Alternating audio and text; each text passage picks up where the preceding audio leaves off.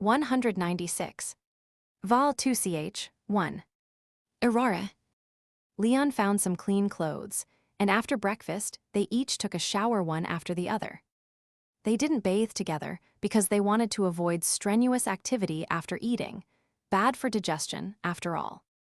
After washing off the exhaustion from the last 5 days, the couple finally lay comfortably on the bed. Their plan was to take a nap to recharge. However, fatigue and drowsiness are two different things. Though their bodies were tired, they weren't feeling the least bit sleepy. Perhaps it was because of their recent, short separation, but neither wanted to spend the first few hours of their reunion sleeping. On the bed, the couple's posture was surprisingly synchronized. They leaned against the headboard, hands resting on their stomachs, with one large and one small stuffed bear placed between them. Rosvisser's bare feet dangled as she stared at her own delicate toes, occasionally curling them, almost as if to pass the time. Or maybe she was waiting for Leon to start a conversation. Minutes ticked by, and Rosvisser glanced at the clock on the wall. It was already 9 a.m. If no one spoke soon, the whole morning would slip away. She looked at the dragon slayer beside her, who was also staring at feet, except not his own, but hers. All right then, expecting him to initiate conversation was clearly hopeless. Rosvisser stretched her leg out and gently tapped Leon's with her cold foot. "What are you doing?" Leon asked lazily, though his eyes never left her feet. "Foot fetishist." "I'm not." "Then why have you been staring at my feet?" "What else am I supposed to look at?" Leon shrugged helplessly. "Fair enough." Rosvisser's room was minimalist to the extreme, devoid of any superfluous decor. Leon was exhausted but unable to sleep. Instead of staring at the dull, monotonous room, admiring his fake wife's feet seemed a better way to pass the time. "Is that a foot fetish?" "No, it's called spending time wisely." Rosvisser snorted lightly and lifted her leg, placing it over Leon's. Her soft calf wasn't as cold, and felt smooth and pleasant against his skin. But Leon wasn't falling for it. He simply moved his leg out, then placed it over hers. Rosvisser raised an eyebrow, giving Leon a side-eye before turning over and draping her other leg over his in a pincer-like move. Oh, getting serious now. Naturally, General Leon was ready to match her move for move. He turned over as well, facing her, and stacked his other leg on top of hers. Now their noses were almost touching, their breaths mingling, and their chests pressed together while their forelegs were entwined like a pretzel. Leon smiled smugly. "I win, my leg's on top." Rosvisser scoffed. "Don't get ahead of yourself. Who said it's just about legs?" Leon blinked. Surely she didn't have another trick up her sleeve. Before he could react, her silver tail whipped up behind her and smacked down hard on his uppermost leg. Leon winced in pain, while Rosvisser burst into laughter, shaking with amusement. She cupped Leon's face with her hands, pretending to look at him lovingly. "See, hubby, isn't it handy to have a tail? How about I give you one too?" Leon shook his leg free from the tangle and rolled over onto his back. "No need." "Fine, suit yourself."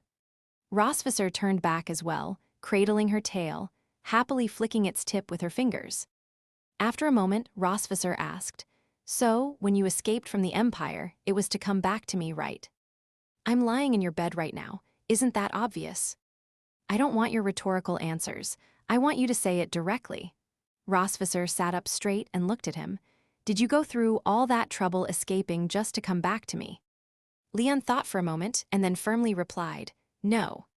The Queen frowned. "Then what for?" "For my daughters." The next second, a large stuffed bear was slammed down onto Leon's face. "One of these days, I'm going to turn your mouth into the toughest armor in the world. And I'll forge the weapon to match it with your mouth." The two of them started playfully wrestling on the bed. After a while, Leon removed the bear from his face and said, "Actually, your earlier guess was correct. The Empire is indeed working with Constantine." Upon hearing this, Rosvisser wasn't particularly surprised. She sat next to him, hugging a stuffed bear, and said softly, "So that crazed dragon really did cooperate with humans, huh?" Leon nodded. "Yeah, and the reason he attacked your Silver Dragon sanctuary was actually to get rid of me." The Empire knows I survived that assassination attempt 3 years ago, and if I returned, I might discover their secrets, so they want me dead. And why would they form this partnership? How long has it been going on? That I'm not sure about. My master says we need to uncover the Empire's conspiracy, but we can't all stay in the Empire. I need to return to the Dragon Tribe. This way, not only will I be safe, but I can also start uncovering the truth. Leon continued, my master will investigate inside the Empire while I gather intelligence from the dragon side. Every 3 months, we'll exchange information at the cave he's using as a hideout. As Leon outlined his and his master's plan, Rosvisser raised an eyebrow. This exchange plan and location, I take it you didn't come up with this yourself. Leon grinned. We're family, no need to divide things into yours and mine. A blush spread across Rosvisser's face, and she lightly smacked Leon's chest with the stuffed bear. Shameless, whose family with you? After a brief pause, Rosvisser's face quickly cooled as if realizing something, her expression turning indifferent. Oh, I see. So if it weren't for uncovering the Empire and Constantine's conspiracy, you wouldn't have come back, right? Is that what you're saying? Leon blinked in confusion, thinking, hasn't the 9-month pregnancy phase passed already? Why is she still splitting hairs with me over words like this? He glanced at Rosvisser, whose beautiful silver eyes were filled with melancholy. Leon's heart stirred. He tentatively asked, Queen, could it be you actually missed me? If Leon had to fill out a resume and list his top 3 skills, they would probably be 1. Dragon slaying. 2. Stubbornness. 3. Asking obvious questions. But as they say, you can't share a bed without some common ground. When it came to stubbornness, Rosvisser was just as bad. HMPH, me miss you? It's just the daughters who missed you. No matter what excuse I came up with, they'd eventually see through it. That's the only reason I wanted you back. And now you have the nerve to suggest I missed you? Ridiculous. Leon's mouth nearly twisted upward to the heavens. Fine, fine, it's all for the daughters. After bickering a bit more, Leon noticed that her melancholic look hadn't fully faded. Realizing he should give a more serious answer to her earlier question, he said, if everything was settled after I dealt with the traitor, I think I still would have come back. After a pause, Leon quickly added, but don't misunderstand me. Just because I said I'd come back doesn't mean I'd stay forever. I'd still need to visit the Empire sometimes to see my master and his wife and my donkey. But as long as it doesn't make the daughters suspicious, right? He sounded like an awkward teenager in love, trying hard to explain his actions, but not wanting to reveal the deep emotions burning within him. Because that wouldn't be cool. Rosvisser gazed at Leon, watching him struggle to express himself while maintaining his pride. Sigh asterisk, she thought, you're still so young. I'll let this one slide. Oh, I get it, she responded calmly. Get what? There it was again, the dreaded I get it. Leon couldn't help but think, please don't get it wrong. Rosvisser chuckled lightly and leaned in closer, supporting herself with her hands as she brought her face near Leon's, looking into his dark eyes. She spoke softly. To put it simply, you just can't let go of me, can you? The dragon slayer's heart skipped a beat, and he quickly grabbed the nearby stuffed bear, placing it between them. Ridiculous. Me not being able to let go of you is even more absurd than you not being able to let go of me. Oh, really? Well, you better hold it together. Don't go accidentally opening your heart to me or sharing your feelings or, confessing to me. Because if you do, You'll reject you, of course, Tilda. Imagine how heartbroken you'd be, crying after I turn you down. Leon narrowed his eyes. Just wait, Queen. Even if the world ends, even if everything is destroyed, you'll never hear me open up to you, let alone confess. TL note, please don't skimp on the stars for the translation.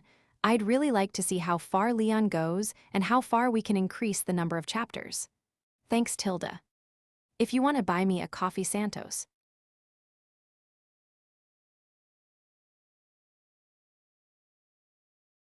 $197. Vol 2ch, 2. After talking for a while, the conversation naturally shifted to their daughters. Leon remembered the fleeting look Noah gave him that morning when they returned home, as if she was silently asking, Dad, You're not going to leave me, right? Though she was still young, Noah often took on the role of the mature older sister, which meant she carried more weight on her little shoulders. Leon and Rosvisser had been away from home for 5 days, and although Anna had been looking after them, sensitive Noah likely sensed something was off. Leon wondered if he should take some time to talk to Noah and reassure her. But knowing her personality, being too direct might just make her overthink things even more. After a while, he came up with another idea. Didn't we talk about going to the beach last time? Let's set a date and actually go, Leon suggested. Rosvisser, leaning against the headboard and playing with the stuffed bear, replied casually. Oh, so Detective Casmode isn't too busy uncovering the conspiracy between the Empire and the dragons to take us girls to the beach. Leon gave her shoulder a playful shove. Talk properly. Rosvisser chuckled, put down the bear, and looked at him. Of course, we can go to the beach. After all, we did promise the girls. But we need to buy some new swimsuits. New swimsuits? Yep, all we have left are the ones from that hot spring trip. The hot spring trip? Oh, right. Leon remembered it well. That innocent swimsuit Rosvisser wore, which secretly dissolved in water. The mere thought made Leon shudder. If it weren't for that swimsuit, they wouldn't have ended up doing the Dragon Mark Challenge in the hot spring.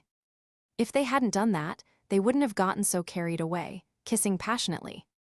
And if they hadn't kissed, they wouldn't now be at the point where they had to find any excuse to kiss, or else they'd feel restless. Yeah, we definitely need new ones. After a pause, Leon asked, So, what happened to that swimsuit from before? Did you throw it away? Why do you ask? The Queen smirked mischievously. Do you want me to wear it for you again? Leon's face turned red. Thinking back to the last time Rosvisser wore that scandalous swimsuit in the hot spring, he couldn't deny it had left a deep impression on him. She already had a perfect figure, and the contrast between her usual cold, indifferent demeanor and the seductive allure she displayed in the hot spring was enough to make anyone captivated. Leon shook his head, trying to clear away the inappropriate thoughts. No, I don't. Stop putting words in my mouth. Sure, she had looked absolutely stunning back then, but going through that experience again? No, thanks. Was this mischievous dragon queen really trying to mess with his mind, using nothing but a sexy black swimsuit? Not happening. All right. I still kept the swimsuit, but since you don't want to see it, I'll just throw it away. HMPH trying to bait me? Not a chance. Go ahead and toss it, I don't care. So full of resolve. But don't go sneaking into my trash later, that'd be super creepy. Leon gave her a sidelong glance and didn't bother arguing further. He got up from the bed. Where are you going? To play with the girls. Make sure you come with me to buy clothes in the village this afternoon. You can go by yourself. If I could go alone, what would I need a fake husband for? Leon waved dismissively as he walked toward the door. Yeah, what time? Around 2, don't forget to come back. Got it. Leon's master once told him, in this world, you can refuse almost any request, except when a woman asks you to go shopping with her. You just can't say no. Leon had asked why. His master had replied, when a woman asks you to go shopping, it's not a question. It's a notice. If you refuse, your life won't be pleasant afterward. As someone with a lot of experience in this field, Leon decided to follow his master's advice. Though he wondered just how much hardship his master had endured from his wife to gain such wisdom. Humanity, passing down knowledge from generation to generation, he mused. Leon headed to the sanctuary's back garden, where he found only Moon playing with little Light, making funny faces. Noah was nowhere to be seen. He walked over and asked, Moon, where's your sister? Moon looked up at her dad. She went to the training grounds. Noah's back to her diligent ways. Leon patted his younger daughter on the head. All right, keep playing with your little sister. I'm going to find Noah. Moon nodded obediently. Okay, Tilda. Leon turned and made his way to the training grounds. Sure enough, there was Noah, practicing the new magic Leon had recently taught her. It was a difficult spell. Even a dragon several years older would struggle to master it in a short time. Though Noah was naturally talented, she hadn't seen much success in her early attempts. Time after time, she tried and failed, her face dripping with sweat. "Take a break, Noah." Upon hearing her father's voice, Noah stopped channeling her magic and turned around. "Dad." Leon walked over slowly, squatting down in front of her. "Overtraining can hurt your body. You need to balance work and rest." As he spoke, he gently took her small hand. Her arms were trembling slightly from overexertion, her magical circuits strained from the prolonged practice. Leon remembered pushing himself the same way when he was young, so he understood how taxing it was on the body. Especially considering that Noah was only 2 years old and still in a crucial stage of growth. It was important to avoid any lasting harm. Being hardworking is great, but you need to work smart. Otherwise, it could backfire, he said while massaging her arms. Besides, you're already way ahead of the other young dragons your age. You don't have to push yourself so hard. Noah lowered her gaze, looking at her father's large, comforting hand. In a quiet voice, she said, "I'm not doing it to be better than anyone else." Leon blinked, then why? She gripped the hem of her clothes, her little fists tightening, her silver teeth biting her lower lip, as if hesitating to speak. After a long pause, she simply said, "It's nothing. I'll rest, Dad. I'm done for today." If she didn't want to talk about it, Leon wouldn't force her. He smiled as he wiped the sweat from her face and gave her some good news. "We're going to the beach in a few days." Her tired eyes instantly lit up. "Really, Dad?" "Yep, really. Your mom and I are going to the village this afternoon to buy swimsuits. Is there anything you want? I can get it for you." Noah thought for a moment, then instead of saying what she wanted, she asked, "Is this a date, Dad?" "Huh, no, it's not a date. We're just buying clothes." Noah tilted her head. "But that is asterisk a date. Girls don't go shopping with just any boy, so this is definitely a date. Your mom's over 200 years old, and you still call her a girl." Leon pinched her little nose. All right, it's a date. You clever little thing, happy now." When it came to Rosvisser, Leon could afford to be stubborn. After all, he wasn't afraid of being a henpecked husband. But when it came to his daughters, his tough demeanor melted like cotton candy. Because he was a doting father. Noah giggled. "Then I don't need anything, Dad. You and Mom can just focus on your date." Leon chuckled and scooped her up in his arms. "Come on, let's go find your sisters and play." "Okay, Tilda."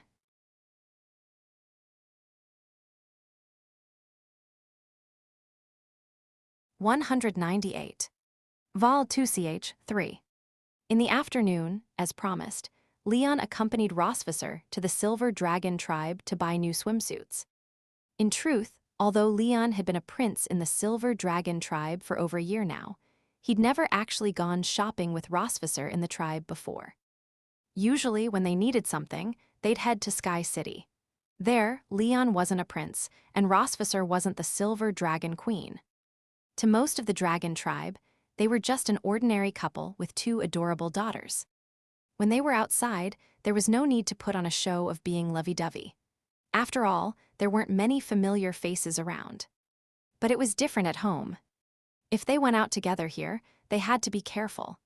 The Silver Dragons needed to feel the love between their queen and prince radiating everywhere. In short, they had to spread the dog food around. Even if it was fake, it had to be distributed. Luckily, after keeping up this pretense of a family for so long, the 2 of them had gotten pretty good at it. As they strolled down the quiet path from the Silver Dragon Sanctuary to the village, the couple naturally held hands. Rosvisser actually enjoyed holding Leon's hand, or rather, she liked the feeling of being touched by his large, rough hands. His palms were calloused and covered with scars, the hands of a warrior.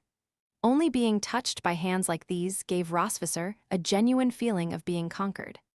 Of course, the most important thing was that his hands were always warm.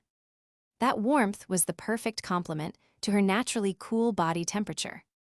She remembered last winter, shortly after she became pregnant with little Light.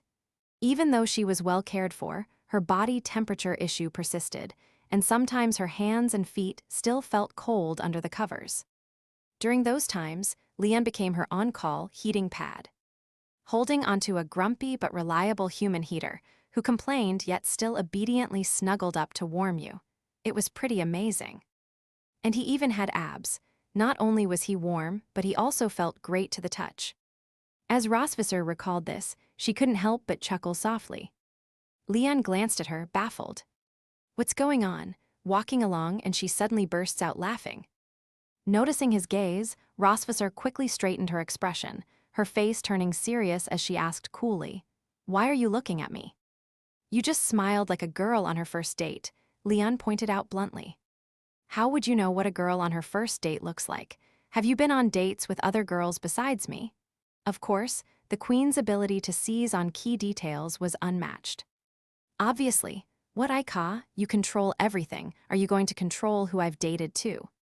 Before meeting Rosvisser, General Leon had been single for 20 years, too focused on training to even spare 5 seconds rejecting girls' confessions. He had never gone out with anyone besides his mentor's wife. But since the Silver Dragon Queen was in one of her jealous for no reason moods, Leon decided to humor her. After all, it wasn't him who was being sour. Rosvisser gave him a sidelong glare. She knew the guy was bluffing, but she didn't bother calling him out. Instead, she hummed softly. "The great dragon-slaying hero has so many fangirls. Of course, it's only natural for him to date one of them. Why would I even dare to stop you?" Leon sniffed the air dramatically. "Do you smell that?" "Smell what?" "A strong scent of vinegar." Rosvisser froze, her eyebrow twitching before she let out a huff. "So now you're saying I'm jealous? I'm not some jar of vinegar." "You're not." "I'm not." The words came out clear, firm, and with undeniable authority. "Well, if you say so." If the Queen of Jealousy says she isn't jealous, Leon wouldn't argue. Rosvisser didn't push it further either. From past experience, she knew that if she continued, she'd fall into one of Leon's logical traps. It was like being called tsundere. Whether it was true or not, once that label was out, there was no escaping it. So rather than waste her breath, she decided to save it for an evening argument, where the stakes would be more fun. They arrived at the Silver Dragon Village. Although the selection of goods wasn't as vast as in Sky City, they could still find what they needed. First on the list, swimsuits. Noah and Moon didn't need new ones.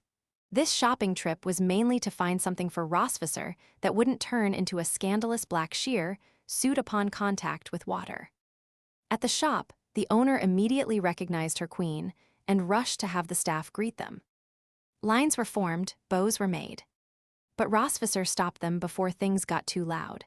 "Just carry on as usual, we're here to browse. If we need anything, we'll let you know." She never liked making a big scene and preferred to keep things low-key during her private outings.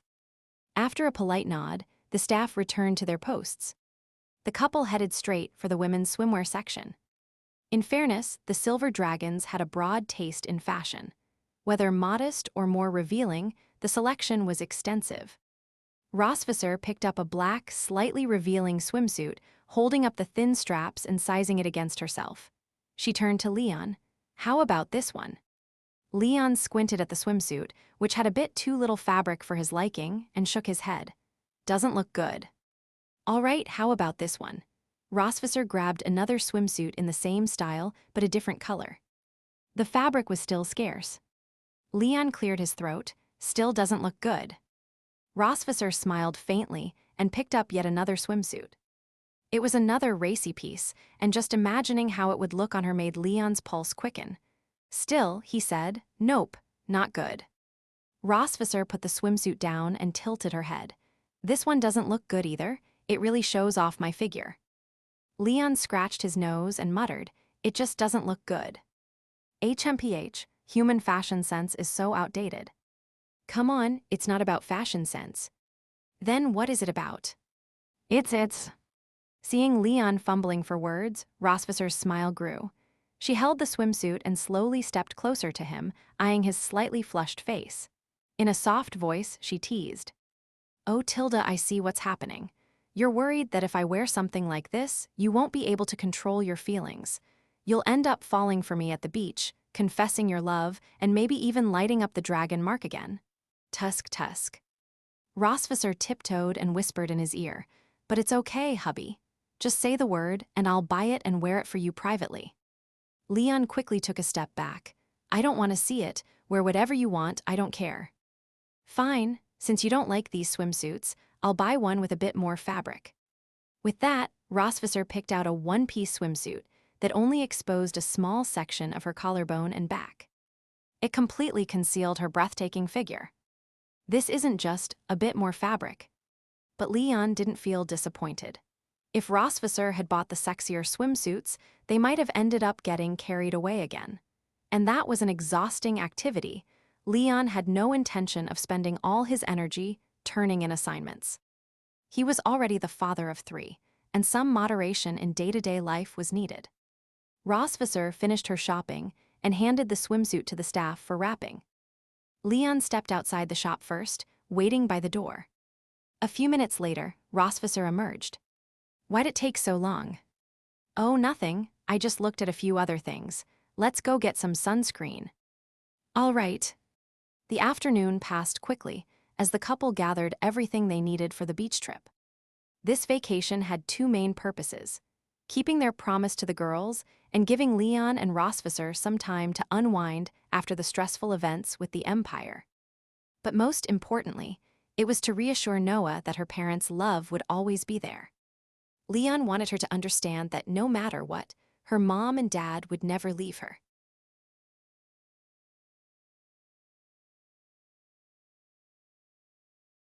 $199. Vol 2ch 4. After taking care of the necessary matters within the tribe, Leon and his family headed to the seaside for a vacation. This particular beach wasn't the same as the one where Noah's parents had their final date, as seen in the drama Parents' Love. That location was more of a small scenic spot near Sky City, ideal for a post-dinner stroll or a bit of relaxation. But if they were looking for a real seaside vacation, they needed to go to a proper beach. After several hours of flying, the clouds parted, revealing a whole new tropical paradise before Leon's eyes. Looking down at the sandy beaches and the vast blue sea, Leon had never imagined the dragon territory was so vast. At this thought, Leon couldn't help but feel a burst of anger. Why did the Empire have to betray him? If only they had given General Leon a few more years, he could have conquered the dragon territory, and these beaches and seas would have belonged to humans. He scoffed at the short-sightedness of humans. But then he quickly let it go. This trip was meant to be spent with his daughters, not to dwell on such frustrating matters. The giant silver dragon gently landed at the entrance of the resort. Before heading to the beach, they had to check into the hotel and put away their belongings. They booked 2 rooms in total, one for Noah and Moon, and one for Leon and Rosvisser. As for little Aurora, where she would sleep tonight depended entirely on whether her parents decided to connect emotionally that night. Poor little girl, even though her mom and dad had been by her side since birth, there were times when she had to be left alone. So, the lesson here is that you'd better hope you're born into a family with a more relaxed lifestyle. If you end up in one where it's 3 days of fun and 5 days of more fun, constantly making new brothers and sisters, you'd best avoid bothering your parents at night. They might not have time for you. After checking in, the 5 of them changed into their swimsuits. The 3 little dragon girls were adorable in their striped children's swimsuits, each paired with a swimming ring. It was both cute and safe. Leon wore a loose tank top and a pair of blue and white beach shorts, looking fresh and perfect for the beach vibe. Initially, Rosvisser had only bought him a pair of beach shorts, claiming, "My husband has such a great body, of course, we need to show it off." But Leon knew better. This dragon queen just wanted to show off the dragon tattoo on his chest. Not wanting to attract the stares of countless admirers, Leon bought a loose tank top to cover up. Lastly, Rosvisser wore the modest one-piece swimsuit she had bought a few days earlier, paired with a sun protection jacket. The only parts of her body exposed were her tail and long, slender legs. The Silver Dragon Queen only revealed her seductive, alluring side when doing homework with her fake husband. Otherwise, she was rather conservative. Leon knew this very well. So, it seemed this beach trip wouldn't result in a repeat of that black mesh lingerie swimsuit incident from the hot springs. With that thought, Master Leon silently let out a sigh of relief. He had already seen all of Rosvisser's tricks. The only thing that could still shake his resolve was her endless outfit changes. As long as he could prevent her from wearing those wild outfits, he, Cosmod, would remain pure and steadfast. What are you smiling about? As they were about to leave, Rosvisser noticed Leon grinning to himself and couldn't help but ask. Leon immediately wiped the smile off his face. Nothing, nothing at all. Rosvisser's eyes twinkled mischievously as she smiled. You were smiling like a boy on his first date. Leon rolled his eyes. You're so nosy, dragon lady. Doesn't matter what I am, as long as it annoys you. No, I'm not annoyed at all. I'm very comfortable, thank you. Rosvisser raised an eyebrow. Is that so? Well, how about I make you even more comfortable tonight, Leon instantly felt a jolt in his lower body and swallowed nervously, saying nothing more. He quickly left the room to go find his daughters. Rosvisser, hands in her jacket pockets, watched the foolish prisoner of war scurry away, shaking her head with a sigh. I guess his magic hasn't fully recovered yet. Otherwise, there's no way he'd be so spineless. With that, Rosvisser stepped out of the room as well. At the beach, the salty sea breeze blew gently, and seagulls circled in the distance as the waves crashed rhythmically against the shore. Far off where the sea met the sky, the water sparkled, stretching out as far as the eye could see. There weren't many tourists on the beach, as this place, like floating Cloud Valley, wasn't open to the common dragon folk. Only nobles and royals could visit. Noah and Moon rushed into the shallow water, hugging their swimming rings. The couple didn't let them bring Aurora along this time. Playing together at home was one thing, but the beach wasn't a place to be so carefree. Even with lifeguards on duty, Leon and Rosvisser couldn't let Aurora out of their sight. Under the large beach umbrella, Leon and Rosvisser reclined on lounge chairs, with 2 cool drinks placed on the small table between them. Aurora sat on her father's stomach, waving her tiny pink fists, seemingly about to do something. Leon thought she might be thirsty, so he handed her his cold drink. Aurora didn't want it. Then Leon thought she might be hot, so he handed her a small fan to cool off. Aurora didn't want that either. Leon sat up, looking at his youngest daughter. What exactly do you want? In the next moment, Aurora's tiny pink fist shot up, landing a perfect uppercut to her father's chin. Before Leon could even react, he heard the sound of laughter beside him. He turned to see Rosvisser lying on her chair, laughing so hard she had to clutch her stomach. Leon's eye twitched slightly. What's so funny? The queen managed to compose herself, propping her delicate face up with a single fist as she gazed at him with bright eyes. There are very few dragons in this world who can uppercut you and walk away unscathed. Aurora is one of them. What do you have to say about that? This is just part of the process of raising a beloved daughter, who didn't rebel a little as a child, right? Leon happily scooped up his youngest daughter, her tiny pink tail swinging back and forth. Aurora blinked her big, bright eyes at her father, babbling incomprehensibly in baby talk. How long until Aurora can start speaking? Leon asked. Rosvisser did some quick mental calculations. Maybe another month. If she's quick, maybe half a month. Leon nodded thoughtfully, gently patting Aurora's head. Do you think she'll say daddy or mommy first? Rosvisser didn't hesitate. It'll be mommy. That's just basic instinct for babies. Don't even bother competing with me on this one, Leon. You'll lose. Leon pouted. Not necessarily. Aurora's a half-blood. Mixed-blood kids are always a bit special. The queen shrugged. Special in the sense that her first word will be daddy? Not likely. Fine, just wait and see. Aurora's going to say daddy first for sure. Rosvisser chuckled softly, too lazy to argue further. She turned over, pulling out 2 tubes of sunscreen from her bag. Help me put on sunscreen. Do it yourself, Leon said, still busy playing with his youngest daughter. I can't reach some spots, hurry up. Seeing that her lazy husband wasn't moving, Rosvisser prodded his face with her tail. I'll count to 3. If you don't come over, I'll activate the dragon tattoo. Leon was about to retort, but then suddenly remembered something. Rosvisser. What? The other night when I was in the Empire, my dragon tattoo flashed a few times. Care to explain that?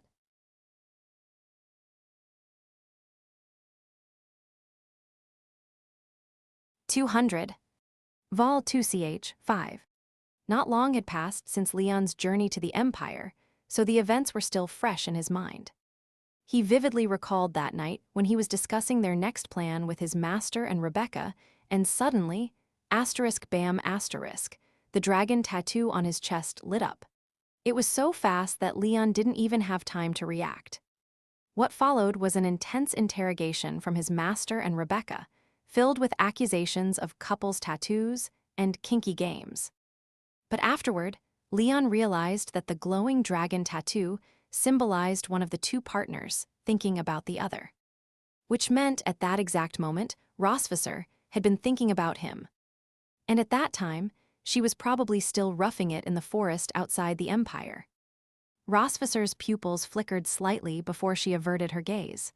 "What's there to say? You were away for so many days. Am I not allowed to think about you?" "Hi. I was wondering if you had died yet, and where they'd bury you if you did. What else could I be thinking about?" she said, clearly uncomfortable. The queen wasn't good at lying. Or maybe she didn't even intend to make her lie sound convincing, which was why she gave such a poor excuse. She probably wanted Leon to know that she had been thinking of him at that time.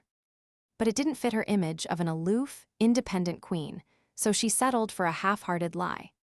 "Come on, Dragon Slayer, you're smart. Surely you can see through my lie, right? You must see it." "Oh, I see. I believe you," Leon responded earnestly. "Rosvisser, you believe me?" Leon shrugged. "It fits the impression I have of you, so I believe it." "You? That dog of a man, he's heartless." Rosvisser turned away, crossing her arms with a pout, her tail flicking in irritation. Seeing this, Leon scooted closer, unable to suppress a smile at her awkward, defensive posture. All right, I know you were thinking about me, you just don't want to admit it." He wisely decided to ease up. Being stubborn is an art. A little is cute, but too much and it becomes harmful. The Silver Dragon Queen had waited for him in the wilderness for 5 days. Maybe saying she was devoted was too much, but deep down, Rosvisser still cared about him. After all, she didn't actually abandon him. So after a bit of teasing, making a proper concession was the right move. "I wasn't thinking about you, not at all." All right, you weren't thinking about me, I was thinking about you." Hearing that, Rosvisser's tense expression softened just a little. But she still didn't give Leon a break. "You were thinking about me? HMPH, I don't need your thoughts. Go think about your donkey instead." "Come on, your majesty. What are you talking about? No donkey can compare to you. I can put sunscreen on your majesty, but can I do that for a donkey? Of course not. That's ridiculous." Flattery, but it worked. Rosvisser suppressed a smile as she extended her long, slender legs toward him. "Fine, I'll give you the honor. Go ahead." "Sure thing, Tilda." Leon took the sunscreen, squeezing a bit into his palms, rubbing it together before carefully applying it to her legs. Her skin was soft, smooth, and cool to the touch, like creamy, elastic milk pudding. Her legs were perfectly shaped, not too thin like sticks, nor carrying any extra fat. Every inch he touched was just the right amount of firmness. It had been less than a month since Rosvisser gave birth to Aurora, so her figure hadn't fully returned to its pre-pregnancy state. But that only added to her appeal, making her look even more full of charm and sensuality. As Rosvisser reclined on the lounge chair, arms crossed, she watched Leon earnestly applying sunscreen to her legs. She said in a quiet voice, "Be careful not to make my dragon tattoo glow while you're at it." The implication was clear. Don't let touching her legs give you any strange reactions. As if, it's just your legs, it's not like I haven't touched them before. Her face flushed slightly as she mumbled, "Nonsense." Actually, applying sunscreen was quite an intimate task. Before Leon, Rosvisser had never allowed anyone, whether male or female, to touch her legs, waist, or feet. Those were her sensitive spots. As Issa often said, no male dragon who fancied Rosvisser could get within 5 meters of her. So, when was the first time Leon touched her in those private, sensitive places? It had to be over a year ago, right? That was when he had finally managed to take control during their homework session, exploring almost every inch of Rosvisser's body. At first, Rosvisser thought she would be furious, overwhelmed with discomfort. But to her surprise, during and after it, she found herself rather comfortable. It seemed like Leon had an innate understanding of her body, knowing just how far to push without making her feel uncomfortable. Once, in the heat of a particularly intimate moment triggered by their dragon tattoos, Rosvisser had asked Leon why he seemed to know her body so well. She had expected a romantic, maybe even cheesy, answer, given the tattoo's influence.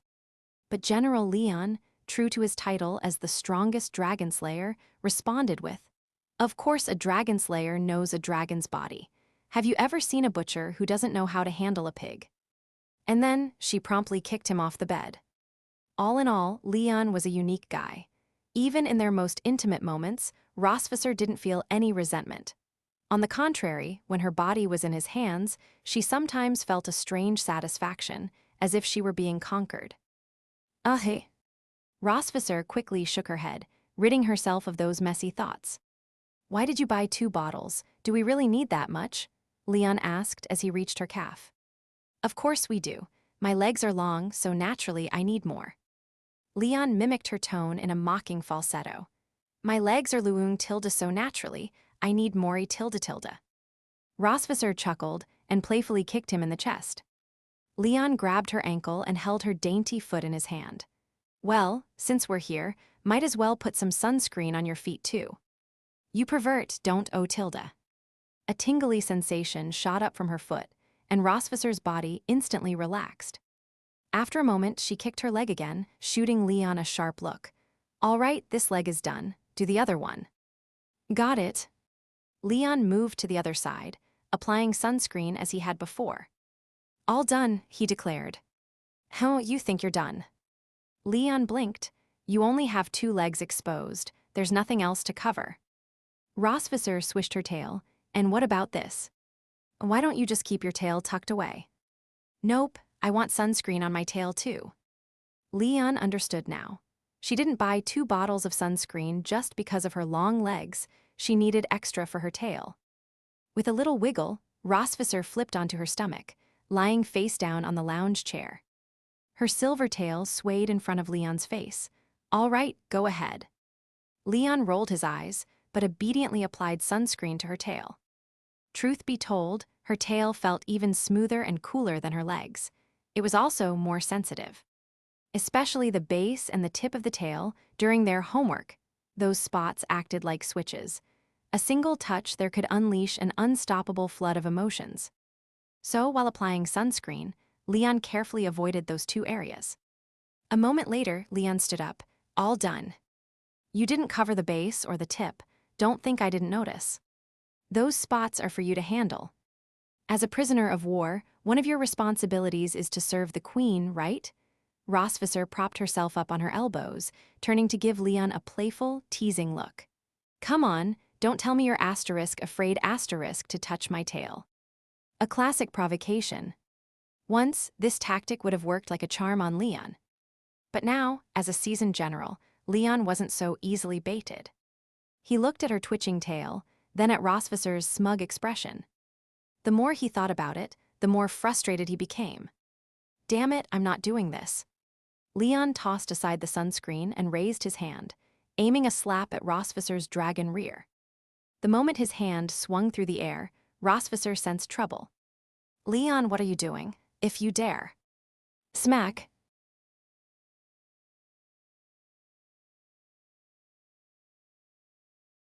"201.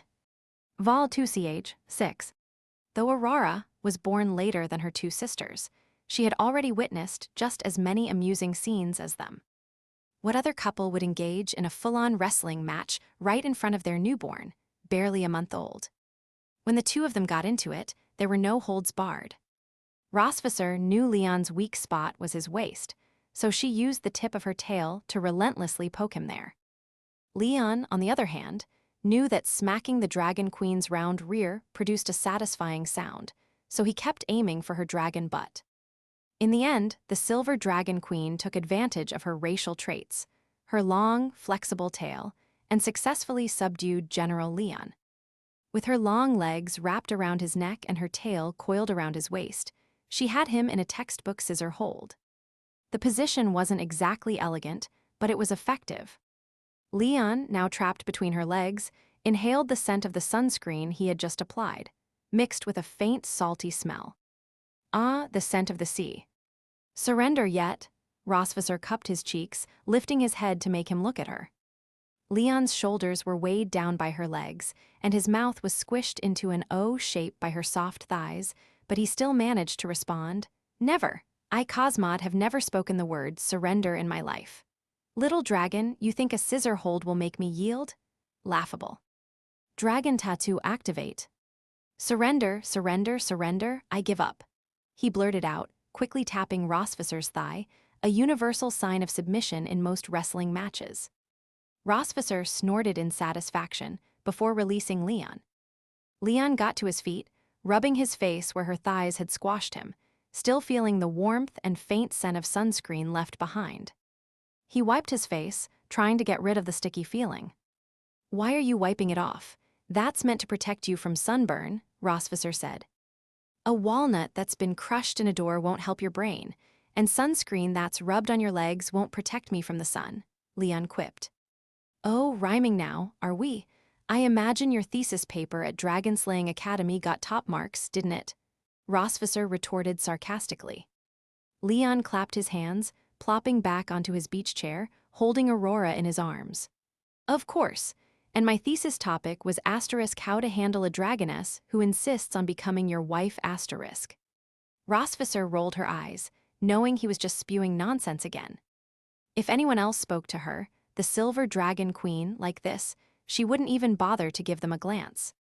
But she didn't seem to mind wasting time, bantering with Leon over these silly things. Why? Well, dragons lived long lives, and some of that time had to be wasted somehow. Otherwise, life would just be boring. Not because this particular dog of a man had any special significance to her or anything like that. "Me insisting on being your wife, what dream are you living in?" Rosvisser scoffed. "Ah, women, always so stubborn," Leon said with a shake of his head while playing with Aurora. Rosvisser shot him a glance, HMPH childish. After their playful tussle, the couple finally settled in to enjoy the beach's relaxing atmosphere. The cool, salty breeze washed away the accumulated stress and exhaustion, while the vastness of the sea made their worries seem insignificant. "By the way, the human lands are pretty far from the sea, aren't they?" Rosvisser asked. Leon nodded. "I've only seen the ocean once in my life, and that was during a military campaign. Didn't have time to properly enjoy it. On this continent filled with magic and miracles, countless races vied for territory. Aside from the constant conflicts between humans and dragons over scarce resources, there were wars involving many other species in various parts of the land. Each race had its own advantages and resources. For example, humans had abundant land resources and vast territories, making their lands ideal for agriculture and livestock farming. They could also increase their population easily, which allowed them to produce exceptional soldiers like General Leon. No matter how many were born, there was always room for more. Of course, in the Empire's central region, having more than 2 children resulted in fines. Don't ask why, just blame it on policy. Then there were the dragons. Though their land resources weren't as rich as the humans, and their territory was smaller, they had access to diverse environments. Their lands encompassed the sea, forests, and even Sky City, allowing the dragon race to master various realms, land, sea, and air alike. The dragons, with their vast natural resources, enjoyed many more vacation options than humans and other species. Rosvisser raised her slender arm, pointing toward the distant ocean. Far out in that direction is the territory of the sea dragons. Leon raised a brow. "So, we're basically partying in their backyard." Rosvisser shook her head with a smile.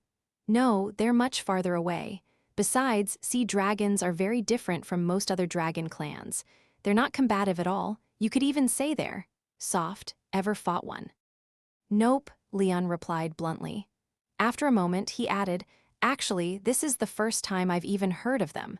They're not mentioned in any of the textbooks."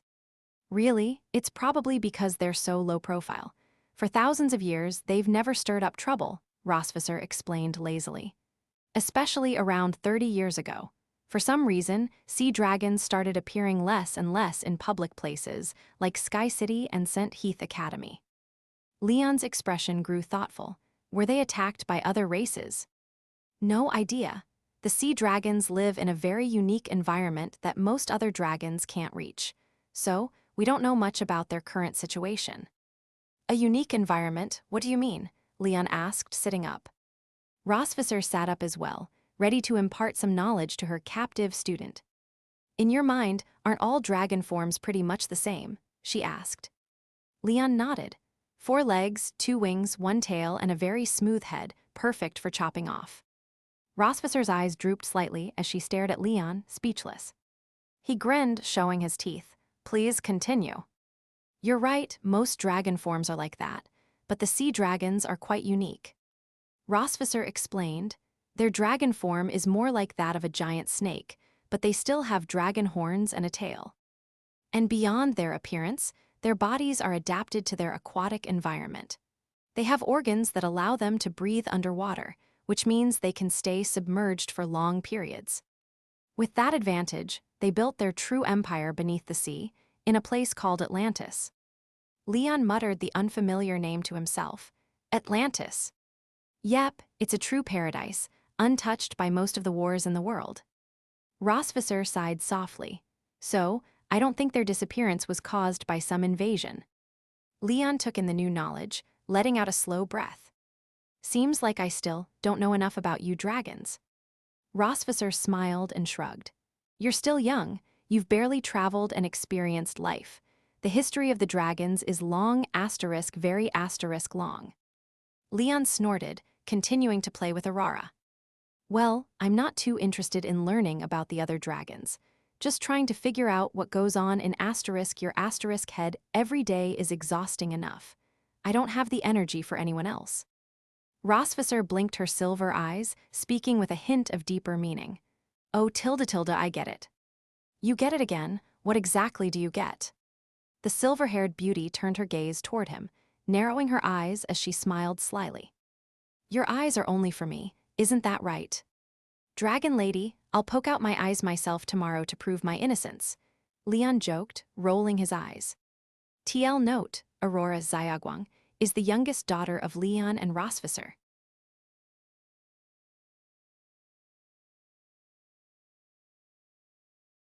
(202). Vol 2ch, 7. In the evening, the family enjoyed an outdoor barbecue by the beach. Leon stood by the grill, apron on, holding tongs as he carefully worked on a fine piece of beef leg. The charcoal beneath crackled and flickered, sending occasional sparks into the air. The beef on the grill sizzled, its rich aroma wafting into the air. On either side of Leon stood his 2 little dragon daughters, Noah and Moon, each holding a fork, eagerly waiting to devour the beef that was being grilled. This beef was far superior to the armored yak meat that Moon usually ate.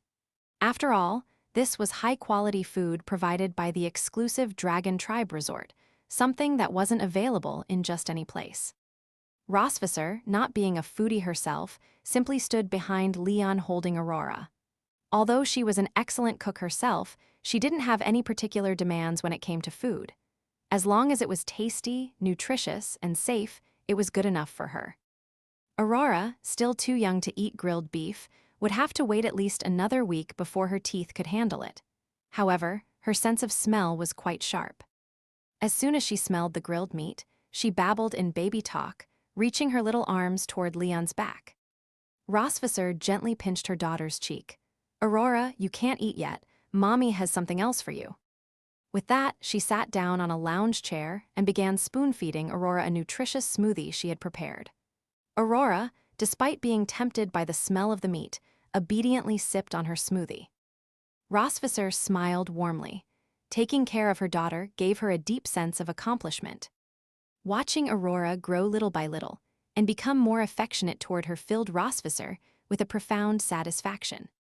She had felt a similar but faint feeling when she cared for Noah and Moon over a year ago. Back then, Leon had been unconscious, unable to share her burden, and her feelings toward him were still driven by a thirst for revenge. Her heart had been filled with sorrow and uncertainty. After all, Carrying the child of your sworn enemy and giving birth to it couldn't possibly be something easy to accept. But that didn't mean Rosvisser didn't love Noah and Moon. She loved them just as much as Leon did. Now, though, as they maintained this false family, everything was peaceful. To the outside world, they appeared to be a perfect couple. No one could tell that they were pretending. Even though their daughters were born into a false family, the love they received was absolutely real. And that was enough. More than enough, in fact. This life far exceeded Rosvisser's expectations. However, behind these beautiful lies, someone always had to carry the weight of the deception. What Leon didn't know was that during her pregnancy with Aurora, Rosvisser often had nightmares. In her dreams, Leon would leave the Silver Dragon Palace, abandoning the false family, leaving behind his loving daughters. And, of course, leaving her behind as well. Whenever this dream invaded her consciousness, Rosvisser would wake up in the middle of the night, heart pounding. She couldn't remember the details of the dream, only that Leon was gone. No terrifying scenes, no anguished cries, just his silent departure was enough to leave Rosvisser drenched in cold sweat. But when she turned to see him still beside her, her racing heart would gradually calm down. It was all just a dream. Rosvisser didn't understand why she had such dreams, why they disturbed her so deeply. After thinking it over, she figured it was because she feared that the family she had worked so hard to maintain could crumble in an instant. Just like the time Leon returned to the Empire, those 5 days were a torment she could never fully express. 5 days and 5 nights, nothing more than a blink of an eye in the lifespan of a dragon, yet for Rosvisser, they were the most agonizing 5 days she had ever experienced. She was afraid Leon wouldn't return. She feared that the months between their visits would stretch too long. She worried that one of those meetings would be their last. Even now, though the danger had passed, Rosvisser still occasionally recalled the feelings of dread from that time. The only person in the world who could make the great Silver Dragon Queen lose sleep and peace of mind was Leon. Hey. It was frustrating. Fine. She'd give him an attitude later, without telling him the reason, and make him guess. Wah. Aurora had finished her smoothie and was now happily tugging on one of Rosvisser's braids. Such a sweet little girl, when Leon held her, she'd uppercut him, but in her mother's arms, she merely played with her hair. Rosvisser teased Aurora. Grow up soon, sweetie. That way your uppercuts will be even stronger. Baba-Tilda, Aurora babbled, swinging her little fists. The meat's done. Come eat, I'll hold Aurora, Leon called out as he took off his apron and walked over. Rosvisser stood up and handed Aurora to Leon. Leon eagerly leaned in to nuzzle his daughter's face, but... Smack. Uppercut. Wah, Aurora giggled happily. Leon had no idea why Aurora always seemed to hit him with an uppercut. He swore he didn't teach her this during prenatal bonding. Rosvisser covered her mouth, stifling a laugh. It seems our little girl is destined to be at odds with you. She's just a baby. She punches everything she sees. You try holding her, she'll hit you too. Aurora would never hit me. Wanna bet? Try it. Fine, I will. Rosvisser bent down and brought her beautiful face close to Aurora's. Aurora raised her little fist, looking ready to strike. Leon's eyes lit up. Yes, hit her. Wah, Aurora babbled in baby talk and gently squeezed Rosvisser's cheek. Rosvisser playfully rubbed her face against Aurora's hand and straightened up, looking at Leon. See, I told you she wouldn't hit me, she only hits you. That's impossible, it's just a coincidence. Leon, refusing to believe it, leaned in toward Aurora again. And as expected. Smack. Uppercut. Why? For the first time, Leon felt that parenting was more challenging than slaying dragons. Rosvisser patted his shoulder. Don't worry, it'll get better. You mean she'll stop hitting me? No, I mean you'll get used to it. Go eat your grilled meat, I'm done talking to you. Rosvisser chuckled, eyes narrowing in amusement, and was about to turn away. But then she asked, Aren't you going to eat? I had a bit earlier, still not too hungry. Oh, all right then. She didn't press further, and went back to the grill to eat with Noah and Moon. Meanwhile, Leon gently placed Aurora on the lounge chair and crouched beside her, looking at her with a serious expression.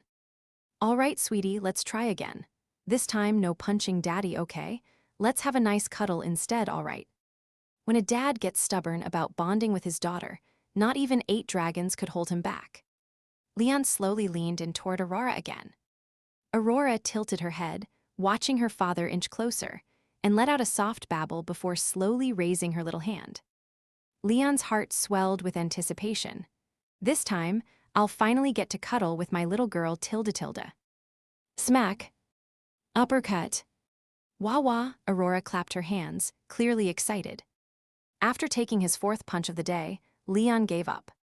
He lay flat on the sand, utterly defeated. Noticing the commotion, Noah looked over and blinked. Why is Daddy lying down? Rosvisser took a small bite of the grilled meat, looking at the tearfully laughing Leon, and snickered. Probably just tired, he'll be fine later, let's continue eating.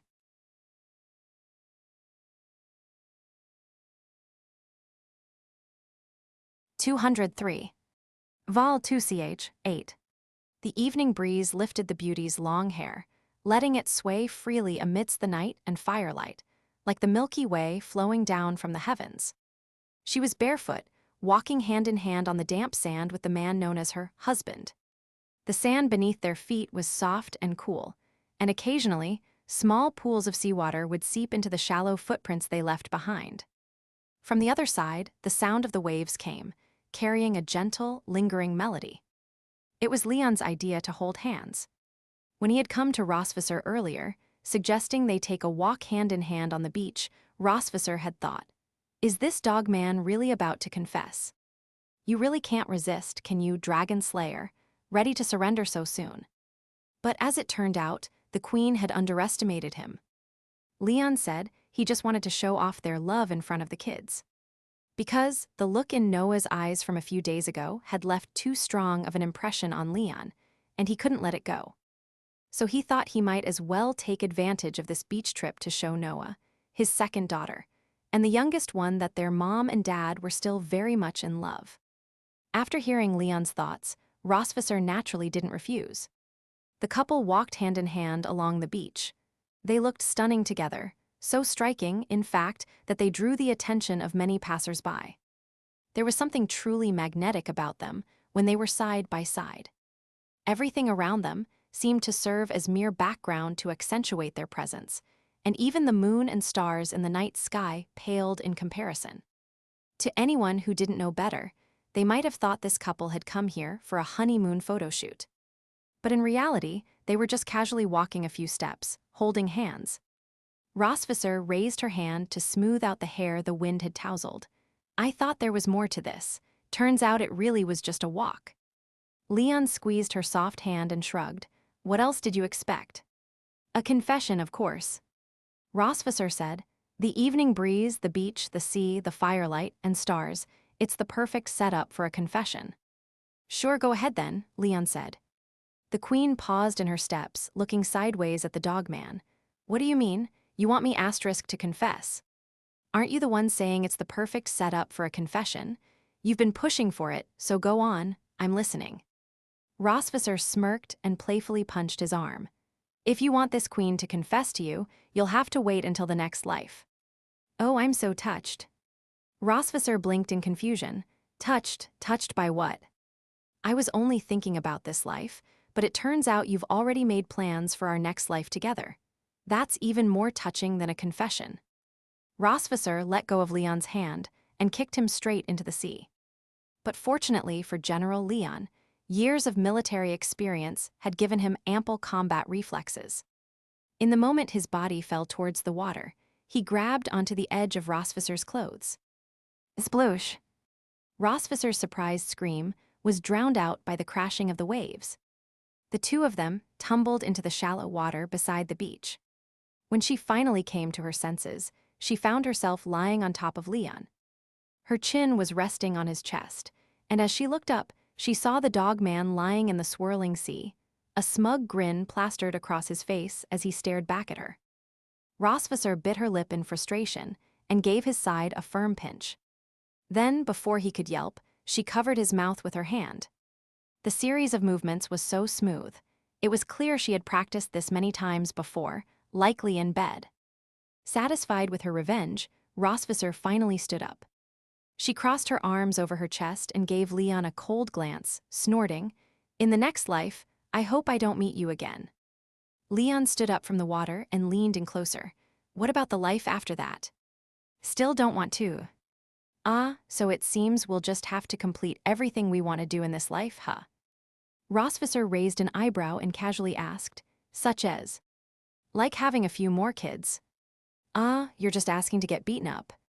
Before the words were even fully out of her mouth, Rosvisser laughed and raised her hand, but Leon dodged playfully. Before she could land her soft slap, he smoothly grabbed her hand again. Rosvisser symbolically tried to shake him off once or twice. She couldn't. Tisk, childish. She resigned herself to the childish dragon slayer and let him hold her hand, continuing to stroll along the beach. Meanwhile, on the other side of the beach, their 3 dragon daughters watched their parents, who were now acting like a pair of overgrown children, each with a different expression and internal dialogue. "Moon, Mom and Dad are so cute, Tilda." "Aurora, I don't get it, but since Mom already kicked Dad, it seems reasonable for me to give him an uppercut too, right?" "Noah, reborn as the daughter of a dragon slayer, my dad can one-shot Constantine, but gets kicked into the sea by Mom." But Noah's thoughts didn't stop there. Leon's worries had been spot on. Noah had indeed felt a slight concern about her parents, relationship, and the stability of their family these past few days. That night, when she had gone to their room to find them, she was met with an empty space. And after that night, they were gone for 5 whole days. She had asked Anna where her parents had gone. Anna said they had gone to take care of some things, and asked the princess not to worry. Noah had asked what kind of things they couldn't even tell their own daughter about. Anna's reply was, "Sometimes adult matters are complicated, and even a daughter can't always know." Normally, Noah hated being treated like a child. But this one time, she accepted that explanation, because she realized how little she actually understood about her parents. For so long, she had simply basked in their love, but never truly tried to understand these 2 people who loved her. Reflecting on all the little things she had noticed, but never questioned, Noah's sharp mind began to form a rather unpleasant thought. The thing her parents had been hiding from her, was it something that could affect their entire family? If that thing ever got out of control, or was exposed by some outside force, it could destroy their entire family. Noah couldn't stop thinking about it. Even after her parents returned, the shadow hanging over her heart remained. It felt like she had returned to the state she had been in when her father first woke up. She wanted to find proof in every little thing that her parents loved each other, that they cared about their family, and that they would never let it fall apart. Luckily, Noah K. Milk had the best father in the world. With just a single worried look from her, Leon had done everything in his power to ease his daughter's concerns. Her father understood her, loved her, and acted swiftly. Tonight, both Leon and Rosvisser's behavior only further solidified in Noah's heart the belief that they did love each other. They did care about their family. The little dragon girl's worries and troubles slowly began to fade away with the cool night breeze. Though there was still some lingering fear about the day they might part, the happiness of this moment, like water overflowing from a cup, was enough to help Noah forget those fears for the time being. "Big sis, big sis, big sis." Moon suddenly shook Noah's arm excitedly, snapping her out of her thoughts. "What is it?" Noah asked, turning to look at her little sister. Moon jumped up and down, pointing excitedly towards the distant shoreline. "Mom and Dad are doing something kids shouldn't be watching." "Hi." Noah followed Moon's finger, and sure enough, there they were, standing in the water, with the waves lapping up around their ankles. Mom's silver hair cascaded down like a dazzling fringe. Dad's large hand was wrapped around her slender waist, pulling her close against his chest. They were gazing at each other, their noses barely touching, their lips brushing together. The beauty lifted her hand, gently caressing her husband's cheek as she smiled warmly and said, "You know our daughters are watching, right?" "I know." "Then you also know some things aren't meant for children to see." "Just a little bit, Your Majesty." Rosvisser's cheeks flushed pink, and she let out a soft laugh. Fine, fine, just a little Tilda. She closed her eyes and leaned in to kiss the man in front of her. Meanwhile, on the other side, Noah was completely entranced. Now she finally understood Principal Wilson's obsession. It turns out asterisk shipping is really enjoyable. Moon, however, quietly covered her youngest sister's eyes, whispering seriously, "Kids shouldn't be watching this, Tilda." "Aurora, second sister, I see you're asking for an uppercut too." Translation completed for this chapter. Let me know your thoughts, or if you'd like to continue to the next one.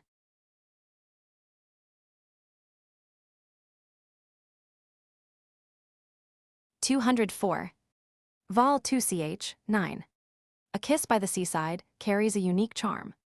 The slightly salty, cool breeze brushed against their cheeks, bringing a sense of chill, while the heat of their lips created a stark contrast. Her body was soft, so soft that once you held her, you never wanted to let go. The beauty wrapped her arms around the strong man, her chest and belly pressed tightly against his perfectly chiseled physique. Her slender waist, delicate and sensuous, was held firmly in his broad palms, making it look as enchanting as a snake.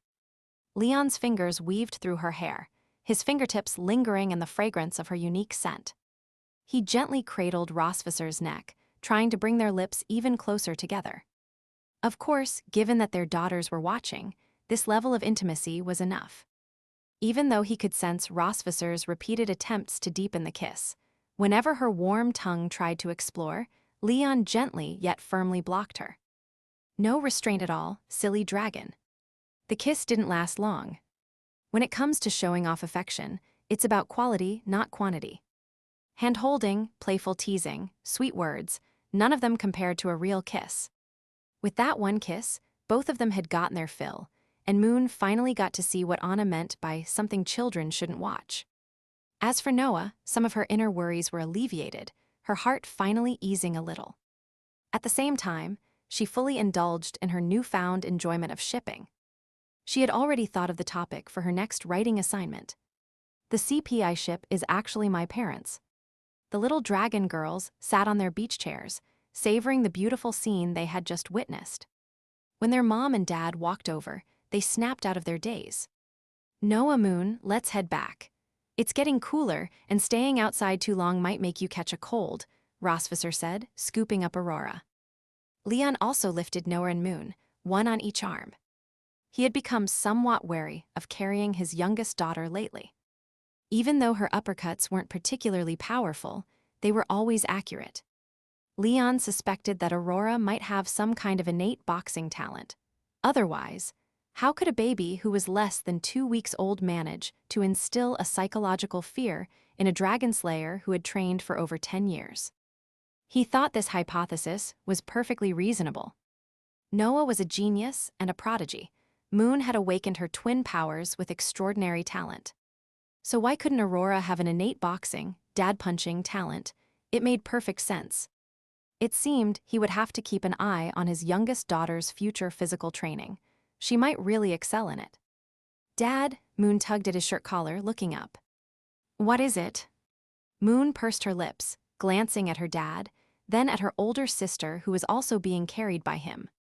Noah gave her a tiny nod, and Moon continued, asking seriously, "What does kissing feel like?" Her tone was earnest, and her big eyes sparkled with curiosity. As soon as Leon heard this question, his step faltered.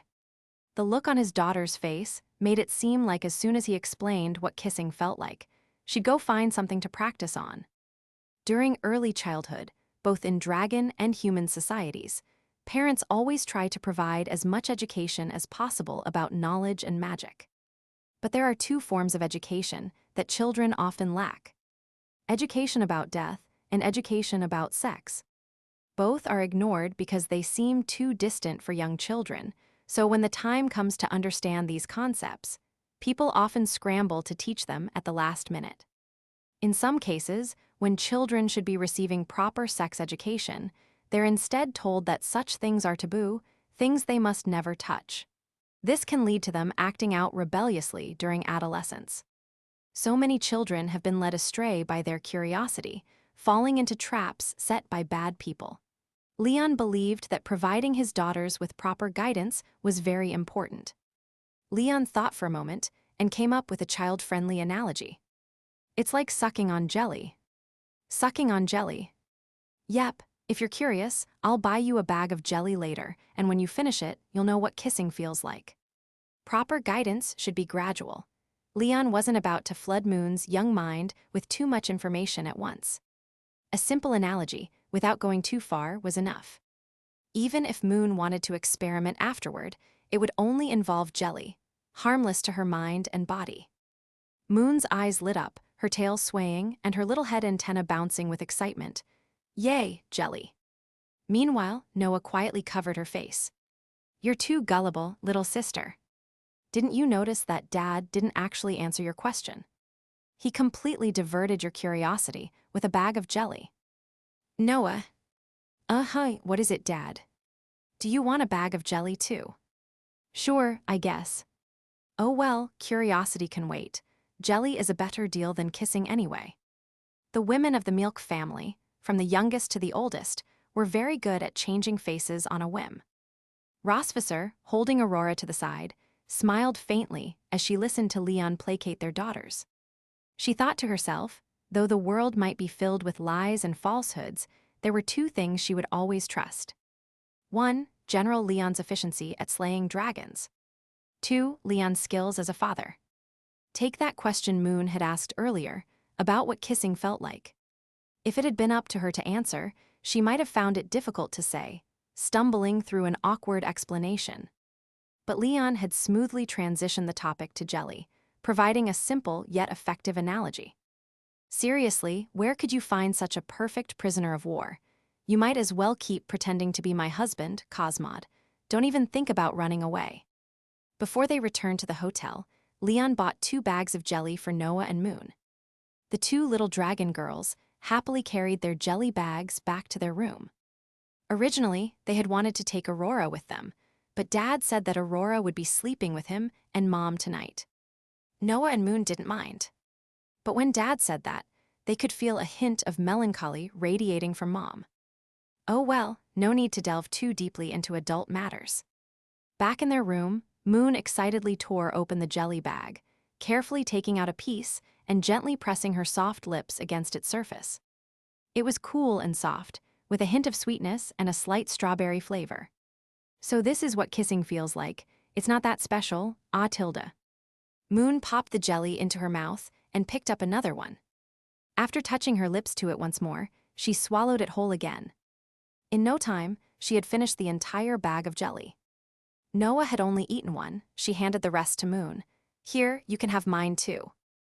Thanks, sis. Noah's jelly was grape-flavored, and it was delicious as well.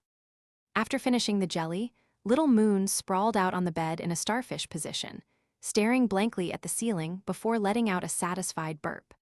How does it feel? Noah asked. Moon thought for a moment, then slowly responded. It's sweet and soft and it slips around in your mouth. Pretty good. Also, my belly feels a bit full. Did it get bigger? Noah poked Moon's small belly with her tail. Yeah, it does seem a bit bloated. Moon pondered for a moment, then suddenly sat up and said seriously, Sis, do you think if kissing makes your belly bigger, it's because you're pregnant with a baby? Noah blinked. What do you mean? Does kissing lead to pregnancy? Moon nodded excitedly, analyzing the situation with great logic. Yes. You see, last time when Dad and Mom kissed in Sky City, not long after, Mom was pregnant. So I think my theory is right, kissing makes you pregnant. This hit a knowledge gap for Noah. Her well-studied topics did not include how to make babies. Kissing leads to pregnancy. Noah stroked her chin thoughtfully, realizing her sister's argument seemed to make sense. Sis, Moon wants, I want another sister. The little dragon girl excitedly came up to her sister, her pretty eyes sparkling, even her dull hair in a pleading position. Let's find a way to make Mum and Dad kiss more, okay? Another sister, huh? If there was one more family member, maybe Mom and Dad would be even less likely to let the family fall apart. Noah hesitated for a moment, then nodded. All right, we'll make sure Mom and Dad kiss more. Yay, the great kissing mission is a go.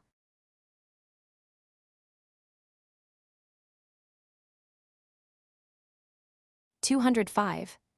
Vol 2ch, 10. The next morning, Leon slept in until around 9 o'clock. He had woken up briefly earlier, when Rossvisser ordered breakfast for him from the hotel front desk. But ever since returning from the Empire, he had been a bit lazy, deciding to go back to sleep and have a second nap before eating. Rossvisser hadn't forced him to get up either. She simply placed the breakfast by the bed and left. It seemed like Noah had called her away, asking her to teach her how to swim.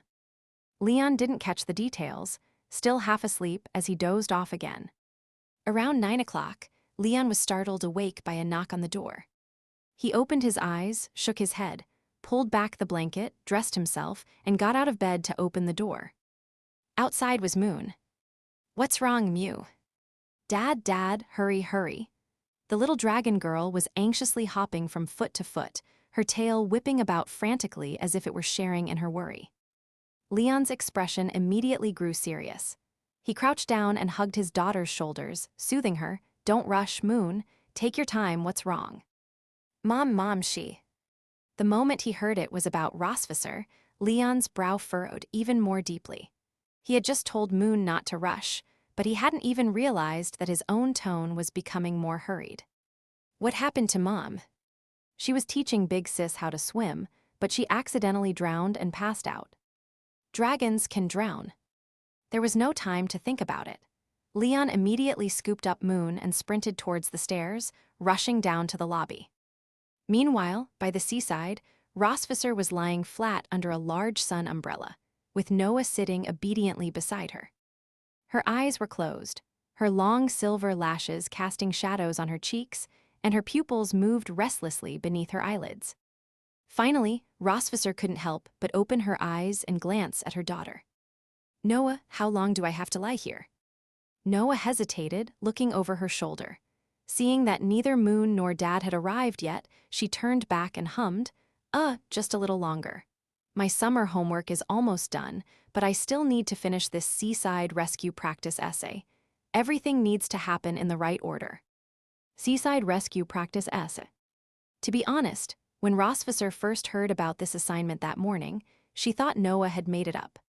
But upon further thought, her well-behaved daughter had no reason to lie about something like this, so Rossvisser hadn't questioned it and simply went along with her daughter's plan. In this rescue practice essay, Rossvisser was playing the role of the drowning damsel who needed to wait for the skilled lifeguard to come and save her. It didn't take a genius to figure out who the lifeguard was supposed to be. But she wasn't even sure if that dogman was awake yet. If he delayed and messed up her precious daughter's assignment, he'll have to answer to me. After waiting a while longer, Noah heard hurried footsteps approaching from behind. She turned to see her dad and Moon rushing over. Mom, close your eyes quickly. The lifeguard is here. Remember to do exactly what I taught you. No matter what happens, don't open your eyes until I give you the signal." No matter what happens, don't open my eyes. Rossvisser mulled over that phrase. Isn't it a bit too bold to ask a dragon not to open her eyes in front of a dragon slayer? Oh well, it's all for the sake of my daughter. Besides, she thought, Cosmod wouldn't dare take advantage of this situation with me, the queen. With that thought in mind, Rossvisser slowly closed her eyes. The footsteps stopped beside her. "How did Mom drown?" Leon asked while unzipping Rossvisser's jacket, ensuring it wouldn't hinder her breathing. "I'm not sure, we were just swimming, and then suddenly Mom started shouting for help. I dragged her here, but she hasn't woken up," Noah explained. "All right, I understand. Don't worry, your mom's going to be okay." Noah replied, sneaking a glance at Moon. The little dragon girl gave her sister a secret thumbs up.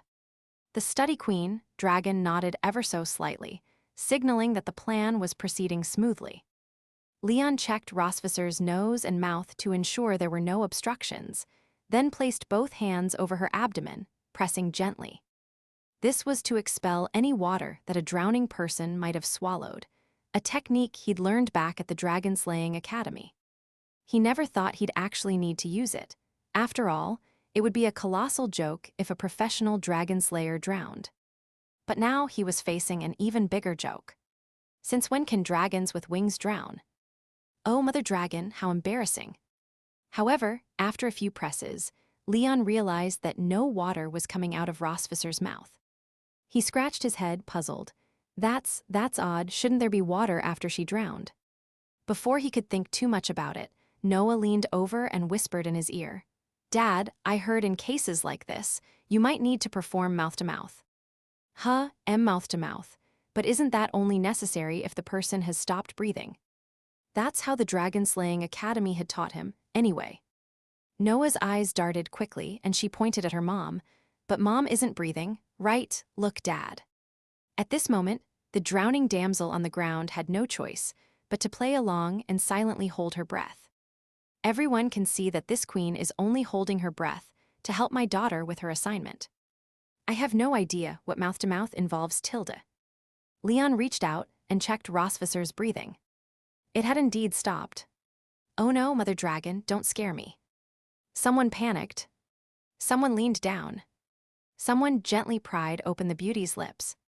And someone kissed her. Moon's going to get a new MMMPH. Noah quickly clamped her hand over Moon's mouth before she could finish shouting in excitement. Thankfully, Dad was too busy giving Mom mouth-to-mouth to notice Moon's outburst. The two little dragon girls stood quietly to the side, watching as their parents continued to kiss. Noah was already considering names for their fourth sister. Should she be called Blazer or Merbius? Meanwhile, Rosvisser was still unconscious. She kept her eyes closed, feeling Leon's urgency and worry, his warm lips touching hers, pulling back and then returning. She had thought this would just be for show. Even if it was mouth-to-mouth, it was just an opportunity to tease the dogman a little. But unexpectedly, it seemed like he was really worried about her. Didn't Moon tell him this was all just an act for a homework assignment? If she hadn't, that would mean Leon's current display of anxiety was genuine. Tilde, even though that mouth can be annoyingly stubborn most of the time, it's pretty soft when doing mouth-to-mouth. Moon poked Noah gently and whispered, Sis, is it enough? If they kiss too much, won't they end up having too many babies? I only want one more. Noah nodded, cleared her throat twice, and gave the signal. Mom's fingers moved. Leon sighed in relief. A moment later, Rosvisser coughed twice and slowly opened her eyes. What do I do now? Oh, right, the lines. What happened? What just happened? Who saved me? She asked, delivering her lines with absolutely no emotion. Dad saved you, Moon proudly declared, shaking her dad's wrist. Oh, thank you, brave lifeguard. Leon blushed. The mouth-to-mouth had left his brain feeling a bit oxygen-deprived. But he could still think clearly enough. He looked at the completely fine mother dragon, then at his two daughters, who seemed suspiciously pleased with themselves. Wait a minute. Did I just get tricked? TL note, please don't skimp on the stars for the translation. I'd really like to see how far Leon goes and how far we can increase the number of chapters. Thanks, Tilda. If you want to buy me a coffee Santos.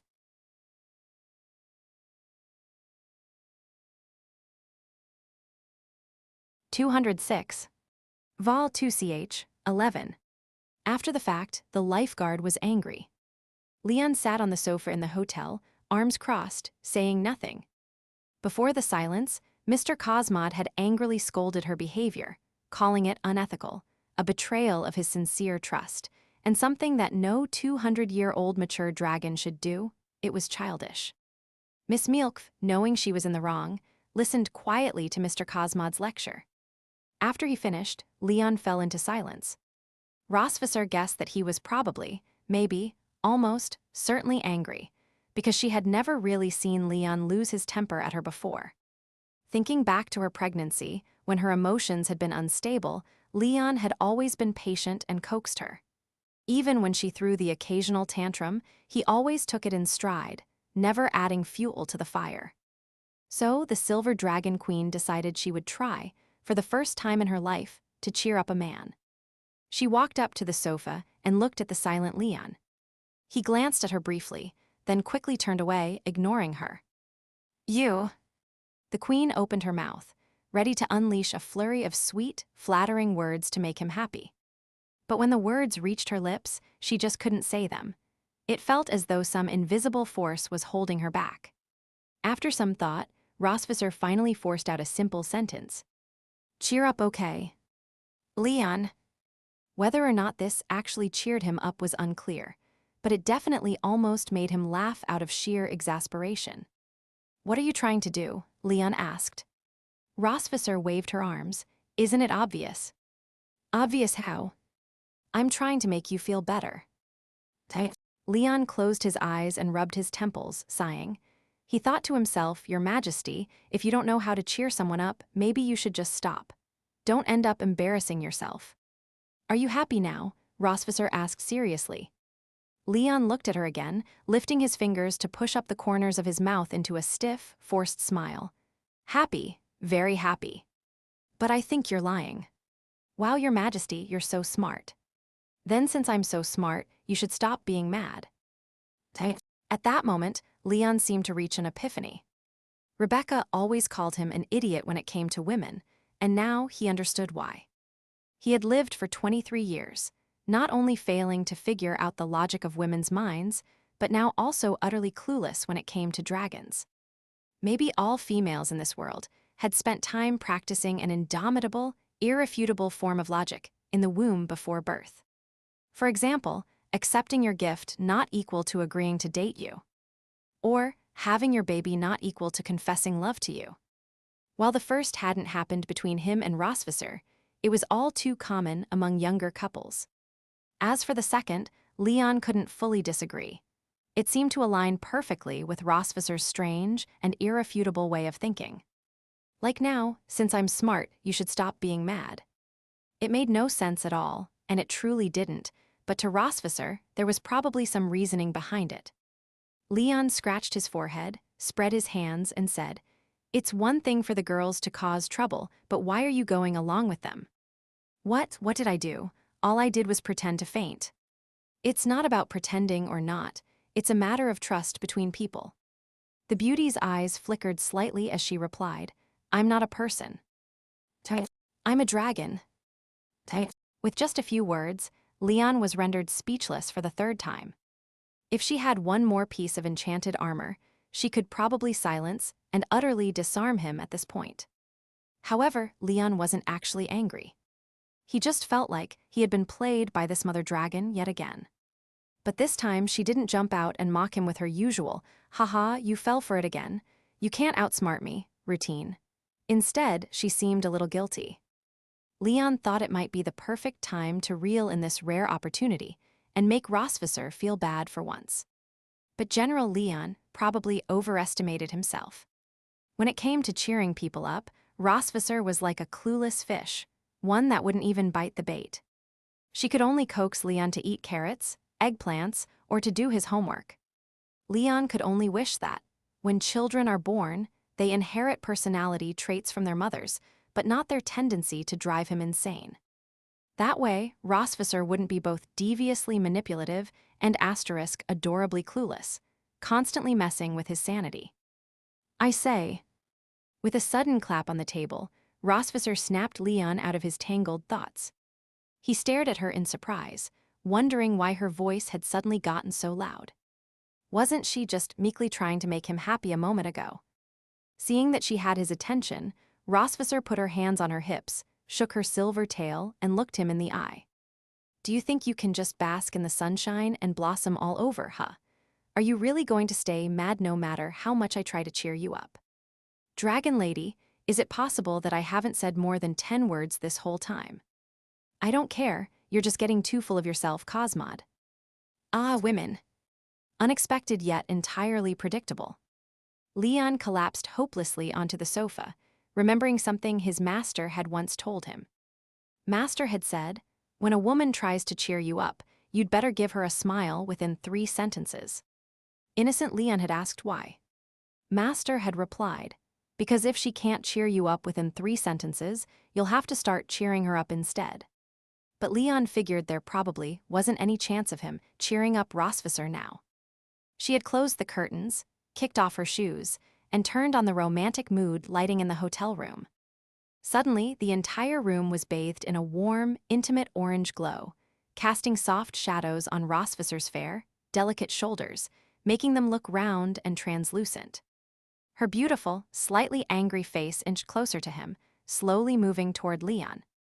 Her slender, white index and middle fingers became two long legs, playfully walking up the back of the sofa until they reached Leon's neck. No matter how you looked at her features, they were stunning. Even when her face was expressionless, it was a perfect, flawless sight. But when she wanted to seduce her captive into submission, the allure on that perfect face became even more irresistible. And now, she wasn't just exuding charm, there was also a trace of inexplicable anger. This scene reminded Leon of when he had first woken up from his 2-year coma. Back then, Rosvisser had often forced him to do his homework while wearing this same sulky expression. But since he was revisiting memories of the last season, Leon felt confident this time. Leaning back against the sofa, he glanced down at Rosvisser's casual slip dress and snorted coldly. "I don't feel a thing, dragon lady. This alone won't shake a dragon slayer's will." "Oh, so confident." "Of course. What if I change into the new swimsuit I bought?" Leon blinked, growing even more smug. "That full-coverage one-piece swimsuit, you could wear even less fabric, and I wouldn't bat an eye." Rosvisser raised her elegant brows, her soft body gently leaning against Leon's chest. She looked up at him, a wicked smile on her lips. "Who said I only bought one swimsuit?" "Hi."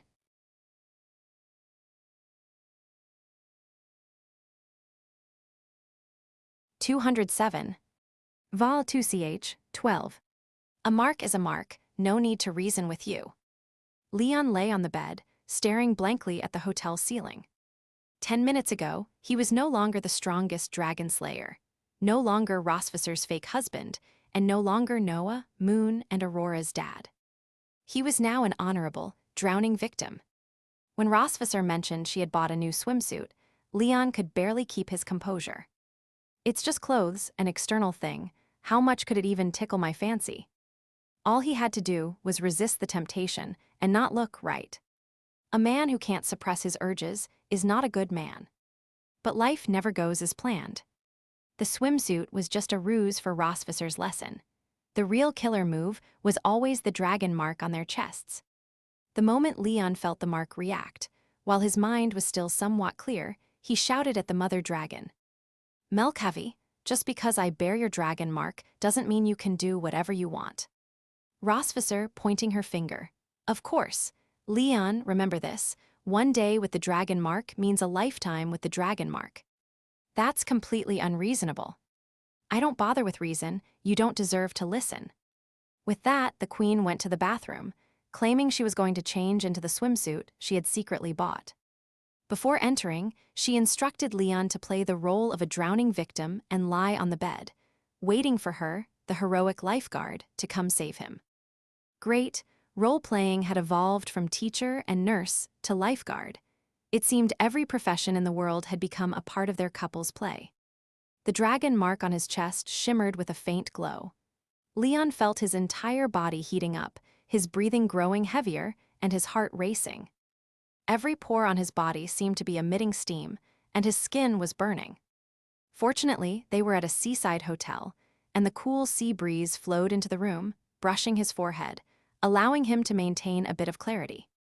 But after so many mental battles with Rosvisser, Leon knew that at this moment, any clarity was just torture. It was like a single ray of light in the darkness was a sin, and the brief moments of lucidity in the haze only made the impending reality more agonizing. If the dragon mark's resonance wiped out all of his reason, and he fully surrendered to the act of submitting the assignment, then Leon wouldn't mind. It would mean his brain had stopped working. But what was most terrifying was this moment where just a sliver of reason and clarity remained, making him painfully aware of what was about to happen between him and Rosvisser. Sigh. In Season 1, General Leon played cautiously in the early stages and, once fully equipped, stormed the Mother Dragon's fortress in the late game. But by Season 2, the Mother Dragon had received an epic buff, and General Leon, having been too overpowered in the previous season, was nerfed. Now, he was no match for Rosvisser. It was still possible to make a comeback, but it would be hard. The sound of running water from the bathroom suddenly stopped. The door opening snapped Leon out of his wandering thoughts, and he sat up slightly, looking toward the bathroom door. There she was, the silver-haired beauty, wrapped in a bathrobe, drying her damp hair as she walked toward the bed. Her bare feet padded across the floor, leaving faint, wet footprints with every step. Her bathrobe revealed a pair of round, smooth calves, still steaming slightly from the bath. Her skin was pale and soft, so smooth that even the droplets of water couldn't cling to it. They slid from her forehead, down her cheeks, along her jawline, then down her swan-like neck, finally disappearing into the soft cleavage of her chest. The neckline of her bathrobe was slightly low, exposing the edge of the dragon mark, along with a hint of fair skin. It was clear she had dressed like this on purpose. Leon was no stranger to seeing the mother dragon fresh out of the bath. After all, they had lived together for so long that he frequently saw Rosvisser like this. So, where's the new swimsuit? Bring it out already. Could she have been bluffing? Leon lay back down and said in a low voice, "Don't tell me the new swimsuit you were talking about is this bathrobe. Ha, you're underestimating me too much." As soon as he finished speaking, the bed beneath him dipped slightly. He knew someone had moved closer. Rosvisser knelt beside Leon, still wrapped in the bathrobe. With a mischievous smile, she gazed at her drowning husband and slowly asked, "You seem really eager to see my new swimsuit. If you want to see it, just say the word. You're my husband, of course I'll grant your wish." "No, I'm not your husband." The queen tilted her head, slightly displeased. This damn man was getting bolder. Calling him her husband was giving him face, and yet he dared to play hard to get. "Then what are you?" Rosvisser's tone deepened. The playful atmosphere suddenly became a bit chilly. "I'm a poor drowning victim, isn't that what you said earlier?" Leon replied innocently. "So right, my bad." Rosvisser gathered her long hair, twisting it into a simple ponytail. "I didn't expect you to get into character so quickly. All right then, let's begin." Leon rolled his eyes and closed them. But no sooner had he done so than the mother dragon let out a dramatic scream. "Ah!" Leon flinched. His heart had already been racing, but now it was beating even faster. "There's a poor drowning victim here. He's passed out. It looks like he needs my help." Why is she always so over the top when playing these roles? A true method actor indeed, quick to dive into her part and deep.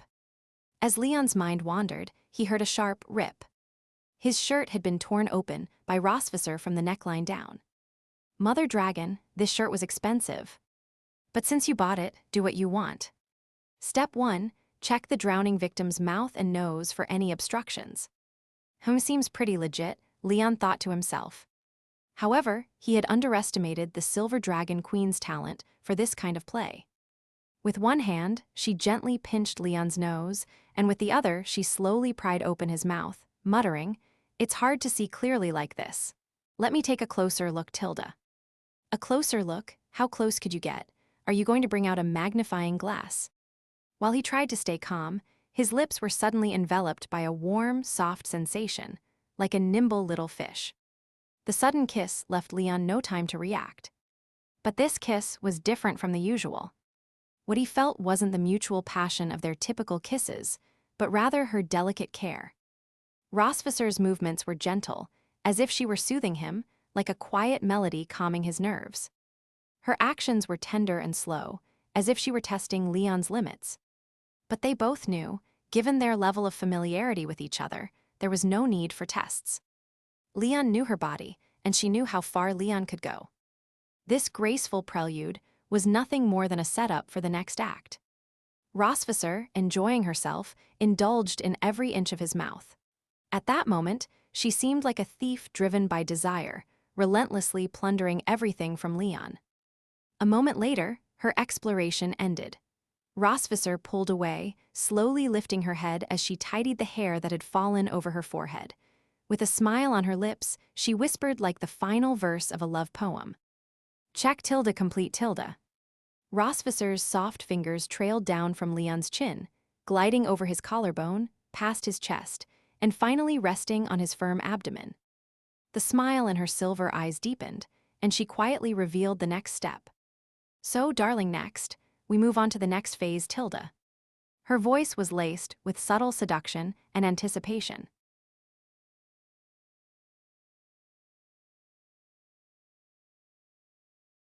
208. Vol 2ch, 14. This beach trip could be considered a nearly perfect conclusion. Every member of Melcavi's family had gained something.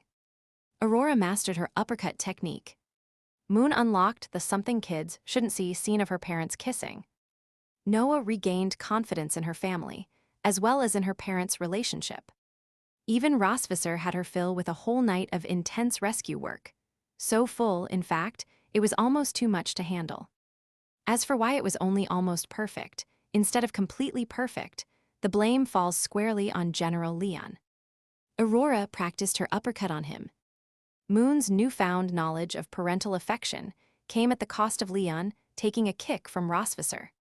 Noah's renewed confidence in the family came at the expense of her dad sacrificing his waist for the greater good. And as for Rosvisser, well, the pain from that night of passionate rescue was something only Leon and his kidneys could understand. Thus, the achievement of a world where only Leon gets hurt was unlocked. But even so, as everything was packed up and Leon stood at the open hotel door, gazing at his fake wife and real daughters, his heart was still filled with warmth and contentment. After all, the laughter and shared memories with family were priceless treasures that no small pain could ever erase, not that he wasn't used to the pain by now. Worst case, he could always take some dragon strength tonics to recover. And maybe then, he'd be able to show that mother dragon a thing or two next time. Speaking of dragon strength tonics, the first batch hadn't exactly worked as planned. Though Leon's body had recovered quickly that night, he had gone completely wild, losing all self-control. Looks like I'll need to make some improvements, Leon thought to himself. With his own magical energy running low, and Rosvisser developing new ways to exploit the dragon mark, Leon would have to rely on his gear to level the playing field. Otherwise, 3 months from now, when he went to exchange intel in the cave with his master, he'd surely be laughed at by that old man and his sharp-tongued apprentice for showing up looking drained. They left the resort and returned to the Silver Dragon's territory by evening. Taking their time, they enjoyed the scenery along the way as a final wrap-up to their vacation. This beach trip had accomplished Leon's initial goal: to ease his eldest daughter's worries, proving through his and Rosvisser's actions that they loved this family and indeed loved each other. Though, in their everyday life, Rosvisser always seemed to be at odds with him. If Leon said one thing, the mother dragon would say the opposite. If Leon headed west, the mother dragon would head east. The foundation of their relationship seemed to be, if you're uncomfortable, then I'm comfortable. But when it came to showing affection in front of their daughters, they were always perfectly in sync. It was as if this sense of harmony was innate, or perhaps etched into their bones. In the beginning, they'd rehearse to make sure their displays of affection didn't appear too rehearsed to their daughters. But over time, these two fools no longer needed any practice. They could go straight into the performance with no issue, just one glance, and they'd know what the other was thinking, what the next move should be. Such was the self-discipline of seasoned actors. Rosvisser would sometimes muse, life as a dragon is all a show, it's all about the performance. Feelings. Come on, what feelings? There's nothing between me and that stupid man.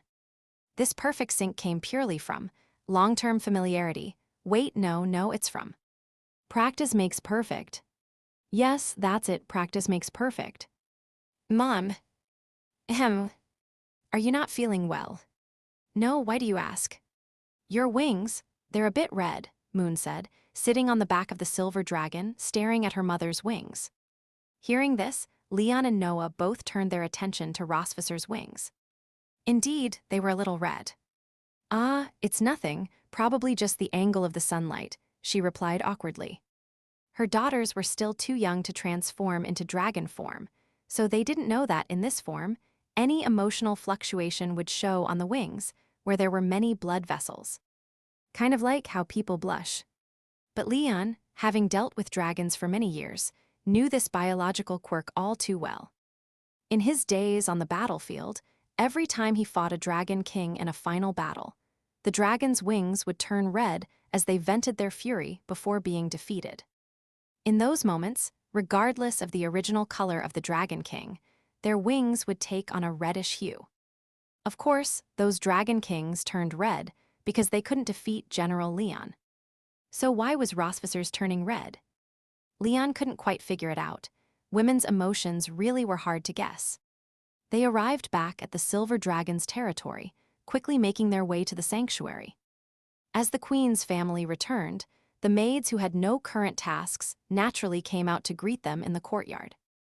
Anna took the bag from Leon's hand, which contained the clothes they had worn during the trip. She promptly handed it over to one of the other maids, instructing her to wash them thoroughly. Of course, Rosvicer's rescue swimsuit was not included. Because that night had been so intense, they had accidentally gotten some high-nutrition material on the swimsuit. Rosvicer figured it'd be best to wash that herself, or perhaps have her captive, Leon, wash it. Besides, in front of the maids, the Silver Dragon Queen maintained a persona of a conservative, cold-hearted workaholic. Even after marriage, she and the prince still maintained a respectful distance, with only a few modest displays of affection. This gave the impression that the couple loved each other, but weren't all that close. If the maids ever found out that, in private, the queen had a very different side with the prince, well, Rosvicer would suffer the ultimate social death. After the brief handover, Anna led the family to the dining hall, where the chefs had already prepared a welcome-back feast. At the table, the two daughters who could talk were still buzzing about the beach trip. As for the one who couldn't speak, she was busy eating in silence. The couple ate slowly, occasionally glancing at their daughters. Now and then, they'd also glance at each other. But as soon as their eyes met, they'd quickly look away. It was almost as if they were both afraid they'd bring bad luck to each other by making eye contact. But before long, the two fools would inexplicably, and yet perfectly in sync, look at each other again. Sigh. Forget it. This cursed fate couldn't be avoided. They'd just have to embrace it. After dinner, they played with the children for a while before Leon carried Aurora back to the room with Rosvicer. Once Aurora is a bit older, she can sleep in the nursery, Rosvicer said as she kicked off her high heels and eagerly slipped into her soft, comfy dragonwing slippers, stretching out with a satisfied yawn. Leon paused in his tracks. Did that statement carry a hidden meaning? Once Aurora moved into the nursery, wouldn't that leave just him and Rosvicer in the room again? Then she could do as she pleased, right? Leon shivered slightly at the thought and swallowed hard, choosing not to continue that conversation. He placed his youngest daughter on the bed, soothing her until she fell asleep peacefully. As he gazed at her serene face, the corners of Leon's mouth lifted into a gentle smile. So this is what it feels like to raise your own child. It's wonderful. He reached out and gently stroked Aurora's chubby little face with the back of his hand. Her skin was soft and smooth, and the feeling was incredible. It was a shame he hadn't been around to see Noah and Moon when they were babies. They must have been just as cute. Speaking of Noah, now that his eldest daughter's worries were temporarily resolved, it was time for Leon to get back to business. In 3 months, he'd be going to the cave to exchange intel with his master. He tucked Aurora in, then sat at the edge of the bed, looking over at Rosvicer. She had already changed into her nightgown and was sitting on the couch, reviewing the work logs that Anna had brought in earlier. Rosvicer, I have a question I want to ask you. I'd like to hear your thoughts. The queen set down the work log, propped her chin up with one hand and looked at Leon. All right, what's the question? Do you think it was just a coincidence that Constantine chose to attack you when you were about to give birth?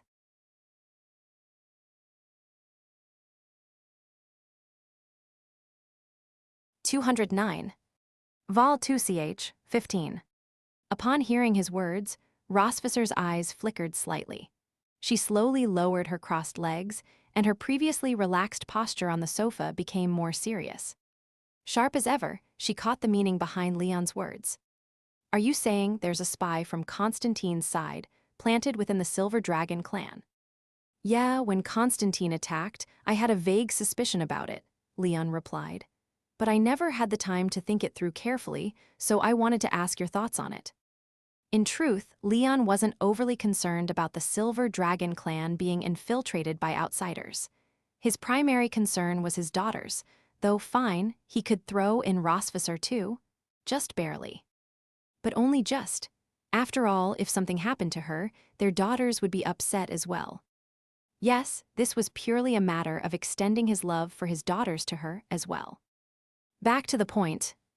If this theory about a spy within the Silver Dragon clan was correct, then this spy posed a direct threat to Leon's wife and children. Even if he had no intention of helping the Silver Dragon clan, he still had every reason to help Rosvisser root out this spy. Just like when the Red Flame Dragon clan suddenly attacked, Leon didn't act immediately. At first, the situation seemed manageable. Anna and her Silver Dragon soldiers were holding off the attackers using the terrain to their advantage, and Rosvisser and the girls were safe. It wasn't until Constantine himself appeared on the battlefield, breaking through Anna's defenses with overwhelming power, and directly endangering Rosvisser and the children, that Leon suited up in his black and gold armor and joined the fight. Being betrayed by the Empire didn't mean Leon could just let go of his grudge against the dragons. Dragons like Rosvisser, who were more laid back and focused on internal affairs, were a rarity in the dragon clans. Most dragons were fierce and battle-hungry by nature. Rosvisser pondered for a moment before replying, "From the time of Constantine's attack until now, it hasn't been very long. A lot of unexpected events happened in between, so I haven't had time to fully consider this matter." The so-called unexpected events she referred to were likely the days when Leon had returned to the Empire. For Rosvisser, those days had indeed been unsettling, enough to make her unable to focus on anything else. But as long as she didn't say this out loud, no matter how smart Leon was, there was no way he could guess her thoughts. She wasn't about to let Leon think she had been restless and worried because of him. No way. She'd already given him enough face by waiting 5 days to bring him home. If she gave him any more, he'd be strutting around with his tail in the air. Sure enough, Leon focused on the last part of Rosvisser's sentence. "So, you also realize there might be a spy in the clan?" Rosvisser nodded. "Of course. I originally planned to deal with it after you came back, and we had a few days to rest. But then you suggested going to the beach, so I thought I'd handle it once we got back." Leon blinked and smiled. "And you weren't worried that in the days we were gone, the spy might stir up trouble or make an escape?" "Before we left, I had already instructed Anna to keep a close eye on the people in the sanctuary, especially the maids." Rosvisser explained, "After all, the only ones who knew my exact delivery date were the maids, so there's a high chance the spy is among them." She paused, then smiled and asked in return, "Since you were also aware of the possibility of a spy, why did you still decide to take Noah and the others to the beach?" Leon shrugged. "I took the girls out. Even if the spy wanted to do something, they couldn't harm them, and if the spy wanted to run, let them. Constantine is dead, where could they possibly escape to?" A typical doting father. His daughters were clearly his top priority. But Leon's analysis was sound. Combined with the fact that Rosvisser had instructed Anna to keep watch on the clan members before they left. The couple, though not having planned it together, had achieved a fairly effective result. Now that's professionalism. As Leon had said, with Constantine dead, the spy was likely panicking about their future. "They won't be able to run," Rosvisser agreed. "First, Anna has been keeping a close eye on everyone these past few days. If anyone flees, it's obvious they're up to something. The spy knows this too. Second, like you said, with Constantine gone, the spy has nowhere to run. So, it won't be difficult for us to catch them." At that, the couple exchanged a glance. Their black and silver eyes met, and the moonlight streamed in through the window. A moment later, they both laughed and, in perfect sync, pointed their fingers at each other, their expressions saying, "Ah, there's the sharp mind I know. Mr. Casmod is a master at riding the waves in a favorable wind. And Miss Melcavi is no less skilled than I am."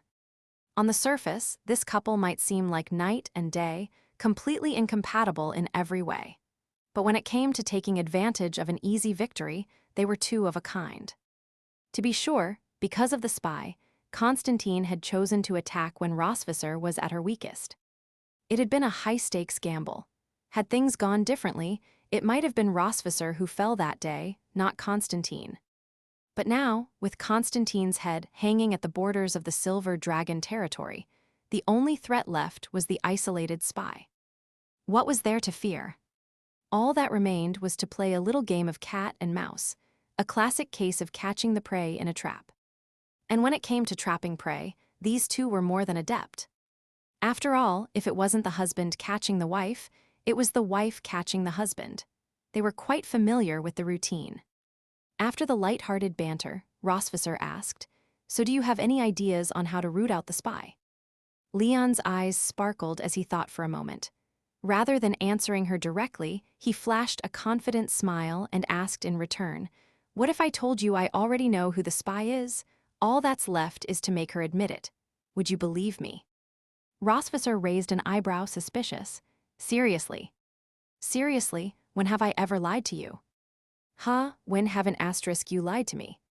"Come on, Mother Dragon, you need to distinguish between a kind lie and—" Rosvisser waved her hand, cutting him off, not in the mood to listen to his excuses. All right, I'll gladly live in your kind lies. Now spill it, who do you think the spy is?"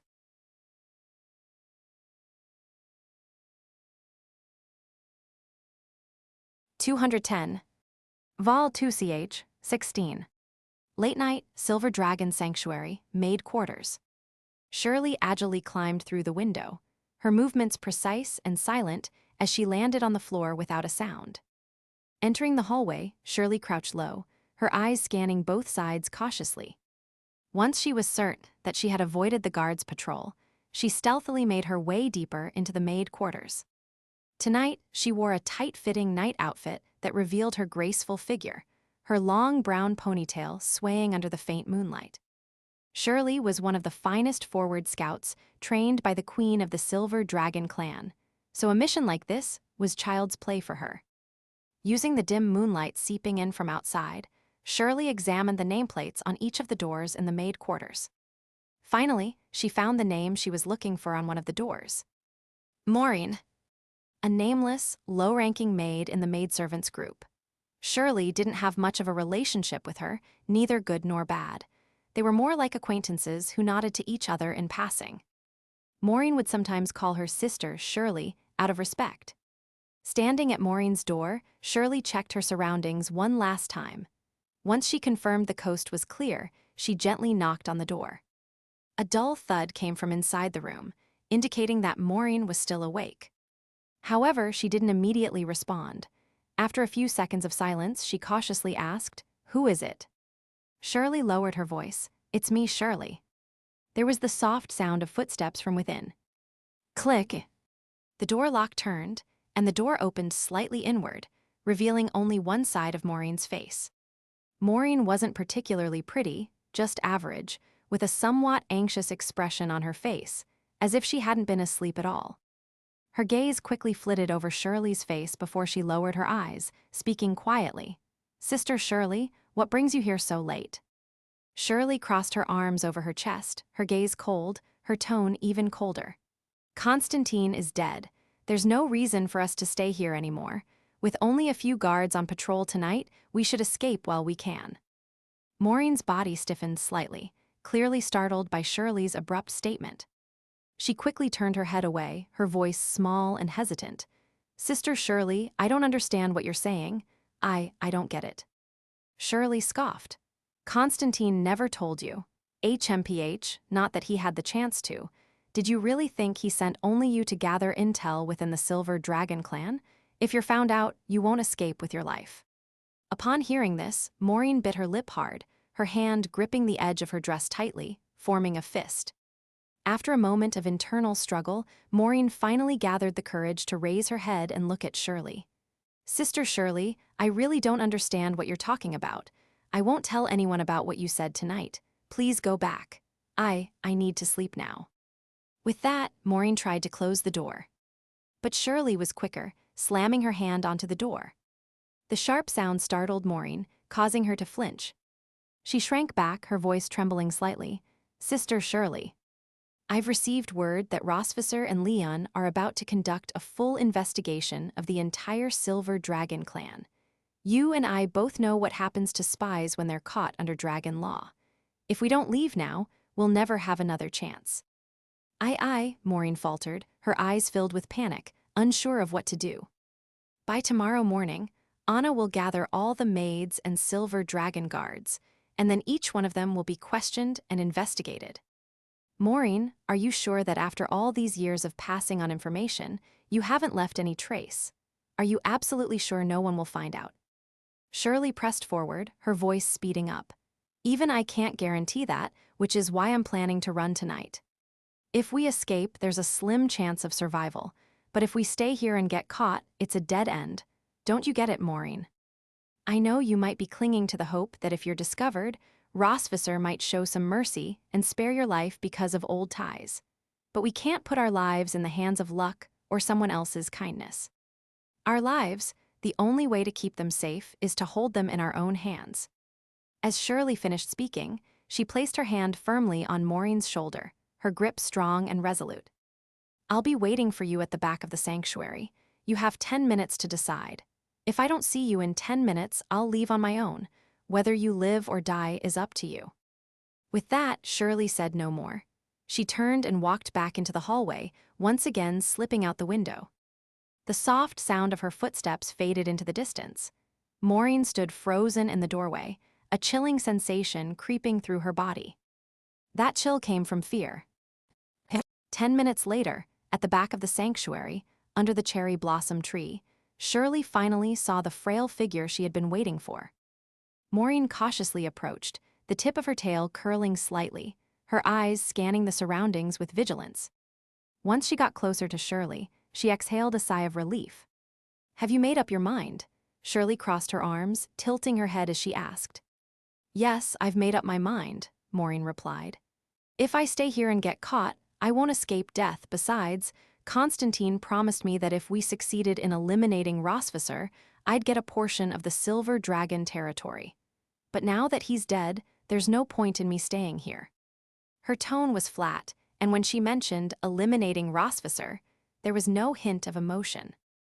It was as if this was an ordinary matter, no different from asking, "Have you had breakfast?" Shirley raised an eyebrow slightly. How long have you been following Rosvisser? Maureen thought for a moment. More than 10 years, I suppose. More than 10 years under the guidance of a queen who was fair and just, and yet she chose to betray her for the empty promises of someone else. Shirley didn't dwell on the thought. After all, her task for the night was now complete. Let's get out of here quickly, Sister Shirley. We can talk more after we've left. Maureen stepped forward, trying to grab Shirley's arm to lead her away.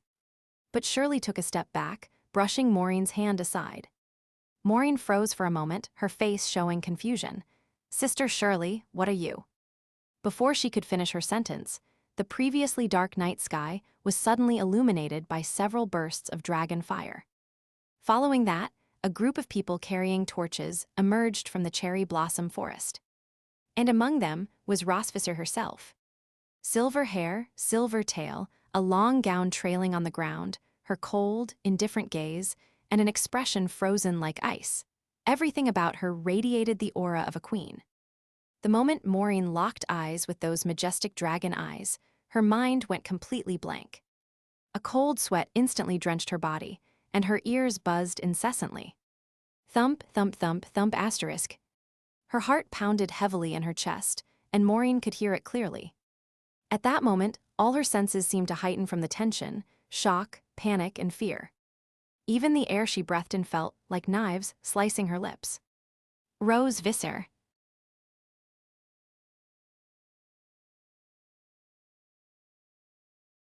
(211). Vol 2ch, 17. The coldness that penetrated Maureen's soul was like an invisible tide, enveloping every cell in her body, stinging more sharply than the frost on morning dew. Standing before the Silver Dragon Queen, Maureen felt utterly powerless and weak. The queen's gaze seemed capable of slicing through souls, those deep, gem-like silver eyes gleaming sharply even as her silver hair swayed in the wind. Despite the obscuring strands, her gaze radiated an unbearable dignity and strength, like a snow-covered peak, cold, distant, and unreachable. Maureen's feeble attempts to retreat filled her with a profound sense of self-pity. Her knees instinctively trembled, as if signaling the last flicker of resistance being mercilessly extinguished. The soft scrape of her leather boots against the gravel emitted a faint yet helpless sound. Her survival instincts were being ruthlessly crushed by the Queen's overwhelming presence, like a fragile snow lotus caught on the edge of fate's cliff. At that moment, her body moved stiffly and sluggishly, as though each of her strings were being pulled tight, a puppet being dragged through hell. The chains that bound her soul seemed to jingle at every joint, the puppet's smile already shattered, leaving behind only deep sorrow and despair. With each step the Queen took, her imposing presence seemed to freeze the air around them, making Maureen feel as if she were standing in a cemetery on a cold winter's night, silent and lifeless. The flowers in the surrounding bushes had lost their color, appearing as mere gray shadows trembling lightly in the wind. The fire in the Queen's eyes, however, burned like a falling star from the night sky, terrifying and unstoppable. Maureen collapsed to her knees with a thud. If she tried to resist any longer, the pressure would surely crush her spine. Her hands pressed against the cold ground, beads of sweat dripped from her nose and chin, and her breath came in heavy, ragged gasps, her eyes filled with terror. She didn't need to predict her fate. 10 minutes ago, when Shirley came to her, everything had been made perfectly clear. The fate of a traitor was a dead end. A pair of elegant high heels appeared in Maureen's line of sight. She didn't dare to look up. Summoning even the strength to breathe felt difficult, let alone the effort it would take to raise her head. The next second, the soft sound of fabric brushing against skin filled the silence as the Queen slowly crouched down. Her long, slender fingers hooked under Maureen's chin, forcing her to lift her head and meet her gaze. Maureen's teeth chattered uncontrollably, her pupils trembling as though they were about to shatter. The Queen's face was expressionless, but the fury and disappointment in her eyes could not be hidden. Maureen had expected there to be at least a trace of confusion in her gaze. Betrayed by a maid who had served her for over a decade, wasn't the Queen even a little curious about the reason behind it? But after a brief moment of self-questioning, Maureen quickly realized the answer. The Silver Dragon Queen had no need to understand. Once the betrayal was exposed, the Queen's only feelings toward Maureen were anger and disappointment. You. The cold voice was like ice cutting through Maureen's soul. When you spoke of eliminating me just now, you felt no guilt at all, did you? Your Majesty, do you think you still have the right to call me that? I was on the verge of giving birth at that time. It was a crucial moment for the Silver Dragon clan's new life to be born, and you chose that moment to conspire with the enemy and betray us. Do you know, Maureen, if it weren't for my husband, you wouldn't have just killed me and my daughter. You would have caused the deaths of thousands of silver dragons as well. Rosvisar's anger stemmed from two simple reasons. First, because of the way dragons reproduce, not just the silver dragons, but the entire dragon race views the birth of a new life as something of great importance, especially in cases of live birth. It is the highest priority. Second, Maureen's betrayal could have led to the mass slaughter of silver dragons. Constantine's power was well known. Even Anna, who could be considered one of the strongest below the Dragon King level, would be no match for him. So Rosvisar was not exaggerating. Without Leon, the Silver Dragon clan might not exist anymore. Of course, Rosvisar also knew in her heart that Leon's intervention had little to do with the fate of the clan's safety. He acted to protect their daughters and her. Well, that was a matter to discuss another time. Right now, the priority was dealing with this traitor before her. I won't deal with you immediately, Maureen. Is there any information you possess that I don't know about, something you now want to tell me? Rosvisar asked. Maureen clenched her fists, feeling the warmth of Rosvisar's fingers against her skin, summoning the courage to meet her gaze. I have nothing to say, and neither does Shirley. Upon hearing this, Rosvisar paused, then suddenly let out a cold laugh. Maureen was dumbfounded by the laugh. What was she laughing at? My husband once told me, you can never truly know a person's heart. A seemingly ordinary and obedient girl can be full of schemes. Rosvisar continued, Even now, Maureen, you're trying to drag your accomplice Shirley down with you." The simple phrase, "and neither does Shirley," revealed the filth lurking beneath Maureen's harmless exterior. From Maureen's perspective, Shirley had treated her quite well. After all, she had offered to take her along when escaping. Even though they got caught, it was clear that Maureen wouldn't have escaped the internal investigation that was bound to follow. And yet, in this final confrontation, Maureen tried to implicate Shirley, giving her no chance to atone for her crimes. Did she really think Rossvisser wouldn't notice? Well's no matter. Because, if you turn around now, you'll notice that your sister Shirley isn't kneeling here beside you. What? Maureen turned her head and, to her shock, saw Shirley still standing there, watching her coldly. "Shirley, you tricked me," Maureen shouted in fury after a moment of disbelief. "Does a traitor have the right to feel angry at being deceived by others?" Shirley replied calmly. "You." Maureen wanted to curse them as shameless. But those words shouldn't come from the mouth of a betrayer. It would be completely absurd. But someone else spoke on her behalf. From behind the trees came the voice of the Queen's husband. The black-haired man emerged from the shadows, speaking slowly. "You might think our little sting operation was unethical, even shameless, but we're not here to follow some legal procedures. As long as we catch the traitor, no matter the method, does it really matter?" Leon understood the essence of using the right methods for the right circumstances. He wasn't a law enforcement officer who needed a warrant to arrest a criminal. Likewise, to catch a spy, there was no need to follow the process of clue right arrow evidence, right arrow deduction, right arrow identity confirmation. In simple terms, whether it's a black cat or a white cat, if it catches mice, it's a good cat. "But how did you know it was me?" Maureen asked the question all spies and traitors ask when they're exposed. Leon was familiar with that question. Victor had asked a similar one when he was unmasked. However, Leon was kind enough to explain. "Do you remember the day my wife gave birth, when you came to the room to notify me? You said there was a safe route to escape from the back mountain, but I simply tested the area with a blessing formation for her birthday, and that's how I lured out the ambush of the flame dragons." Maureen's mind flashed back to that day. Before launching the attack, she had received instructions from Constantine to lead Rossvisser along that back mountain path. She had followed the plan meticulously. But what she hadn't anticipated was that the seemingly ordinary nanny prince would have such sharp instincts for warfare, noticing her odd behavior while remaining cautious. "So that's how it was. Of course, that alone wasn't enough to be absolutely sure you were the traitor," Leon added. "Then, when did you become certain that I was the spy?" Maureen asked. Leon pretended to think deeply before answering seriously. 10 minutes ago." 10 minutes ago, Maureen felt utterly insulted. That's how sting operations work. After all, the other side didn't have to follow standard procedures. And Leon wasn't just conducting a simple sting. His actions were always bold and cautious. Choosing the middle of the night to have Shirley conduct the operation, even if Maureen wasn't the traitor, wouldn't have caused suspicion from the real spy. But as it turned out, General Leon's judgment had been spot on. Rossvisser released her hold on Maureen and stood, looking down at her from above. "I'm not interested in the reasons for your betrayal. My husband told me that the moment a traitor makes their choice, any reasons behind it become meaningless, and I happen to agree with his other statement. A traitor must never be allowed to remain." Rossvisser turned to the head maid.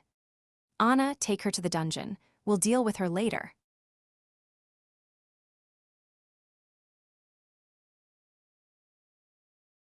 (212) Vol 2ch, 18.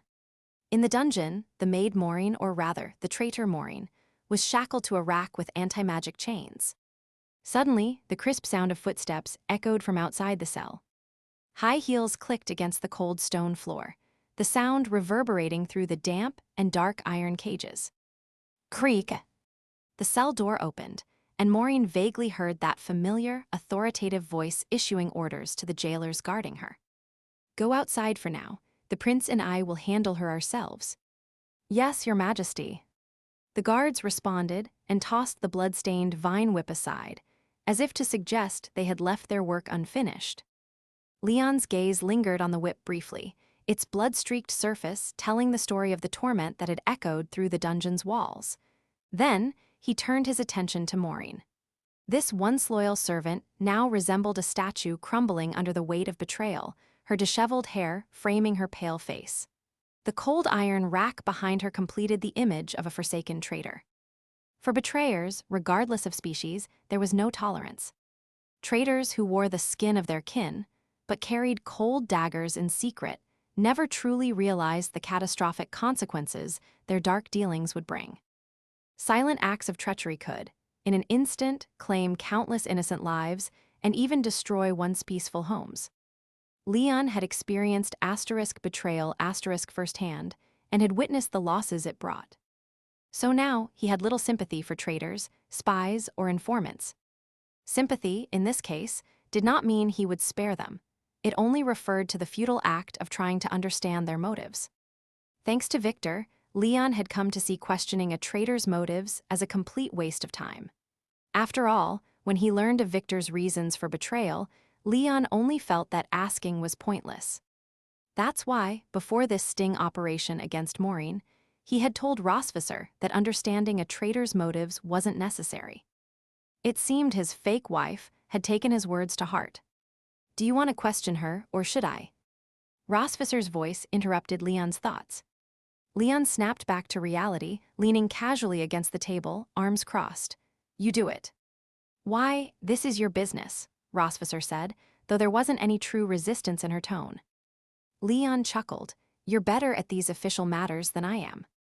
Rossvisser gave him a disapproving eye roll. "Then pay close attention and learn something. There's more to life than just fighting wars." I'm learning. Show me your best work, Professor Melkves." "Shut up, this isn't the place for your flirting." Rossvisser turned her head slowly and fixed her gaze on Maureen, who was strapped to the iron rack. "What were Constantine's orders to you?" Her question was met only with the sound of Maureen's labored breathing. "Aside from reporting the date of my childbirth, did he give you any other instructions?" The lifeless traitor remained silent, her head hanging low. "Maureen, Constantine is dead. There's no point in remaining loyal to him. Tell me what I need to know, and I will make sure you leave this world quickly." Huff. After several rounds of threats and interrogation, Maureen still refused to speak. Just as Rossvisser was about to ask another question, a stifled laugh came from behind her. She slowly turned her head, her silver eyes glaring at Leon. "What's so funny?" "Nothing, just remembered something amusing." "What's so amusing?" "I'm learning interrogation techniques from the Queen of the Silver Dragons, but after all this questioning, not a single word from her. Truly top-tier techniques, Your Majesty." Rossvisser shot him a glance but didn't argue. Instead, she replied calmly, "Idiot, watch carefully." With that, she stepped forward and gently placed her hand on Maureen's forehead. A faint silver glow began to shimmer, transforming into streams of liquid-like energy that seeped into Maureen's head through her skin. Leon squinted slightly, observing closely, and realized that Rossvisser's magic wasn't flowing into her bloodstream, but rather into her magical circuits. As her circuits were invaded by this external magic, Maureen's body instinctively began to resist. However, with her hands and feet bound by the anti-magic chains, all she could do was tremble and growl lowly.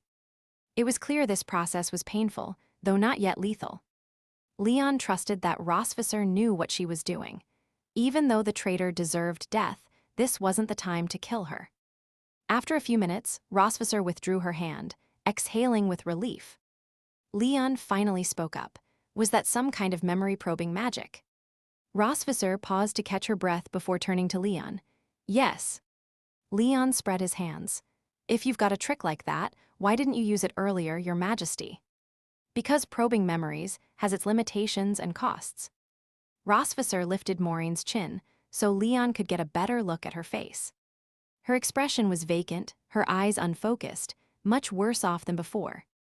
First, the principle of memory-probing magic is to forcibly inject one's power into the target's magical circuits, which causes irreversible damage to their brain. If I didn't obtain useful memories from the target, they would be rendered completely uncooperative in further interrogations. That's why this magic isn't used unless absolutely necessary. And second, she let go of Maureen's chin, and her head drooped again. Rosficer's own complexion wasn't great either. Leon noticed and opened his mouth to say something, his concern bubbling to the surface. But the words that came out were less tender than intended. Does it drain your magic significantly? Rosficer shook her head.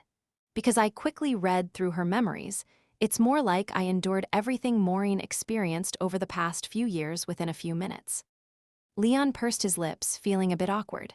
After a brief pause, he awkwardly muttered, "Thank you for your hard work." Rosficer scoffed lightly. "Finally, something worth hearing, you idiot."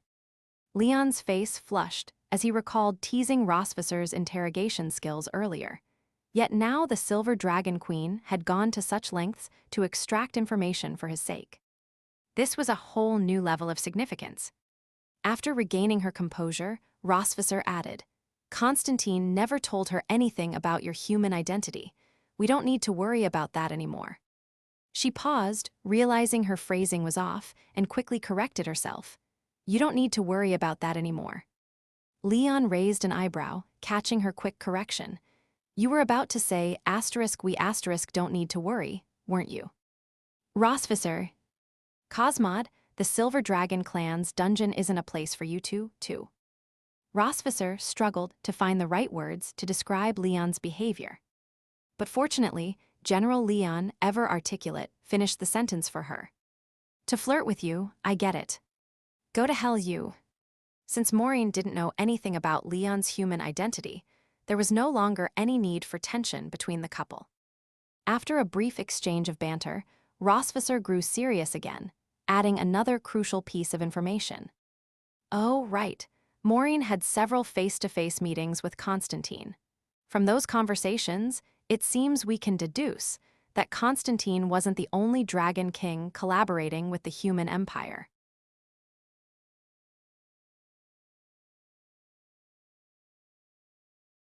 (213) Vol 2ch 19. More than one Dragon King is collaborating with the Empire. Leon stroked his chin, frowning in thought. To be honest, this information should have been explosive. However, after the incident with Victor, when they rooted out the internal corruption, Leon had already come to terms with the Empire's darkness and the rot in its power structure. So, hearing this kind of news about the Empire didn't really surprise him anymore. "Are there any specific leads?" Leon asked. Rosficer shook her head. Maureen was just a pawn manipulated by Constantine. She wasn't even a significant part of the scheme, more of a marginal figure. Constantine only briefly mentioned that there might be other Dragon Kings involved. What were his exact words? "Let those old fools handle these trivial matters. Why do I have to deal with it?" That's what Maureen overheard when she was delivering intel to Constantine. She caught part of his conversation with another member of the Flame Dragon clan as she was leaving. Leon's eyes lit up. So, if we can find this flame dragon that Constantine was speaking with, we might uncover the identities of the other Dragon Kings collaborating with the Empire. "That's the theory," Rosficer said. But Maureen's memory didn't contain any clear details about the other person present. Their appearance was blurred, and she didn't even hear their voice.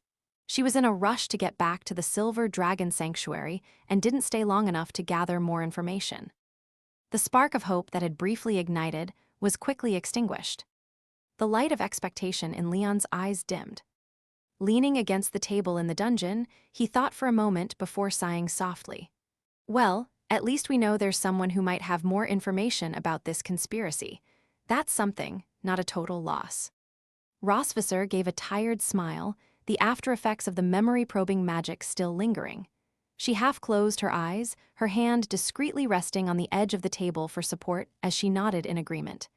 "Yes, that's true. So, if we go to the Flame Dragon clan's territory, we might be able to find this person." Rosficer considered it for a moment, then shook her head. "That's unlikely in the short term. When a Dragon King falls, their tribe becomes incredibly unstable and unpredictable. Power disperses, leading to utter chaos. And the Flame Dragon clan is an ancient tribe, nearly 10,000 years old, with a much more complex internal power structure than most dragon clans. Add to that the fact that Constantine spent the last year waging wars and making enemies everywhere, and now that you've killed him, it's likely that there are plenty of people lining up to seek revenge on his home turf. If you go there now looking for someone, you might run into some trouble. A king always thinks like a king. Rosvisser, from her perspective as a dragon queen, was helping Leon analyze the current situation. And she was absolutely right. Seeing the confused yet clear expression on Leon's face, Rosvisser could tell he hadn't considered any of this. But she didn't blame him. What warrior immersed in battle would care about the political games of the powerful? You're right, Leon said. When it came to serious matters, Leon never argued with Rosvisser. Though she might be a bit manipulative, her professional abilities were beyond reproach. Being a dragon queen was just a job to her, and she happened to be an excellent workaholic. But if the Flame Dragon clan is going to be in turmoil soon, could the person we're looking for use the chaos to escape, or get killed during the power struggle? Leon asked. Escaping is possible, Rosvisser acknowledged. But if this individual held a position of such trust with Constantine, fleeing would certainly draw attention. It wouldn't be hard for us to track them down. As for getting killed in the power transfer, that's also possible. But even if the person who knows the secret dies, the secret itself still exists. It's just waiting for us to uncover it. See, now that's professionalism. Rosvisser had laid out all the possibilities, delivering a full service experience that left her dear husband with a clear understanding of the situation. Leon slowly mulled over her words, appreciating her sharp reasoning. Her mindset as a dragon queen was something he should learn from. He couldn't help but wonder, if he had taken Rosvisser with him when they went back to the Empire to root out the traitor, would they have breezed through the entire operation instead of fumbling around for clues? If that had been the case, he, his master, and Rebecca's ragtag crew would have had to change their name to Old, Weak, Sick, and Pregnant. But that was just idle fantasy. Leon knew it wasn't realistic. If Rosvisser had gone to the Empire, the risk would have been far beyond a simple concern. All right, we'll wait a while before trying to dig more information out of this guy, Leon said. Emma. The couple cast a final glance at Maureen. The memory-probing magic had damaged her brain, leaving her dazed and muddled. But they had gotten the information they needed. This seemingly harmless, but in reality dark-hearted traitor was of no further use to them. Neither of them expressed any emotion toward her, not even disdain. A betrayer who had abandoned her people and her convictions didn't deserve any reaction. Emotions spent on her would be wasted. The two left the cell. But they hadn't walked far when Rosvisser suddenly felt dizzy. Her legs wobbled, and she started to fall backward. Fortunately, Leon reacted quickly, gently catching her by the waist. His large, cool hand supported her, and her first thought was, maybe I should fall a little more and see if he can catch me again. In the past, the Silver Dragon Queen would have jumped up in a fluster, insisting she was fine. But now, her thoughts were much more playful and relaxed. Oh, asterisk. Is this what it feels like to be a real couple? Are you all right? Leon's voice pulled her out of her thoughts. She straightened up and shook her head. I'm fine, just the side effects of the memory probing spell. I'll be better in a little while. All right, thanks for your hard work. It was the second time in 10 minutes that he had thanked her. Rosvisser smiled knowingly and muttered softly, At least you have a conscience, you idiot. The direct hit from that gentle idiot made Leon shiver slightly. He quickly withdrew his hand from her waist and awkwardly looked away. I've always had a conscience. Rosvisser crossed her arms, watching him with a mischievous glint in her eye. She glanced around at the dungeon, and her playful mood surged. But a conscience alone doesn't help a queen relax, you know. Watching all those memories in a short time was exhausting. Leon spread his hands. So, what do you want to do? Rosvisser smirked. Follow me, I'll take you somewhere. Leon became wary. Where exactly? Where the dream begins.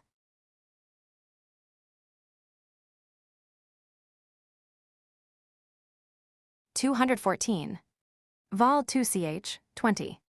After obtaining critical information from Maureen, Rossvisser didn't rush to leave the dungeon with Leon. To be precise, they didn't leave the dungeon at all. They passed through the corridor of the prison and arrived at another section. Although there were still iron bars, iron windows, and iron doors, Leon keenly noticed that all the cells in this area were empty. In contrast, the area they had just come from, where Maureen had been held, had contained at least dozens of dragon prisoners. Seeing Leon's confusion, Rossvisser explained, "This is the area for holding non-dragons." Leon paused, murmuring softly, "Non-dragons." The Silver Dragon clan was not warlike and had never taken the initiative to attack other dragons or non-dragons, so it made sense that this section for non-dragon prisoners would be empty. But why had she brought him here? Leon wasn't entirely sure what Rossvisser was planning, but his intuition told him it wasn't anything good. As they walked deeper into the area, Rossvisser spoke again. "Do you know what the Silver Dragon clan's largest non-dragon conflict in recent years was?" "Which one?" Leon asked instinctively. "The invasion of the dragon-slaying army from the human empire." Great, he shouldn't have asked. Leon rolled his eyes, and so. "In that battle, we captured a warrior known as the strongest dragon slayer. Can you guess who he was?" As they reached the deepest part of the prison, Rossvisser stopped at the door of a particular cell. Leon showed no reaction to Rossvisser bringing up old history. In fact, he wanted to laugh. "Captured, huh? Well, now I'm the father of your 3 children." General Leon always believed in reasoning with dragons, but when it came to becoming a dad after being captured, he had a dead pig doesn't fear boiling water attitude.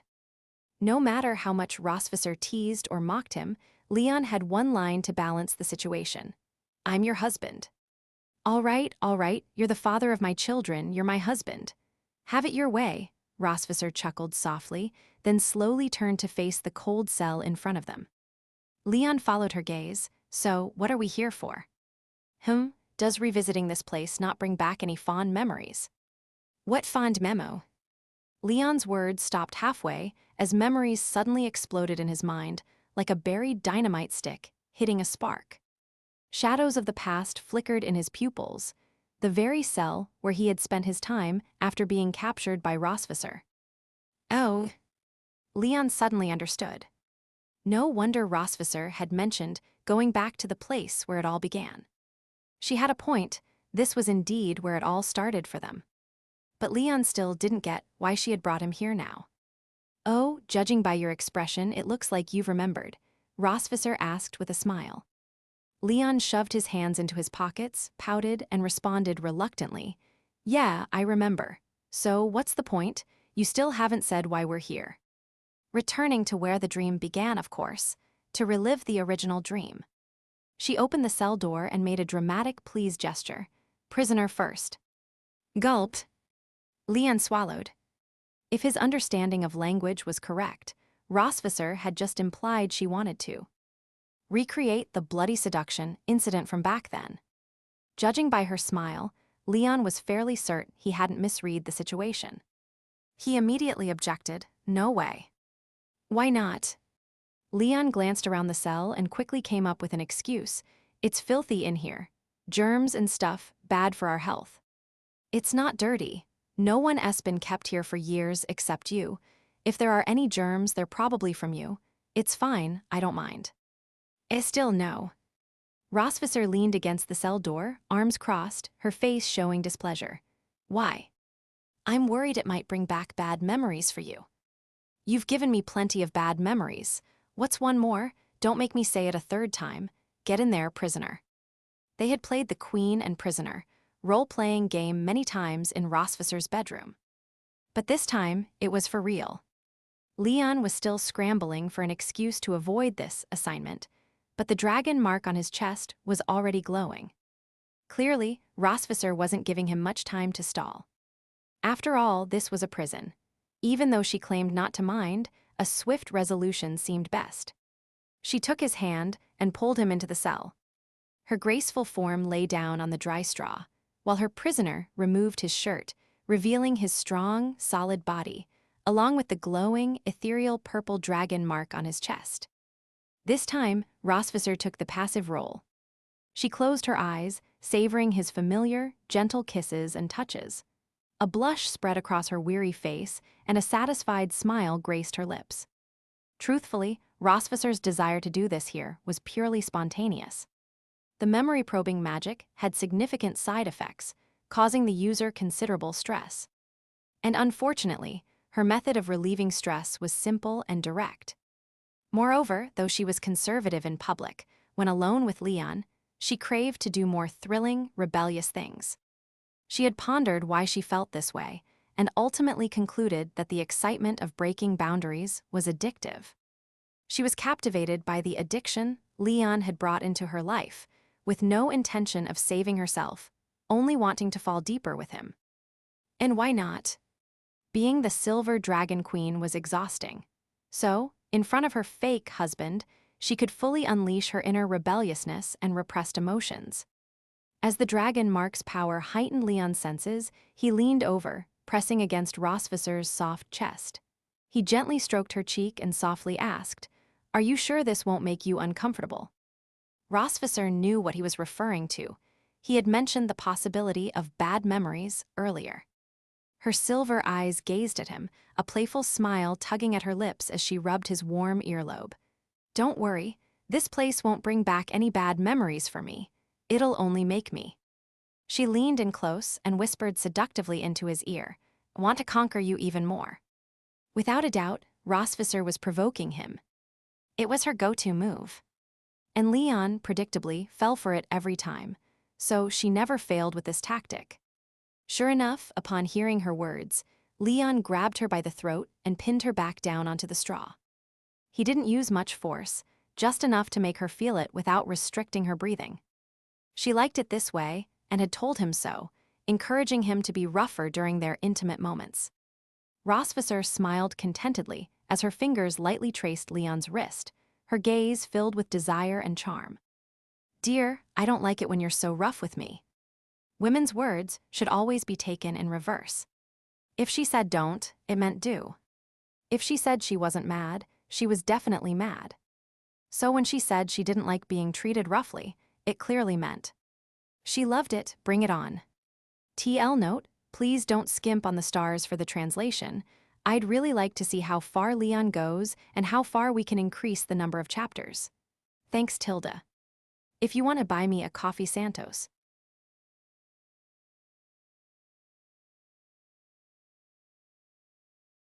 $215. Vol 2ch, 21. More than half a month had passed since the incident with Maureen, and Leon had found no further clues about the Empire's collaboration with the dragons. He had asked Rosvisser when the internal turmoil within the Flame Dragon clan would settle down. He was eager to investigate the Flame Dragon clan member mentioned in Maureen's memories, the one who had been involved with Constantine. But Rosvisser told him not to consider that path anytime soon and suggested he pursue other leads instead. Other leads? Those amounted to nothing. Frustrated, Leon had no choice but to temporarily put his investigation on hold. As everyone knows, when important matters are forced to pause, people often find strange ways to burn off excess energy. And no, this wasn't about assignments. Anyone thinking otherwise, go reflect on your thoughts. Actually, this had to do with Aurora. Now that she was over a month old, Leon took her everywhere he went these past few days. It seemed quite mysterious. Rosvisser had secretly followed him once or twice, curious to see what he was doing with their precious daughter. What she discovered was that, throughout the day, the phrase Leon said most often to Aurora was, "Aurora, sweetie, say daddy." This reminded Rosvisser of a previous argument she and Leon had about whether Aurora's first word would be daddy or mommy. Considering the timing, it was indeed nearing the point when their little dragon would begin to speak. Rosvisser realized that Leon was getting ahead of himself, prepping early. And if that's the case, there's no way she'd let Leon win so easily. Aurora's first word must be mommy. Ah, that nostalgic feeling. It was time to compete for the title of head of the household again. But Rosvisser was busy with work during the day and had limited time to spend with the baby at night. For at least half of every day, Aurora was always with Leon. Even the most self-aware and resistant young dragon couldn't withstand 12 hours of, say daddy, brainwashing, right? So the first step in Rosvisser's plan was to separate Leon from Aurora. The plan was clear, and it wasn't hard to execute. That morning, Rosvisser was handling her duties in the grand hall of the sanctuary, as usual. Before long, hurried footsteps echoed through the hall. Where's Aurora? Where did my little Aurora go? General Leon was, of course, frantic after realizing the baby was missing. Rosvisser calmly tucked a strand of hair behind her ear and continued working, not even looking up. I sent Shirley to take Moon and Aurora to play in the back hills. With Noah at school, only their second daughter and the baby were left at home. Upon learning where his daughter was, Leon turned to leave without delay. Where are you going? Rosvisser asked. To find Moon and Aurora. No need. Why? Rosvisser blinked her lovely eyes. She couldn't outright tell Leon, I don't want you spending too much time alone with Aurora, so she had to come up with another excuse. You've been spending all your time with our daughters lately, but not with me. I'm so bored. Why would it benefit you for me to puke all over your Silver Dragon sanctuary? Rosvisser thought for a moment, then set down her pen and stood up, offering her seat. Leon, sit here. Leon. What are you doing? You're testing me, aren't you? I'm not falling for it. Leon's mind raced. Don't think I don't know what you're plotting. The moment I sit down, you'll accuse me of usurping the throne. Silly dragon, such a low-level scheme. Rosvisser blinked in confusion, her eyes filled with innocence. What kind of dirty power struggle are you talking about, Cosmod? You've been by my side, learning about power, but this is what you've picked up. Ridiculous. No, you see, you're my husband. Fake asterisk husband, Leon corrected. Okay, fake husband. But in the eyes of Anna and the others, you're still the rightful prince. Rosvisser coaxed him. So what's wrong with the prince sitting on the throne? Even if I wanted to accuse you of usurping power, no one would take it seriously, right? She had a point. Leon glanced at the Silver Dragon throne. It looked like a lot of money had gone into making it. As General Cosmod, who had fought countless battles and slain more dragons than pigs, Leon had never sat on a Dragon King's throne. Why not? Since Rosvisser was offering so generously today, Leon figured he might as well give it a try. Let's see if the throne was really worth all the fuss dragons made over it. He placed his hands on the armrests and slowly sat down. There was still a bit of warmth, Rosvisser's leftover heat. But to be honest, the throne wasn't that comfortable. It was kind of hard. Sitting there, facing the grand entrance of the Silver Dragon Sanctuary, Leon took in the entire luxurious hall. This was the view Rosvisser saw every day. Magnificent, yet tinged with monotony. Leon shifted his gaze to the desk in front of him. The ornate mahogany desk was piled with work documents and logs, nearly forming a small mountain. This scene stirred Leon's memories.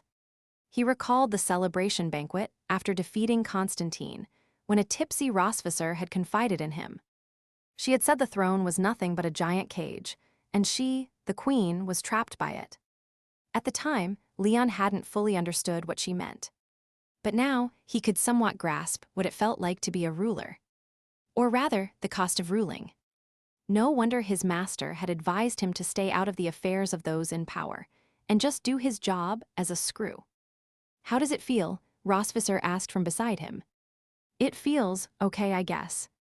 Leon couldn't quite describe his feelings after sitting on the throne. A mix of confusion, suppression, and a bit of, well, concern for Rosvisser. Let's call it concern, for lack of a better word. Despite his eloquence, General Leon couldn't find a more fitting term. As he was lost in thought, Leon suddenly felt something soft pressing against him. He turned to see Rosvisser had sidled up beside him, squeezing into the throne with him. Leon scooted over a bit, giving her more room. The two sat shoulder to shoulder, leg pressed against leg. Even after Leon shifted, it was still quite cramped. Leon rested his hands on his knees, lips pursed, looking a bit awkward. It's pretty small, huh? Yeah, they didn't consider that I might have a husband to share the throne with when they made it, so it's just my size, Rosvisser responded lightly. She paused, then flashed a mischievous smile at Leon, resting her chin on his shoulder. So, how about we get a bigger throne made, big enough for both of us to sit on it, and do other things?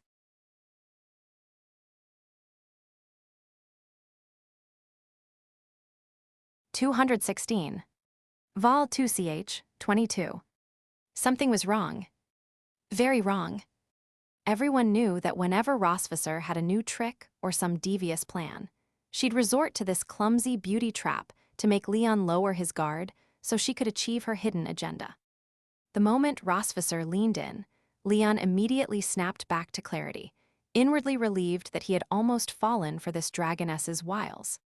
He pushed her away from his shoulder, looking serious. "Dragon Queen, you need to show some respect. I'm devoted to purity and detached from worldly desires. Don't even think about breaking my moral resolve." Oh, look at him, trying to act all virtuous. What's this, devoted to purity and detached from desires? Nonsense. Anyone who didn't know better might think you've joined a monastery. While Leon said that, he turned his head away, refusing to look at Rosvisser. The beauty trap might be obvious, but the beauty herself, far from ineffective. When around Rosvisser, Leon had to guard not only against his words betraying him, but also against his eyes leading him astray. With her delicate face pouting at him like that, who could resist? Rosvisser, seeing this, didn't seem flustered. Instead, she casually followed his lead and continued. "If you are truly so pure, why can't you look at me?" She didn't move closer to Leon this time. Instead, she gently rested her hand on his shoulder. "I only mentioned, in passing, that we should get a bigger throne, not just for more comfort when sitting, but for things like a nap, perhaps." Her smile widened as she lightly traced his earlobe with her fingertip. "Where did your mind wander off to? Surely not somewhere naughty." "I wasn't." Leon was about to retort, but then remembered why he had come to find Rosvisser in the first place. It wasn't to discuss the versatility of a throne, but to ask where their daughters were. Now that he knew where they were, there was no point in staying here with the Dragon Queen any longer. Staying too long might lead him to become her stress relief puppet again. Getting Aurora to say "Daddy" was far more important. With this thought, Leon pulled away from her hand and stood up. "I wasn't thinking anything. You should get back to work, and I'll go find our daughters." Sigh. After all this, Leon still planned to go brainwash Aurora. No way, she had to keep stalling him. "As if I'd let you go so easily," Rosvisser said. Leon raised his hands. "I'll only be a distraction to your work." "You won't be," Rosvisser replied, glancing at the reports and documents on her desk as a new idea sparked in her mind. "In fact, I'll teach you something." Leon raised an eyebrow. "Teach me what?" Rosvisser nodded toward the pile of papers on the desk. "I'll teach you how to handle these things." Leon's face filled with confusion. "Why would a human like me handle Silver Dragon clan affairs? You're not even paying me." "To me, you're human, but to Anna and the others, you're the prince. Remember that time during the winter when I was pregnant with Aurora, and we had that whole escape plan?" Leon thought for a moment, and quickly remembered what she was referring to. At the time, Rosvisser had been heavily pregnant, and Anna, concerned for her safety, had refused to let her leave the sanctuary. So, Rosvisser and Leon concocted an elaborate plan to escape. The plan was meticulous and flawless, but in the end, it failed. The reason for the failure was that Anna became suspicious when Leon, who had never shown interest in politics, suddenly wanted to inspect her work. Sensing something off, she caught the escaping queen red-handed. Leon nodded. "I remember, so what?" "It was because you were so half-hearted about it, saying you wanted to inspect Anna's work, that she got suspicious and caught me. That was your idea. I didn't say a word, I was just going along with you. And there's no half-hearted about it. I wasn't supposed to do it in the first place, so how is that half-hearted?" "You." Leon's argument was so logical that for a moment, Rosvisser didn't know how to rebut him. As she watched him about to leave the sanctuary and go after their daughters, Rosvisser bit her lip, her mind racing to find a way to make him stay. Since reasoning wasn't working, she'd have to play the emotional card. Sigh, the queen let out a heavy sigh, sounding both physically and mentally drained. Leon, halfway turned, heard the deep sigh and stopped in his tracks. He turned back. What is it? Rossvisser propped one hand against her forehead, her other hand flipping through the mountain of reports on her desk. Her voice was weary as she said, "Nothing really. My husband has his own things to do, and as his wife, I shouldn't be unreasonable. It's okay, I'll manage the work myself. I'll probably be very tired, but..." She then looked up at Leon with squinted eyes, smiling faintly. "You go spend time with the girls. Don't worry about me. I'll prepare lunch for everyone when I'm done." You, Dragon Queen, are asterisk this close to manipulating me. Do you think I can't see through you? Fine, fine, getting Aurora to say, "Daddy can wait." But I won't let you continue this act, making it seem like I don't care about you at all. Even though I don't really want to care, if you collapse from exhaustion, the girls will be worried. With his mind once again making excuses for showing concern, Leon sat back down next to her. "All right, fine, teach me." Rossvisser smiled, pleased. She casually picked up a few reports, ones that didn't involve Silver Dragon clan secrets, just some routine documents. It didn't hurt for Leon to look at them. It wasn't that she didn't trust him. Rather, revealing internal clan matters would only add unnecessary burdens to him. Plus, Leon was a beginner in the power struggle game. She couldn't rush him. He needed to ease into it step by step. To be honest, aside from not wanting him to find Aurora, Rossvisser herself wasn't entirely sure why she wanted to teach him this stuff. He was a human, after all, and her former enemy. They say teaching the student may starve the master, but teaching an enemy, wasn't that just inviting trouble? So why did she feel compelled to do this? Did she hope he could protect himself in the future, amidst the inevitable schemes and power plays? Or was it something else entirely? She didn't know. For now, she'd teach him. Not like he was going to master these things overnight anyway. Leon wasn't exactly quick in matters of governance. Rossvisser dismissed her wandering thoughts and began seriously teaching Leon how to manage the daily affairs. Even though Leon had previously said this wasn't his responsibility, once he started learning, he was exceptionally focused. When it came to learning, no matter the subject, Leon always gave it his all. It was the hallmark of a true scholar. The couple sat side by side, exchanging questions and answers in soft voices, occasionally breaking into playful jokes. For once, the usually cold and quiet Silver Dragon sanctuary seemed to gain a bit of warmth.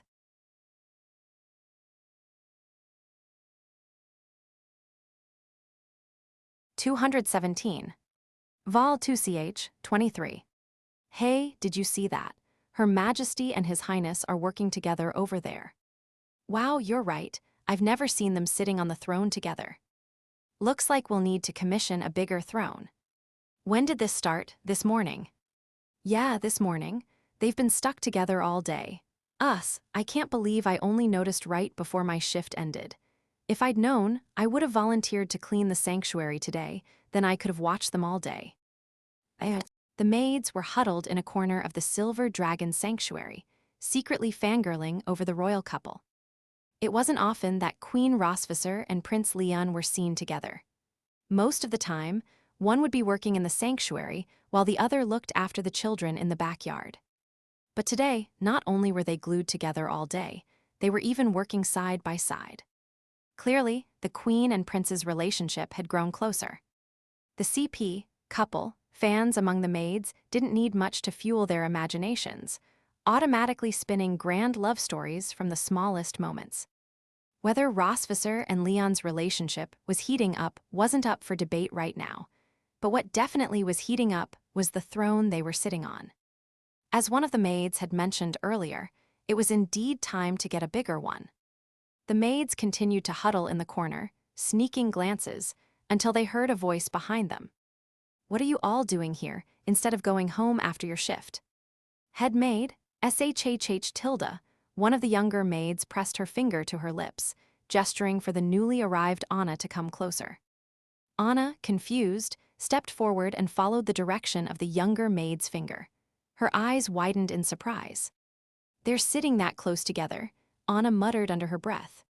Head maid, weren't you at the sanctuary today? Did you just notice it too? The young maid asked. No, I was out inspecting the border. I just got back. Anna paused for a moment, her usual stern expression softening with a hint of regret. If I had known, I would have stayed at the sanctuary today. At her words, the younger maids all sighed in relief. They had been worried that Anna would scold them for slacking off and only focusing on shipping the royal couple. But it turned out the head maid was the biggest CP fan of them all. Maybe they should rename the maid squad to something like Lady Melkvis and Lord Cosmode's official fan club. Meanwhile, on the throne, Rosvisser glanced out the window at the setting sun. She gathered up the unfinished paperwork and tucked a loose strand of hair behind her ear. That's enough for today. Oh, okay. Both of them stood up. Rosvisser sighed softly, but then caught sight of the group huddled in the corner of the sanctuary. The maids, realizing they had been caught, scattered at lightning speed, leaving only Anna behind, stunned. Wait, what? How are they so good at escaping? They must spend a lot of time slacking off and fangirling instead of working. Anna. The queen's voice echoed through the vast Silver Dragon sanctuary. Anna quickly gathered herself and bowed respectfully. Yes, your majesty. How did the border inspection go? Very smoothly. Everything is in order. I'll submit the report to you tomorrow, your majesty. Good, you may rest now. Yes, your majesty. Anna secretly exhaled in relief. But just as she turned to leave, before she could even take a step, she heard Rosvisser call out to her again. Wait a moment, Anna. Is there anything else, your majesty? Anna asked. Rosvisser's gaze shifted slightly, glancing at Leon beside her before returning to Anna. She tried to keep her tone as neutral as before. Prince Leon and I were just working together, nothing more. Anna blinked a bit confused. Yes, your majesty, I know. We were really just working. Your majesty, you don't need to explain to me. In fact, Anna was tempted to add, I totally understand. But after a moment of internal debate, she decided not to say those 3 words. The queen already seemed a bit flustered, and if she added any more, it might just push her majesty over the edge. Despite Anna's thoughtful consideration, Rosvisser's usually composed expression still cracked a little. Hey. She had only meant to casually explain why she and Leon were sitting together. It wasn't like she was using work as an excuse to cozy up to the prince. They were together for work, just for work, just for work. So why did it feel like the more she explained, the worse it sounded?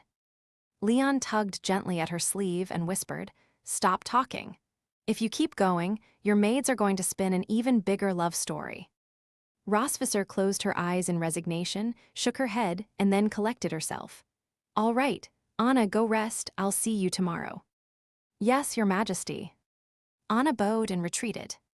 Rosvisser breathed a sigh of relief and turned to Leon. Let's go home. It's time to prepare dinner for the girls. Yeah.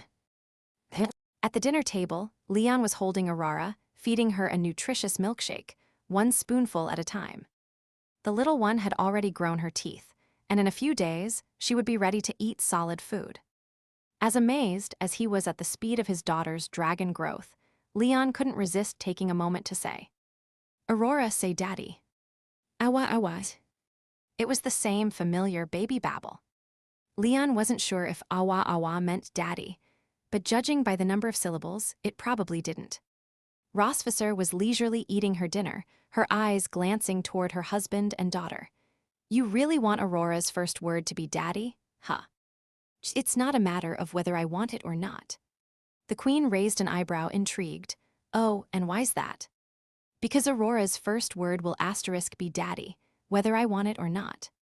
The confidence in Leon's voice made Rosvisser roll her eyes so hard they almost disappeared into her skull. Idiot, you didn't even notice I've been distracting you all day. Feeling smug, Rosvisser leaned forward and pinched Aurora's little tail. Right, Aurora, your first word will be mommy. Say mommy, Matilda Matilda. And once again, Aurora responded with awa awa tilde. All right then, it seemed, awa awa didn't mean either daddy or mommy. Listening to her parents, back and forth, Moon suddenly lifted her head. Why can't her first word be sister?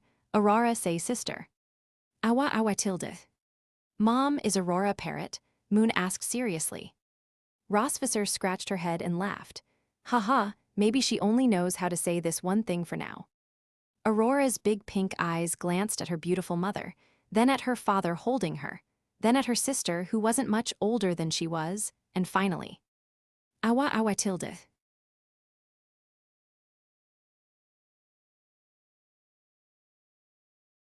218.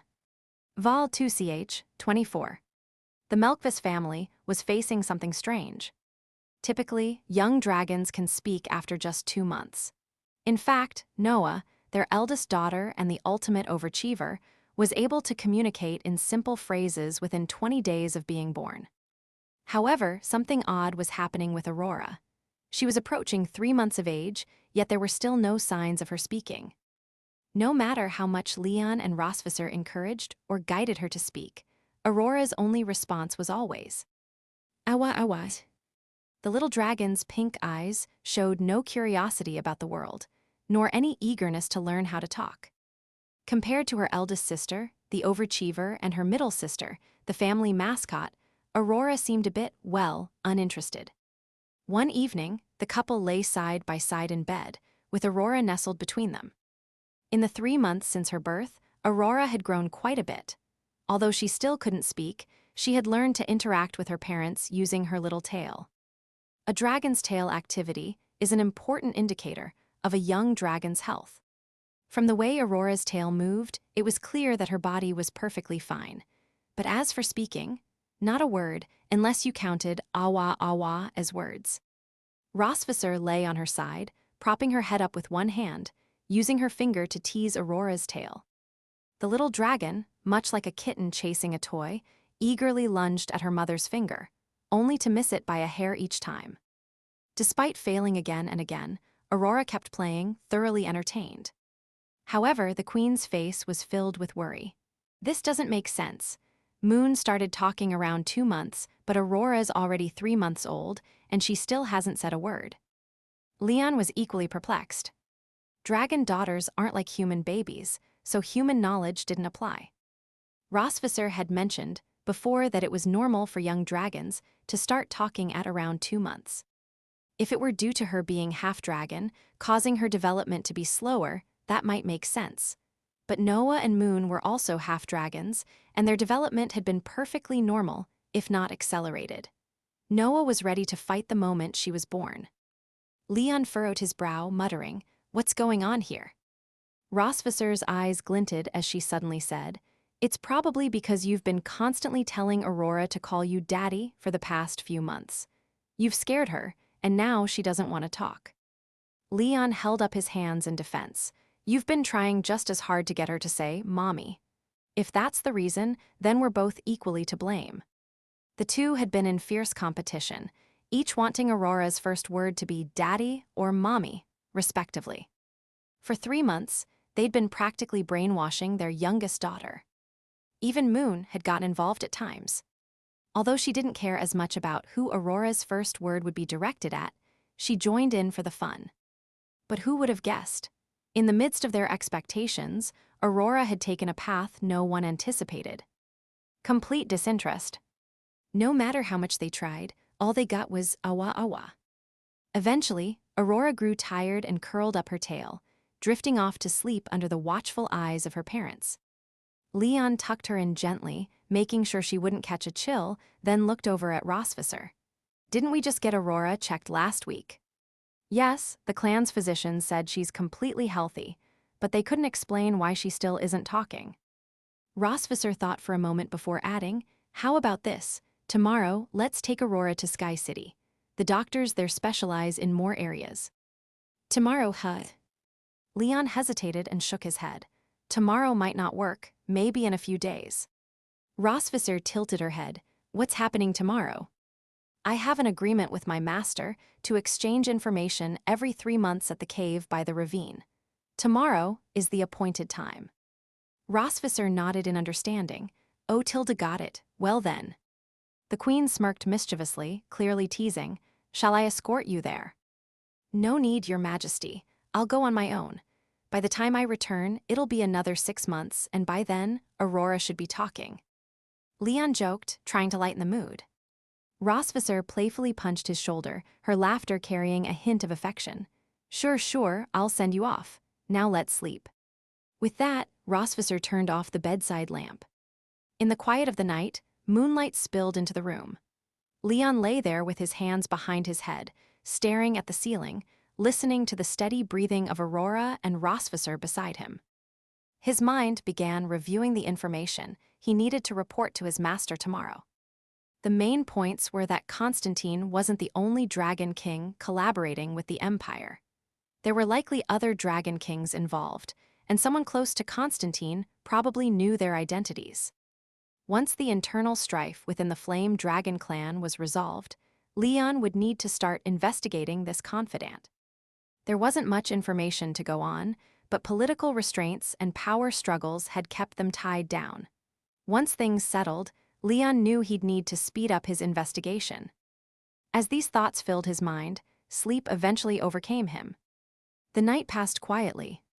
The next day, after instructing the maids to look after Moon and Aurora, Leon and Rosvisser set off for the border between the dragon and human territories. On the way, Rosvisser suddenly asked, "Are you nervous?" The wind whipped past them, ruffling Leon's hair. He looked down at the silver dragon beneath him. Nervous about what? Rosvisser pondered for a moment before continuing. 3 months is a long time for you humans, right? Anything could happen in that span. If your master doesn't show up on time. Leon blinked, scratching his head. He didn't think Rosvisser was trying to jinx him. She was just considering a worst-case scenario. After a moment, Leon replied, "I trust my master and Rebecca. They'll be there on time." Good, the queen's tone seemed distracted. Leon, perceptive as always, picked up on the change in her mood. He realized that Rosvisser was trying to express something else by bringing up the possibility of a missed meeting. After a moment of thought, he recalled their own arrangement, how they had agreed to meet every 3 months after they parted. A light bulb went off in his head. Smiling, he patted Rosvisser's back scales. "Hey, Dragon Queen, when we first parted ways, we also agreed to meet every 3 months, right? So you were already thinking about this back then, weren't you?" The rhythm of their high-speed flight faltered slightly, and Leon almost lost his balance. The silver dragon beneath him remained silent, focusing on flying. It seemed he'd hit the nail on the head. "And if I didn't leave the Empire after dealing with the traitor, and 3 months later you came to find me at the cave, only to discover I hadn't shown up, what would you do?" Leon asked with a grin, curious to know just how much this stubborn dragoness cared about him. What do you mean? What would I do? If you didn't show up, then we'd just talk about our daughters. If you didn't come, I'd just. You'd just what? I'd go home and hold a funeral for you with Noah and Moon. I don't believe you, you're just saying that. I'm not, that's exactly what I'd do. You stubborn dragon, you're really, whoa, slow down. Rosvisser silenced him with a sudden burst of speed, forcing Leon to swallow his words.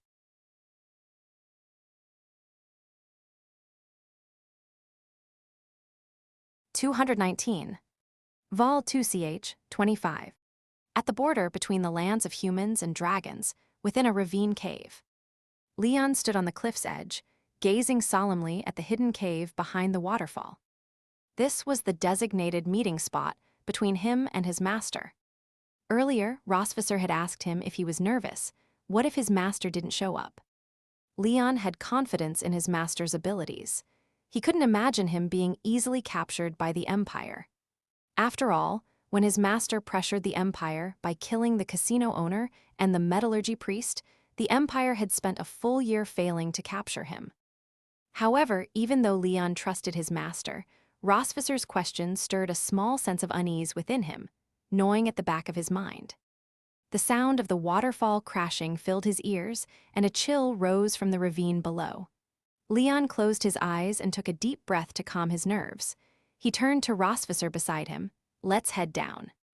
The queen nodded, spreading her wings as she gently flew into the ravine with Leon. Upon reaching the waterfall, Rosvisser flapped her wings, parting the water, allowing them to enter the cave hidden behind it. Inside, the cave was the same as it had been the last time they were here. Simple furnishings, a table and chairs, no unnecessary decorations. Leon glanced around the entrance, then looked toward the darker depths of the cave. It was dim there, cloaked in shadow, and difficult to see clearly. Leon called out cautiously into the darkness, "Master, are you there?" His voice echoed throughout the cave, but there was no response. Leon's heart clenched. Had something really happened to them? He unconsciously clenched his fists, and his heartbeat quickened, dread seeping into his thoughts. What if something had gone wrong? How would he explain this to his master's wife? And what about Rebecca? That reckless girl had thrown herself into this conspiracy between humans and dragons to help him. If she had met the same fate, Leon knew he'd blame himself forever. And if his master and Rebecca hadn't escaped the Empire's pursuit, it was likely that Martin would also be caught in the crossfire. Even with his father's protection as a high-ranking official, the Empire would stop at nothing to eliminate anyone who knew their dirty secrets. Leon swallowed hard, his mind racing as he tried to formulate a plan. But the growing fear inside him made it impossible to think clearly. What should he do? What if? Feeling a bit sweaty there, Captain. A familiar voice rang out from the shadows. Leon's mind froze for a moment, then quickly rebooted. It was as if his brain was clearing out the mental clutter from his frantic thoughts, allowing him to focus on the task at hand. He looked up toward the dark depths of the cave. From the shadows, two figures emerged. One was tall, the other short. The tall figure carried a katana. Despite his age, the aura radiating from him was still formidable, rivaling that of a young warrior. The shorter figure had twin ponytails, muscular legs peeking out from beneath her short shorts, with two handguns strapped to her thighs. She had her arms crossed behind her head, chewing bubblegum as she gazed at Leon, her green eyes sparkling with mischief. Seeing them standing there, unharmed, Leon let out a huge sigh of relief. Then, with an exasperated expression, he rolled his eyes at Rebecca. Was that fun? Was it fun? Rebecca blew a bubble and popped it with a grin. Hee hee, yeah, it was fun. I've never seen you so flustered before, Captain. Leon decided it wasn't worth arguing with the crazy girl. Instead, he turned to the older man. Master, she's fooling around, but you two. I thought it was pretty amusing. The old man, despite being well past 50, seemed to enjoy indulging in youthful pranks. To be honest, aside from the donkey back home, I've never seen you this worried about anyone before. Rebecca, still amused, was about to throw in more teasing, but her attention was suddenly drawn to someone else. A breathtakingly beautiful woman stood behind Leon. She had flowing silver hair that shimmered like a river of stars. Her face looked as though it had been sculpted by the gods, with elegant, sharp features and a noble air. Her deep eyes resembled calm lakes, holding a distant, aloof beauty. She exuded a cold, untouchable presence, as if she were destined to remain untainted by the world. Even in this simple cave, her aura made her stand out, like the brightest star in the night sky. Rebecca couldn't help but think, she's exactly Captain's type. A silver-haired goddess in a high-slit dress. Rebecca was starting to wonder if Leon had somehow mastered forbidden magic and created the perfect wife based on his preferences. Wait a second. Wife? Rebecca leaned closer to Tiger and whispered, "That's the captain's wife, right? The Silver Dragon Queen." Tiger nodded subtly.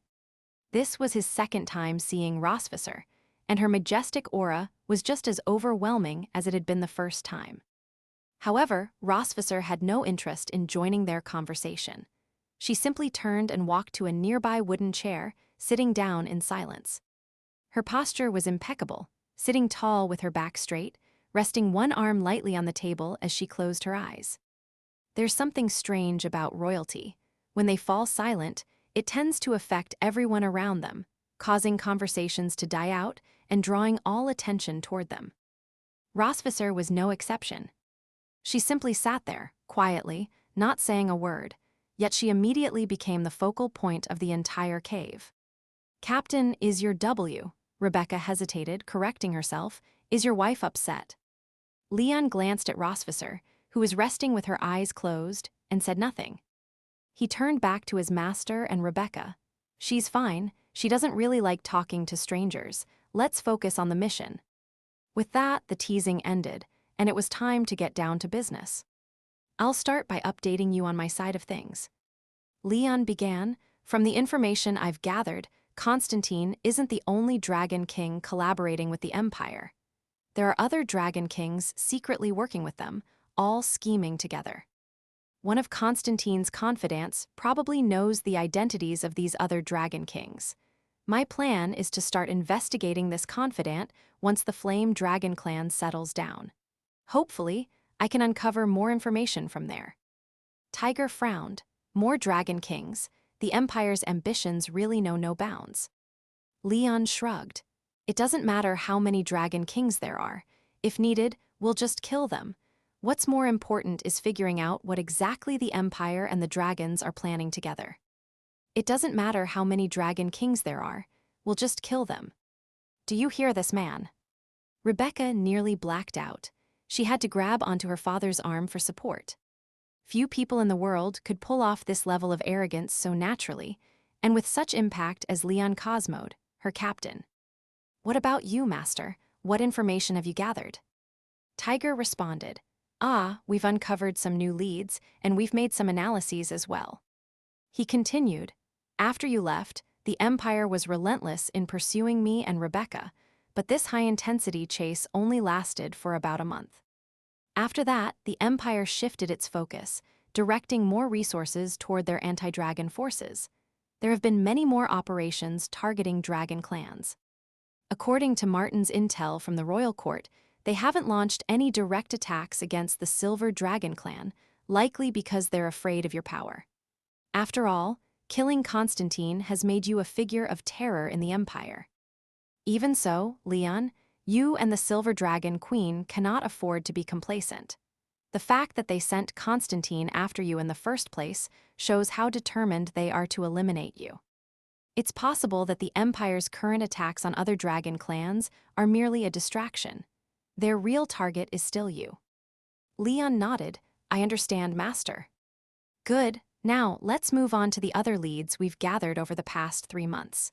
They don't directly relate to the dragons, but they do involve the Imperial royal family. Tiger continued, do you remember when the previous king died? Leon was taken aback by the unexpected question, but quickly recalled. Over 30 years ago, right? It's mentioned in the textbooks at the Dragon-Slaying Academy and in various biographies. Exactly 30 years ago. Recently, Rebecca and I went through all the newspapers, records, and accounts surrounding the previous king's death, and we found something strange. Leon's brows furrowed. What was strange? In every single record of the king's death, there are no photos of his body. Tiger's tone grew heavier, and his speech quickened. When a king dies, the nation is supposed to mourn, and the people are supposed to pay their respects to their great leader. Yet, during the funeral, the king's casket was sealed tight. Not even his closest confidants were allowed to see his body. Furthermore, we looked into records from other years and discovered that not just the king, but many royal family members and ministers also had no photographs taken of their bodies after death. Only written records of their lives were kept, and no images of their corpses were captured at the funeral. If the reason for this was to protect the privacy of the royal family, then why was it that every previous king before this one had images of their bodies released to the public upon their deaths? What's the explanation for that? Tiger took a deep breath and looked Leon in the eye, revealing his bold theory. I suspect the ones truly holding power in the imperial royal family now are people who should have died decades ago. Leon was stunned. He scratched his head, trying to process his master's theory. Are you basing this on the absence of corpse photos? That's a pretty wild conclusion, Master. Leon knew his master was a bit of a madman, but this theory seemed too far-fetched to be taken seriously. Of course, it's not just that. Tiger explained, the reason I started digging through the old records in the first place was because I realized something strange during my time in the Empire. The current king's policies are nearly identical to those of the previous king. There hasn't been any significant reform. Leon's mind stirred. He glanced at Rosvisser, who was still sitting quietly nearby. Thanks to his time studying politics with her, Leon quickly grasped the point his master was making and added, For a ruler to continue the exact same policies as their predecessor is highly unusual. When a new leader takes power, they typically try to erase any traces of the previous ruler to establish their own dominance. From the moment they ascend to the throne, the nation becomes theirs, and they won't tolerate any interference from the former ruler's influence. Put simply, every new leader lights 3 fires upon taking office. The first fire burns their enemies. The second fire burns their past mistakes. The third fire burns the legacy of the previous ruler. Tiger's eyes lit up at Leon's insight, momentarily speechless with surprise. Wait a minute, wasn't I trying to shield him from learning about power struggles like this? When did he get so knowledgeable? Meanwhile, Rosvisser, still seated quietly, allowed a small, barely noticeable smile to cross her face. Not bad for a fool, he's learning pretty fast. You're exactly right, Tiger said. Since the current king ascended to the throne, the empire's economy, social structure, culture, education, and welfare policies have remained unchanged. This is highly irregular. That's why I started investigating the previous king. That's when I uncovered the mystery surrounding the funeral and the missing corpse photos. Leon pondered this for a moment, then said quietly, if what you're suggesting is true, and the previous king and other ministers faked their deaths, then they'd be, over 100 years old by now? Very few humans live that long. Even if they did, their physical and mental faculties would be far too degraded to run a country. Immortality, kid. Tiger let out a heavy sigh. Immortality, it's something those in power have sought for centuries.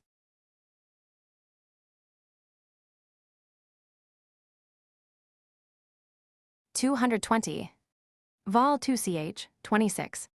Immortality. Leon mulled over the word carefully. To him, immortality was somewhat of a contradiction.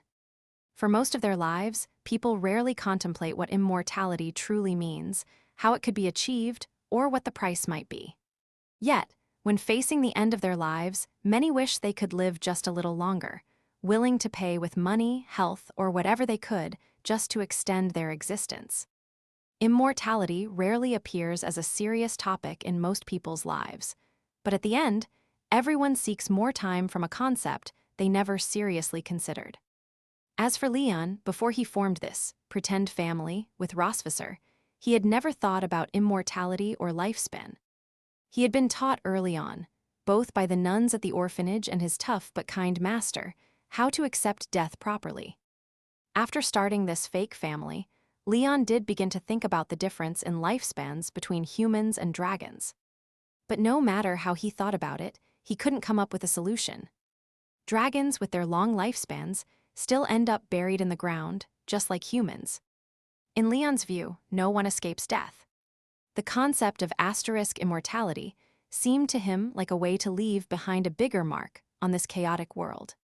Like his master's bold theory, that the previous king of the empire had faked his death and was secretly ruling from the shadows, leaving behind traces of his rule over the past 30 years. Leon shook off his thoughts and asked, if the previous king really faked his death, how did he extend his lifespan? His master had a theory. Immortality or longevity has been a focus of the royal alchemists for centuries, so perhaps they made a breakthrough. But if it were truly the result of the royal alchemists' work, why would the king hide this achievement through a fake death? Leon continued, a longer lifespan would mean greater power, and it would solidify his rule. He could showcase humanity's magical prowess and display strength to the world. But by faking his death, he's confined to the shadows, even though he retains real power. That limits his influence, doesn't it? Leon's point was something Tiger hadn't considered. The old man stroked his chin thoughtfully. True, what do these clues really mean then? New questions accompanied each new theory. Leon's mind was racing, and he quickly added, it's possible that the means of achieving immortality and its cost are things that absolutely cannot be revealed. After a pause, Leon elaborated. Of course, a breakthrough as groundbreaking as immortality or extending life might be kept secret for security reasons or to maintain an advantage. But I still believe the cost of this immortality is something unspeakable, and it might even be connected to this long-standing war between humans and dragons. Tiger looked perplexed, trying to catch up with his disciple's train of thought. What makes you think that? Think about it, Master. The war between humans and dragons has been going on for centuries. Every move, every decision from both sides is linked to the other. Leon explained further. That's why I think the previous king's immortality, or his extended lifespan, is tied to dragons and this war. Tiger fell silent, digesting Leon's reasoning. Just then, Rebecca, who had been quiet until now, spoke up seriously. I think Captain has a point. Both Tiger and Leon turned to her, surprised that this usually carefree girl had joined such a serious conversation. Oh, how so? Tiger asked, figuring that as a young person, Rebecca might understand Leon's thoughts better than he could. With a completely serious expression, Rebecca said, because Captain talks a lot, so he must be right if I follow his thinking. Tiger, Leon, Rosvisser, don't laugh. I'm a queen, I must remain dignified. Leon smacked Rebecca on the head, pushing her away. Go on, Shu, adults are talking. Rebecca stuck out her tongue and made a face at him. You're only a year older than me, you big dumb brute. Leon ignored her, turning back to his master to continue their discussion. Seeing that they were deep in conversation, Rebecca grew bored. She chewed on her bubble gum, hands in her pockets, idly kicking stones on the ground. One of the stones rolled out of her control. Rebecca was about to chase after it when she realized it had rolled straight toward Rosvisser. Oh no!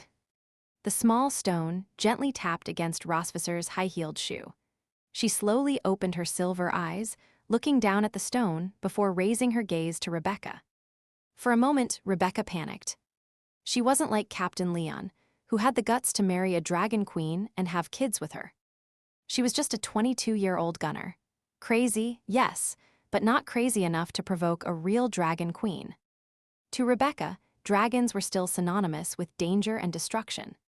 This dragon queen was Leon's wife, not hers, and who knew what she might do in response. But surely a dragon queen wouldn't be petty enough to get mad over a little stone, right? As Rebecca anxiously played out various scenarios in her head, Rosvisser remained calm. She casually flicked the stone back toward Rebecca with her tail and closed her eyes again, resting. The stone rolled back to Rebecca's feet, and she breathed a sigh of relief. Captain married a very understanding dragon, it seems. This brief interaction between the Queen and Rebecca went unnoticed by Leon and Tiger, who were still focused on exchanging information and planning their next move. After they finished discussing the details, Leon asked about his master's wife. Is my mistress still staying with her family? Tiger hesitated for a moment before answering, yes, she's still with her family. She's safe. Leon scratched his head. Master, why don't you tell me where her family is? I haven't seen her in a long time, and I could go visit her. And the donkey, too, Leon thought. Tiger looked a bit evasive. Her family lives in a pretty remote area. It's hard to explain in words. Once things with the Empire are settled, I'll take you there myself. Why does he seem like he doesn't want me visiting Mistress? Leon wondered, but he didn't press the issue, simply nodding. All right, we'll go another time. After a moment, Leon reached into his pocket and pulled out a photo, handing it to Tiger. Tiger took the photo, and it showed a baby girl with pink hair and a small tail, eyes closed, clutching her tiny fists. She looked adorable. This is Aurora, the third daughter I mentioned before. Her nickname is Little Light. Even though his master was a dragon slayer, Leon knew he wouldn't mind that his daughters were half-dragon, considering how fondly he had kept the family photo Rosvisser had given him. That's why Leon had brought this picture of Aurora, wanting to show his master. Tiger looked at the photo of his little granddaughter, and a warm smile spread across his weathered face. Rebecca peeked at the photo and immediately lit up. She's so cute, tilde. Leon waved his hand dismissively, but he couldn't resist a bit of pride. Of course, whose genes do you think she has? Rebecca smirked. Yeah, if she didn't get her looks from your beautiful wife, she wouldn't be half as cute. You're asking for a beating. Rebecca giggled and dodged behind Tiger. After admiring the photo for a while, Tiger carefully tucked it away. Well, if that's all, Master, I guess Rosvisser and I will head back now. Wait, hold on. there is one more thing. Tiger reached into his pocket and pulled out an old, worn book. You mentioned during your last trip to the Empire that you couldn't gather magic. That reminded me of this book. It contains techniques you might find useful. Leon took the book, reading the title, The Nine Hells Gate. Sounds kind of dark, Leon remarked. Does it explain how to regain magic? Tiger shook his head. No, it's not about magic. It's a powerful martial arts technique. I figured, since you can't use magic right now, you'll need a way to defend yourself. The techniques the Dragon Slayers taught you probably won't cut it, so I took a risk and had this book found. Train hard, you're looking kind of weak. Master, I'm not a virgin anymore, so it's not my fault if I look a little tired. All right, I'll train hard. Thanks, Master. Tiger nodded approvingly. Good, be careful on your way back. You too, Master. Leon pocketed the book and called for Rosvisser. The Dragon Queen stood slowly and followed Leon toward the exit of the cave. As they left, Rosvisser glanced over her shoulder at Rebecca. Once again, Rebecca tensed up. The silver eyes calmly examined her, and then the regal beauty's lips curved ever so slightly. You're a cute human girl. With that, she turned back, spread her wings, and flew through the waterfall with Leon, leaving the cave. After they were gone, Tiger turned to the still-stunned Rebecca and patted her on the head. They're gone, what are you staring at? Rebecca blinked and shook her head, muttering, Dad, after hearing all those bold theories you and Captain just talked about, I suddenly have an even bolder theory. Tiger raised a curious eyebrow. Oh, what is it? Rebecca looked up with all seriousness. I think Captain and his wife are going to have more kids. Your intentions are good, but please don't act on them. Leon went to the Dragon Clan for intelligence gathering, not to expand their population. At this rate, they'll have a whole soccer team by the time they're done. What's wrong with that? Their 3 daughters are so cute. Why not have more? Dragons live for over 1,000 years, right? They could easily have 100 kids, one every 10 years. Have you considered that your captain will probably be dead in a few decades? How would they keep having kids then? Necromancy. Oh no, then Captain's wife would be a widow. That's so tragic. I feel bad for her now. Leon Cosmode, he has no heart. Hey, what are you doing, Dad? Tiger bent down, picked Rebecca up over his shoulder, and grabbed his katana. That's not our concern. Let's get back to the Empire and deal with that lousy emperor.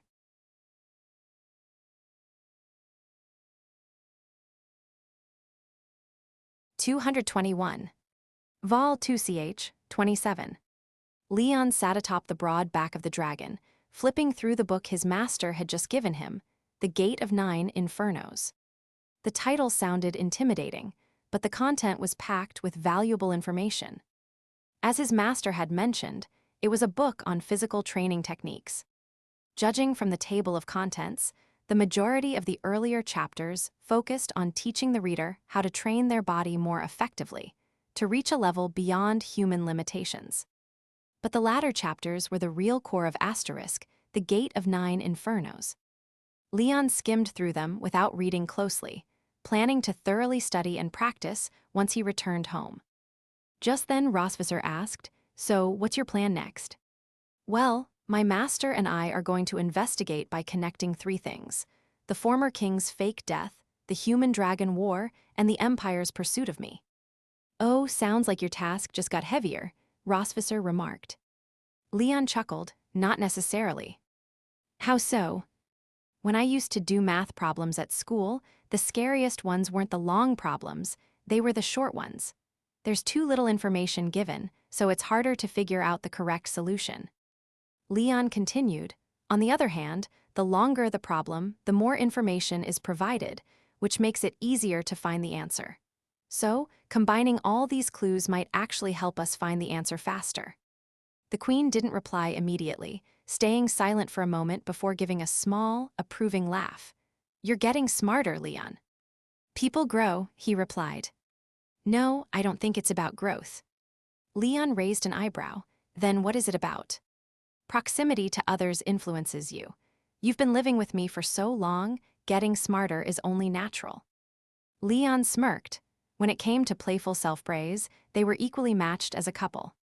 by the way, that book on physical training, do you plan to practice it? Rosvisser asked. Of course. Oh, the queen trailed off, as if deep in thought. Leon sensed that she was brewing some sort of plan. He wasn't sure what exactly she was up to, but she definitely wouldn't ask about the Gate of 9 Infernos without reason. With this in mind, Leon shoved the book deeper into his pocket. They continued chatting casually for the next few hours, until they finally returned to the Silver Dragon Sanctuary. Having left in the morning and returned by evening, the speed of the Silver Dragons was truly remarkable. Upon entering the front courtyard of the sanctuary, their maid Milan approached and, after bowing, quietly informed, "Your Majesty, Princess Isha has arrived." Rosvisser stopped in her tracks. "My sister, when did she arrive?" "She arrived not long ago. She's playing with Princess Moon in the backyard right now." "Got it, prepare dinner and a guest room." Milan nodded. "Yes, Your Majesty." She then left to make the preparations. Rosvisser pursed her lips, puzzled. "My sister always shows up at the most unexpected times." Leon quipped, "I get it. Silver dragons are good at speed, red dragons are good at surprise attacks." The queen shot him a glance. "When we see my sister, just say we were out patrolling the borders." "Right, because patrolling the borders is the perfect excuse to sneak off and slack, Your Majesty." Rosvisser playfully punched him in the chest. "Stop being cheeky, you fool." The two made their way to the backyard. As expected, Isha was there, sitting on a bench under the old locust tree, holding Moon in her lap and affectionately rubbing her little face. "Moon, sweetie Tilda, do you want to come play at the Red Dragon Sanctuary with your auntie?" "I do, Tilda." "You really do? Then give auntie a kiss and I'll take you tomorrow." "Auntie, kiss kiss Tilda." Moon cupped her aunt's face and gave her a big smooch. "Well, auntie's changed her mind. One kiss isn't enough, I need two." Little Moon, understanding her aunt's playful nature, gave her several more kisses. Isha beamed with joy. "Curse it," she thought. "I need to get my sister and her husband to have more kids. That way, I can use the excuse, 'You have too many kids, let me take care of a couple for you,' and sneakily bring more adorable dragon children back to the Red Dragon Sanctuary with me." "Hey sis, you're here." Still immersed in showering Moon with affection, Isha looked up at her sister's voice. "Oh, the lovebirds are back. What's this, running off without even bringing the kids?" Rosvisser's cheeks flushed. "We weren't sneaking off anywhere. Leon and I went to patrol the borders." "Ha, patrolling the borders. A perfect excuse to slack off and have a secret date." PFF, Leon was about to burst into laughter, but Rosvisser elbowed him sharply in the side. "Little sis, if you're going to lie, at least don't blush." Rosvisser's heart skipped a beat, worried that her sister might figure something out. If Isha found out they had met with Leon's human master and a human girl to discuss human schemes, the household would be in chaos. At least for now, Rosvisser had no idea how to deal with the aftermath of such a revelation, so she had been keeping it hidden from Isha. Fortunately, Isha didn't press any further and simply assumed her sister was making excuses for a romantic outing with her husband. She lowered her head and resumed playing with Moon. Rosvisser let out a sigh of relief. "Oh, by the way, little sis, in your last letter, you said your youngest daughter's name is decided as Aurora, right?" "Yeah, her formal name is Aurora." Isha nodded. "Nice name." With that, she stood up, still holding Moon, and eagerly said, "Take me to see the baby. It's been 3 months since I last saw her. I'm sure she can call me auntie by now, right?" Upon hearing this, Leon and Rosvisser exchanged a look, their faces suddenly turning a bit awkward. Isha paused. "What's with the faces? Is something wrong with Aurora?" Without saying anything, the couple led Isha to the bedroom. When they arrived, Isha's aunt instincts kicked in, and she immediately snuggled up to the little pink dragon, holding her close. "Moon, so auntie love can fade, huh?" Aurora still had that delightful baby scent, and her chubby cheeks were so smooth and soft, perfect for cuddling. "See, she's fine. Why were you two making those weird faces earlier?" Isha asked, not particularly concerned with their answer, and went back to enjoying the baby's company. "Come on, Aurora, say Auntie Isha Tilda Auntie Tilda." Before Aurora could respond, Rosvisser spoke up. Sis, actually, Aurora still can't speak. Isha blinked in surprise. What? How is that possible? It's been 3 months already. How can she still not talk? It's true, sis. Leon and I have been trying to teach her for a month, but Aurora still won't say even the simplest daddy or mommy. Moon jumped in, waving her hand. She can't say sister either. Yeah, she's never called Moon or Noah sister. We're a little worried she might not be healthy, so we were thinking of taking her to Sky City tomorrow for a checkup. PFF nonsense? My niece is perfectly healthy, Isha scoffed as she hugged the little dragon closer. Sweetheart, your mom and dad say you're 3 months old and still haven't spoken. Auntie doesn't believe it. Come on, call me Auntie and prove them wrong. Leon sighed. Sis, you should just give up. I've practically worn out my tongue this past month, but Aurora. Isha tilda Auntie. Leon. Rosvisser. Isha.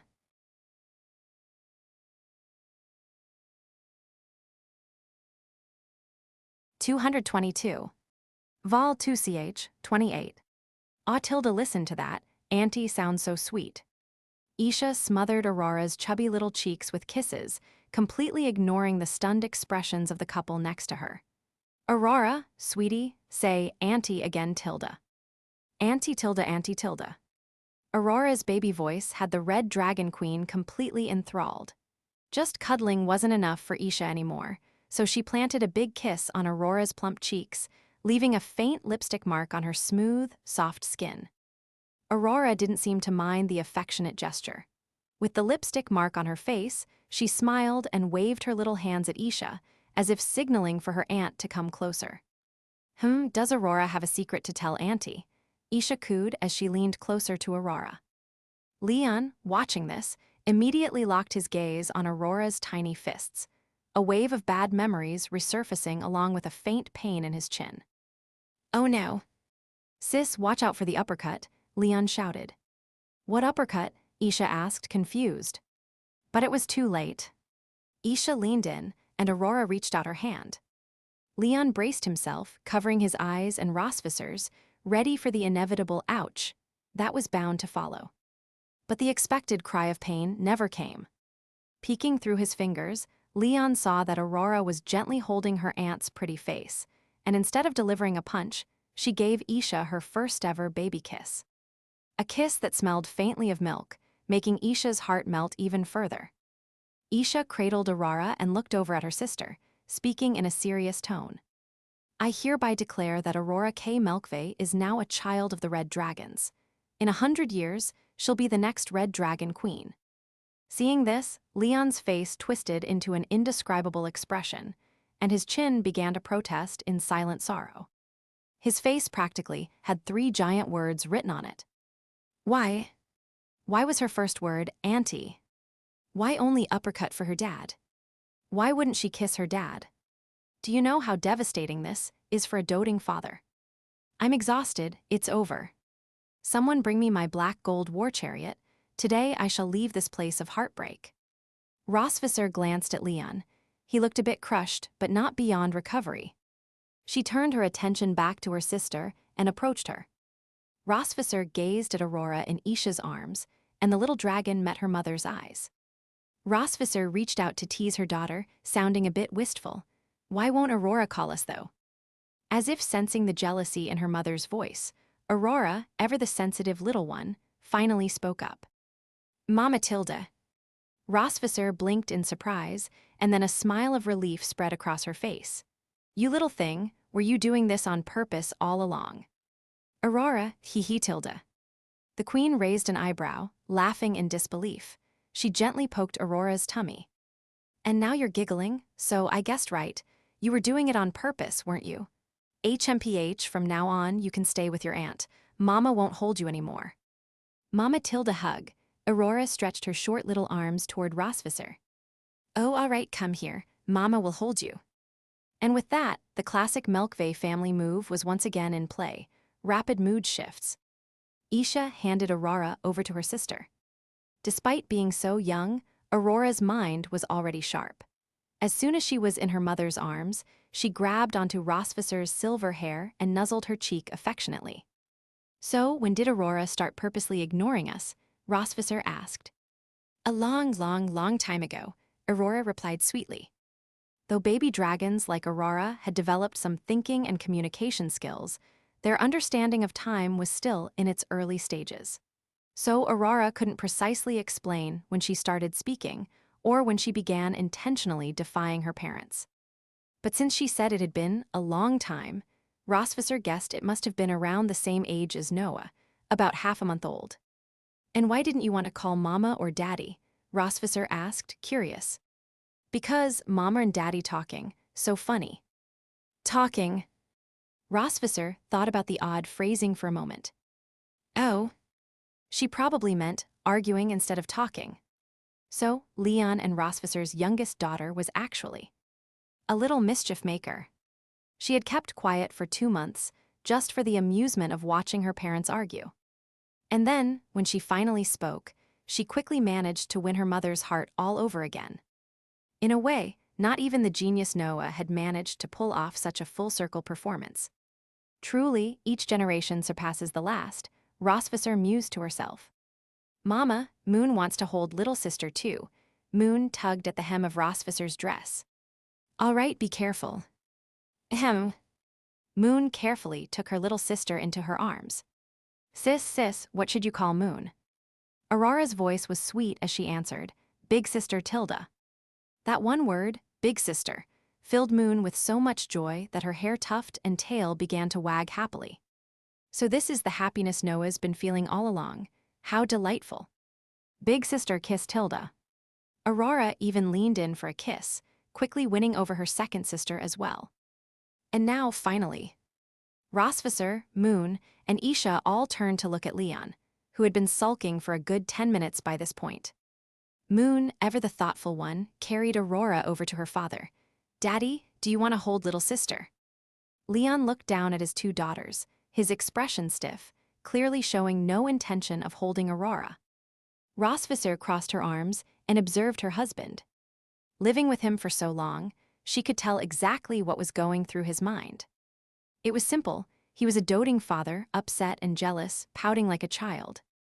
Aurora, seeing that her father wasn't responding, decided to take matters into her own hands. She reached out her arms, ready to use the same tactic that had worked on her mom, sisters, and aunt. Daddy, hug. Aurora looked at Leon with her big pink eyes, full of love and the desire for his affection. But General Leon, the father-daughter doting commander, remained motionless.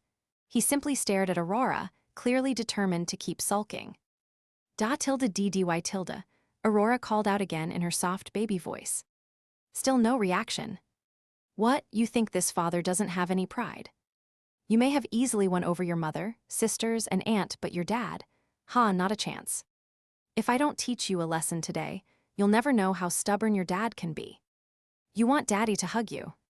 Dream on, Aurora. Daddy tilde hug Aurora tilde, Aurora asked for a 3rd time, her soft, sweet voice and innocent gaze pleading with him. If it had been anyone else, they would have already given in and picked her up without hesitation. But General Leon was no ordinary man. He stood his ground. Aurora blinked her big, beautiful eyes, studying her father's unmoved expression. She tilted her head slightly, then turned to Moon. Sister, lift me up, Tilda. Moon nodded and raised Aurora to Leon's chest height. Moon thought that Aurora planned to leap into their father's arms, forcing him to hold her whether he wanted to or not. Leon had the same thought. But he was prepared. He was absolutely determined not to hold Aurora, no matter what. As Moon lifted Aurora higher, the little dragon waved her tiny arms, still appearing as though she was asking for a hug.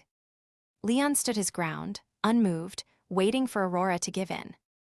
The little one kept inching closer, and Leon smirked internally. See, kiddo, now you know how serious your dad is. You'll think twice before. Before Leon could finish his thought, Aurora clenched her tiny fist, and with lightning speed. Uppercut. Her pink tail wagged in the air as she cheered. Aurora's gonna knock out Daddy.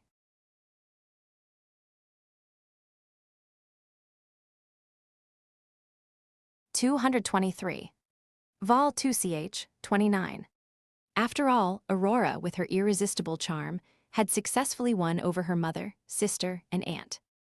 Then, using an unstoppable uppercut, she finally won over her father as well. Mr. Leon, the proud father and certified daughter slave, admitted defeat and sat on the bed, holding Aurora in his arms as she snuggled close to him. Moon sat beside them, reading the new edition of Baby Dragon learning materials to Aurora. The old edition described Constantine as a hero of the dragon race, but since their dad had defeated this so-called hero in mere seconds, the Dragon Publishing House had to rush out a new edition of the learning materials. Meanwhile, Rosvisser and Isha began discussing more serious matters.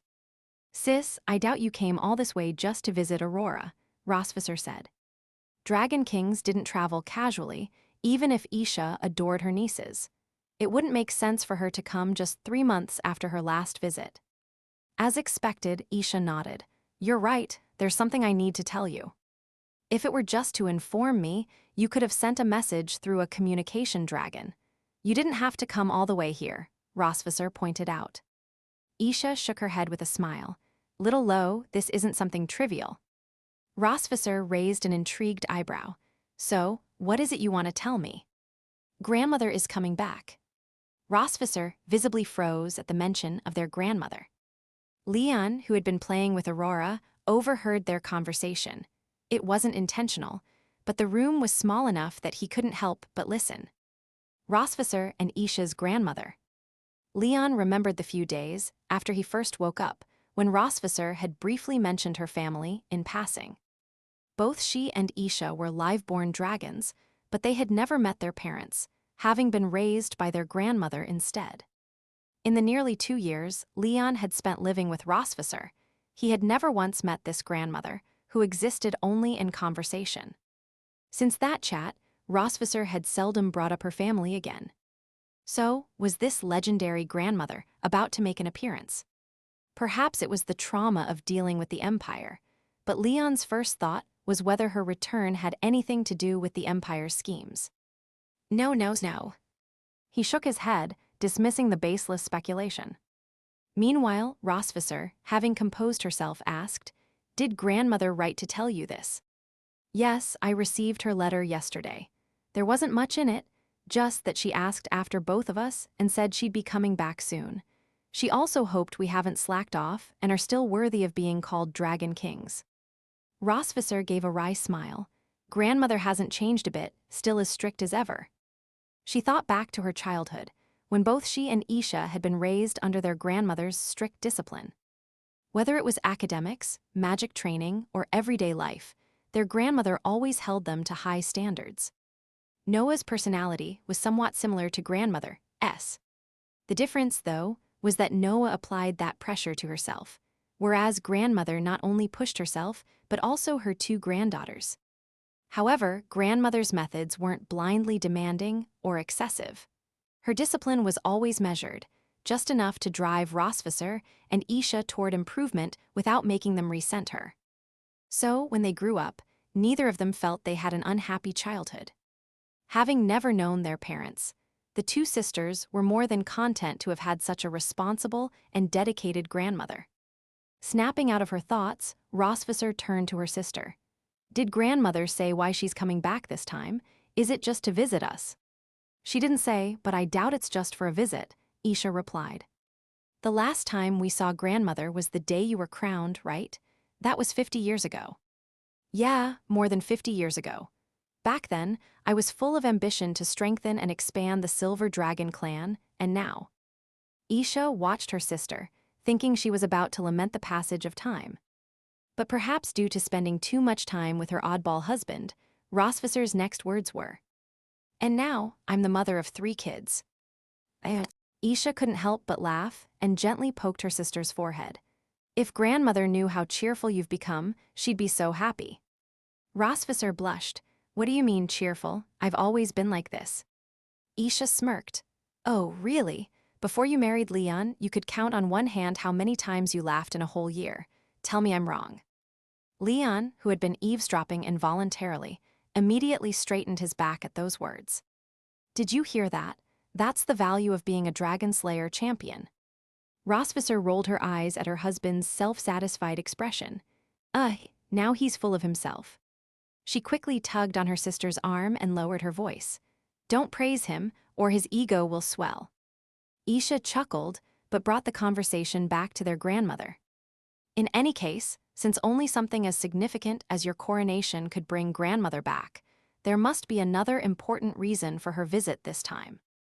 Another important reason. Rosvisser glanced again at Leon. In a way, she and Leon were on the same wavelength. Just as Leon had briefly wondered whether grandmother's return was connected to the Empire, Rosvisser couldn't help but associate recent events with Constantine and the Empire's activities. Of course, she didn't believe her grandmother was secretly allied with the Empire. It was just a suspicion that something might be connected. Seeing her sister deep in thought, Isha asked, "Little Lo, did something come to mind?" Oh, I was just guessing. Do you think grandmother's visit might have something to do with Constantine?" Rosvisser deliberately avoided mentioning the Empire, focusing instead on Constantine. After all, the Silver Dragon clan was invaded. It's no small matter, definitely enough to warrant grandmother coming back for a look. Maybe that's possible. Isha paused for a moment, then suddenly remembered something. But if grandmother was truly concerned about the Silver Dragon clan's safety, why didn't she come back 3 years ago? 3 years ago. Rosvisser knew exactly what her sister was referring to. That was when the human empire's dragon-slaying army attacked the Silver Dragon clan. And the leader of that army, the hero of the humans, the greatest dragon slayer of them all, was now sitting in their bedroom, doting on their daughter. Rosvisser snuck a glance at Leon before diverting the conversation. Maybe she was too occupied at the time. Perhaps we've never really known what grandmother has been so busy with all these years. She raised us until we came of age, then said she was off traveling the world. But where she went and what she did, no one knows. Isha sighed. When she comes back this time, I've got a lot of questions lined up for her. Rosvisser smiled. Me too, but I don't think she knows I got married yet. The Red Dragon Queen's lips curled into a mischievous smile. Her curiosity piqued. Meeting the in-laws.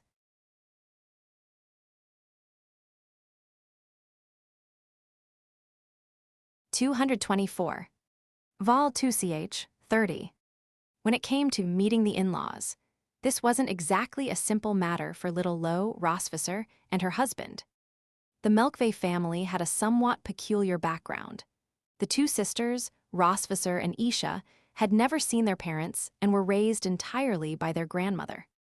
After raising the two sisters to adulthood, their grandmother left them under the pretext of traveling the world and often didn't contact them for decades, sometimes even longer. In fact, when Rosvisser got married, their grandmother didn't return to meet her granddaughter's new husband. As for her brother-in-law's background, Isha didn't know much. Little Lo had only told her that he came from a small, now-defunct tribe, and he had essentially married into the Silver Dragon clan. Isha took that explanation with a grain of salt. After all, the Red Dragon King Constantine had been taken down by this seemingly harmless brother-in-law. Someone capable of defeating Constantine surely couldn't have been so destitute that his tribe dissolved, leaving him with no choice but to marry into another clan for protection, right? Perhaps Leon had married little Lo to escape being hunted down by his enemies. Or maybe the two of them had made some kind of deal.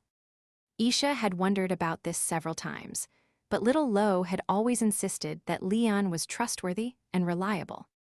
As for why, Rosvisser didn't elaborate. And as her sister, what else could Isha do but trust her? Pulling herself from her wandering thoughts, Isha looked at her sister. Anyway, I've passed on the message. Grandmother didn't specify exactly when she'll return, but I'll need to prepare myself just in case she shows up unexpectedly, Isha said. Rosvisser nodded. Yes, I'll need to get ready too. All right then, nothing else to discuss, Isha said, stretching as she stood up. Then she glanced over at Leon, who was playing with Aurora. Finally, I can have some time to cuddle with my little niece Tilda. Leon stood up as well and handed Aurora over to Isha.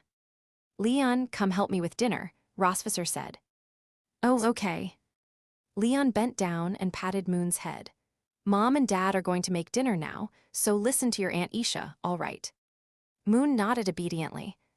I'll be good. Leon smiled and walked over to Rosvisser. The couple left the bedroom together, one after the other. Once the door was closed behind them, they strolled side by side down the hallway. Dinner was already being prepared by the maids. They had just used it as an excuse to slip away and chat privately. They shared this unspoken understanding. Your grandmother really only comes back once every few decades, Leon asked. And during all that time away, you don't worry that your family will grow distant? Rosvisser shook her head. Dragons live for a very long time, so a few decades isn't much. Besides, most dragons don't put much importance on family relationships. Leon blinked. So, your grandmother doesn't value family relationships either. The queen shrugged. Judging by how rarely she visits, she doesn't seem to care much about the family. But when my sister and I were young, we could still feel her love and care for us. As they talked, the couple strolled into the sanctuary's backyard, continuing along a shaded path. Intelligent beings are complex. You can't judge them based on just one aspect of their behavior, Rosvisser said. For example, dragons are often perceived as violent, ruthless, and valuing strength above all else, without any care for emotional bonds. But after living with me for so long, you've probably realized that even though dragons rarely concern themselves with emotions, once they form a bond with someone, they are loyal to the end, never straying. This applies not just to romantic relationships, but also to family and friendships. Like that newlywed couple we saw during our vacation at Flowing Cloud Valley, they had a great marriage. And Rosvisser suddenly stopped talking mid-sentence. She paused, her gaze towards Leon taking on a slightly more delicate quality. After locking eyes with him for 2 seconds, she looked away, her pace quickening as if trying to hide something. You get what I mean, Rosvisser said, realizing that continuing the conversation might start to get a bit too personal and quickly changing the topic. Leon blinked, confused. No, I don't get it. You were about to say something, weren't you? How can I understand if you don't finish? He genuinely didn't follow what Rosvisser was trying to convey. He understood the part about not judging a being by one behavior, since he had explained something similar when teaching Moon about young dragons. Moon had once told him that if dragons could be fierce and aggressive, there must also be dragons who yearned for peace. Leon had kept her words in mind, neither agreeing nor disagreeing, choosing instead to observe and learn from his experiences. Now Rosvisser was talking about how dragons, once bonded, are unwavering in their loyalty. Leon was listening carefully. But just as things were getting interesting, she cut off the conversation. It was like reading a novel and reaching the most intense part, only for the author to say, "Find out what happens next time." How could he not be frustrated? But to Rosvisser, Leon's eagerness for answers felt like he was teasing her. This infuriating man. He must know exactly what she was trying to say, right? He had to know how hard it was for her to bring up their current, somewhat ambiguous relationship, and yet he was playing dumb. Is this fun for him? Is it really that fun? The queen let out an annoyed huff, crossing her arms and flicking her tail in frustration, quickening her pace and leaving Leon behind. Leon was left standing in confusion as a breeze swept past him, scattering a few leaves at his feet.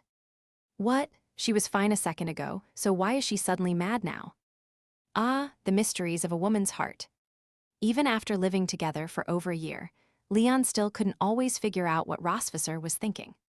More and more, she had these little mood swings and temper flares. When it came to serious matters, she was always calm and composed, maintaining her regal grace and dignity as a queen. But when it came to everyday life, she was like a pufferfish, always ready to blow up at any moment over the smallest thing. General Leon, who had fought countless battles, had never encountered an enemy that gave him as much of a headache as Rosvisser. And the worst part was, this enemy couldn't be fought, couldn't be scolded. Truthfully, he just didn't have the heart to do either. So what could Leon do? He had no choice but to deal with it. What, was he supposed to get a divorce? Hey, wait up! Leon quickened his pace, waving after her as he ran to catch up. Though Rosvisser didn't turn around or respond, she noticeably slowed her steps. Leon caught up and walked beside her, staring at her pouting face. He opened his mouth to say something but didn't know where to start. Rosvisser glanced at him and gave a soft snort. "That human girl in the cave, what did she call you again?" she asked. Leon thought for a moment before realizing she was talking about Rebecca. "Oh, Captain Wright," he answered. "No, the other one." Rosvisser looked at him, enunciating each word clearly. "Idiot blockhead. It turns out that even the gods are fair to everyone. Leon, the legendary general who could slay dragons, outsmart spies, raise kids, and even complete a variety of household chores, had one fatal flaw. He had no idea how to win over his wife. Don't worry, though. General Casmoter has a valid excuse. That kind of thing wasn't taught at Dragon-Slaying Academy. Diagnosis complete. Leon Casmoter is a product of rigid, exam-oriented education. How unfortunate. TL note, please don't skimp on the stars for the translation. I'd really like to see how far Leon goes and how far we can increase the number of chapters. Thanks, Tilda."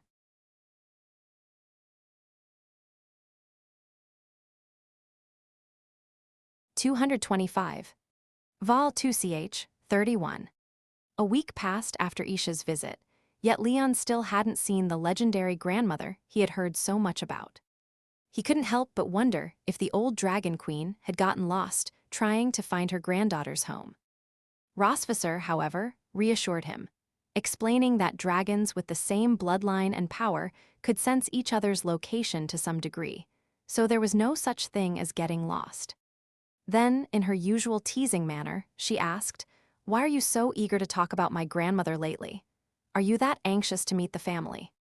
General Leon waved his hand dismissively and, with practiced ease, denied, "I'm just curious about the kind of dragon that could raise someone as strange as you." Rosvisser, not in the mood for banter, let his comment slide.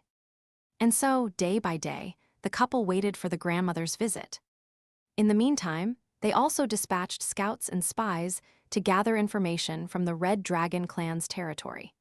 If things were even a little more stable there, they would immediately set out to find Constantine's trusted aid.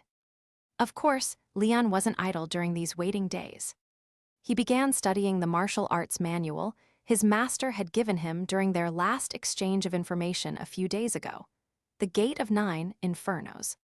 Leon sat cross-legged in the training yard, with some snacks Moon had just brought him lying nearby. The young dragoness had wanted to play with her father for a bit, but seeing him focused on a book she couldn't understand, she left the snacks beside him and obediently ran off to play with the maids. His daughters were growing up and becoming more sensible, which filled General Leon with pride.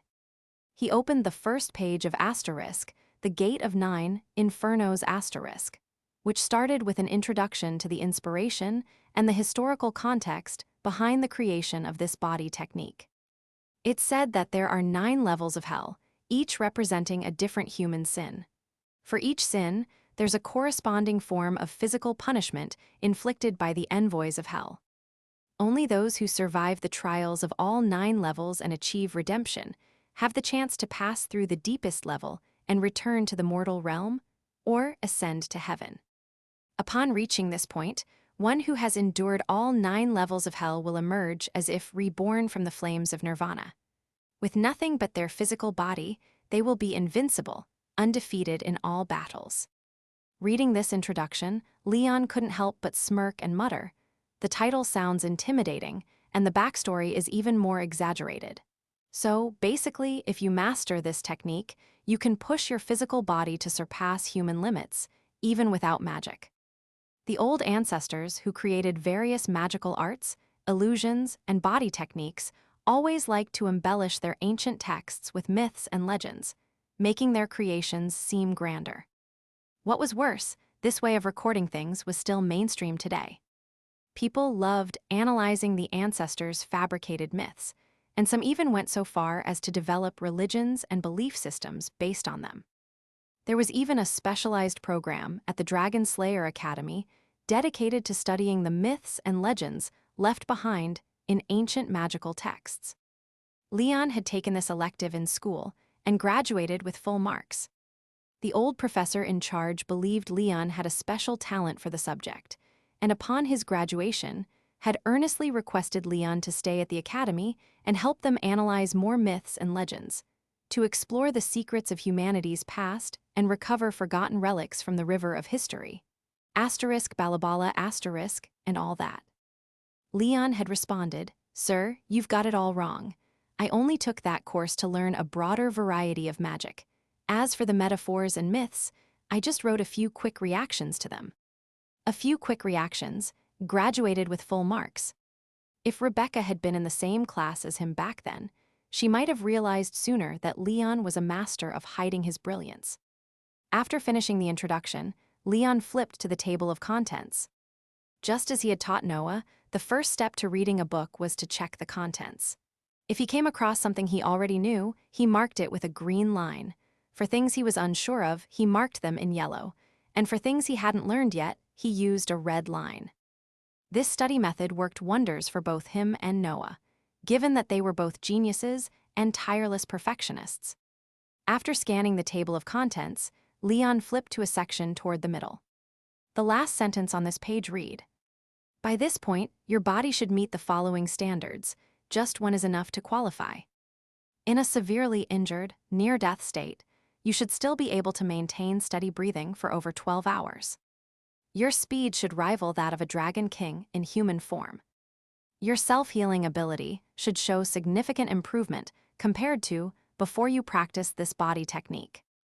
You should be able to fight continuously for more than 5 hours." Leon clicked his tongue, shaking his head. "So just one of these is enough. I think I meet all of them."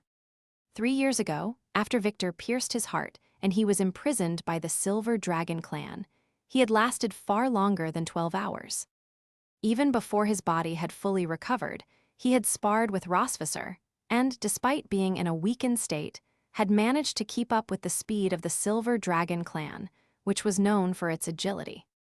His self-healing ability was even more impressive.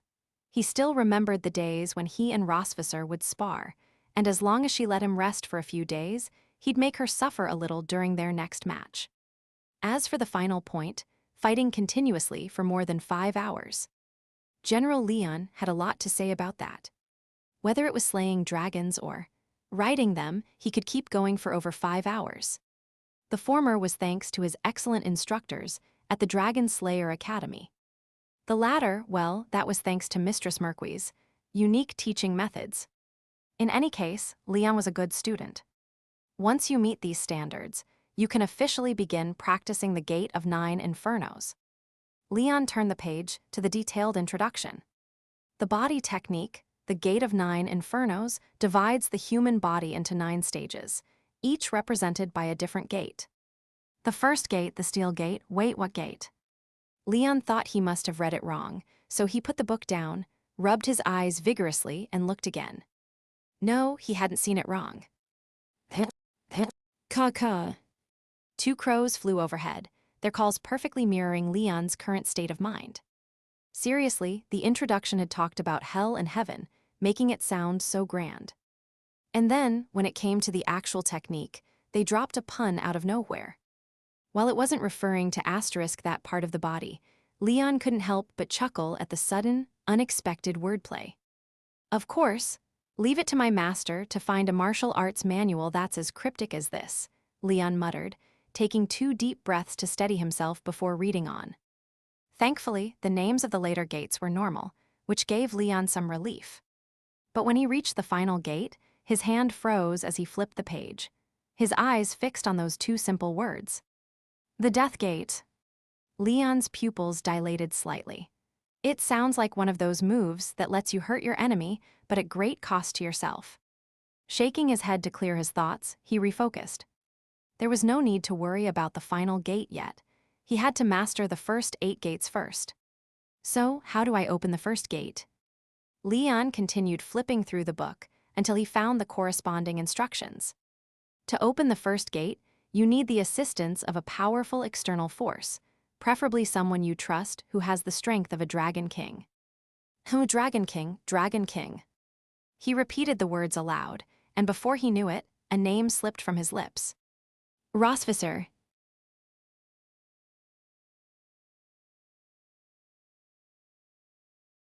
226.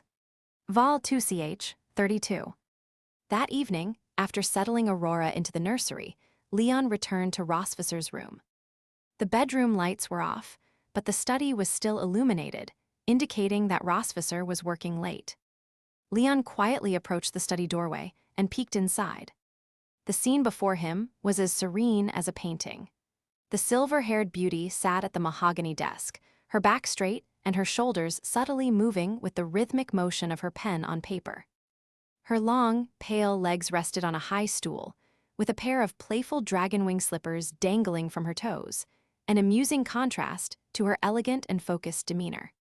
Rossvisser wore a soft nightgown, simple in design yet unintentionally seductive. The dragon mark on her chest seemed to move with each breath, dancing delicately across her soft skin.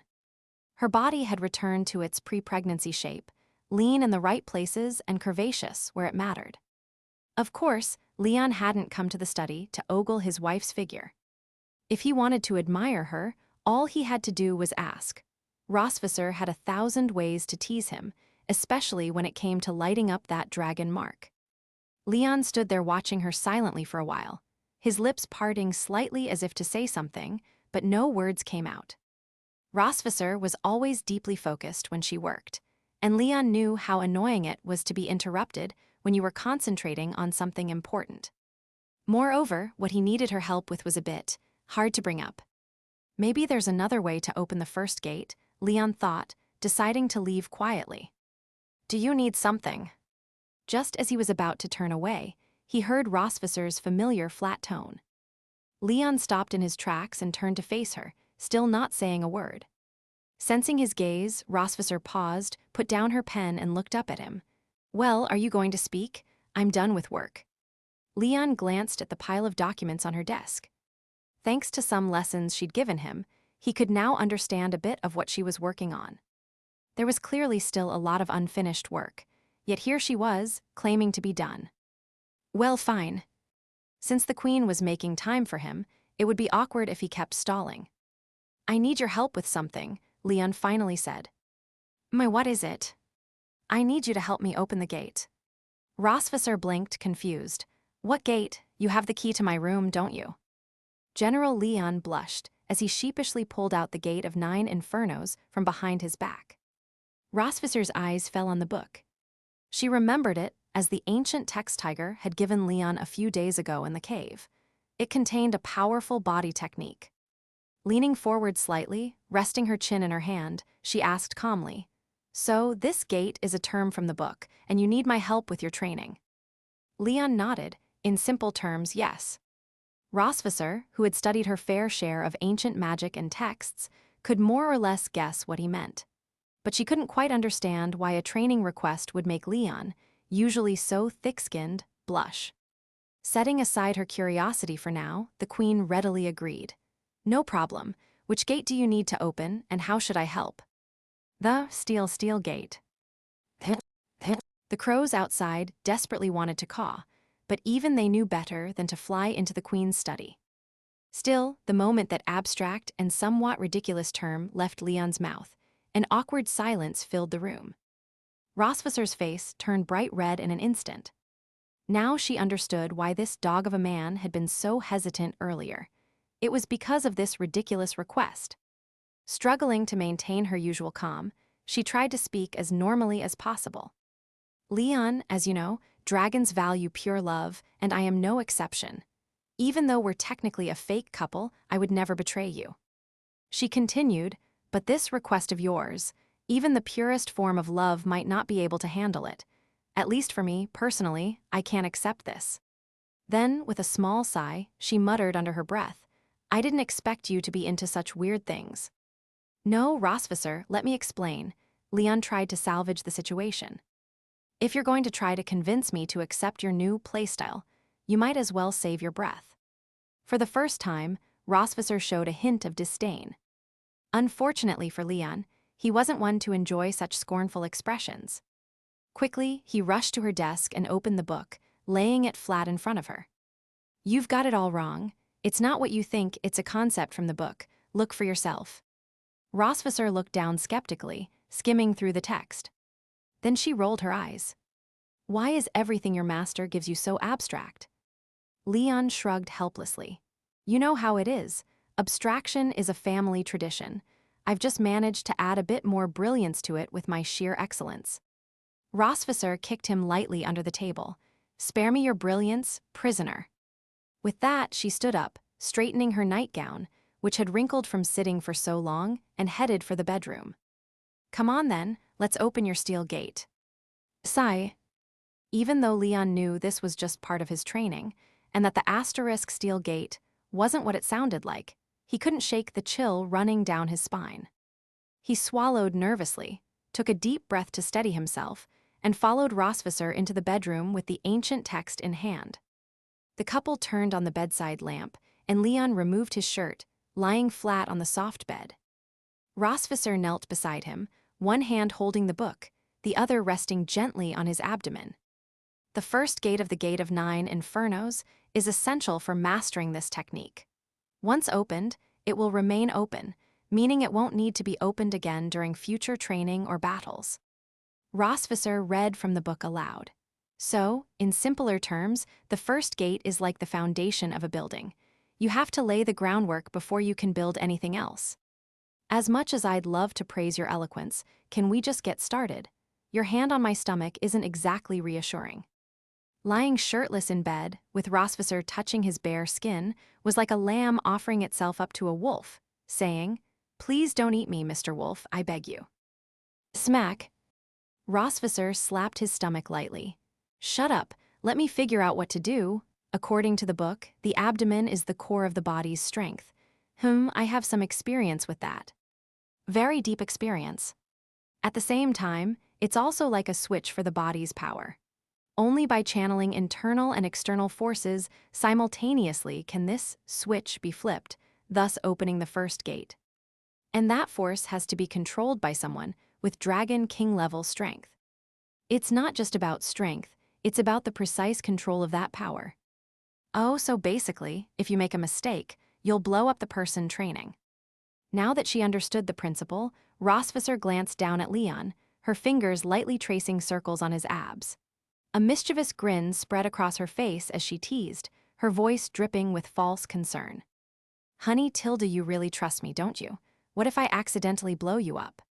Then you'll have two husbands, Leon replied. What do you mean? Upper half and lower half. Pick whichever one you like and keep it. They shared a dark joke. Though, admittedly, it was a bit grim. Rosvisser laughed and pinched his waist. I'll take both halves, thank you very much. Anyway, I think I've figured it out. Are you ready? Leon bit his lip, took a few deep breaths, and nodded. Ready, let's do it.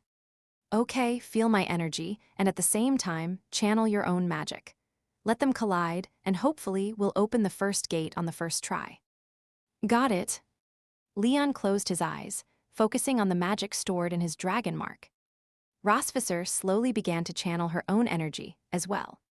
They started cautiously, releasing small amounts of energy at first to sense each other's power. Once they could clearly feel each other's presence, they gradually increased the output of their magic. Leon, the book says you also need to gather your vital energy and direct it to your abdomen. That will speed up the process of opening the first gate. Understood. The concept of vital energy, as the book explained, referred to the combination of two essential forces in the body, Chi asterisk and blood. Chi was the body's fundamental life force, also known as essence. It was the energy that sustained life and powered all physical and magical activity. Blood was more straightforward, referring to the actual flow of blood within the body. Together, these two formed vital energy. Wherever vital energy flowed, it enhanced the body's magical circuits and boosted metabolism, making it easier to open the first gate. However, Leon wasn't very familiar with vital energy techniques, and he hadn't practiced it much. For most people, their innate magical circuits were sufficient, so they didn't need the help of vital energy. But now, to open the first gate, he had no choice but to harness it. Leon sighed internally, regretting not studying this more in the past. Leon, focus, you can do this. Distracted, Leon heard Rosvisser's gentle encouragement. He opened his eyes to look at her. Her silver hair was whipping around wildly from the magical energy flowing through the air. She was using both hands, her brow furrowed in concentration, carefully controlling the intensity of her power. There was a certain risk in opening the first gate. While it wouldn't exactly split him in half like their joke, there was still a chance of injury. Seeing how serious Rosvisser was, Leon smiled with appreciation. "All right, I'm on it." Closing his eyes again, he channeled his magic while simultaneously focusing on directing his vital energy to his abdomen. But this wasn't something that could be done easily. Despite Leon's best efforts, he only managed to send a small amount of vital energy to his abdomen. It wasn't enough. "How can I gather more vital energy?" Rosvisser murmured to herself. Vital energy. Her gaze drifted to Leon's dragon mark, and a thought struck her. "Leon, I have a way to send more vital energy down." "What, wait, down? What do you mean by down?" Leon's focus was slightly off. Rosvisser didn't bother explaining. She just smiled and said, "Brace yourself. This might be a bit uncomfortable." "Uncomfortable? Hey, Rosvisser, what are you?" Before he could finish, Leon felt a sudden heat radiating from his chest. He looked down. The dragon mark was glowing with a deep, purple light. Wait. Now's not the time for this, Rosvisser." "Have you forgotten, Leon? The dragon mark is the most potent aphrodisiac. It can make your heart race, your temperature rise, and then it'll send all your vital energy flowing downward." She paused, then added, "Of course, it will eventually gather elsewhere, but you can stop it in your abdomen as it passes through." "You think I can just stop asterisk it like I'm robbing a train? Do you have any other way to stir up your vital energy? If not, then you might as well enjoy the effects of the dragon mark." Leon thought storing magic in his dragon mark was impressive enough. Now Rosvisser was using the mark to manipulate his vital energy. The dragon mark truly was an invaluable tool for this troublesome couple. Realizing there were no better options, Leon decided to go along with it. As he felt his body heat rise and desire stir within him, he focused on letting his magic collide with Rosvisser's power. His body responded to the intense energy exchange, undergoing a subtle transformation. Starting from his abdomen, a steady stream of power slowly spread to his limbs. His bones, blood vessels, and nerves seemed to be going through a unique refinement process. As his strength surged, a faint white glow began to radiate from beneath Leon's skin, mixed with traces of black impurities. Rosvisser recalled that the book mentioned this as one of the benefits of opening the first gate, purging impurities from the body, making it more pure and powerful. In other words, their method was working. Bringing her attention back to the present, Rosvisser could clearly feel the energy flowing from Leon's body. His firm muscles felt like a beast on the verge of awakening. Just touching them gave a sense of the raw power within. Their magic intertwined without any resistance. Leon's eyes remained shut, and in the darkness, he seemed to glimpse a faint light. The light grew brighter, as if it were impatiently waiting to burst through some barrier. When the light finally filled his vision, Leon snapped out of his trance. He sat up abruptly, shirtless, breathing heavily as though he had just woken from a nightmare. After a moment of catching his breath, he felt a warm, soft touch on his shoulder. Leon slowly turned to see Rosvisser, her hair disheveled, her cheeks flushed, smiling softly at him. "We did it, Leon. The first gate is open." At her words, Leon's heart swelled with excitement. But despite his joy, the first thing he asked was, "You're not hurt, are you?" Rosvisser blinked, raising an eyebrow. "Oh, so concerned for me, are you? Well, I'm hurt everywhere. My hand hurts, my back hurts, my legs hurt, everything hurts." Leon rolled his eyes, childish. He paused, glancing at her face. It was red. Huh? Why was she blushing? Opening the first gate was a big achievement, sure, but why would it make her blush? It wasn't until Rosvisser's hand slipped from his shoulder to his waist that Leon realized what was happening. Oh no, the dragon mark.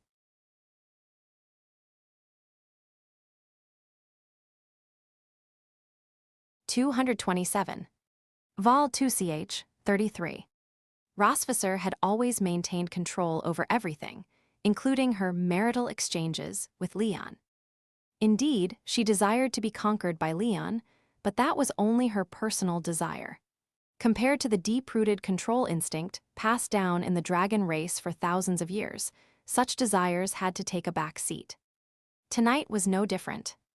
After successfully using the dragon mark to open Leon's first gate, the reaction of the mark didn't fade away. The faint purple glow flickered across their chests. It was a light of temptation, desire, and corruption. Every time they saw it, both of them couldn't help but feel deeply embarrassed. The only way to cover that light was to cling to each other, hoping that the intimacy would extinguish that filthy glow. But no matter how close they held each other, it wasn't enough. The glow of the dragon mark still leaked through the cracks, much like the emotions and love they both tried so hard to suppress. Time and time again, they experienced this mix of shame and excitement, and each time they gave in to it. They could only drown in each other's presence, using the closeness to escape the overwhelming sense of embarrassment. However, as the kissing continued, Rosvisser began to sense something unusual. This dog of a man was behaving differently. There was something renewed about him. Suddenly, he moved. He was trying to take control. Naturally, Rosvisser wouldn't allow that. The resonance of the dragon mark hadn't reached the level where her desire to be dominated would take over. Right now, Rosvisser was still the proud and aloof dragon queen, and at any moment, she was the one who commanded Leon. She placed a hand on Leon's chest, gently pushing him back down. Her eyes gleamed with a mischievous, seductive glint as she whispered, "Lie still, don't move." She wasn't surprised by his resistance. He would often try to take control during their exercises. But no matter how firm Leon's will was, he couldn't resist the power of the dragon mark, and Rosvisser could manipulate him as she pleased. For her, his attempts to resist were more of a playful challenge than a real threat. Sure enough, after her first warning, Leon continued to resist. Rosvisser chuckled softly and intensified the activation of the dragon mark. The light glowed brighter, reflecting her triumphant smile. But in the next moment, a sudden force on her shoulder made her freeze. In her shock, Leon moved with the speed of a panther, flipping her over and pinning her down. Rosvisser lay on the pillow, staring up at him in surprise, her silver eyes filled with a whirlwind of emotions. Shock, confusion, but also joy and anticipation. Her man had resisted the power of the dragon mark. Thump, thump, thump, asterisk. Rosvisser's heart pounded in her chest as she gazed at his stern, handsome face, his expression unreadable. Amazing. This man was amazing. To break free from the dragon mark's control and take charge, forcing her to surrender and beg for mercy beneath those strong, rough hands. The dragon queen's slender brows arched into crescents, and her silver eyes shimmered with excitement. Rosvisser, Leon said her name, his voice cold and deep. He cupped her neck, bringing his lips close to her ear. Don't die on me, all right. Rosvisser wrapped her arms around his muscular body, hearing his threat. If it had been any other time, she would have fired back a sharp retort. But now, all she wanted was to bask in the fear and pressure that Leon was putting on her. To her, that was the sweetest thing he could have said. And as it turned out, Leon wasn't bluffing. Rosvisser's earlier feeling was correct. Leon truly had undergone a transformation, a rebirth of sorts. Was it because he had opened the first gate? Well, it certainly added a new layer of excitement to their marital life. At the base of her skull, it felt as though there was a ticking bomb. And the fuse was her elegant spine, running all the way down to her soft waist. Under his deadly threat, the fire of desire surged along her spine, igniting the bomb at the base of her head. In an instant, her mind buzzed endlessly, and her vision spun. In mere milliseconds, Rosvisser felt as if she had ascended to heaven and then plummeted back down to hell. Her dazed silver eyes took over 10 seconds to refocus. Her senses and awareness gradually returned as she blinked, staring at the ceiling, feeling the warmth still lingering in her body. It felt like a dream. She didn't hear a response from her partner before her chin was gently grasped and soft lips pressed against hers. The kiss was a tender punctuation mark to their intense journey. Or perhaps it was only a comma. After all, who could say whether they would be exchanging notes again soon? As the kiss lingered, Rosvisser thought it was time to take a break. That's what usually happened. But Leon didn't seem to have any intention of stopping. Wait, what was this dog of a man planning? Was he seriously going for round 2 right away? Rosvisser lightly pushed him away, giving herself a moment to speak. Why so impatient? Let me rest for a bit. Leon, his expression serious, didn't reply.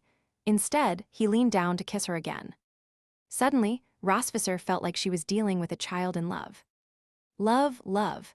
There's supposed to be some asterisk talking in between, right? You can't just love without any talk, can you? But she couldn't really stop him, so she simply went along with this idiot for now. About 5 minutes later, it seemed that the dog man had kissed to his heart's content and finally calmed down, releasing her. Rosvisser blushed, relieved, and laid back down. The couple lay sprawled across the bed, the blanket kicked to the floor long ago. They stared at the ceiling in silence. After a long pause, Leon finally spoke. Did you feel it? Feel what?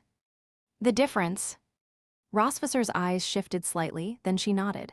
Yes, it's very different. Leon slowly raised his arm, staring at his palm. It feels like there's an endless supply of power in my body, and this power, it feels pure. Rosvisser closed her eyes.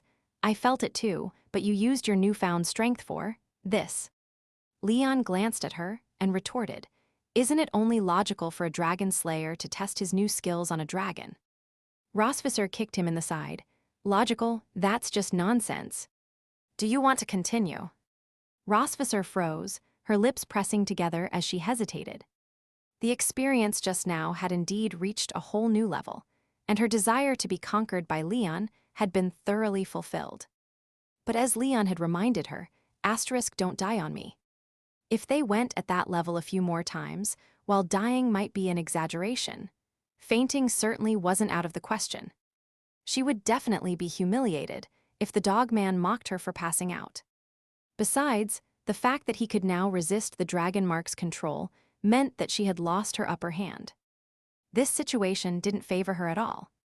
Until she could think of a way to regain control, it would be best to avoid any more battles.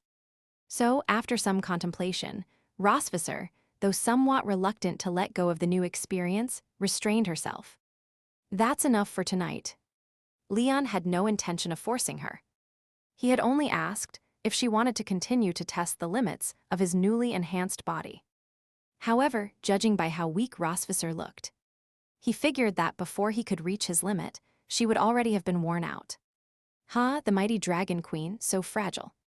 Not much of a challenge after all.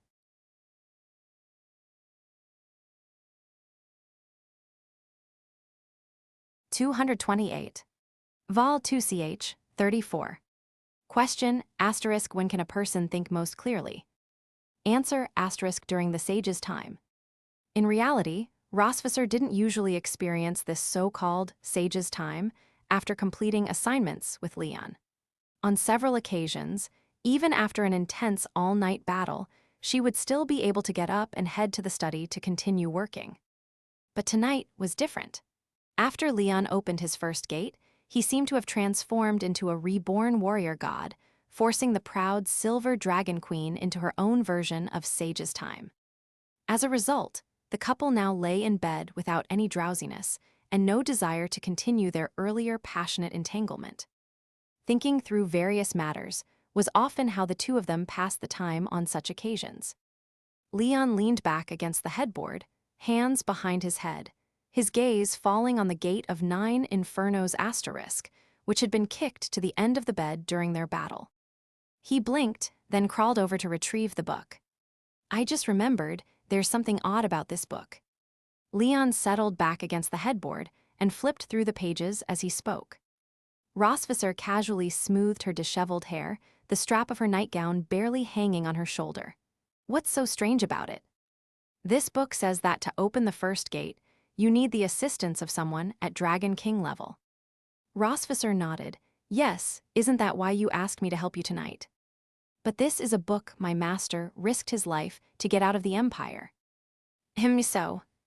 Leon straightened up, looking at Rosvisser as he spread the book open. So why would a human-created martial art use a dragon king as the standard for measuring strength? Rosvisser's hand froze mid-motion as she fixed her hair, and she began to think alongside Leon. That's true. According to your human standards, you'd usually use letters like S or A to rank power, right? Leon nodded, exactly. And using the term Dragon King level seems far too specific. He paused, muttering to himself, "My master knew I had you, a Dragon King, by my side, so he gave me this book, confident I could master it. But what about other practitioners? Where would they find a Dragon King level assistant?" Matching a human, S strength to that of a Dragon King was an incredibly difficult task. Throughout all of human history, those who reached Dragon King level strength were either long dead or had retreated from the world into solitude. And people like General Leon, who could match or even surpass a Dragon King, were rare, emerging only once every few centuries. So, this martial art, the Gate of Nine Inferno's asterisk, didn't seem like it was intended for humans at all.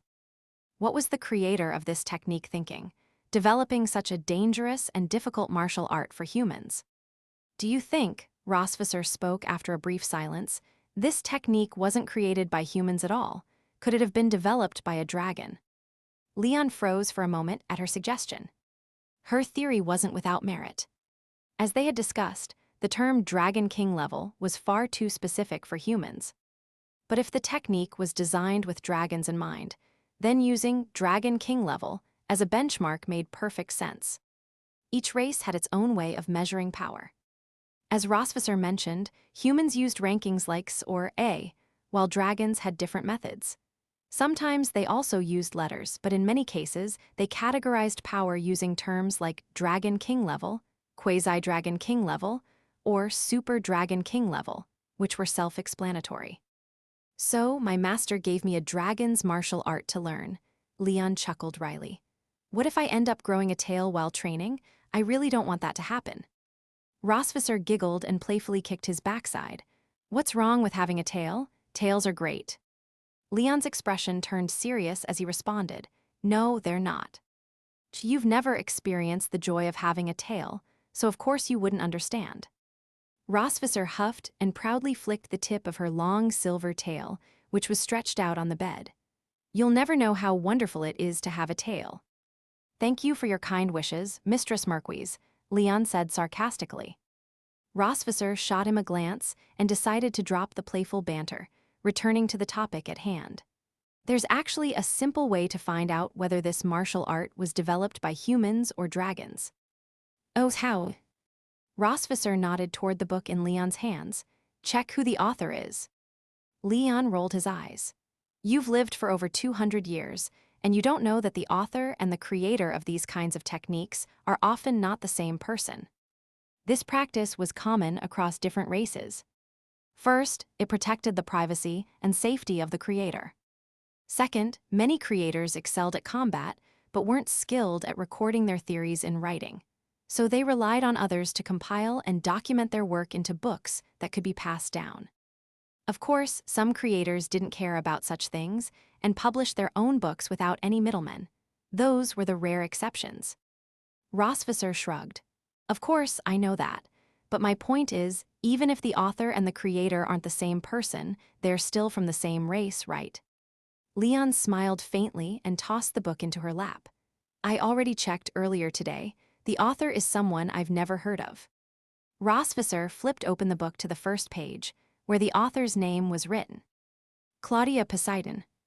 The name itself wasn't particularly remarkable, but the surname sent a chill down Rosvisser's spine. She stared at the name Poseidon, unable to tear her eyes away. Leon noticed her reaction and gently shook her shoulder. "Hey, Rosvisser, are you all right?" Oh, I am fine." Leon glanced at the author's name again and asked, "Do you know this author?" Rosvisser tucked a strand of hair behind her ear, trying to compose herself. "Not exactly. I'm just familiar with the surname." "Surname? Poseidon, right? I noticed it earlier today as well. It seems like a rare name. I've never met anyone with that surname." Rosvisser let out a bitter laugh and shook her head. "Of course you haven't, you idiot. That's because it's a dragon clan name." Hearing this, Leon was briefly surprised before muttering an understanding, "Oh, so this really is a technique developed by dragons." But why would a dragon's technique be stored in the human empire? It could have been spoils of war after defeating some dragon. That's pretty common, isn't it? Leon suggested. Rosvisser bit her lip. No, I don't think so. It's not likely a spoil of war. Huh, why not? Because Poseidon is the royal family name of the Sea Dragon clan, and the Sea Dragons haven't been seen for over 30 years. How could they have been defeated? Her words hung in the air, and a heavy silence fell over the room. The couple simultaneously looked down at the old book, The Gate of 9 Infernos. A flood of questions suddenly overwhelmed Leon's mind. How had his master obtained a martial art created by the Sea Dragon clan, a clan that had vanished 30 years ago? Did his master really risk everything to smuggle the book out of the empire, as he claimed? If his master had hidden the true origins of Asterisk, the Gate of 9, Inferno's Asterisk, what were his motives? And the person who had given this book to his master, who were they really?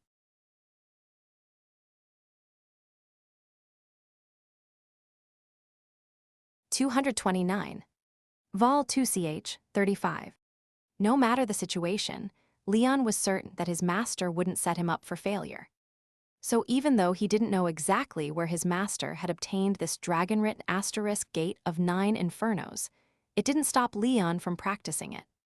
He still hadn't figured out how to fix his inability to condense magic, so learning a powerful new martial art became a necessity. Besides, there was another crucial reason for Leon to train in the Asterisk Gate of 9 Infernos. It wasn't just about enhancing his martial prowess, it was like acquiring a piece of legendary equipment. This new technique significantly boosted General Leon's performance in his marital exchanges. And this legendary equipment came with 9 passive upgrades. With only the first layer unlocked, it was already enough to make Rosvisser nervously whisper, "Next time for sure." If he were to unlock all 9 layers, Leon could only imagine what kind of outcome that would produce. Or rather, he didn't even dare to imagine it. At the very least, from this perspective, his master wasn't setting him up at all, quite the opposite. He had given his apprentice a major advantage. Knowing that his student was living in enemy territory, struggling to thrive, the master had essentially gifted Leon a cheat code, turning him into the champion of the current game version. It was truly ingenious. After unlocking the first gate, Leon wasted no time diving deeper into the study of the Asterisk Gate of 9 Infernos. The first gate remains open permanently, but the subsequent 8 gates must be manually activated during battle by the practitioner. Each gate represents a leap in strength, but it also places a greater burden on the body. Furthermore, each new power unlocked can be channeled into different martial techniques. For example, the technique associated with the first gate is called Asterisk Body Tempering Asterisk, a passive ability that purges all impurities from the practitioner's body, making it as pure as a newborn. Leon analyzed the text slowly and carefully. So, according to this book, as people age, their bodies accumulate more and more impurities. That's why it's necessary to open the first gate to cleanse those impurities. That would mean that the younger someone is, the easier it would be for them to master this martial art. And dragon cubs can start learning magic as early as 7 or 8 years old. This really is a technique designed for dragons. Daddy. When did you get here, little light? Leon had been so absorbed in his thoughts that he didn't notice Aurora sitting beside him. She sat there obediently, her little pink tail swaying behind her, looking up at him with a serious expression. Leon glanced at his daughter, noticing the beads of sweat on her tiny nose and her slightly labored breathing. He looked back at the temple's back door. Although Aurora could now walk, she still couldn't walk too far. From the temple to the training ground, it had been quite a journey for the little one. I just got here, Tilda. I saw Daddy talking to himself and looking really serious, so I didn't want to disturb you. So, baby girl, you overheard what Daddy was saying just now, right? Leon quickly ran through the things he had just been saying, making sure he hadn't said anything that would reveal his human identity. He picked Aurora up and placed her in his lap. Why aren't you playing with Moon?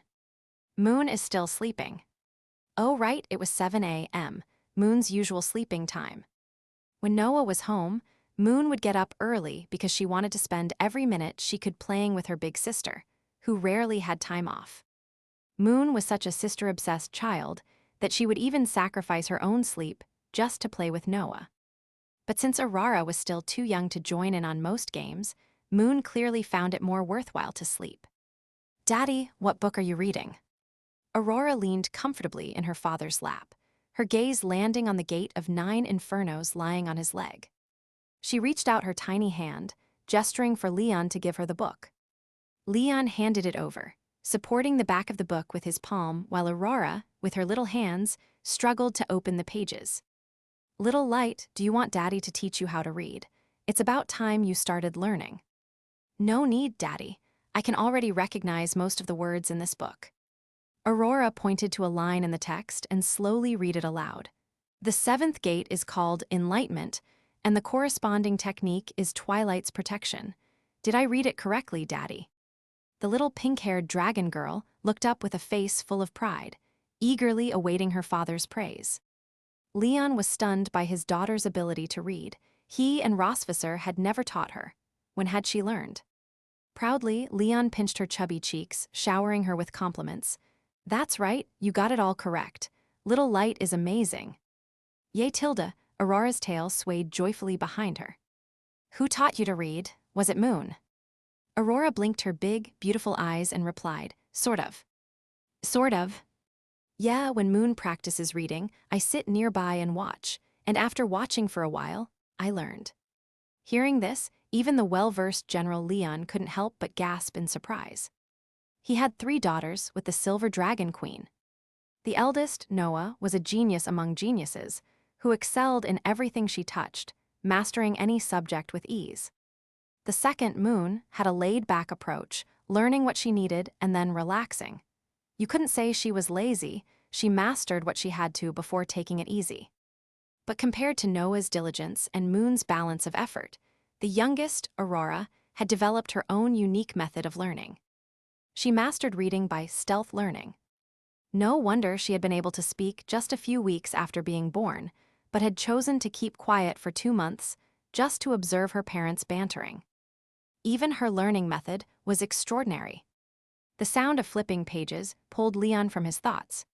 He looked down to see Aurora rapidly turning through the pages of the ancient text, spending only 7 or 8 seconds on each page. There was no way she could absorb all the content at that speed, right? Even if she could recognize the words, she couldn't possibly understand their meaning. In other words, she was just skimming for fun. Leon didn't mind. If the child wanted to look, he'd let her. "Daddy." After a while, Aurora suddenly spoke. "Here you go." She closed the book and handed it back to Leon. Leon smiled and patted her on the head. Was the book boring? Children usually liked fairy tales or fables. When Moon was a little over a year old, she used to pester Leon to read her little stories for young dragons. So why wouldn't 4-month-old Aurora feel the same? But to his surprise, Aurora shook her head. The book was quite interesting. It's a fascinating martial art. It's just that. It doesn't mean much to me right now.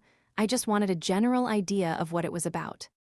Aurora leaned contentedly against her father's warm chest, gazing up at the blue sky. To me, knowledge that exceeds my current capabilities isn't entirely useless.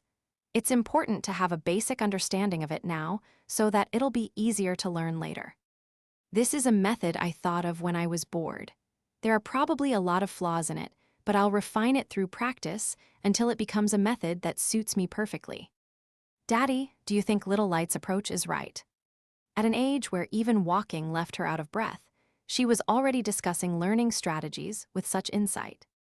Even Noah, at first, had followed Leon's guidance step by step, picking up good study habits from him. But Aurora had learned on her own, not only recognizing so many words through stealth learning, but also planning her long-term development. Little one, are you sure you've only been alive for 4 months? Or are you secretly a reincarnated genius who kept your memories from a past life? Leon squeezed her chubby cheeks again.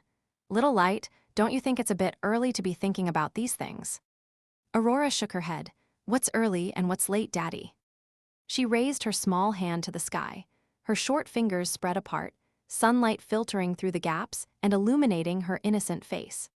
Her pink eyes sparkled like gemstones, reflecting the soft light.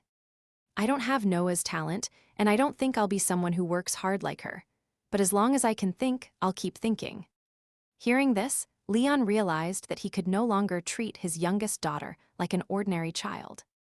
She wasn't a typical dragon girl.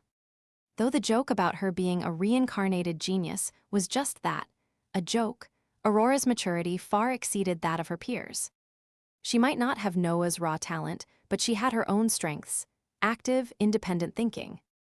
Leon couldn't help but marvel at how strong these hybrid dragon girls were, each with their own unique abilities. Maybe he should talk to Rosvisser about having a couple more, see if they could get an even more overpowered child.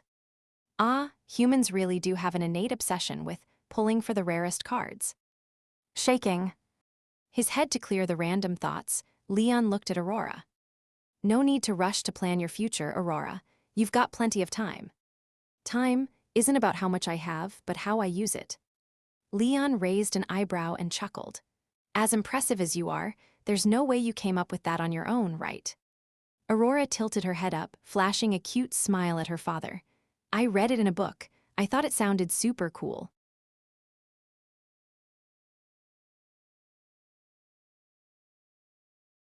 "230. Vol 2ch, 36. In the afternoon, Leon had Moon take Aurora for her literacy lessons. Moon was extremely excited, claiming that she could finally experience what it was like to be a teacher. However, Leon quietly thought to himself that, with how quickly Aurora learned, it might be hard to tell who would actually be teaching whom. Still, Leon didn't interfere much with his daughters at this stage. Before diving into the ocean of knowledge, they had to find their own oars. Respecting the choices of children was something Leon believed should start early, a principle he deeply understood. After making sure his daughters were settled, Leon planned to talk to Rosvisser about the asterisk gate of 9 infernos. After all, since it was written by Claudia Poseidon from the Sea Dragon clan, some parts of the ancient text would likely be better understood by Rosvisser, who belonged to the same dragon race. But Anna informed him that Her Majesty had gone out to inspect the borders and wouldn't be back until evening. Great, just great. Now the Dragon Queen is leaving the house without telling me. I can't live like this. When you get back, I'm picking a fight with you, just wait. Leon muttered to himself in frustration before heading to the training grounds. Even without Rosvisser, Leon was confident he could figure out the asterisk gate of 9 infernos on his own.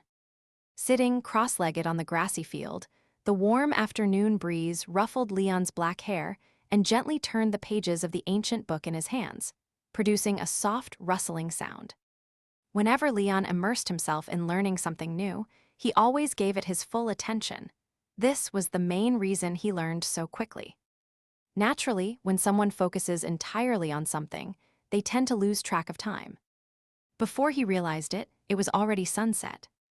Leon stretched his arms, yawning as he gazed at the setting sun.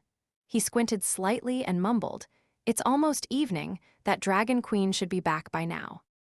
Just as he was about to get up and head back, he heard footsteps behind him, causing him to sit back down. At this time of day, the only person who would come looking for him at the training grounds was Rosvisser. Her Majesty often had the habit of seeking him out for a chat or playful banter after a long day of work. It was her way of unwinding. Of course, if chatting didn't do the trick, Rosvisser had other, more intimate ways of communicating with Leon. The footsteps stopped, and Leon caught a glimpse of a long silver tail out of the corner of his eye. Without turning to look directly, Leon kept his eyes on the distant sunset and teasingly said, "Oh, look who's back. Her Majesty actually remembers she has a husband, huh?" Just as he finished speaking, he heard a confused "Ha, stupid dragon, that's what you get for leaving without telling me. Let's see how you handle my little tantrum today." "It's fine, I understand. Her Majesty is always so busy. Getting upset over something so small would make me seem immature." "Are you speechless, Your Majesty? Ready to apologize yet?" Well, you better think hard about your apology, because I might not accept it. Why aren't you saying anything? At least say something, Dragon Queen. Hello. The smug smile on Leon's face instantly froze, and then slowly faded away. That voice, it was unfamiliar, definitely not Rosvisser. He quickly stood up and turned to look at the source of the voice. It was an older woman, likely in her 50s, but even at that age, it was easy to tell that she had been a striking beauty in her youth. Her tail wasn't silver, as Leon had first thought, but rather a pale pink with a hint of white. He had mistaken the color because of the way the sunset reflected off it. She was dressed simply, standing with elegance, her eyes calm as she looked at Leon. Leon awkwardly scratched his head, pressing his lips together before muttering, Sorry, I thought you were someone else." The woman smiled kindly. "From the way you were speaking, it sounded like you were complaining to a lover." "A lover?" Leon thought about it for a moment. "A lover? Who's a lover? Who are you calling a lover? That dragon and I aren't lovers, we're married." Though he vehemently denied it in his mind, Leon knew he had to play it cool in front of this stranger. "I was just saying random things. Oh, by the way, who might you be?" The woman's face was unfamiliar, and Leon was certain he'd never seen her before. But since she could enter the Silver Dragon Palace so freely, she was probably either a close acquaintance of Rosvisser or a relative of one of the maids. Rosvisser wasn't a strict employer. Family members of the maids were allowed to visit the palace, but only after the day's work was done. Leon had seen such scenes before. It reminded him of the times back at the Dragon Slayer Academy when his master's wife would visit him during training sessions, bringing him food and clothes, giving him a hug, and having a nice chat. Those were warm memories. So Leon assumed this lady was likely a relative of one of the maids. The woman's eyes flickered with a hint of amusement, and after a brief pause, she replied, "Someone in my family works here. I came to visit her." "Ah, as expected. She's a family member of one of the maids." "Right. Well, the maids won't be finished for another half-hour or so. You'll have to wait a bit." As a kind and friendly prince, Rosvisser's description of Leon taking care of employees' family members was part of his job. Having spent the afternoon studying the asterisk gate of 9 infernos, Leon now had some free time. He figured he might as well chat with the older woman and pass the time while waiting for the Dragon Queen to return. The woman nodded. "That's fine, I don't mind waiting. How about you keep me company and chat for a while?" "No problem. I noticed you kept referring to Her Majesty earlier. You seemed very comfortable with it.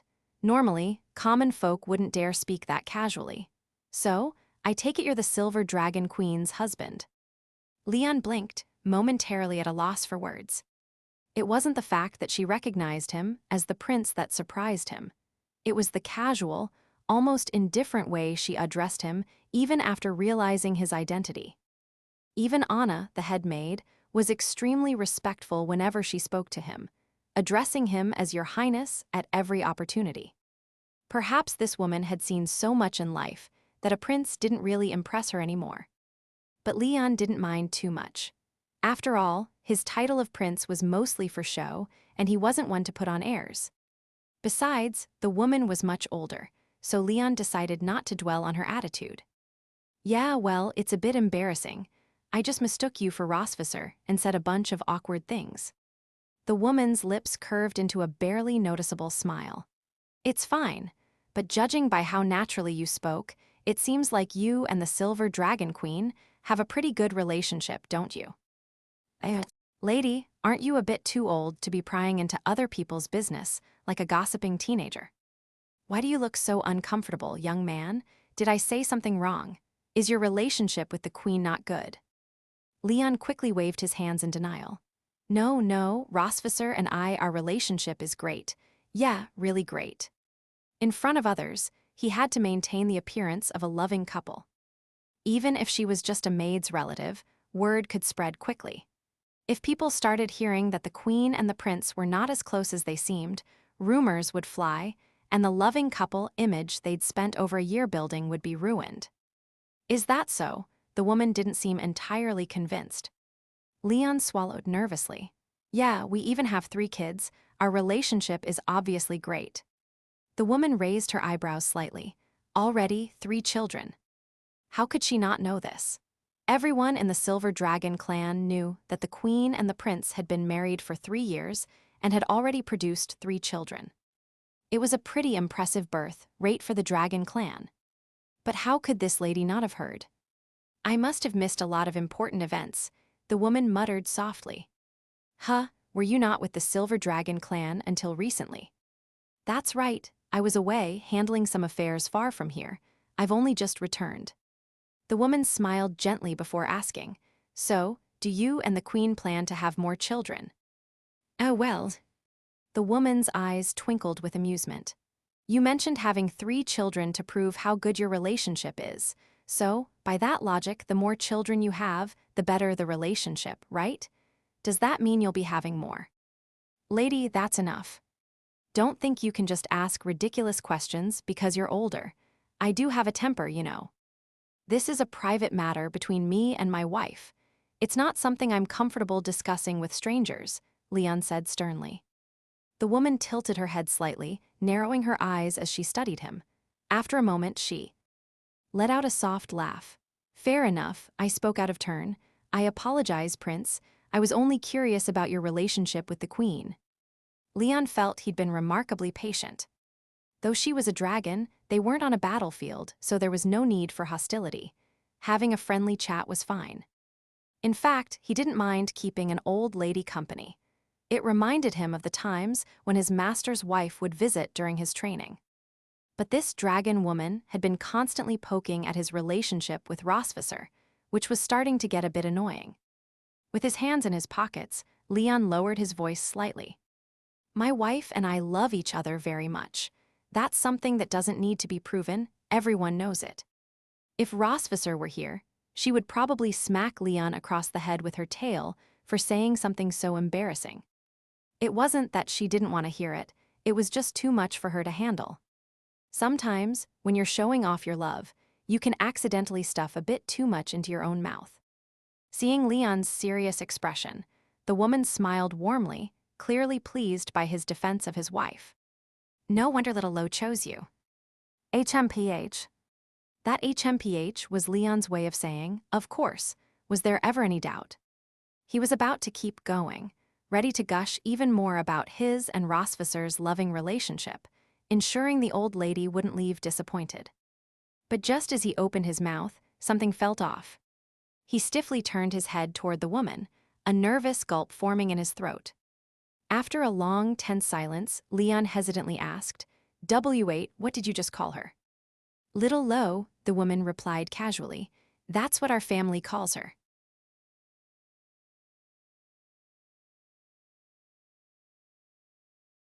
(231) Vol 2ch, 37. By the time Rosvisser returned to the Silver Dragon Palace after inspecting the borders, it was already past 7 in the evening. Upon hearing that her grandmother had returned, she rushed upstairs without even stopping for dinner. Anna, the head maid, called out, Your Majesty, there's no need to hurry. Rosvisser paused and asked why. With a smile, Anna replied, Because His Highness has been keeping your grandmother company this whole time. Rosvisser gasped sharply and immediately went from a quick walk to a light sprint, darting up the stairs in the blink of an eye. She left Anna standing alone in the hallway, bewildered. What's going on? His Highness is such a smooth talker. Surely he's charmed the old lady by now, right? Then why did Her Majesty look so tense? Anna shook her head in confusion, but didn't pursue the matter further. Instead, she turned her attention to preparing a light supper, figuring that the queen would be hungry after meeting with her grandmother. Meanwhile, on the 3rd floor of the palace, Rosvisser hurried down the hallway, holding up her skirt in an uncharacteristically unqueenly manner, rushing toward the guest room. She stopped at the door, closing her eyes for a moment as she tried to calm her erratic breathing and the nervous excitement bubbling inside her. Excitement because she hadn't seen her grandmother in 50 years. Nervousness because she feared that Leon might have said something wrong, raising her grandmother's suspicions. Her grandmother was a shrewd old dragon, after all. Let's put it this way. If Rosvisser and Isha combined their cunning, they might barely match their grandmother's sharpness. And Leon? Well, either Rosvisser or Isha could easily match wits with Leon on their own. But if their grandmother really wanted to dig into Leon's background, she could probably coax out the name of the donkey Leon had back home in less than an hour. Even Rosvisser didn't know what that donkey was called. Once her breathing was steady and her emotions under control, Rosvisser shook her head to clear away any stray thoughts. She then gently knocked on the door. "Come in," came her grandmother's voice. Rosvisser froze at the sound. It was unmistakably her grandmother. Clutching the fabric of her skirt, Rosvisser bit her lower lip, still a bit nervous. Her grandmother's tone sounded calm and gentle, not like someone who had discovered Leon's human identity. But Rosvisser wasn't about to let her guard down. She slowly turned the doorknob, pushing the door open and stepping inside. Passing through the hallway, she entered the sitting room, where the familiar face of her grandmother sat on the couch. Upon seeing her granddaughter, her grandmother slowly stood, smiling kindly at Rosvisser. "It's been so long, little Lo." Rosvisser's eyes filled with tears, though a smile also tugged at the corners of her mouth. She hurried forward and embraced her grandmother tightly. "It's been too long, Grandma." The two of them held each other, completely ignoring the third person in the room. Leon Casmod silently sat on the opposite couch, watching the reunion between Dragon and grandmother. Suddenly, an idea popped into Leon's head. Maybe I should use this chance to slip away. It wasn't that Leon was scared of meeting the family. It was just that the whole process had been so painfully awkward. For the past hour, even though his grandmother-in-law had kept her questions light, mostly about family matters, Leon had felt like he was sitting on pins and needles the entire time. He had never experienced an hour that felt so long. And never had he hoped so desperately for Rosvisser to come home. The sooner she got back, the sooner Leon could make his escape. As for his excuse to leave, he could think of plenty: feeling dizzy, a stomachache, making dinner, putting the kids to bed, you name it. Leon had an excuse ready. After a brief moment of indecision, Leon finally decided to make his move. He opened his mouth, ready to say he was off to put the girls to bed. But before he could speak, Rosvisser and her grandmother finished their embrace and turned to look in his direction. Leon panicked. "Damn, if I don't escape now, I won't get another chance." Leon began, standing up, preparing to make his exit. "Leon, sit down. Let's continue chatting," said the grandmother, cutting him off with no room for argument. "Ah, well." "Leon, if Grandma tells you to sit, you should sit," Rosvisser chimed in, twisting the knife further. "You've already kept her company for a while. Why are you still so nervous?" Leon glanced at Rosvisser, his eyes narrowing slightly as they flicked toward her right hand. She was discreetly clutching her skirt, and her tail was slightly curled, a subtle sign of her own nervousness, a tell Leon knew all too well. "Damn it, she's tense herself, but she's calling me nervous. What a sneaky dragon," Leon grumbled to himself. But with both grandmother and granddaughter telling him to stay, Leon had no choice but to sit back down. The grandmother and Rosvisser sat down too, Rosvisser holding her grandmother's hand, her face full of warmth and affection. Leon rarely saw Rosvisser display her emotions so openly. It was clear how much she cared for her grandmother. "Little Lo, it's really been 3 years since you got married, and you didn't tell me," the grandmother said, patting her granddaughter's hand before casting a glance at Leon. Rosvisser blushed slightly, lowering her head. "I was just about to send you a letter, but you came back before I had the chance." Her grandmother chuckled, lightly tapping Rosvisser's nose. "Why so shy?" Leon watched this scene unfold, his eye twitching involuntarily. "Grandma, your granddaughter isn't blushing out of shyness. That blush is because she's lying. If you hadn't come back, she wouldn't have told you even if they'd been married for 30 years. Of course, I wouldn't have told you either. After all, a love between a human and a dragon is too forbidden. It's not something most people can accept." Leon scratched his temple, turning his head to the side, choosing to play dead. Meanwhile, Rosvisser used the topic of marriage to subtly shift the conversation to Leon, trying to gauge if her grandmother had picked up on anything suspicious. "By the way, Grandma, You don't mind Leon's background, do you? Background, no, I don't mind. The grandmother glanced over at Leon, who was pretending to be invisible, giving him a once-over. He's a good-looking young man, and he's capable, though it seems like he was born in the wrong time. From her tone, it didn't seem like she had discovered Leon's human identity. But Rosvisser was still surprised to hear her grandmother praise Leon so readily. Her grandmother wasn't one to give out compliments lightly.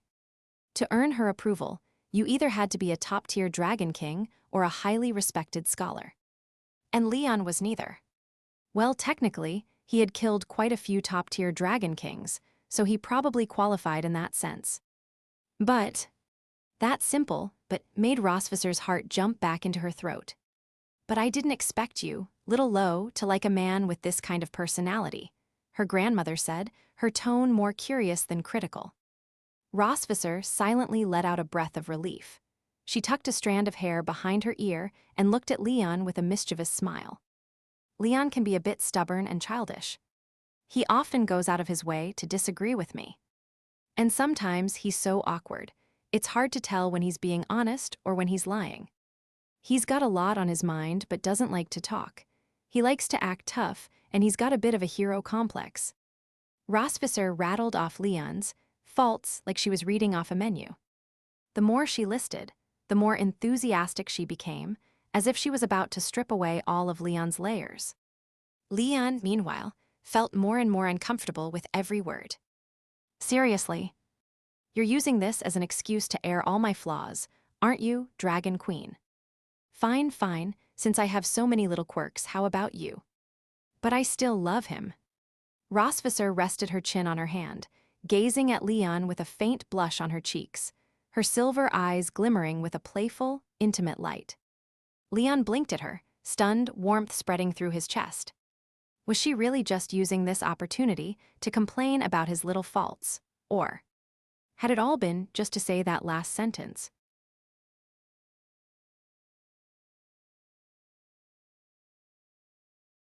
(232) Vol 2ch, 38.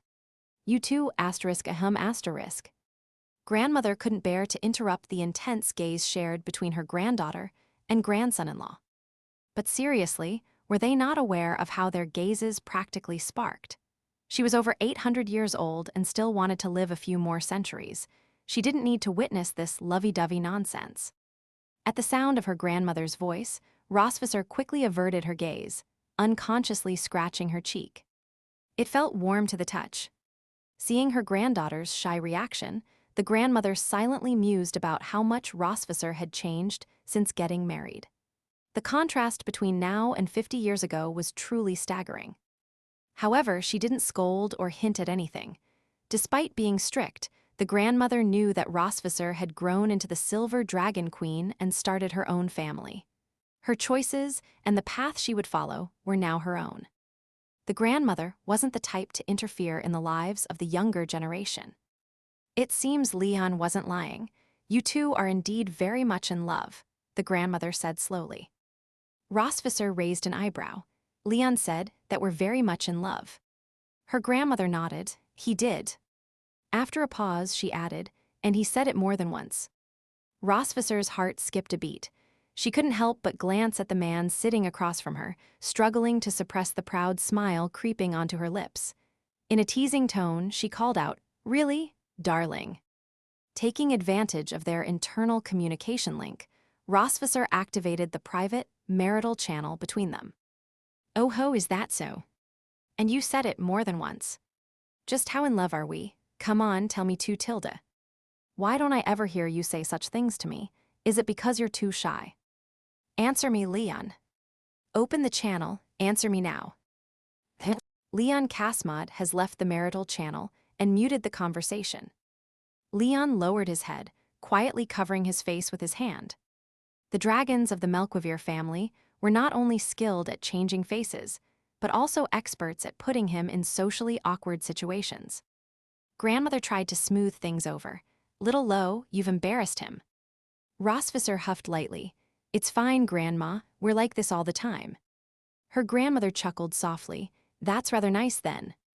After some light conversation, Rossvisor steered the discussion toward a more serious topic. By the way, Grandma, you didn't come back just to visit me and my sister, did you?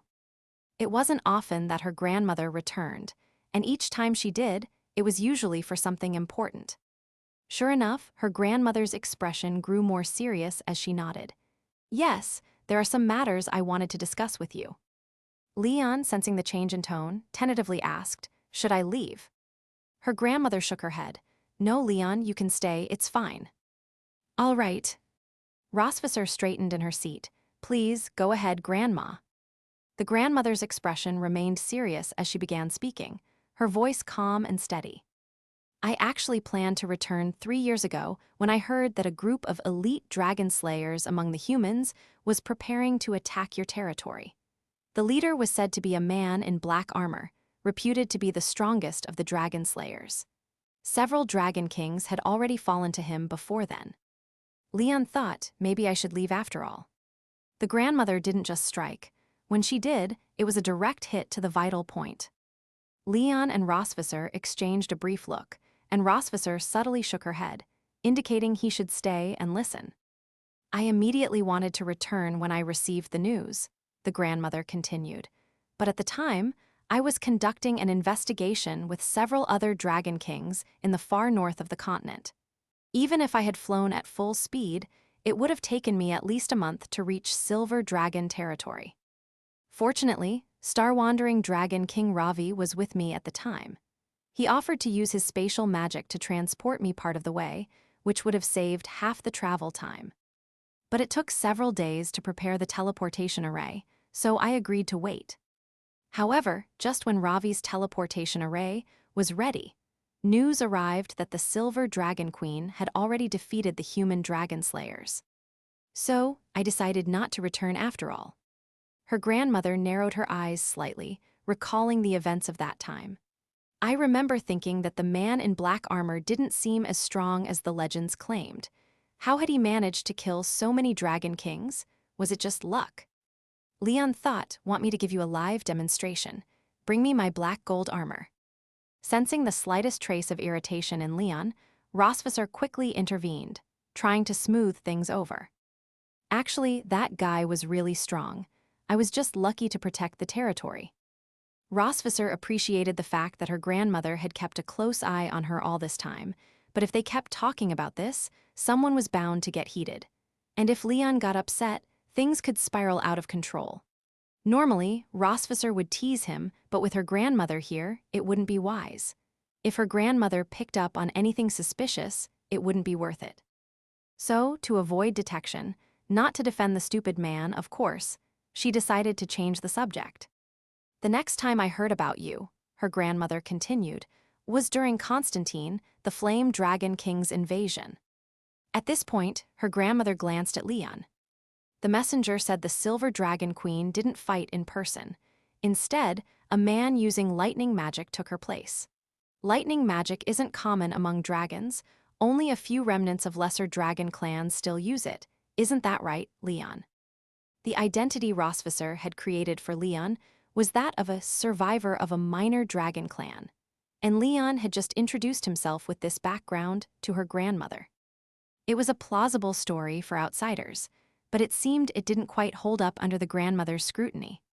Her tone indicated she didn't fully believe the story Leon had told earlier, though she didn't confront him outright. Instead, she subtly pushed him to see how he would respond. Rossvisor quickly realized that while her grandmother hadn't discovered Leon's human identity, she was clearly skeptical about the lesser clan survivor story. So, when her grandmother had claimed earlier not to mind Leon's origins, had she just been humoring her granddaughter? Indeed, the older generation was always craftier. Rossvisor sighed inwardly. "You're right, I killed Constantine," Leon said directly, surprising Rossvisor with his straightforwardness. But it was a relief. There was no need to hide the truth. Evading the issue would only raise more suspicions. At the time, Rossvisor was about to give birth, and Constantine's informants within the Silver Dragon clan tipped him off. That's why he chose that moment to launch a surprise attack. To protect Rossvisor and my unborn child, I risked my life to defeat Constantine. Risked his life, meaning Constantine lost his life. Barely, meaning it took Leon a full 10 minutes to defeat him. If he had enough mana, 5 minutes would have sufficed. Yes, that's exactly what Leon meant. Her grandmother chuckled softly. Leon, you don't need to be so tense. I won't pry into your past. If little Lo chose you, it means she trusts you. Leon exhaled a small sigh of relief and glanced over at Rosvisser. She smiled, but there was a hint of pride in that smile. What are you so proud of, you silly dragon? Her grandmother continued. In just 3 short years, the Silver Dragon clan has faced 2 large-scale attacks. It gave me a sense of unease. So I thought that as soon as our investigations in the far north were complete, I'd rush back. Fortunately, there haven't been any reports of war from your side since, so I managed to calm down a bit. But not long after, star-wandering dragon King Ravi suddenly withdrew from our northern investigation for unknown reasons. With Ravi gone, who specializes in spatial magic, it became much harder for us to continue our research, so we had to pause. That's when I decided to return and visit you and Isha. On the way back, my spies gathered some interesting information. For instance, besides Ravi, 2 other dragon kings who specialize in spatial magic, Black Sun Dragon King Bly and Chaos Dragon King Jagus, also disappeared without a trace. Yet, their clans remain peaceful. Her grandmother looked at the couple, noticing how intently they listened, but chose not to elaborate further. Rosvisser quickly picked up on the hint and continued. If the Dragon Kings disappeared, but left their clans in stable condition, it means they made arrangements before they left. Her grandmother nodded approvingly. Exactly.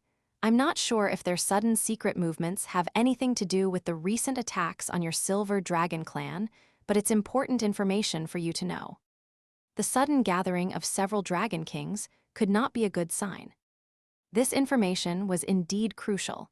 It gave Rosvisser time to prepare for potential crises that might arise. Rosvisser asked a few more questions about Ravi, and her grandmother answered them all. Meanwhile, Leon pondered the names of the 3 Dragon Kings her grandmother had mentioned. Ravi, Bly, and Jagus. All of them. He had never heard of them. Just like how he had never heard of Constantine before. It's hard not to connect these old monsters together, Leon thought to himself.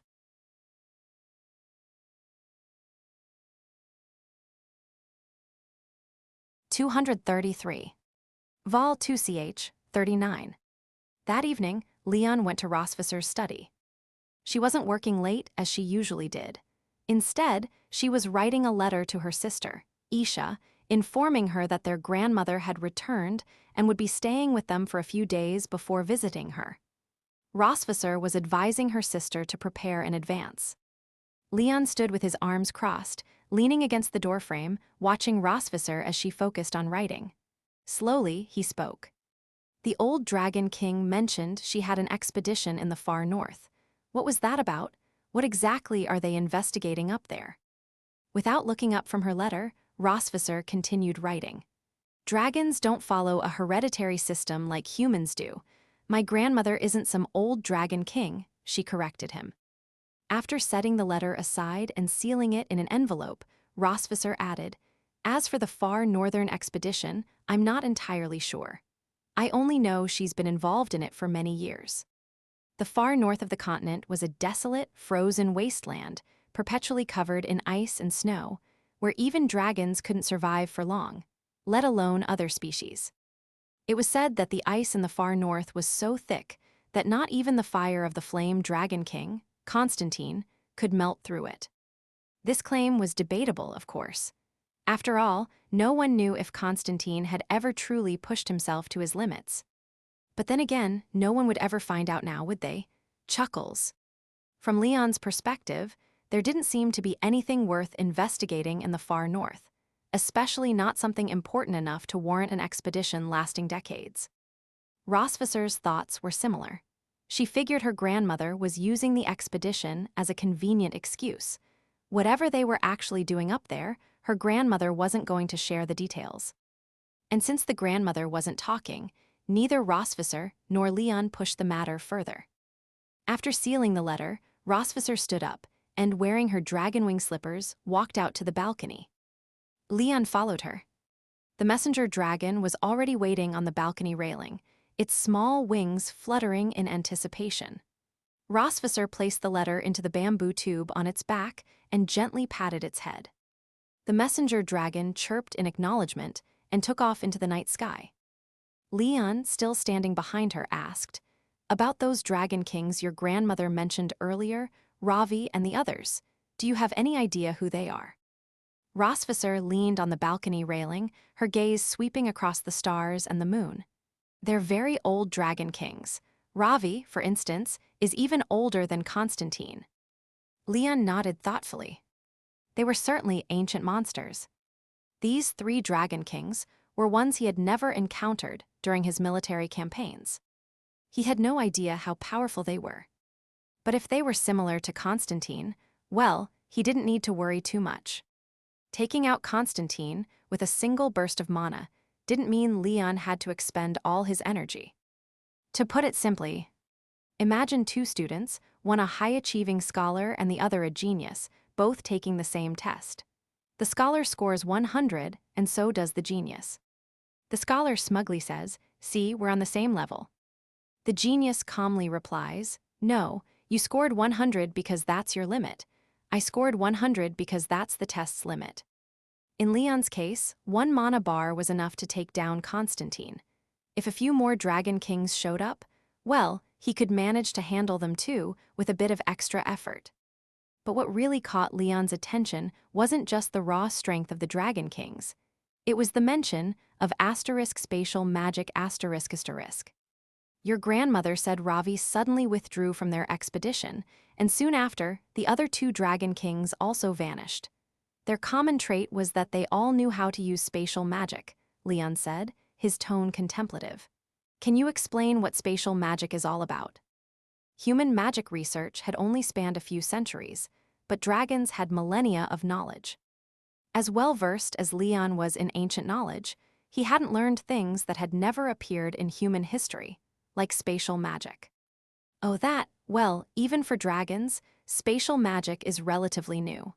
Star-wandering dragon King Ravi became a dragon king 300 years ago by inventing his own spatial magic, Rosvisser explained.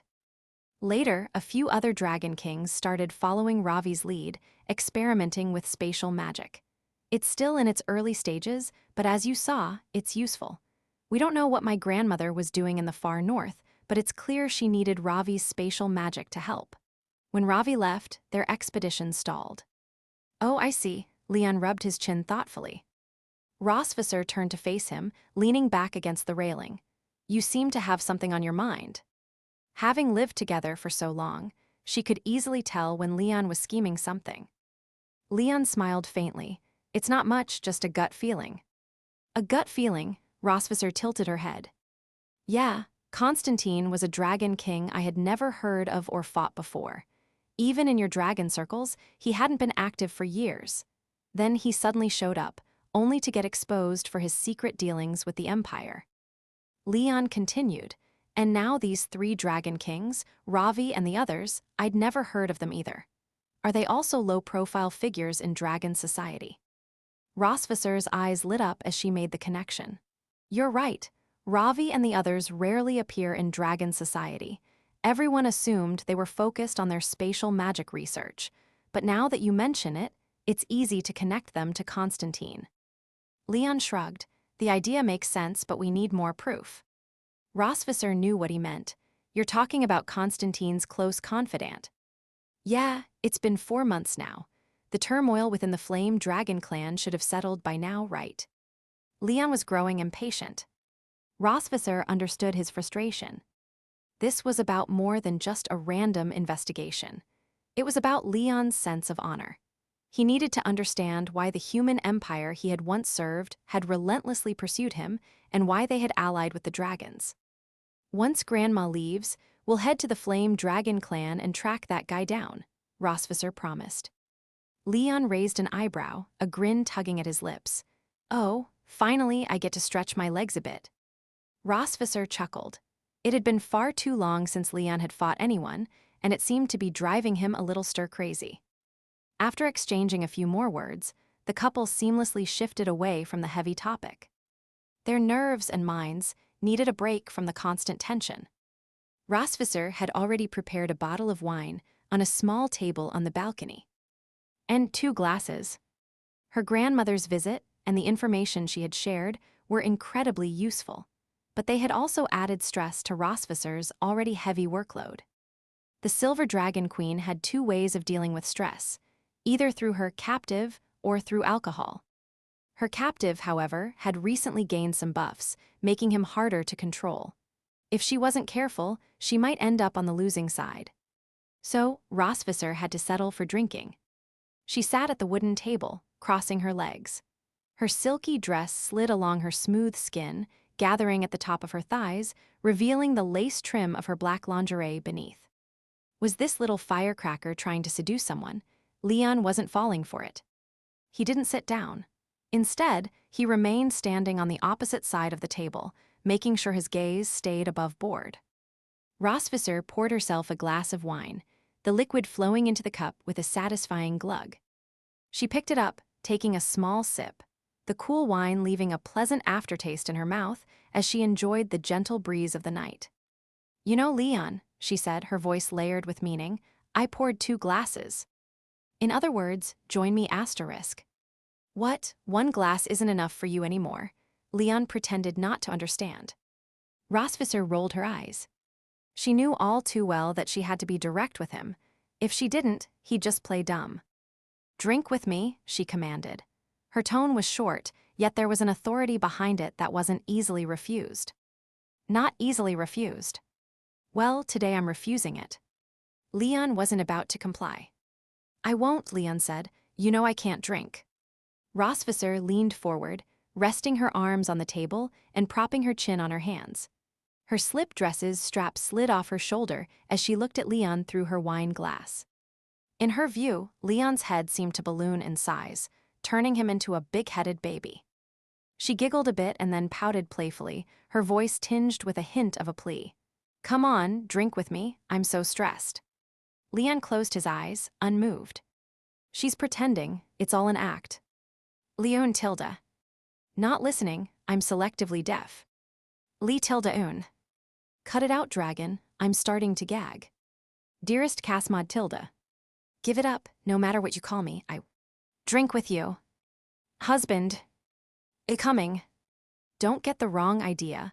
I'm just giving in because I couldn't stand it anymore, not because she called me husband."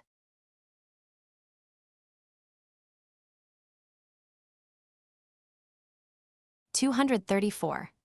Vol 2ch, 40. After a single sip of wine, General Leon, the Invincible, was about to pass out. Rosvisser tried not to show her disdain, but how could she hold back? She knew he couldn't handle alcohol, but this poorly. It was rare to see. "Are you okay, you idiot?" Leon lay sprawled across the table, his face flushed, his eyes glazed over, clearly drunk. Yet, glancing at his wine glass, there was still enough left to keep 2 goldfish alive. "I told you I can't drink, but you still made me," he slurred, even in his near-drunken state, not forgetting to argue with Rosvisser. That was the stubbornness of a top-tier dragon slayer, embedded in his very bones. "Oh, did I pry your mouth open and pour the wine in?" Rosvisser shot back calmly. You called me." "I called you what?"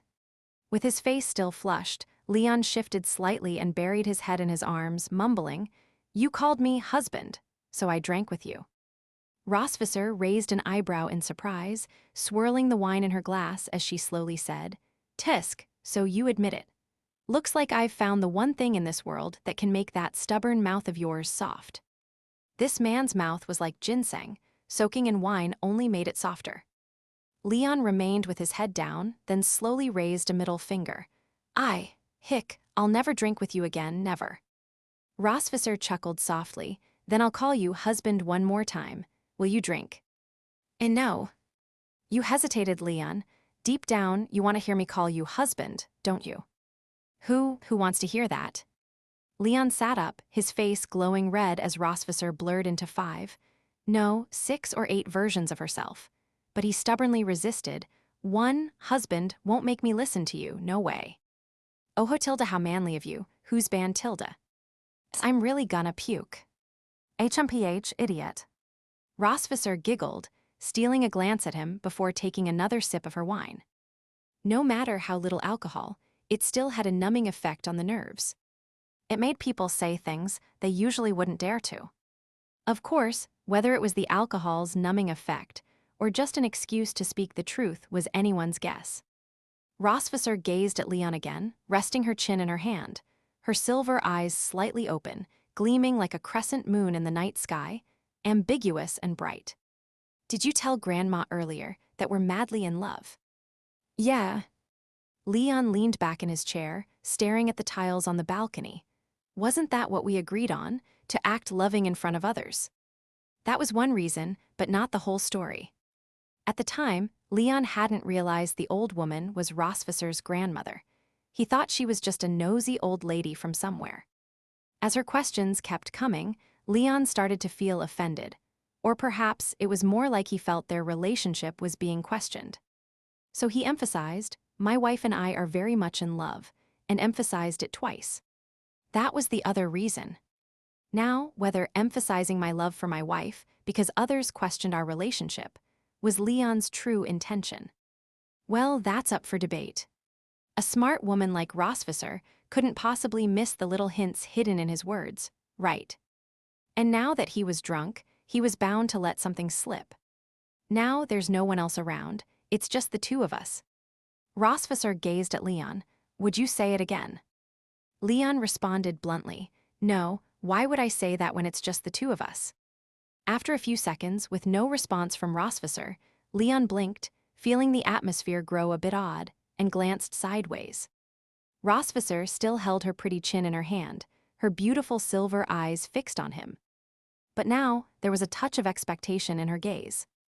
Women are born listeners. Even if the words are insincere, they still want to hear them. Besides, not all sweet words are lies.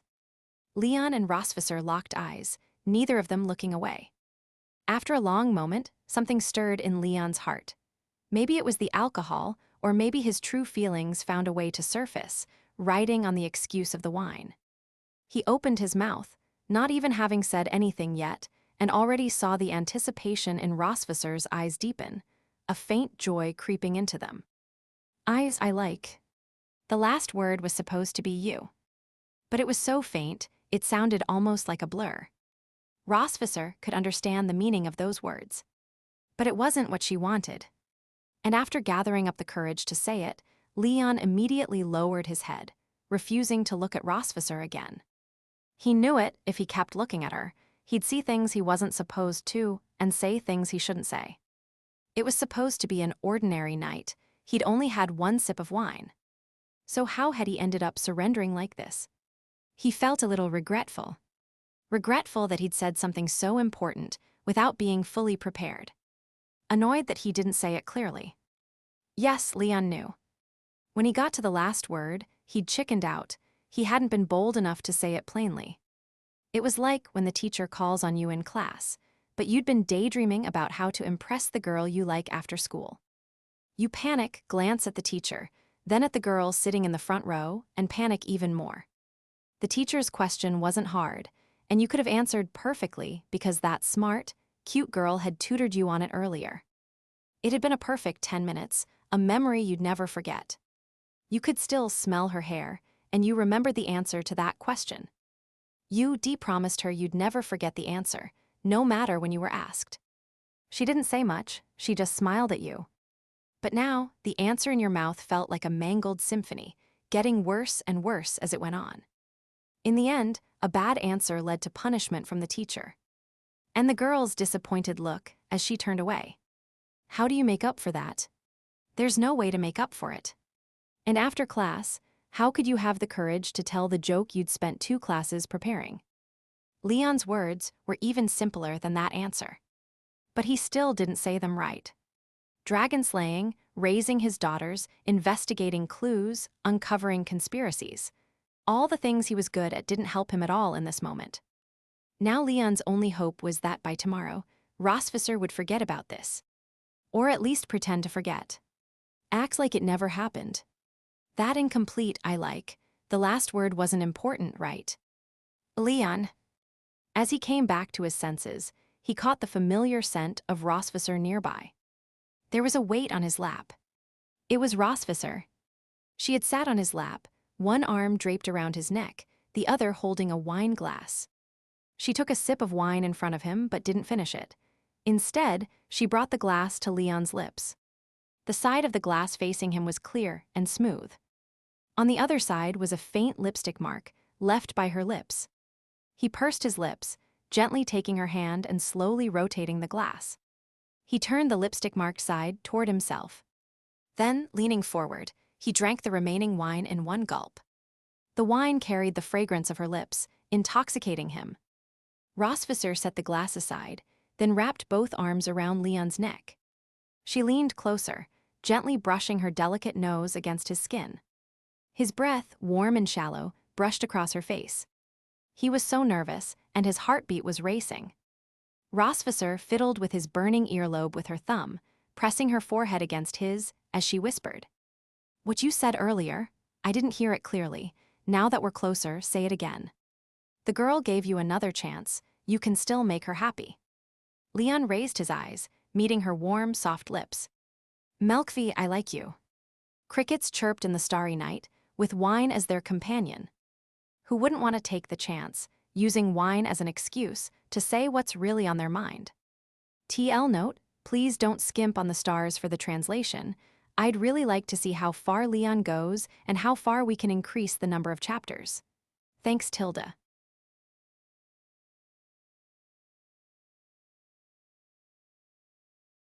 $235. Vol 2ch, 41. The maids were certain that Her Majesty was in an excellent mood today. No, not just excellent. She was in an extremely good mood.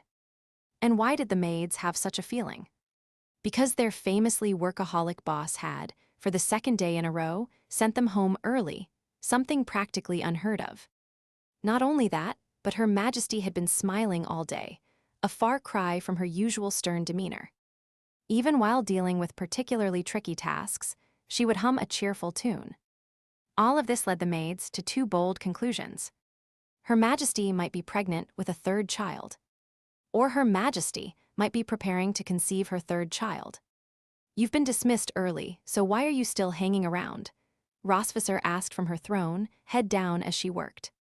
The maids immediately bowed and left the room, not daring to dwell on Her Majesty's strange behavior. Once alone, Rosvisser couldn't help but hum again. In the 50 years since she ascended the throne, she had rarely been this happy. For 5 decades, her days had been a constant repetition. Wake up, wash, breakfast, work, lunch, work, dinner, overtime, sleep. Over and over, year after year. The long lifespan of a dragon was like an endless sea, and Rosvisser was a lone boat drifting aimlessly, carried further by the winds and waves. But what lay farther ahead? More endless sea. Her work was the same. She would finish a mountain of tasks one night, only to face another mountain the next day. Rosvisser never complained. She knew it was pointless. Besides, as the queen of the Silver Dragons, she was a symbol of leadership and faith to her people. She couldn't afford to show fear or weakness. But did she enjoy being queen? Did she enjoy the endless work? Did she enjoy spending half her life in the prison known as the throne? She didn't know. She thought that over time, she would grow to hate it. Yet in the end, she neither hated it nor liked it. Her heart was like a quiet forest, where birds occasionally flew out, but otherwise nothing stirred. What she never expected was that the person who would bring joy to her monotonous life would be a human. A foolish man whose only talents were slaying dragons and taking care of children, yet a single drunken, "I like you," from him was enough to haunt her thoughts. Rosvisser couldn't help but ask herself if she was truly starting to have feelings for him. But he was human, and an adversary who loved to argue with her. Why would she feel anything for him? The queen who had solved countless problems for her people couldn't find a solution for herself. And she couldn't ask anyone for help. The only person who could uncover the secret in her heart was herself. Suddenly, footsteps echoed through the hall, interrupting Rosvisser's thoughts. She looked up to see Leon approaching, carrying 2 buckets of paint and wearing a tool belt with various brushes, along with 2 dark blue aprons to protect against messes. Rosvisser eyed his attire. What's this? Has the Dragon Slayer switched careers and become an honorable painter? Leon grinned, but didn't respond to her teasing as he walked closer. I've forbidden anyone from bringing paint or varnish into the throne room under penalty of losing half a month's wages, she said, mildly irritated. She had a mild case of OCD, and the smell of paint was unpleasant. If it spilled, it would be a nightmare to clean up. But despite her words, she didn't actually stop Leon from coming closer. Because, after all, the man didn't have a salary to dock. She set down her pen, propped her chin in one hand, and glanced at Leon standing below her throne. Leon looked up at her. When are you off work? When I feel like it. Why? I need your help to repaint the black gold chariot. Rosvisser's interest piqued immediately. All right, let's go. She closed the work log, stood up from her throne, and quickly descended the steps, holding up her skirt. Leon blinked. That was fast. Aren't you still working? I told you, it depends on my mood. Leon raised an eyebrow. So, you're saying you're in a good mood now? Stop talking so much. Are we going or not? Going, let's go. The two walked side by side out of the Silver Dragon sanctuary. They arrived at Rosvisser's private warehouse in the mountains and entered, with Leon leading the way. When Leon had fought dragons as part of the dragon-slaying army, none of the dragons knew his name or face. They only described him as the man in black armor. Gradually, this nickname spread among the dragons. After all, a foreigner wielding lightning and attacking dragons, wherever he found them, was bound to get a reputation. Just as Rosvisser's grandmother had mentioned a few days ago. Before re-entering battle in the black gold chariot, Leon had hastily splashed some silver paint on the armor to avoid being recognized by the silver dragons, and in the darkness, no one had noticed him. But that flimsy disguise wouldn't hold up forever. Leon knew he would be staying with Rosvisser for a while longer, at least until they exposed the Empire's conspiracy. Since the Empire might send more Dragon Kings after him, Leon decided to prepare in advance. He didn't want to be caught off guard like with Constantine. After explaining why he wanted to repaint the armor, they both set to work. They laid out the various parts of the black gold chariot, tied on their aprons, and began the armor spa. Why didn't you ask your daughters to help? Isn't Noah back? Rosvisser asked as she carefully applied paint to the helmet. Leon hesitated. They're spending time with their great-grandmother. It's their first time meeting, so I didn't want to disturb them. It was a decent reason. But Noah had come back yesterday, and the 3 daughters had spent the night with their great-grandmother. Now it was evening again, and surely the family bonding couldn't last all asterisk day, right? If Leon had just said, "Who wants to help Dad paint?" Noah and Moon would probably be fighting over who got to do it. As for Aurora, the little one was still too young to walk steadily, so she could just stay in her room. Besides, the daughters didn't know the history behind the armor. Helping wouldn't tire them out, and it could even strengthen their bond with their father. Thinking of this, Rosvisser felt a little mischievous and couldn't help teasing him. Oh, so you didn't want to bother the kids and their great-grandmother. Leon stole a glance at her and muttered, "Yeah." Rosvisser sighed dramatically. "Why are you sighing?" Leon asked. "I thought you wanted to do this alone with me," she said, lightly tracing her pink nails along the helmet of the black gold chariot, pouting like a wronged wife. Leon saw through her act immediately. "Queen, give it a rest." Seeing that her little trick had been exposed, Rosvisser didn't panic. She toned down her theatrics and glanced up at him. "Oh, now you're telling me to give it a rest? Why didn't you say that the other night when you told me you liked me?" "That was because." "Because what?" "I was drunk. Does what I said while drunk really count?" Rosvisser snorted. "1 sip of wine and you're drunk? Who do you think you're fooling? You were perfectly sober." Leon rolled his eyes and didn't want to continue the conversation. To be fair, he had been sober that night. Although he couldn't hold his liquor, it wasn't enough to make him lose control after just 1 sip. He knew exactly what he had said and how he had felt when he said it. But bringing it up now made his face heat up a little.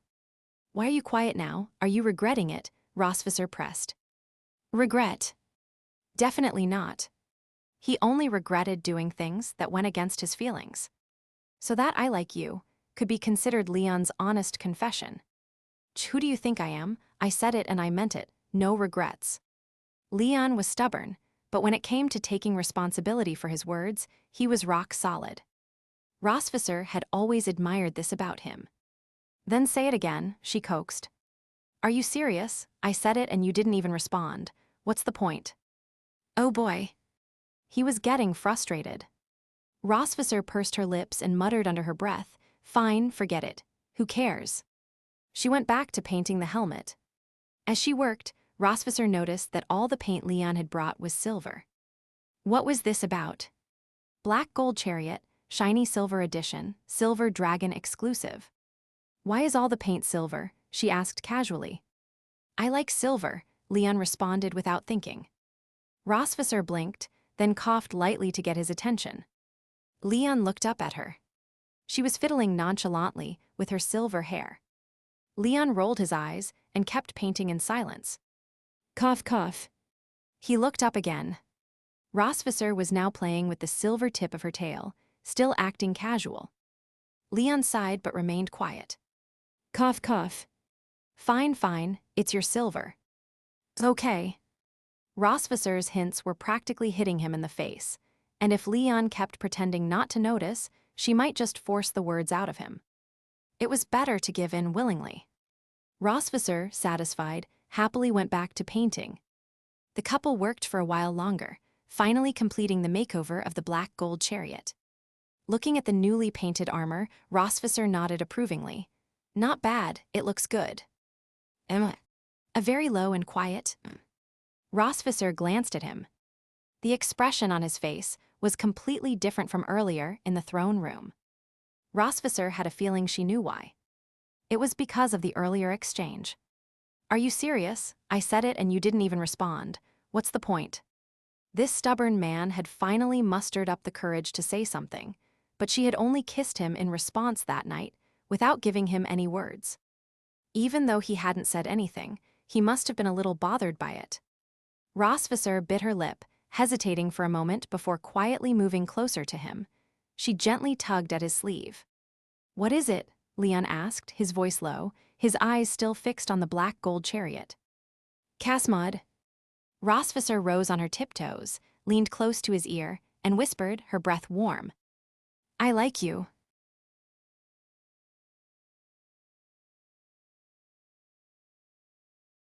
(236). Vol 2ch, 42. Not only is Her Majesty inexplicably cheerful, but now even His Highness seems to be in a mysteriously good mood. Could it be that this couple is actually preparing for another child, already? The maids whispered among themselves, speculating that it hadn't been long since Princess Aurora was born, and they were already eager to prepare for the fourth. Your Majesty, please take care of your health. SHH tilde they're coming, quiet down. At that, the maids immediately fell silent, watching as the royal family and Her Majesty's grandmother walked out of the sanctuary. Grandma, are you really not going to stay a few more days? Rosvisser asked, holding her grandmother's hand as they slowly descended the stairs. No, I still need to visit Isha. After that, I must return to the far north to continue our investigation. Even without Ravi, the mission can't be delayed. When they reached the expansive courtyard, Rosvisser held her grandmother's hand tightly, tears welling up in her eyes. After decades apart, it had been such a short visit, and now her grandmother was leaving again. Dragons rarely visited each other, but her grandmother had raised Rosvisser from childhood. The bond between them was as deep as any could be. All right, my little Rose, once everything is settled, I'll come back and spend more time with you and your sister. Her grandmother patted Rosvisser's shoulder with a kind smile. And don't forget what I mentioned earlier. Stay alert, be prepared, and don't let anything endanger your people or yourself. Rosvisser nodded. I understand, Grandma. I'll take my leave then, stay in touch by letter. Her grandmother paused for a moment and added with a chuckle, though I doubt any message dragon could make it to where I'm going. Rosvisser smiled through her tears, a touch of bitterness in her expression. The message dragon might not reach you, but my thoughts of you surely will. Her grandmother smiled warmly. All right, off to see Isha now. You, Leon, and the little ones take care. Goodbye, Grandma. Goodbye, great-grandma, Noah said, holding her baby sister, with Moon by her side as they waved farewell. Leon stood quietly behind them, waving as well. Her grandmother bid farewell to each of them, then her gaze lingered on Leon. For a long moment, the two stared at each other. Finally, her grandmother narrowed her eyes slightly, and with a meaningful tone, said to Leon, I hope to see you on the training field again next time. Leon was taken aback. Was she teasing him? Or was there a deeper meaning behind those words? Sure, we'll meet again. Though he didn't fully understand, Leon responded politely. Her grandmother nodded, then turned and took a few steps before transforming into her dragon form, soaring into the clouds. Rosvisser remained standing, watching her grandmother's figure disappear into the sky without moving. Milan, the maid, was about to step forward to remind her, but Leon gestured for her to stop. Noah, take your sisters and go play with Milan, Leon said. Okay. Once the girls and the maid had left, Leon approached Rosvisser, standing by her side. You once told me your grandmother was very strict. I was expecting a much more rigid dragon queen. The older a dragon lived, the more stiff they became, or so the stereotype went. Rosvisser wiped the tears from the corners of her eyes and forced a smile. Oh, so, you're saying you're satisfied with meeting the family. Leon snorted, crossing his arms and turning his head. What's there to be satisfied or not satisfied with? We're not a real couple. Rosvisser playfully punched him on the arm, her earlier sadness lifting slightly. Leon noticed her smile and felt the force of her playful punch. Good, she wasn't sad anymore. In just 3 sentences, he had lifted the dragon queen out of her mood. He should start calling himself Casmod the life coach asterisk. The couple strolled over to the pavilion in the courtyard and sat across from each other at the stone table. In the past couple of days, they had kissed, hugged, and Leon's stubbornness had softened a bit. Now that her grandmother had left, it was time to talk about more serious matters. Ravi, Bly, Jagus, the 3 dragon kings who specialize in spatial magic, have mysteriously disappeared from their clans, and they, like Constantine, hadn't participated in the human-dragon wars for a long time, Leon began. So it's reasonable to suspect they might also be part of the Dragon Kings working with the Empire. But we don't have concrete evidence to prove it. Rosvisser clasped her hands together, resting her chin on her fingers, continuing Leon's thought. And that evidence lies with Constantine's former confidant. If we can find that confidant, we can uncover what these 3 Dragon Kings are up to. Leon nodded. It's been 4 months since Aurora was born. The internal strife in the Flame Dragon clan should have settled by now, right? To an outsider, the birth of their youngest daughter and the Flame Dragon clan's internal situation might seem unrelated. But this was how General Leon kept track of time. He had slain countless dragons, and Constantine was just another among many, except that his behavior was a bit more erratic. Otherwise, Leon wouldn't have bothered to remember the day he killed him. But it just so happened that Aurora was born that very day. He didn't need to remember Constantine's death anniversary, but his precious daughter's birthday. That was engraved in his heart. As for whether Constantine cared about Leon's method of timekeeping, well, who cares? The Flame Dragon clan has indeed calmed down internally, Rosvisser said, though she seemed troubled. But the smaller clans that Constantine had subdued seemed to be plotting revenge. I already sent Shirley to gather information, and she reported that the Flame Dragon clan has chosen a new king, likely a scapegoat for Constantine's conquests. A new king, could that be the confidant we're looking for? It's possible, but he's probably still in deep trouble himself and might not be the best target for interrogation right now. Leon stroked his chin, frowning in thought. After a moment, he smirked, saying, I think this timing is perfect. Rosvisser raised an eyebrow. Perfect. Yeah. That smirk on his face, Rosvisser knew he had another one of his sneaky plans in mind. But instead of asking about his plan, she posed another question. So, Are you going to the Flame Dragon clan yourself, or will you have surely bring the guy back? The latter is riskier, and the success rate isn't high. Plus, we might run into unnecessary trouble bringing him back. So, His Highness Leon plans to lead the charge himself, Rosvisser asked with a smile. Lead the charge? No, it's called going deep behind enemy lines. Deep behind enemy lines? Yes, you're very good at going deep behind enemy lines. Leon blinked.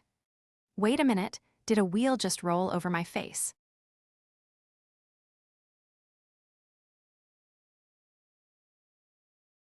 $237. Vol 2ch, 43. Leon's plan was simple.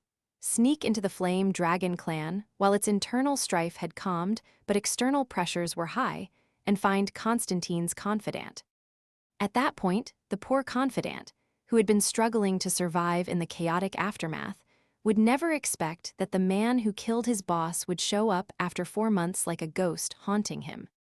It was all about catching him off guard. Rosvisser had no objections to Leon's timing. However, the method of entering the territory, that needed more thought.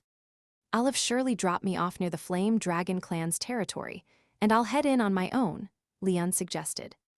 Rosvisser pondered this for a moment before shaking her head. That won't work. Why not? First, you're going to the Flame Dragon clan to find Constantine's confidant and figure out which other dragon kings are collaborating with the human empire. But to Shirley or any of my other people, it would look strange for the Silver Dragon Prince to sneak into the territory of a defeated dragon clan by himself. Rosvisser began explaining her reasoning slowly. Secondly, Shirley wouldn't just leave you to go in alone. Even if you told her to wait outside, she'd likely follow you. The same goes for anyone else I'd send with you. And the confidant you're after? If he knows about Constantine's dealings with the Empire, there's a good chance he also knows your human identity. If Shirley's with you, no matter how you interrogate him, he could expose your secret, and the fact that we've been hiding your identity would be out in the open. Rosvisser made a solid point. Since Constantine had openly complained about his dealings with the Empire in front of this confidant, it was almost certain. No, not almost. It was definite that the confidant knew Leon's true identity. So, if Leon had Shirley or anyone else from the Silver Dragon clan accompany him, the risk of exposure would be significantly higher. Leon needed his identity as the Silver Dragon Prince as cover, allowing him to continue his investigation within the Dragon Society and coordinate with his master to uncover the Empire's conspiracy. Moreover, the fake family he and Rosvisser were building was becoming more and more real. Noah, Moon, and Aurora all adored Leon, seeing him as the best father in the world. But if they suddenly found out that their proud father was actually an outsider, a human, the consequences were unpredictable. Perhaps wise Noah wouldn't mind, as long as her father still loved her and she loved him. Moon and Aurora would probably feel the same. But what if things took a turn for the worse? How could Leon face that? It was a gamble he couldn't take. All he could do was continue keeping this secret with Rosvisser. Seeing Leon deep in thought, Rosvisser knew he had understood her point and considered the various possibilities. So how do I get to the Flame Dragon clan? Leon asked. The Dragon clan's territories were far apart, and no matter how capable Leon was, he was still a land-bound creature with 2 legs. Without wings or transportation, it would take months to travel from the Silver Dragon Sanctuary to the Flame Dragon clan on foot. By that time, Constantine's confidant might be long gone, or the entire Flame Dragon clan could be reduced to ashes by the revenge of the other clans. Moreover, getting to the Flame Dragon clan was just the first step. The most important thing was to ensure that no one accompanying Leon became suspicious. Rosvisser, however, had a solution. I'll go with you. Leon blinked in surprise. Clearly, he hadn't expected her to say that. The Silver Dragon Queen sneaking into a defeated dragon clan's territory with her husband. Leon stroked his chin and took a deep breath. That sounds even more suspicious than me going alone. Rosvisser shrugged. We'll just say we're inspecting the border. That excuse has always worked. She was right. Border inspections had long been a convenient cover for more private matters. Her sister Isha had even teased her about it, calling it a perfect excuse for a work date. And it was indeed a good excuse, whether for a date or a mission deep behind enemy lines. If Shirley takes you, it'll raise questions about your identity. In this case, it's safer for me to go with you. You're not wrong, but I don't quite understand.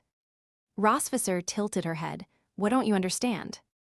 Leon met her silver eyes and, after a brief pause, said, This mission is dangerous, and even if we take every precaution, it's still my responsibility, my fight with the Empire and my master's battle. The conflict between the Flame Dragons and your Silver Dragon clan is over. You don't have to take this risk. Oh, Tilde. Rosvisser understood. This man still had a conscience. He was thinking about her safety. She felt a small sense of pride, but didn't show it. She decided to tease him a bit more, seeing if she could get him to say something even more straightforward. Well, what can we do? If your identity gets exposed, our family would fall apart too, right? She sighed dramatically, acting conflicted and sorrowful. I know it's dangerous, and I've only just recovered from giving birth 4 months ago. My strength isn't fully back yet. If we run into trouble with the Flame Dragon remnants, I might get hurt, and worse, I might not make it back at all. Her words were entirely false. Dragons recovered quickly after giving birth, their strength and resilience returning in no time. After all, they were a savage race, born to fight and claim territory. Their warrior nature was ingrained in their very DNA. But she said it to see if she could get a bit more of that genuine concern out of him. What, not make it back, is it really that serious? Leon was clearly rattled. Of course it is. You're Casmod the Dragon Slayer, fearless and unstoppable, frying anyone who crosses your path with lightning. But I'm not like you. I'm not good at fighting and I'm still weak. If it weren't for this family, for our daughters, I wouldn't risk this with you. She looked fragile, delicate, as if a mere breeze could blow her over. Had she been holding a handkerchief, she'd look like a fragile beauty straight out of a painting. Leon wasn't sure if she was faking it or not, but the idea that women became weak after childbirth didn't seem entirely false. He licked his dry lips, hesitated, then stood up awkwardly and nudged her shoulder. All right, we'll think of another way. You don't have to go with me. Another way? What other way? At this point, the only option is for me to take you there, Rosvisser said, pretending to be at a loss. Out of Leon's sight, her lips curved into a victorious smile. But if you get hurt, Leon mumbled. Hurt? Rosvisser scoffed. Now you're concerned about me. Where was this concern before? Leon fumbled. You what? I'm not concerned about you. I'm just worried our daughters would be upset. Ah, the old it's for the daughters excuse again. Oh, Casmod, you poor fool. Today I'll teach you that the same trick doesn't work twice on a dragon queen. Really, Leon? So you don't care about me at all? You're just pretending? I was ready to risk my life to help you find your enemy, but you don't even care. This is too much. I'm leaving tomorrow and going to stay with my sister, MMMPH. Leon quickly clamped his hand over her mouth. If she kept going, she might actually start talking about divorce. He held her mouth shut, and since he was standing and she was sitting, her face naturally pressed against his stomach. Leon looked down at her, and she glanced up with her beautiful eyes. They stared at each other for a moment. Leon's face turned red, and he mumbled, Fine, I admit it, okay? I am worried about you. All right? It's not just about the daughters. I'd feel really guilty if something happened to you. He hesitated before finally settling on the word guilty. He could have used words like sad or devastated, but that felt too intimate for where he and Rosvisser were right now. So guilty felt safer. After all, she could have stayed home, safe and sound, reigning as the Silver Dragon Queen. There was no need for her to take risks with him. If she got hurt because of him, Leon really would be consumed by guilt.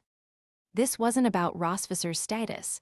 It was about having a partner willing to risk their safety for him. How could anyone not feel guilty about that? Rosvisser listened to his words and tone carefully. She was satisfied. She pushed his hand away from her mouth, but her face remained resting against his stomach. In fact, she even leaned into him a little more.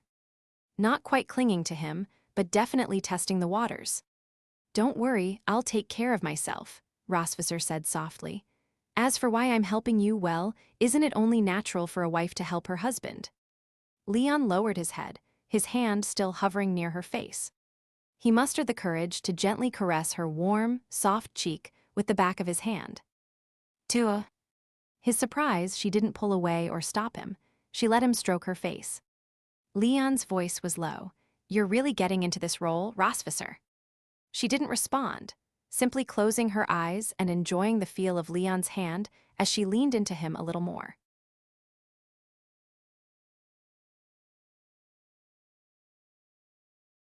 (238) Vol 2ch, 44. As Isha had suggested, inspecting the border was a perfect excuse for a work-related date.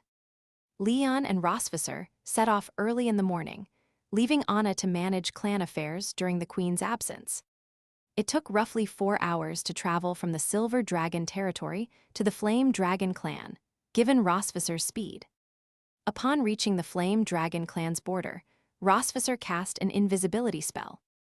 The border is completely unguarded, Leon remarked from Rosvisser's back as he looked down. Have they given up on defending it? Exactly.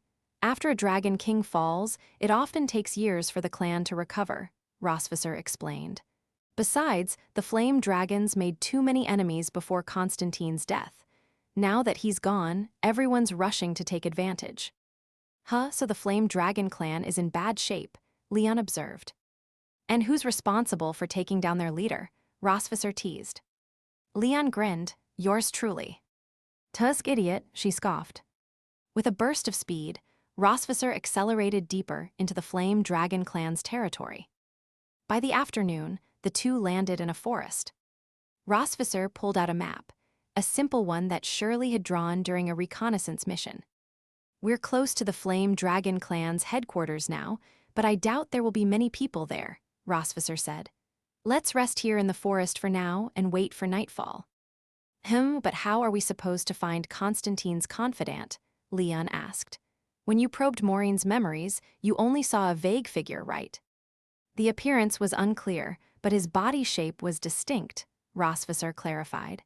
And since he was Constantine's trusted aide, he won't be able to keep a low profile with the internal power struggle and external threats. Finding him shouldn't be too difficult. Leon nodded thoughtfully. I see. While Leon excelled in dragon slaying and catching traitors, when it came to political intrigue and power struggles, Rosvisser clearly had more expertise. The two continued chatting as they found a large, leafy tree with branches high enough for a good vantage point. Rosvisser led Leon to the top of the ancient tree. The thick leaves offered perfect cover, and the elevated position would allow them to detect any movement below. So, once we find him, do you have a plan to make him talk? Rosvisser asked as she leaned against the tree. Leon sat cross-legged across from her. Of course, I might not get the whole dragon political scene, but I'm pretty good at getting people to spill their secrets. Rosvisser crossed her arms, smirking. Really now? Just remember, mind-probing magic only works if there's a significant power gap between the two parties.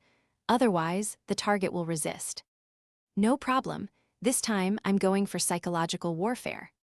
Rosvisser raised an eyebrow, intrigued. Psychological warfare? Do tell. Leon smiled mysteriously. I'll tell you tonight. Keeping secrets now, are we?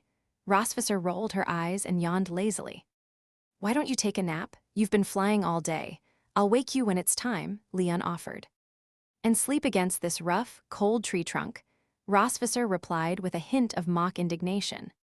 It wasn't that she couldn't sleep like that, she wasn't that delicate. But with a better option available, why settle? Leon caught the mischievous look on Rosvisser's face. She was hinting heavily, and he couldn't play dumb any longer. With a reluctant sigh, General Leon stood up, walked over to her, and sat down beside her. No words were needed. The Queen didn't hold back in the slightest as she shifted to rest against his shoulder. Much better than a tree trunk. The moral of the story: if you're going to find a fake husband, make sure he's well built. It makes for a comfy pillow. Rosvisser's soft body pressed up against Leon, and the gentle fragrance of her hair filled his nose. But her weight on his arm, it was starting to get uncomfortable. He wasn't sure where to place it. Sensing his discomfort, Rosvisser opened one eye and softly said, "Just put it wherever it's most comfortable." Eh? Both of them knew perfectly well what would make this position more comfortable. Rosvisser had already given her approval, allowing Leon to adjust. Yet, Leon hesitated, feeling awkward. Realizing his reluctance, Rosvisser muttered, "Idiot," before lifting his arm herself and placing it around her, resting his hand on her shoulder. Then she leaned back, fully enjoying her human pillow. With her nestled in his arms, her soft back pressed against him, and her fragrant hair just inches from his face, wasn't this a bit too intimate? And this was from a man who had already fathered 3 children with her. Ah, forget it, doesn't matter. She's the one who asked me to do this, I'm just following orders. Leon adjusted to make sure Rosvisser was as comfortable as possible, all while keeping a watchful eye on their surroundings. As night fell, the moonlight illuminated the area, aiding Leon and Rosvisser. In the distance, flickering flames surrounded the Flame Dragon clan's headquarters. The two of them crouched on the treetop, watching by the light of the moon. "Those don't look like flame dragons," Rosvisser noted. "They're probably outsiders seeking revenge." "So where did the flame dragon remnants go? Are they hiding?" Leon asked. Rosvisser shook her head. Hiding would mean surrendering their territory. Even with Constantine dead, his followers wouldn't do that. They're likely lurking in the shadows, waiting for the right moment to strike. With no Dragon King to mediate, any conflict or war could turn disastrous. They'll need to be cautious. "Ah, got it," Leon said. They continued to observe. Over the next 40 minutes, more and more flames appeared, and the sound of footsteps and voices grew louder. The dragons seeking revenge weren't trying to obliterate the Flame Dragon clan completely, otherwise, they would have sent a larger force. They mostly seemed to be trying to provoke them, pushing while the flame dragons were down. Unable to find any flame dragons, the invaders began attacking the clan's temples and buildings, and the sound of magical explosions filled the air. Soon after, cries and the clashing of weapons followed. "They're finally here. Let's go check it out. If we're lucky, we might find him right away," Rosvisser said. "Wait," Leon grabbed her arm. "What's wrong?" "I'll go alone. You stay here and wait." Rosvisser raised an eyebrow, smiling mischievously, "Worried I'll get hurt." "We'll talk about this later, Dragon Queen. You stay put, understand?" Rosvisser pretended to think seriously for a moment, then answered with a solemn nod. "I refuse." "Leon." "Have you heard the old saying?" Rosvisser asked, her eyes twinkling. "What saying?" "United in heart, strong as steel." "Your teammate Rosvisser Melkevi has joined the party. Begin matchmaking."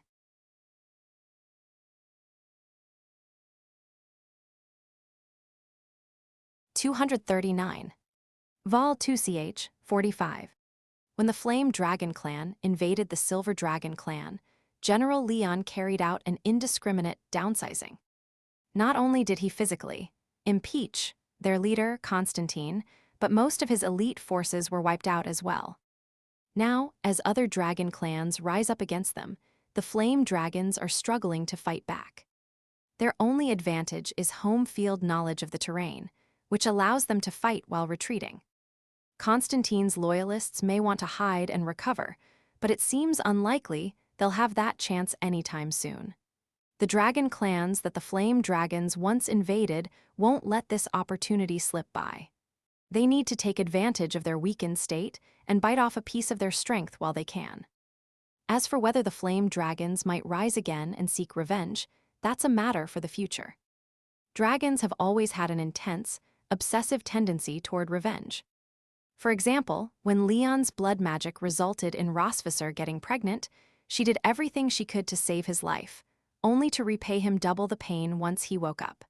Similarly, the clans that had been pillaged by Constantine won't let go of their desire for vengeance, even though they know the saying, "An eye for an eye makes the world blind." For dragons, revenge is deeply ingrained in their blood and hasn't faded for millennia. Leon and Rosvisser perched in a tree, watching the action unfold like spectators. The dragons who came to kick them while they're down were quite efficient. It didn't take long for them to flush out Constantine's loyalists from their hiding spots. And so, a game of cat and mouse began. Although the revenge-seeking dragons weren't foolish enough to try and take over the entire Flame Dragon clan in one go, harassing these leaderless, demoralized remnants was still satisfying. After watching for a while, Leon asked in confusion, "Why does it seem like, aside from Constantine, there's no one in the Flame Dragon clan who can fight? They're just running for their lives. All the fighters were downsized by you. The ones still alive are basically bureaucrats. They have no real combat strength," Rosvisser explained. After a pause, she added, "And besides, whether they can fight or not doesn't make much of a difference to you, does it?" Leon blinked and thought about it. "I guess you're right." It was like comparing a student who scored 10 points on a test with one who scored 20. Sure, the one with 20 points was technically better, but from the perspective of a top student, they were all still failing. For General Leon, anyone below Constantine in the Flame Dragon clan, whether they scored 10, 20, or 30 points, were all still failing. So when Rosvisser said, "It doesn't matter to you," she was spot on. Seizing the rare opportunity to be praised by Rosvisser, Leon decided to milk it. "Now do you see how impressive I am?" Rosvisser scoffed, humoring him like a child. Yes, you're amazing." "Of course I am." "HMPH, Silver Dragon Prisoner," Rosvisser muttered under her breath. "What did you say?" Leon didn't catch it. Rosvisser flashed him a sly smile. "Nothing, just praising you." After a few moments of light banter, the couple refocused on the guerrilla warfare playing out below. "Shirley found someone who fits our criteria during her intelligence gathering," Rosvisser said. "He was recently appointed the acting Dragon King of the Flame Dragon clan, and he's part of Constantine's faction. Even if he isn't the person from Maureen's memory, he certainly knows plenty of secrets." Leon's eyes narrowed, but instead of focusing on the person Rosvisser mentioned, he asked, "Do dragon clans have internal factions too?" Rosvisser nodded. "Of course, especially in large, ancient clans like the Flame Dragon clan. While factional disputes don't always lead to open conflict, any opportunity will spark some trouble. For example, after Constantine's fall, his faction had to work hard to secure their grip on power to prevent other factions from taking over. The place is burning down and they're still fighting each other." Leon was shocked. "Power is the most addictive poison in the world. No one can resist it." Leon thought for a moment and then asked, "So does that mean your Silver Dragon clan has factions too?" "SHH, something's happening," Rosvisser interrupted, placing a finger to her lips and signaling for Leon to look below. The new development came just in time, sparing Leon from finishing his question. Rosvisser knew he was about to ask if her Silver Dragon clan had factional struggles too. The answer was, of course, yes. But Rosvisser had expertly managed to suppress or mediate those struggles. Power struggles were dark and dirty, filled with schemes and manipulation. Rosvisser didn't want Leon to be exposed to that world just yet. She did intend for her fake husband to learn more about the darker side of this world eventually, so that he wouldn't be blindsided later, but that was a gradual process. Too much too soon could overwhelm Leon, turning the bright, cheerful man into a shadow of himself. Pushing those thoughts aside, Rosvisser refocused on the present situation. She pointed to the bright flames flickering below. "It looks like they've found their leader. They're closing in." "Is it the person Shirley reported?" Leon asked. Rosvisser nodded, "Most likely." Leon watched the Flame Dragon loyalists scrambling below and snorted. The tallest trees get hit by the wind first. Being a Dragon King isn't easy. Even as an acting Dragon King, being able to hold things together in such dire circumstances is impressive. If he survives this, he might just rise again. Rosvisser looked at Leon. "Now, tell me your plan." "It's not much of a plan, but it'll work. They're handling this guerrilla warfare too well, which means they're not under enough pressure. We need to turn up the heat." "Lead the way," Rosvisser said. The two of them faded into the shadows, ready to make their move. Meanwhile, the dragons below were closing in on the fleeing Flame Dragon remnants. "Chase them, now's our chance for revenge." "Hey, you flame dragons up front, I liked you better when you were all cocky. How about showing some of that attitude again? The flame dragons, though filled with anger, had no choice but to prioritize retreat. Damn it, these guys are like flies. They won't launch a full-scale attack or take over, but they keep harassing us like pests.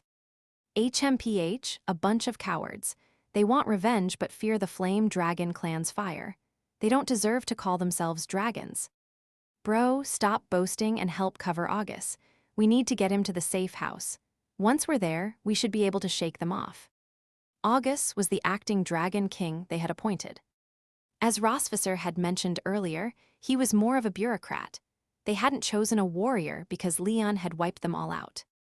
Though some of his subordinates had combat abilities, they would have a hard time protecting August from the pursuers.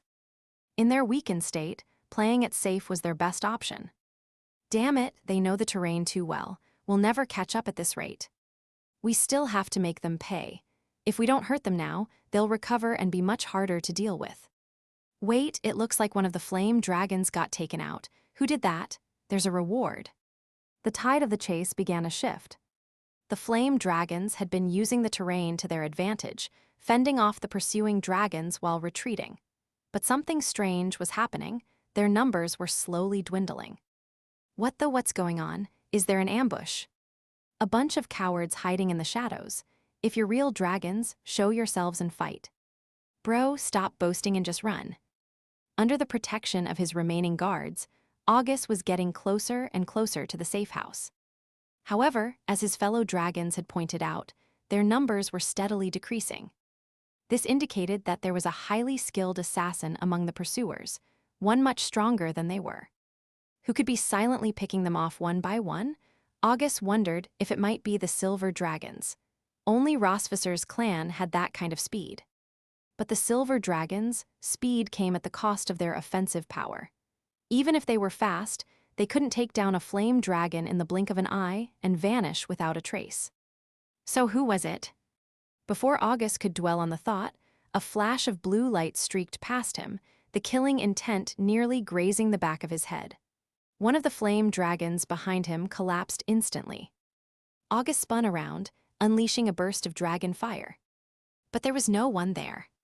His remaining guards quickly gathered around him to shield him. That speed, was it a silver dragon? One of the guards speculated.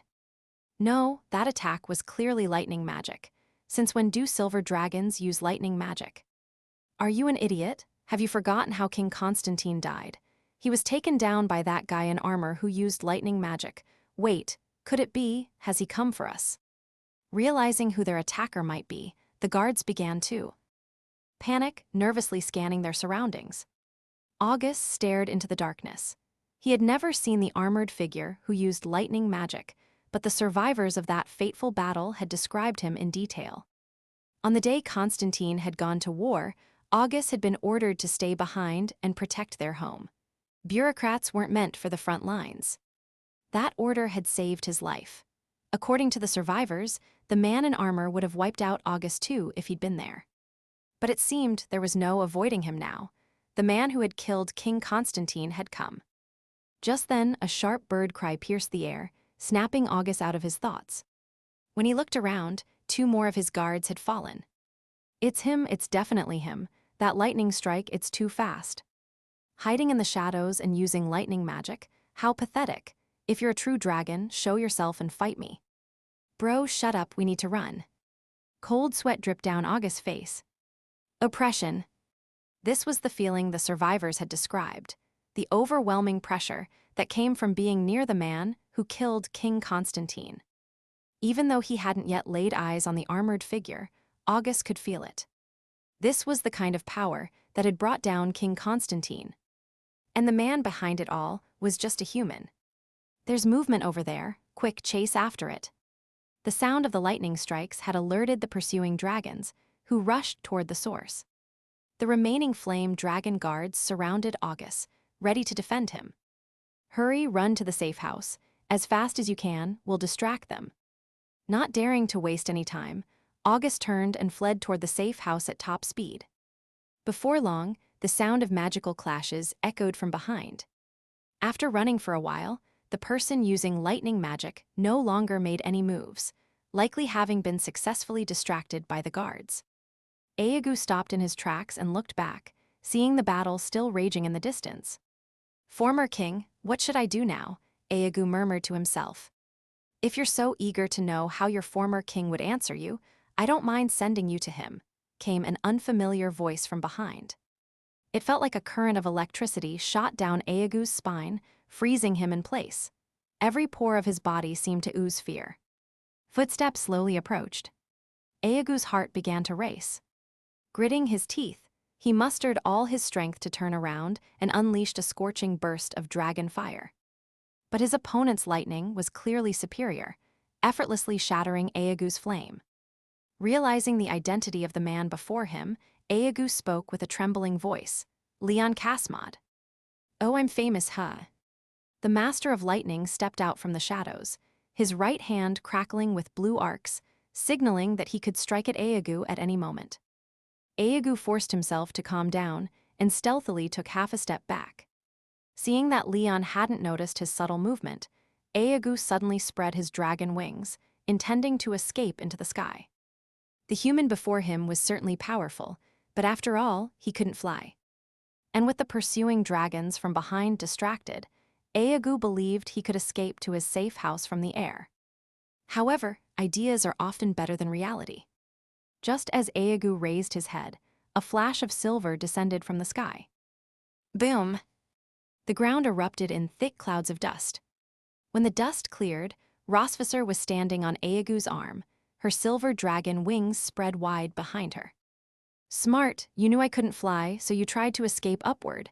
Leon clapped his hands sarcastically as he slowly walked toward Eagu. "But my wife can fly. Didn't see that coming, huh?" Rosvisser, who had been striking a serious pose, nearly lost her composure when she heard Leon call her his wife. Her face flushed red as she shot Leon a sharp glare.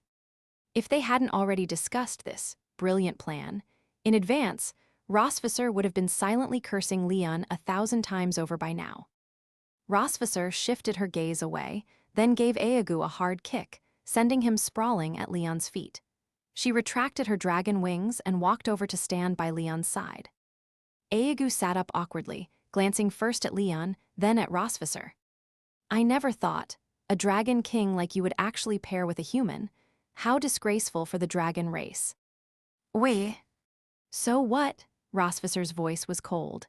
"I married a good husband, and my daughters have a great father. I fail to see where the disgrace lies." Leon was slightly taken aback by her response.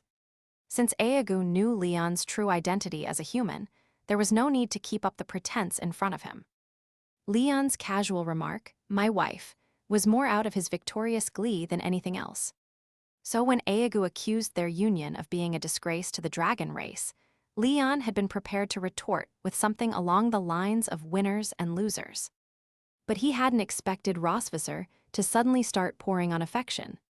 Does this female dragon have a protective streak? Hiss. Women, they're so complicated. However, Eagu wasn't fazed by their display of affection. He scoffed, "I have no interest in your relationship. Kill me, torture me, do whatever you want." Oh, jumping straight to kill me, torture me. Didn't expect this old man to be so loyal. Leon crouched down slowly, looking at Eagu. "Killing and torturing comes later. First, I have a few questions. Do I look like a captive who will answer anything you ask?" "Well." Before Leon could finish, Rosvisser kicked Eagu square in the chest, knocking him flat on the ground. Leon was stunned, turning to her in surprise. "What are you doing?" "He's not worthy of using the word captive." "Huh? Huh what?" Keep interrogating.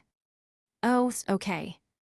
Leon dragged Eagu over to a large tree, the sound of magical clashes still audible in the distance. "I know you won't easily talk, but since you've fallen into our hands, we have ways of making you cooperate," Leon said casually. "You and your men were running toward this direction, which means there must be a new base or safe house ahead. But it's clear now that you won't be reaching it. So, if we can't get anything out of you, we can always hand you over to those dragons your Red Flame clan once invaded. Although I'm not the type to push for extermination, listen carefully. Your men are already losing to the dragons seeking revenge. Once they fall, you're next. I may not kill you, but they won't show you the same mercy. Eagu remained unfazed. Do you think presenting me with these unfavorable circumstances will make me talk? You underestimate the red flame dragons. This guy's tough, Leon thought, scratching his head as if deep in thought. Well, in that case, we'll just have to use force. You're familiar with memory-reading magic, right? Eagu raised an eyebrow and smirked. You're planning to use that magic on me? I'll resist the moment your mana enters my mind. The clash of forces will burn my brain out in an instant, granting me relief in death. The old man was clearly prepared to die. No, everyone knows the limitations of memory-reading magic. As you said, a clash of mana would be fatal, Leon said, but we could wait until you're too weak to resist before using it. Are you planning to torture me? How laughable. I'm not afraid of death. Do you think I'd fear torture?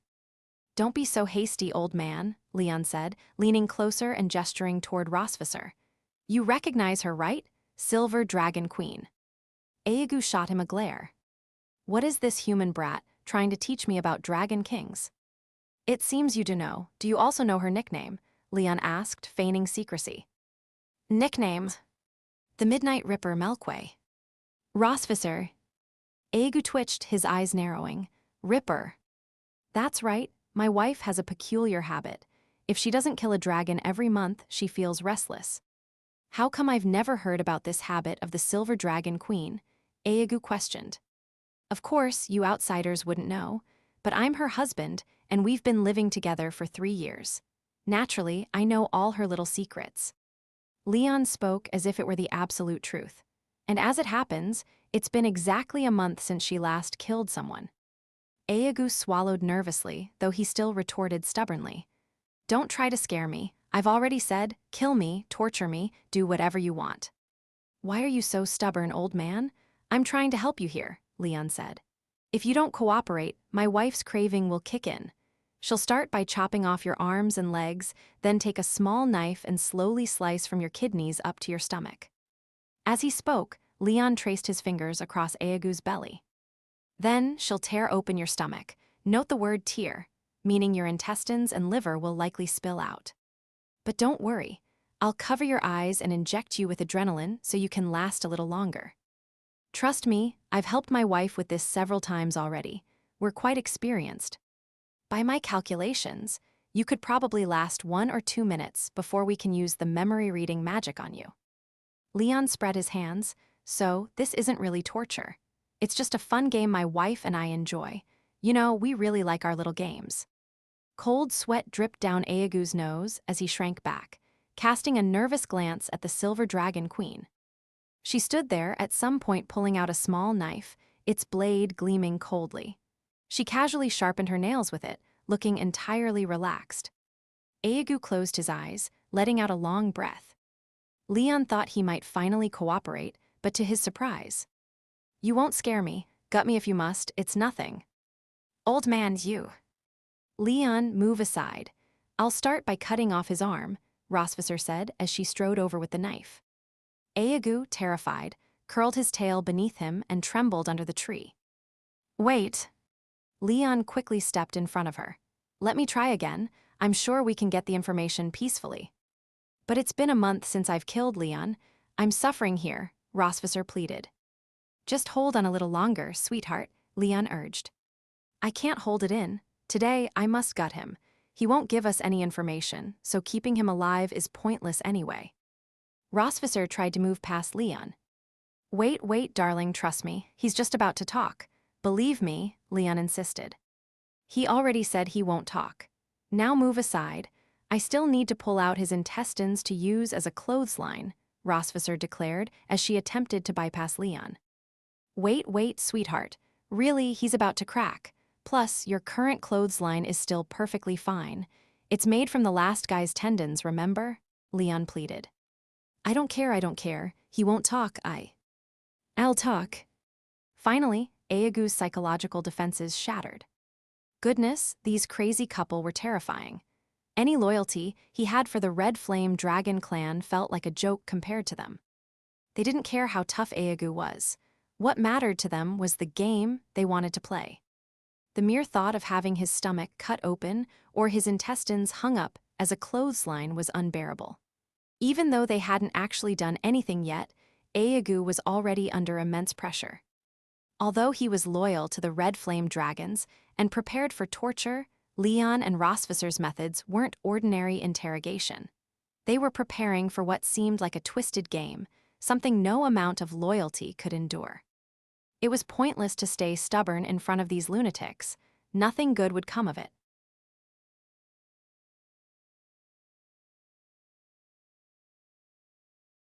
"240. Vol 2ch, 46. Leon crouched back down next to Eagu. Although the old man had given in, his face still showed an expression of defiance and resolve. But Leon didn't care about his expression, as long as Eagu obediently revealed everything he needed to know. "Since you already know that I'm human, that means we've found the right person. Constantine must have trusted you greatly to share that secret with you," Leon said calmly, analyzing the situation. He was confident that the fact he was human hadn't spread through the Red Flame Dragon clan. It wasn't that Constantine couldn't share it, he didn't dare. The only reason Constantine knew Leon was human was because he had made some sort of deal with the Empire, helping them achieve certain objectives. In simple terms, Constantine was a rarity among the dragons. Despite being a dragon king, he was secretly colluding with the human empire. If the other dragons found out, the consequences would be severe. If the news spread, at the very least, Constantine would be removed from power due to internal factional struggles within his clan. At worst, the entire Red Flame Dragon clan would become a laughingstock among the dragons, isolated and excluded. That's why Constantine hadn't launched a direct attack on the Silver Dragon clan right away. Instead, he spent an entire year conquering various territories, using that as a cover for his true objective. If Constantine had successfully killed Leon while attacking the Silver Dragon clan, the other dragons would have assumed it was just part of the Red Flame Dragon King's expansion plan, unrelated to whether the Silver Dragon Prince was actually human. Constantine's plan was quite flawless. He expanded his territory, regained his prestige among the dragons, and completed the tasks assigned by the Empire. But the problem lay in General Leon. Constantine never expected that the human empire had created such an extraordinary individual. If old Constantine had known that the man who was stabbed through the heart years ago still retained his peak combat power, he would have only said 2 words when the Empire gave him the task. "How's me?" Waving hands, dismissing the idea. Leon had gone over the logic of the situation several times before he and Rosvisser came to the Red Flame Dragon clan to unbox Eagu. Eagu stared directly at Leon, confirming his analysis. "Yes, the late King Constantine trusted me and shared your secret with me." "And did your late king tell you anything else? Like a partnership with the human empire, for example?" Leon's tone shifted as he moved into interrogation mode. Eagu's dragon eyes flashed with reluctance, but after a brief hesitation, he chose to speak. Who knew whether the twisted game these 2 maniacs had described earlier was real or not? Eagu didn't dare take the risk. He could accept dying in a blaze of glory, or at the very least, under torture. But he couldn't accept being toyed with by this deranged couple. That would be a disgrace to his position as the second-in-command of the Red Flame Dragon clan. The dragons were as obsessed with pride as they were with revenge. "The late king did cooperate with the humans for a while," Eagu said tersely. Leon spread his hands. "And what was their cooperation for? Just to kill me?" "Not just to kill you," Eagu replied coolly. "Then for what?" "For a much greater plan." As soon as those words fell, a scorching flame streaked past Eagu's face, piercing through the tree behind him. Eagu's face was burned by the intense heat, and he clutched his scorched cheek, glaring angrily, about to shout. But before he could speak, Rosvisser cut him off. "Don't answer one question at a time. If you do that again, I guarantee it won't just be half your face that gets burned." Her voice was cold and authoritative, commanding obedience without raising her tone. She saw through Eagu's game. Though he pretended to cooperate, he was still trying to play Leon for a fool. Leon would ask a question, and Eagu would only give a partial answer, sometimes merely repeating the question. He was like a lazy horse, taking a few steps when whipped but refusing to move otherwise. Though it seemed Eagu was cooperating, his information was useless. After being threatened by Rosvisser, Eagu shrank back, enduring the searing pain on his face as he said, "The information I have isn't as valuable as you think. The late king didn't cooperate with the humans just to kill you. You were simply an uncontrolled piece on the board that appeared at the wrong time." Leon furrowed his brow. An uncontrolled piece. Eagu continued, "You were supposed to die 3 years ago. If that had happened, none of this would have followed. But the idiot assigned to assassinate you failed. So, to clean up the mess, the Empire had to have the late King Constantine expand his territory as a cover to kill you in the Silver Dragon clan. As for what happened after that, there's no need for me to explain." Leon didn't continue questioning immediately. Instead, he turned to Rosvisser. The couple exchanged a brief glance and nodded subtly to each other. Leon refocused on Eagu. "So, you're saying my survival disrupted some original plan between the Empire and the dragons. Is that right?" Eagu closed his eyes, silently confirming. What was the goal of this plan? Or, what did the human Empire and the Red Flame Dragon clan hope to achieve through it? That, I don't know. The late king only told me that in order for the Red Flame Dragon clan to remain strong, we had to cooperate with the human Empire. Eagu's tone seemed genuine. That made sense too. Even if Eagu was Constantine's trusted subordinate, it didn't mean Constantine would disclose every detail of his collaboration with the Empire. After all, a Dragon King would have secrets to safeguard, secrets that could become critical in a life-or-death situation, or even turn the tide of events. Of course, reality was cruel, and Constantine took those secrets with him to the grave. "How long has this plan been going on?" Leon asked. "The late king didn't tell me when it started, but it's been at least 30 years. 30 years? Leon blinked, pondering the time frame. It felt vaguely familiar, but he couldn't place why. Still, he didn't dwell on it. Even if it seemed familiar, it likely wasn't relevant to the interrogation at hand. Was Constantine the only Dragon King working with the human Empire? Leon asked, gazing directly into Eagu's eyes. Eagu hesitated for a moment before answering. He wasn't the only one. As Eagu had implied earlier, if this was a grand chess game, then the human Empire and the dragons were the players, with Leon being the wild piece that had appeared unexpectedly. The Red Flame Dragon clan had already been discarded as a pawn.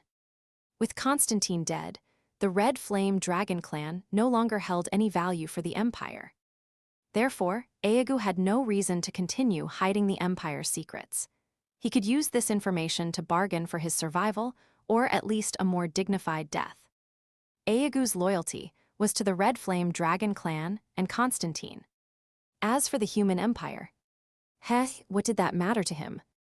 To my knowledge, there are at least 5 Dragon Kings collaborating with the human Empire. 5 Dragon Kings.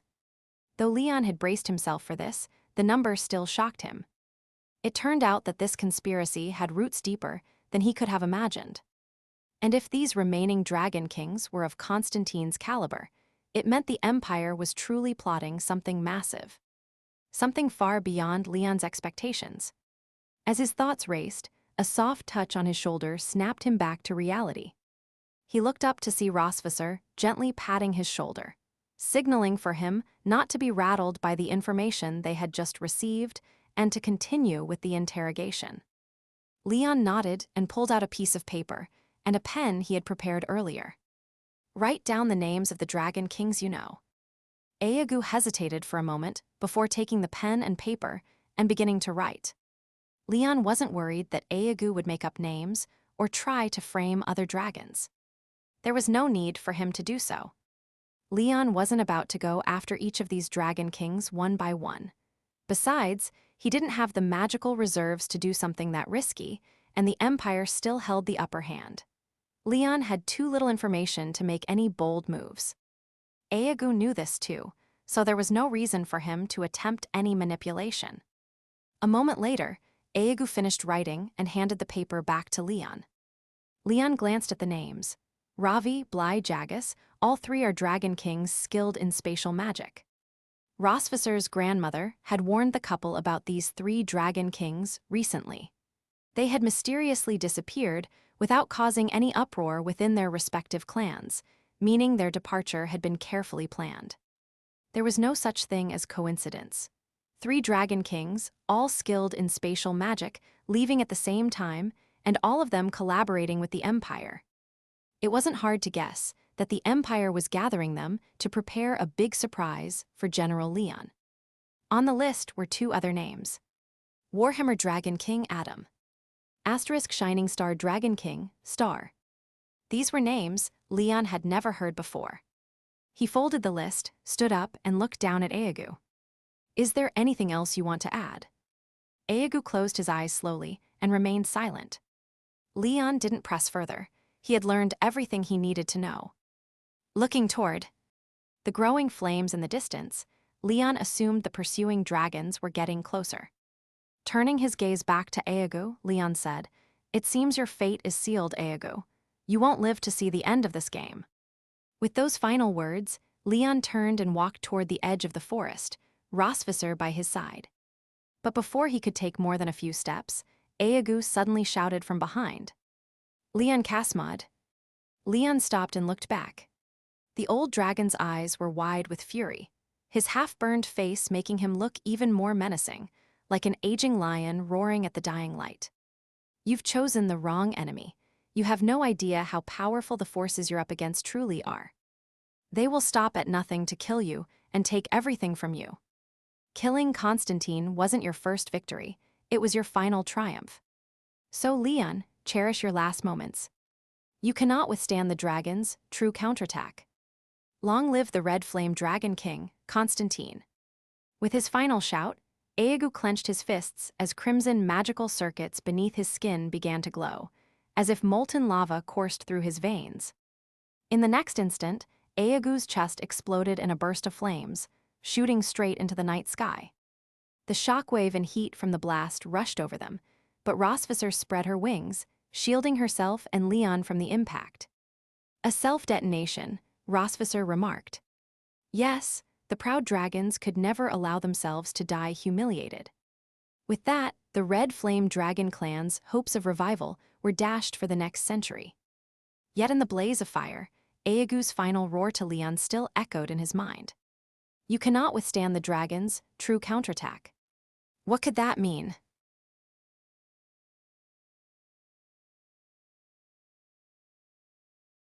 #241. Vol 2ch, 47. Late at night, Leon leaned against the balcony railing, gazing into the distant mountains and forests. In his hand, he held the list he had obtained from Eagu a few days ago.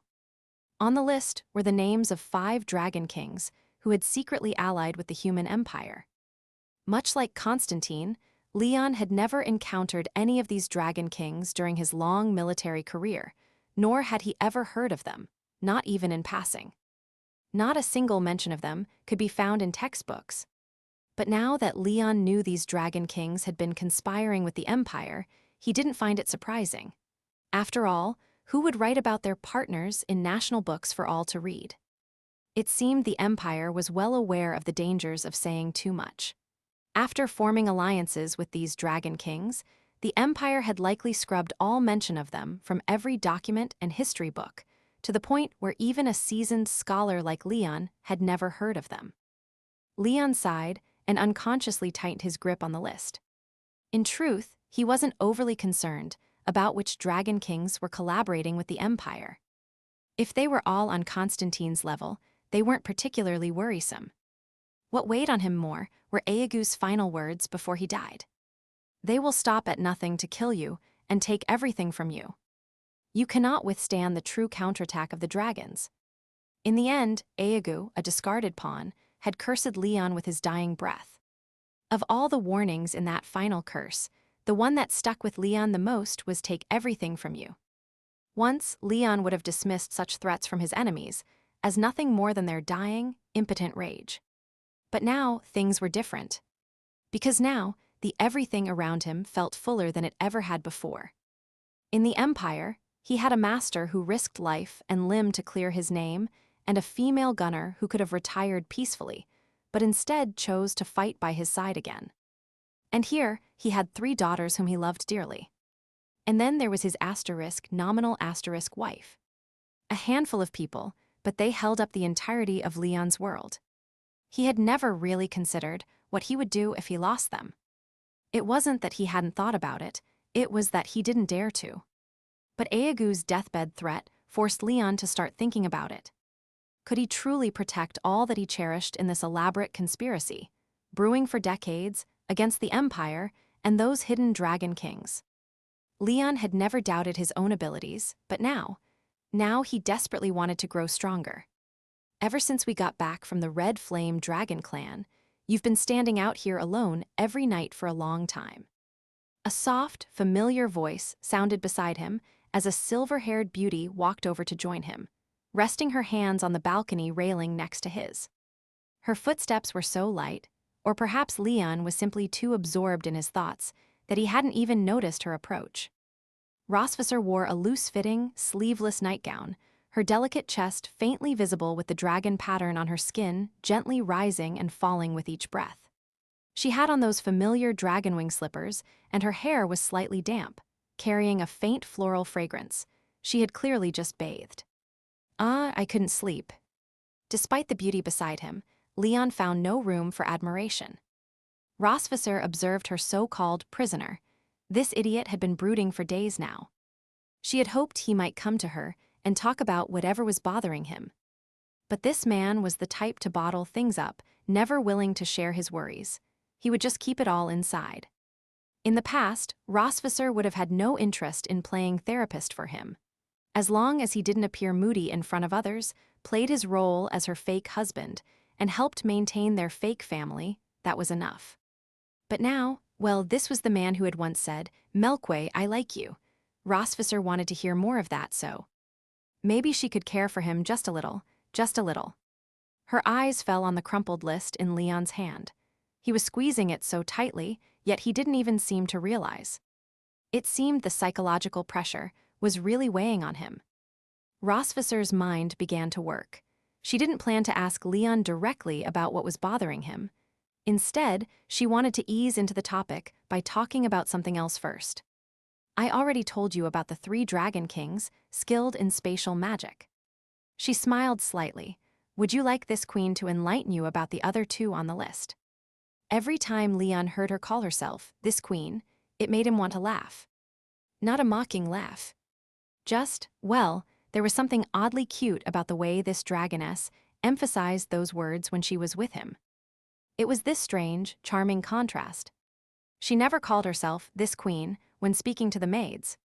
He had no idea why she insisted on acting like this around him. Leon smirked. "Sure, go ahead." The Shining Star Dragon King, Star, from what I know, he's even older than Constantine. In the children's books of Noah's generation, Constantine is described as a hero of the dragons. But when I was a child, the dragon hero in the books was Star. That should give you an idea of just how old he is. But unlike most races, the dragons don't weaken with age. In fact, dragons like Constantine, who are of exceptional strength, only grow more powerful. Star is the same, but I've only read brief mentions of him in dragon records. As for his current power, I couldn't tell you. Leon nodded. "What about the Warhammer Dragon King?" "Oh, he's a bit special. He's the last of his clan." Leon blinked. "Really? He's the only one left?" "Mum, you could say that. Then wouldn't it be easy for other clans to take him down?" "Not at all," Rosvisser explained. "Because Adam is alone, with no ties to anyone, he has no restraints. In pursuit or being pursued, in vengeance or in battle, wherever Adam goes, he leaves nothing but death and hatred in his wake. For a long time, he was a nightmare for the entire dragon race. But later, it seemed he grew tired of that life. Adam became a mercenary." Leon frowned. "A mercenary?" "Whichever dragon clan paid him the most, he would help them. Murder, looting, destroying entire clans, he would do anything as long as the reward was enough." Rosvisser continued, "But for the past century, there's been no news of him. Perhaps after collaborating with the Empire, he gave up his old trade. Maybe. Leon mulled over Rosvisser's words, alone, with no attachments. That's right. Those without anything to hold them back are unstoppable, invincible even. After she spoke, Rosvisser seemed to realize something. She turned to look at Leon. The idiot who had been listening so attentively just moments ago now looked dazed again. Ah, tilde. She understood now. The problem was here. Hearing about how Adam's lack of attachments made him unrestrained, able to do whatever he wanted, Leon must have remembered Eagu's final words to him. Well, now that she knew the root of the problem, it was time to address it. You've spaced out again, you fool, Rosvisser murmured. Huh, oh, sorry. I think I know what you're worrying about, she said softly, her gaze focused on the night sky, a playful smile on her lips. Although she was speaking to Leon, she wasn't looking at him. Leon studied her delicate profile. What? You're worried about me. Good night. Hey, wait. Rosvisser grabbed him quickly, though Leon had only said it for show and wasn't actually planning to leave, making it easy for her to stop him. Can you talk properly for once? Leon sighed. Rosvisser huffed. Fine, let me rephrase that. You're worried about Asteriskus. Is that better? Leon scratched his nose, answering with a muffled. Rosvisser turned fully toward him, leaning against the railing, arms crossed over her chest as she gazed into his eyes. As expected, my sister was right. What did your sister say? That all men who dote on their daughters are family men. Huh. It's just a saying, really. It means you care deeply about your family. Leon shrugged, accepting her description of him. Seeing how disinterested he seemed in the topic, Rosvisser decided to cut straight to the point. Leon, have you ever heard the saying, family is your strongest support? Yeah, I've heard it. Do you think that's true? Leon thought for a moment before replying, I suppose so. Family is support, home is a harbor, everyone says that, right? He had always viewed his fake family in much the same way. It didn't matter whether the harbor was real or fake. As long as it could dock a ship, it was a good harbor. So you, my fool of a husband, have fallen into the trap of everyone, Rosvisser said. What do you mean? For most people, family is indeed the island, where they can rest when they have nowhere else to go. But have you ever considered that your wife is not just most people? Rosvisser smiled mischievously as she gazed into his slightly startled eyes. Come on, my dear husband, your wife is the Silver Dragon Queen. If you think I don't have the ability to survive in this chaotic world, how do you think I made it to where I am now? I'm not blaming you, Leon. I'm just reminding you that I'm not a woman who needs to depend on others to feel safe. You're always thinking about how to protect us in this conspiracy. But have you ever thought that I can stand right here beside you, just like this? Why can't we face these unknown dangers together? Noah, Moon, Aurora, they're your daughters, but aren't they my daughters too? Leon, stop carrying everything on your own shoulders. You have to understand that you're not alone anymore. Yes, those without anything to hold them back are unstoppable and undefeated. But Rosvisser took a step closer, gently placing her hand on Leon's cheek. Silver and black eyes met, their reflections mirroring each other in their pupils. The place where those who miss you reside is your true home. She smiled, and Leon had never seen her smile so tenderly before. It was a warmth that seeped into his very bones. So stop trying to play the hero all by yourself. Your wife won't be pleased if you do.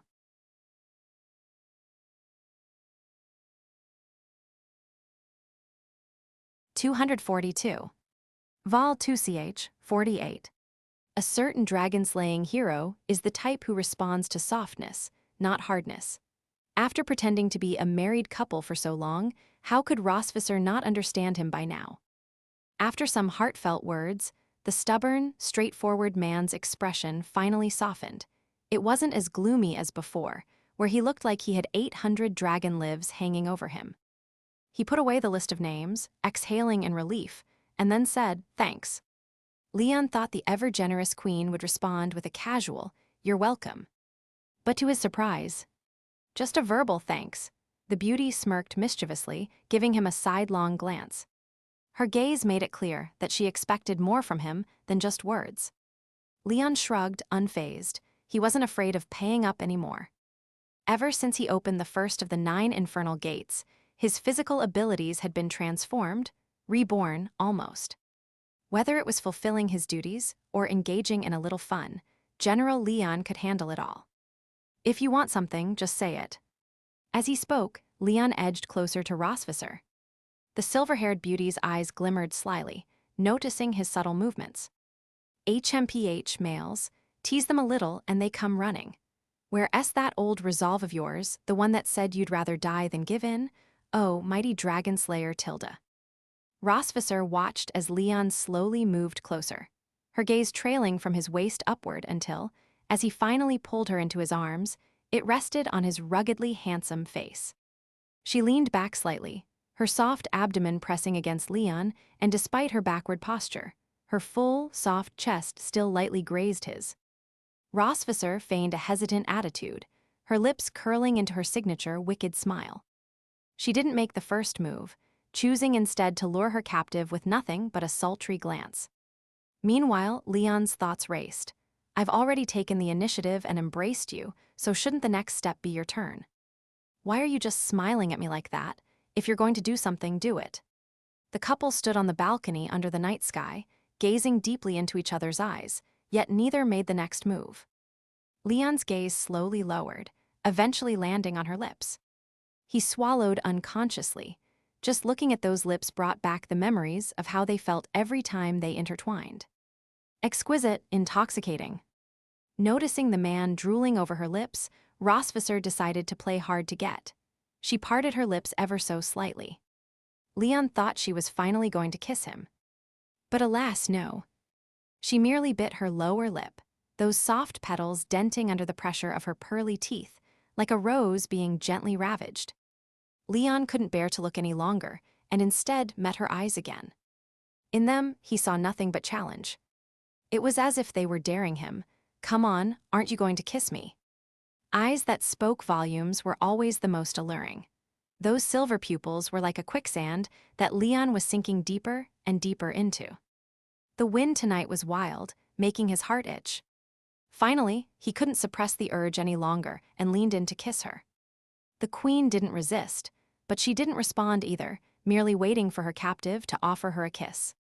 Just as Leon's lips were about to reach her sweet scent, Rosvisser suddenly lifted a finger and pressed it against his lips. Stopped in his tracks. She laughed like a fox that had just pulled off a clever trick. So you listen to my emotional counseling and then think you can kiss me? You really want to have it all, don't you? It's not like I care that much. General Leon withdrew the kiss he had been about to give and released his fake wife from his embrace. Rosvisser chuckled softly, smoothing her hair as her flushed face gradually cooled. Then she said, "You're the captive, I'm the queen. You're only allowed to kiss me if I permit it. Got that? Weren't you just my wife a second ago? Now you're the queen again. You Melquivian dragon women flip faces faster than flipping a page." Wrong, all women flip faces quickly, especially those who have become wives. Haha, very funny, wife Rosvisser. Leon paused, realizing the implication of his words, and then asked, "Wait, are you admitting that you're—" "Admitting what? I didn't admit to anything." Rosvisser turned away, flicking her tail, clasping her hands behind her back, and hooking her right hand's index finger with her left. She walked off the balcony in her dragonwing slippers, her back to Leon as she slowly said, "Until you can't help but confess to me, don't expect me to admit anything." "Oh, so that's it. The Silver Dragon Queen wants me to confess, version 2. This wasn't the first time Rosvisser had hinted at a confession from Leon. When she had first brought him back from the Empire, Rosvisser had mentioned something about a confession. At the time, Leon had thought she was just joking around. After all, despite being married, having kids, meeting the parents, and playing the part of a loving couple in front of others, things had been harmonious, even when it came to more intimate matters. But a confession, that seemed a bit too ambiguous. Yet the more Leon thought about it afterward, the more it didn't sit right. Even if it was a joke, with her personality, she wouldn't make light of something as serious as a confession. Maybe the joke about the Silver Dragon Queen wants me to confess was half serious. Who knew what was really going on in Rosvicer's head? And now, here she was bringing it up again. Leon couldn't figure out what she really wanted. Did she want to give this fake relationship a real name? Or something else? And he wasn't sure if he was ready to give that so-called confession. It wasn't a matter of success or failure, because their relationship was far too unique. In a normal man-woman confession, there are only two possible outcomes. Success, kiss. Failure, get slapped. But between Leon and Rosvicer, there were many more possibilities than just success or failure. Besides, Leon was still the Empire's most wanted criminal. Even if by some 1 in a million chance they did get together, what if something happened to him afterward? Wouldn't that make Rosvicer a young widow? And knowing the Silver Dragon Queen's personality, she would probably mourn him for hundreds of years. So, how does that saying go? How can I focus on love when the world's not at peace? Leon sighed silently, turning back to the balcony to gaze out at the night sky. His thoughts were a mess. Even though Rosvicer's little talk had lightened his mood somewhat, new worries quickly took their place. How was he supposed to deal with his and Rosvicer's? Hey, why are you still pretending to be cool? I thought you'd follow me in. Her voice came from behind him. Leon turned around. She was kneeling on the bed, leaning forward, her head peeking out to look at the balcony. It's late already. Let's go to bed early, okay? If you stop overthinking and come to bed now, your queen will reward you with the good-night kiss you've been craving. How about it? A good-night kiss is not what I crave the most, so childish. All right, I'm childish.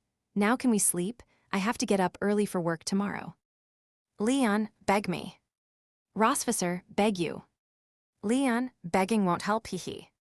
Then you can sleep outside tonight. Don't bother coming to bed. Furious, Rosvicer got out of bed, walked to the balcony door, and locked it behind her. Leon panicked, rushing to the door and knocking on the glass. Hey, you're serious. Separated by a door, the couple stood on either side. Rosvicer stood in the warm room, barefoot, hands on her hips, tilting her head in smug satisfaction.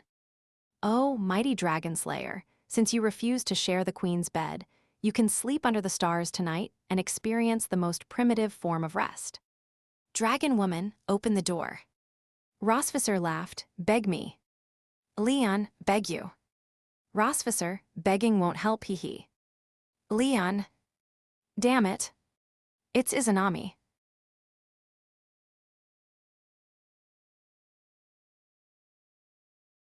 (243). Vol 2ch, 49. Her Majesty the Queen still had some conscience left, and in the middle of the night, she eventually let Leon back into the bedroom. As usual, the couple playfully bantered for a while before falling asleep. Just harmless fun, folks. Don't overthink it, nothing more. The next morning, Leon slowly woke up. Rosvicer was already gone from her side of the bed, so he reached over and felt her spot. Judging by the lingering warmth, he estimated the time to be around 7:40 a.m. Leon sat up and glanced at the clock on the wall. Sure enough, it was 7:40. Using the warmth of the bed to gauge the time of day, this seemingly impressive but actually pointless habit was something only General Leon would indulge in day after day, with great satisfaction. Everyone got their quirks after all. He threw off the covers, got dressed, and climbed out of bed. Suddenly, a tickling sensation crept into his nose. Achoo! A sneeze. His master used to say that a single sneeze meant someone was thinking of you at that moment. It must be Her Majesty asterisk, Leon thought smugly. Even with her heavy workload, she still takes the time to think of me. Maybe the confession thing isn't so one-sided after all. But then, achoo! A second sneeze. His master also said that 2 sneezes meant someone was cursing you. Could it be that same dragoness? Leon thought, his expression souring. Thinking about me and then cursing me? Well, she better not expect me to confess anytime soon. And then, achoo! A third sneeze. What did that mean? His master had a saying for this, too. If you have time to wonder what 3 sneezes mean, it means you're catching a cold. Take some medicine." Leon rubbed his itchy nose. It was indeed feeling a bit stuffy, a sign of an oncoming cold. "So, the 9 infernal gates can make me stronger, but they can't prevent the common cold. It was probably from being left out on the balcony last night until the middle of the night. He had caught a chill. But it wasn't a big deal. Such minor colds didn't even require medicine for General Leon. He could just power through it." He dressed, washed up, and headed to the training yard in the back. His daughters were already there.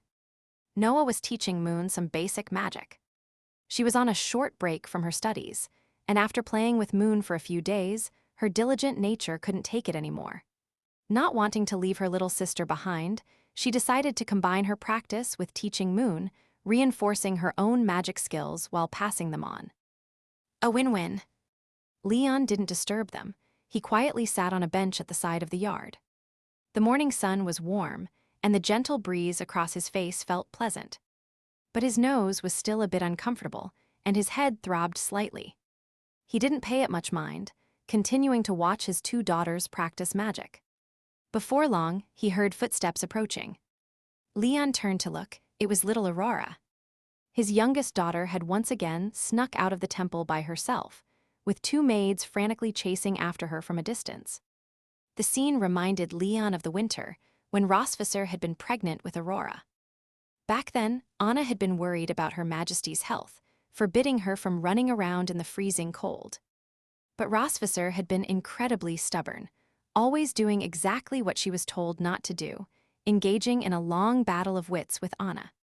It seemed that their youngest daughter had inherited this same trait from her mother, always rebellious, always sneaking away. Daddy Tilda. No loving father could resist such a sweet and soft daddy. Leon scooped up his little girl and waved the maids off, signaling that he would take care of her. The maids stopped, bowed slightly, and left. Leon set Aurora on his lap and pinched her chubby cheeks. "Why are you sneaking out again? Have you finished all the books Mommy gave you?" Unlike other baby dragons, who would tear the house apart at 4 or 5 months old, Aurora preferred quietly reading books. Any book would do. History, novels, science, even dictionaries fascinated her. Aurora was a very independent learner when it came to absorbing new knowledge. Just recently, she had mentioned to Leon during a conversation that she was developing her own study methods. I've finished them all," Aurora nodded, her bright pink eyes looking up at her father. "Daddy, do you have any more books?"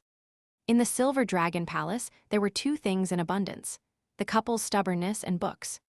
Before becoming queen, Rosvisser had been a top-tier scholar. Even now, despite her intense workload, she occasionally found time to read classical literature, reflecting her love for books. Leon was, of course, thrilled by his daughter's thirst for knowledge and more than happy to show her more books. But before that, he had a question for Aurora. "Aurora, why do you like reading so much?" When Aurora first showed an interest in reading and learning, Leon hadn't questioned it much, allowing her to immerse herself in a variety of books. But now that it was clear she genuinely enjoyed it, Leon was curious about her reasons. If he understood why, he could better guide her and help her find the path most suited to her. Aurora blinked, thinking for a moment before answering. "Because reading is relaxing, Tilda." Leon raised an eyebrow. "Relaxing?" Compared to the magic big sister and second sister are learning, reading is much easier." Aurora continued, "I've told you before, Daddy. I don't think I'll be as hardworking as big sister, and I don't have the talent that second sister does. So for me, reading is both easier and a way to make up for what I lack." Make up for what you lack. This was something even Noah had never discussed with Leon. To realize what you're lacking and seek ways to compensate for it. This was a simple concept on the surface, but not many people could actually achieve it. And yet Aurora was only 5 months old. "My sweet daughter, are your thoughts really this advanced?" "What do you think you're lacking, Aurora?" Leon asked. "Well, a lot of things, like I don't know as many words as I'd like." Leon was momentarily stunned, then couldn't help but laugh. All right, it seemed Aurora hadn't fully grasped the concept of making up for what you lack, so Leon didn't press further. Holding his daughter in his arms, gently squeezing her soft little hands, he asked, Aurora, what do you want to be when you grow up? B. Yes, what career do you want to pursue? Do you want to be a warrior on the battlefield or a strategist advising a king? Aurora's eyes sparkled as she thought for a moment. Then, with a serious expression, she replied, I want to be a scholar, or maybe a scientist.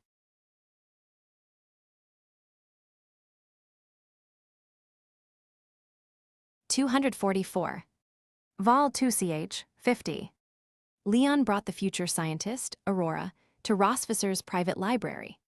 After mending his relationship with that dragoness, she had given him the keys to most of the rooms in the Silver Dragon Palace, including her private library.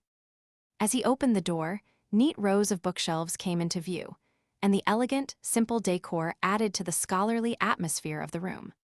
The moment they entered, Aurora's eyes widened in amazement, her little fists clenched with excitement, and even her tail perked up slightly. Her pink eyes sparkled with anticipation and eagerness for the books and knowledge waiting inside. This was her first time visiting Rosvisser's library, so her excitement was entirely expected. Leon patted Aurora's head. What do you think? He asked. It's amazing. Leon chuckled. Your sister Noah used to study here, too. It was also where your sister Moon first learned magic. If you want to learn more, this library has everything you need. Rosvisser's collection could satisfy even a diligent scholar like Noah, let alone Aurora, who was just starting out. Leon patted Aurora's back. Go ahead and pick out some books you like. I'll be waiting at the desk by the window. Okay. Aurora eagerly dashed into the aisles of bookshelves, picking through the vast collection with excitement. Leon went to his usual spot by the window, where he had often sat when Noah and Moon were studying, and quietly waited. About 10 minutes later, Aurora wobbled over with a stack of books towering above her head, her little tail swaying behind her as she struggled to keep her balance. Leon shook his head, smiling, and walked over to take the books from her. Do you think you can read all of these? He asked with amusement. Daddy, you don't understand.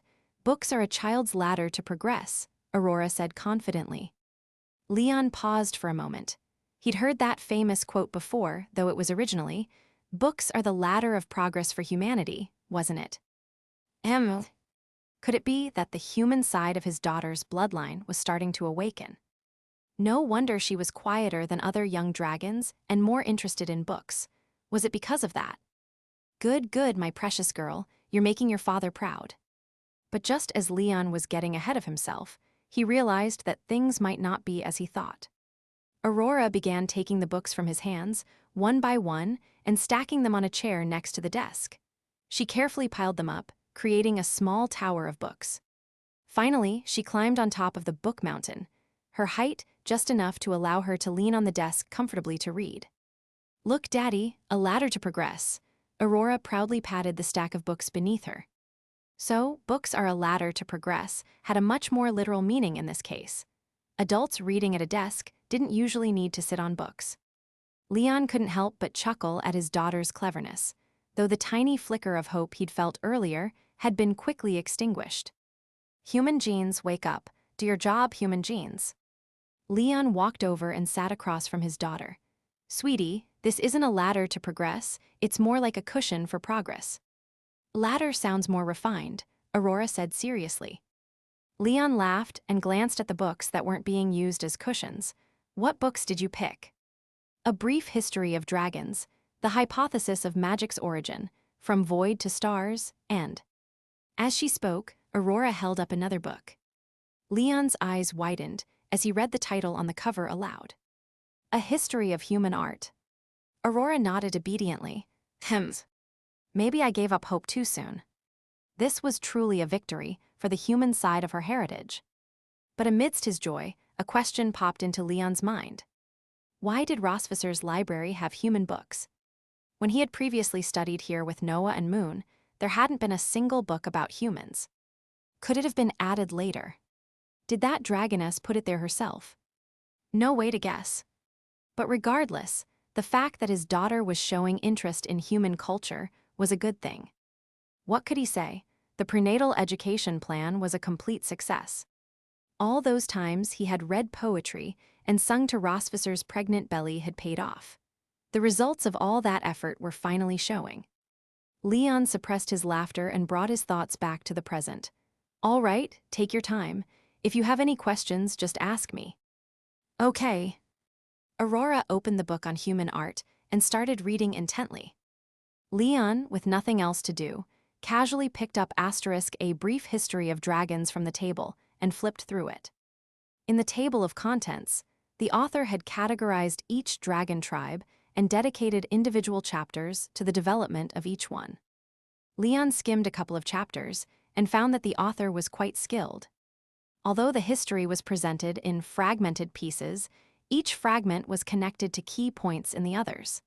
The order in which the dragon tribes appeared in the book was also well thought out, creating a smooth, coherent narrative despite the fragmented structure. Leon searched for the section on the Silver Dragon tribe.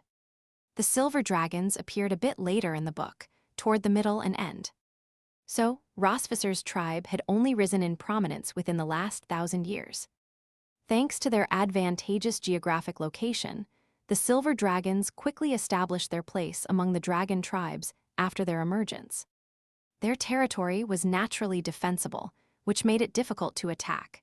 As a result, the Silver Dragon Kings were known for their reluctance to engage in conflict compared to the rulers of other tribes. They never initiated wars with any other races. There was truth to the saying one's environment shapes them.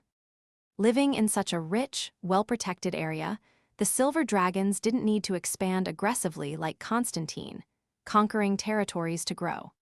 Leon continued reading until he reached the part where the heroine made her appearance. In the year 1680 of the creation era, Rosvisser Melquivian ascended as the 4th Silver Dragon King. During her 40 years of rule, as of the year 1720, when this book was written, she revitalized the Silver Dragon tribe through advancements in trade and economic systems. Before ascending the throne, Melquivian spent nearly a century honing her skills and completed the 3rd Silver Dragon King's academic tests with perfection. She even defeated the 3rd king in a direct confrontation, earning the unwavering support of all Silver Dragons. Angelina Olette, current headmistress of St. Hiss Academy and an absolutely impartial 5-star elder, once said of her student, "Of all the children who love to learn, Melquivian is the one who impressed me the most. She is both focused and vibrant, always the most brilliant presence in any crowd. In her presence, even the stars seem to lose their shine. Her dedication to both academics and strength has made her the most exceptional Silver Dragon King in 1,000 years." Rosvisser Melquivian, the pride of St. Hiss Academy, the pride of the dragon race. Leon's eye twitched slightly. That's quite a bit of praise. Vice Principal Wilson had always been a fan of Leon and Rosvisser as a couple. And now, the headmistress herself seemed like a one-woman fan club for Rosvisser. So, St. Hiss Academy isn't really an academy, is it? It's just a giant fan club. And if Rosvisser was such an outstanding alumna, then why did their daughter have to take some ridiculous entrance exam when she was enrolled? Couldn't they just pull some strings? Another academy that dealt with dragons was Castle. The son of an honorary alumnus there didn't just skip the line, he even got an S-rank rating. Not that we're naming names. After silently venting for a moment, Leon looked up at Aurora. His dear daughter was reading seriously, gently biting her lip, her brow furrowed in deep thought. Leon didn't want to interrupt her, so he lowered his head and continued reading the endless praise from Rosvisser's fan club. Even though it was a bit over the top, right now, Leon was totally enjoying it. Praise her, love her, shower her with compliments. Because she's my wife. TL note, please don't skimp on the stars for the translation. I'd really like to see how far Leon goes and how far we can increase the number of chapters. Thanks, Tilda.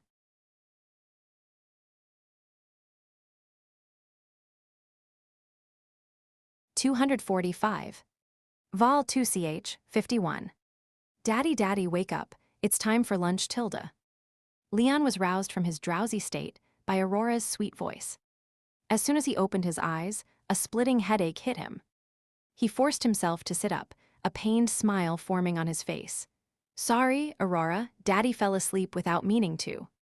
It's okay, Daddy, let's go eat lunch, Aurora said cheerfully. Emma. Leon stood up, the midday sunlight streaming through the large windows of the library, casting a golden glow over him. Yet he felt none of its warmth. In fact, as soon as he got up. Achoo! The fourth sneeze of the day. If his teacher were here, she'd probably be dragging Leon to the clinic by now. Aurora, holding his hand, looked up at him with concern. Daddy, are you sick? Did you catch a cold? Leon shook his head, still trying to smile, though his face was starting to strain. His throat was sore, his nose stuffy, and his lips dry and cracked. Not to mention the unrelenting headache. He probably did have a cold. I'm fine, let's go eat. Are you really okay? Aurora asked, still worried. Yes, really. Leon wanted to squat down and scoop her up to reassure her by saying, See, Daddy can still pick you up. I'm perfectly fine. But then he remembered that if he really was sick, he might pass the cold on to her. So he held back. Hand in hand, they left the library and headed to the dining room. Rosvisser, Noah, and Moon were already there, having their lunch. Good afternoon, Mommy. Good afternoon, big sister and second sister Tilda. Aurora greeted everyone enthusiastically and ran over to Moon, who helped her climb into her child-sized dining chair. There may not have been a step stool of progress at the dining table, but there was always a reliable second sister. Leon pulled out a chair and sat down on one side of the table. A meal had already been prepared for him by the maids.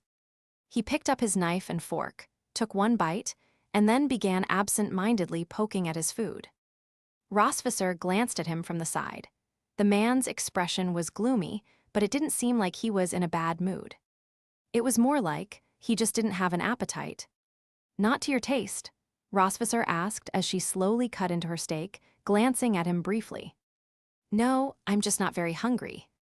Hearing his response, Rosvisser paused mid-motion. His voice didn't sound right. Was it, horse? Are you sick? She set down her fork, turning to look at Leon seriously. Leaning on one hand and with drooping eyelids, Leon replied in a listless tone, No, I'm fine, not sick. Across the table, Aurora blinked and immediately piped up. Daddy sneezed earlier. Rosvisser's brow furrowed. That means you're sick. Leon scratched the tip of his nose, still stubborn. It was just a sneeze, no need to make a fuss. I'm. Before he could finish his sentence, he felt a cold sensation on his forehead. It was the back of Rosvisser's hand, gently pressed against his skin. Realizing she was checking his temperature, Leon immediately moved her hand away. What are you doing? You've got a fever, and you're saying you're not sick. No, it's just your hand being cold. Anything would feel warm to you. Rosvisser gave him a sarcastic smile. I thought you only got stubborn when we were talking about our feelings, but I see you're just as bad when you're sick. Under the table, Leon lightly nudged her foot and whispered, The kids are here. Don't say weird things. Oh, thanks for the reminder. The kids are here. Rosvisser turned her attention to the three little ones across from them, sitting up straight and asking with a serious expression. Darlings, when you're sick, isn't it uncomfortable? Noah, Moon, and Aurora. Yes, Tilda. So, what should we do when we get sick? Noah, Moon, and Aurora. Take medicine, Tilda. Clapped. The queen clasped her hands together, smiling in satisfaction. Such smart children. Then, without missing a beat, she turned to Leon, her smile disappearing. You see, even the kids know what to do. Why are you acting like a hero? Leon scoffed and muttered, You sounded just like a preschool teacher just now. Rosvisser rolled her eyes at him. Eat your lunch and take the medicine afterward. There's some in my bedside drawer. I'm not taking it. Rosvisser raised an eyebrow. How old are you? Do I need to coax you into taking your medicine? Leon seemed to hesitate. No. Not hesitating, more like he had a hidden fear. Rosvisser's sharp intuition kicked in, and she immediately guessed the reason for his stubbornness. Are you afraid of taking medicine? Noah's head shot up, her mouth still full of food as she stared at her father in shock. Okay, next essay topic. My dad can defeat Constantine in one move, but he's afraid of cold medicine. Faced with Rosvisser's accusation, Leon didn't answer, but his expression grew darker. Which pretty much confirmed it. It wasn't exactly that he was scared of medicine. It was just that he really didn't like it. No particular reason, he just hated the taste. Otherwise, why would he have thought of his master dragging him to the clinic earlier? On his own, Leon would never step foot in a place like that. Rosvisser drummed her fingers lightly on the table, no longer trying to convince him to take the medicine. Stubborn, he'll give in and take it once he's feeling miserable enough. Aurora glanced between her parents, her pink eyes wide with concern. If Daddy didn't like medicine, would he take supplements instead? That evening, Leon's cold had worsened. The dragon-slaying hero lay in bed, a towel on his forehead and a cup of hot water by his side, staring blankly at the ceiling. Rosvisser stood by the bed, arms crossed, holding the cold medicine between her fingers as she stared at him helplessly. If you don't take this, you might not make it through the night. Stop nagging, Leon groaned, his head pounding from the fever. His voice was hoarse. I think I'm seeing my great-grandmother. You were adopted by your master. You don't have a great-grandmother. With the last of his strength, Leon raised a finger and croaked, "It's a figure of speech." Rosvisser snorted. When you die of this cold, I'll have 1,000 figures of speech to mock you with. No, I believe, I can overcome this. First, no, you can't. Second, a cold isn't even close to being something like a disease demon. Losing an arm, a leg, or battling cancer would qualify. That's another figure of speech. Rosvisser rolled her eyes and tossed the cold medicine onto his pillow, giving up on him. At that moment, there was a knock at the door. Rosvisser went to open it. It was the three little ones. Moon was leading the charge. Mommy, we've come to offer tribute to Daddy. Rosvisser. Offer tribute. Honey, are you just trying to sneak a steak again? But no, it was too soon for that. Your dad isn't going to die just yet, so maybe come back later. Noah quickly pulled Moon back and explained, it's from Aurora. She made a pill, or rather a supplement. A supplement? Aurora nodded enthusiastically. Since Daddy doesn't like taking medicine, maybe he could take a supplement instead. It's important to help Daddy recover. Rosvisser's eyes flickered with interest. The girls only had access to a limited range of ingredients, none of which would be harmful. Even if the supplement didn't work, it wouldn't do any damage.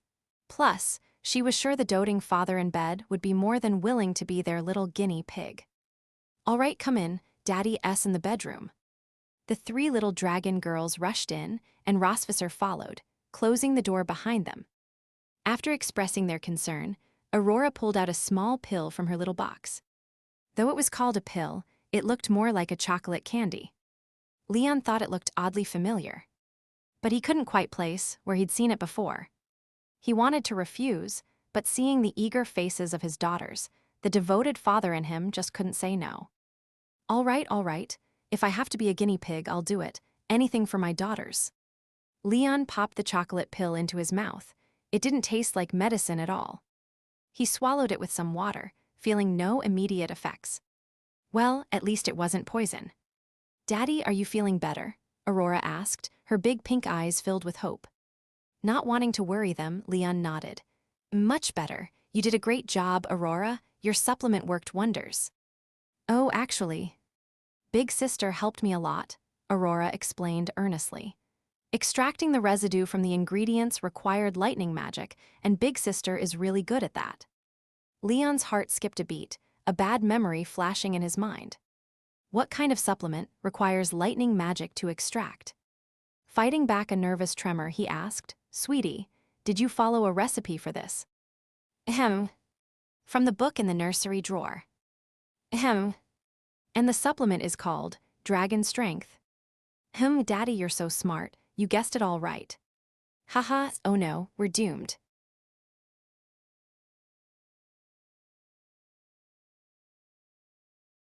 "246. Vol 2ch, 52. Daddy, why do you look even worse? Is the dragon strength not working? Aurora asked, her face full of concern. Leon was at a loss for words. Sweetie, it's not that the dragon's strength isn't working.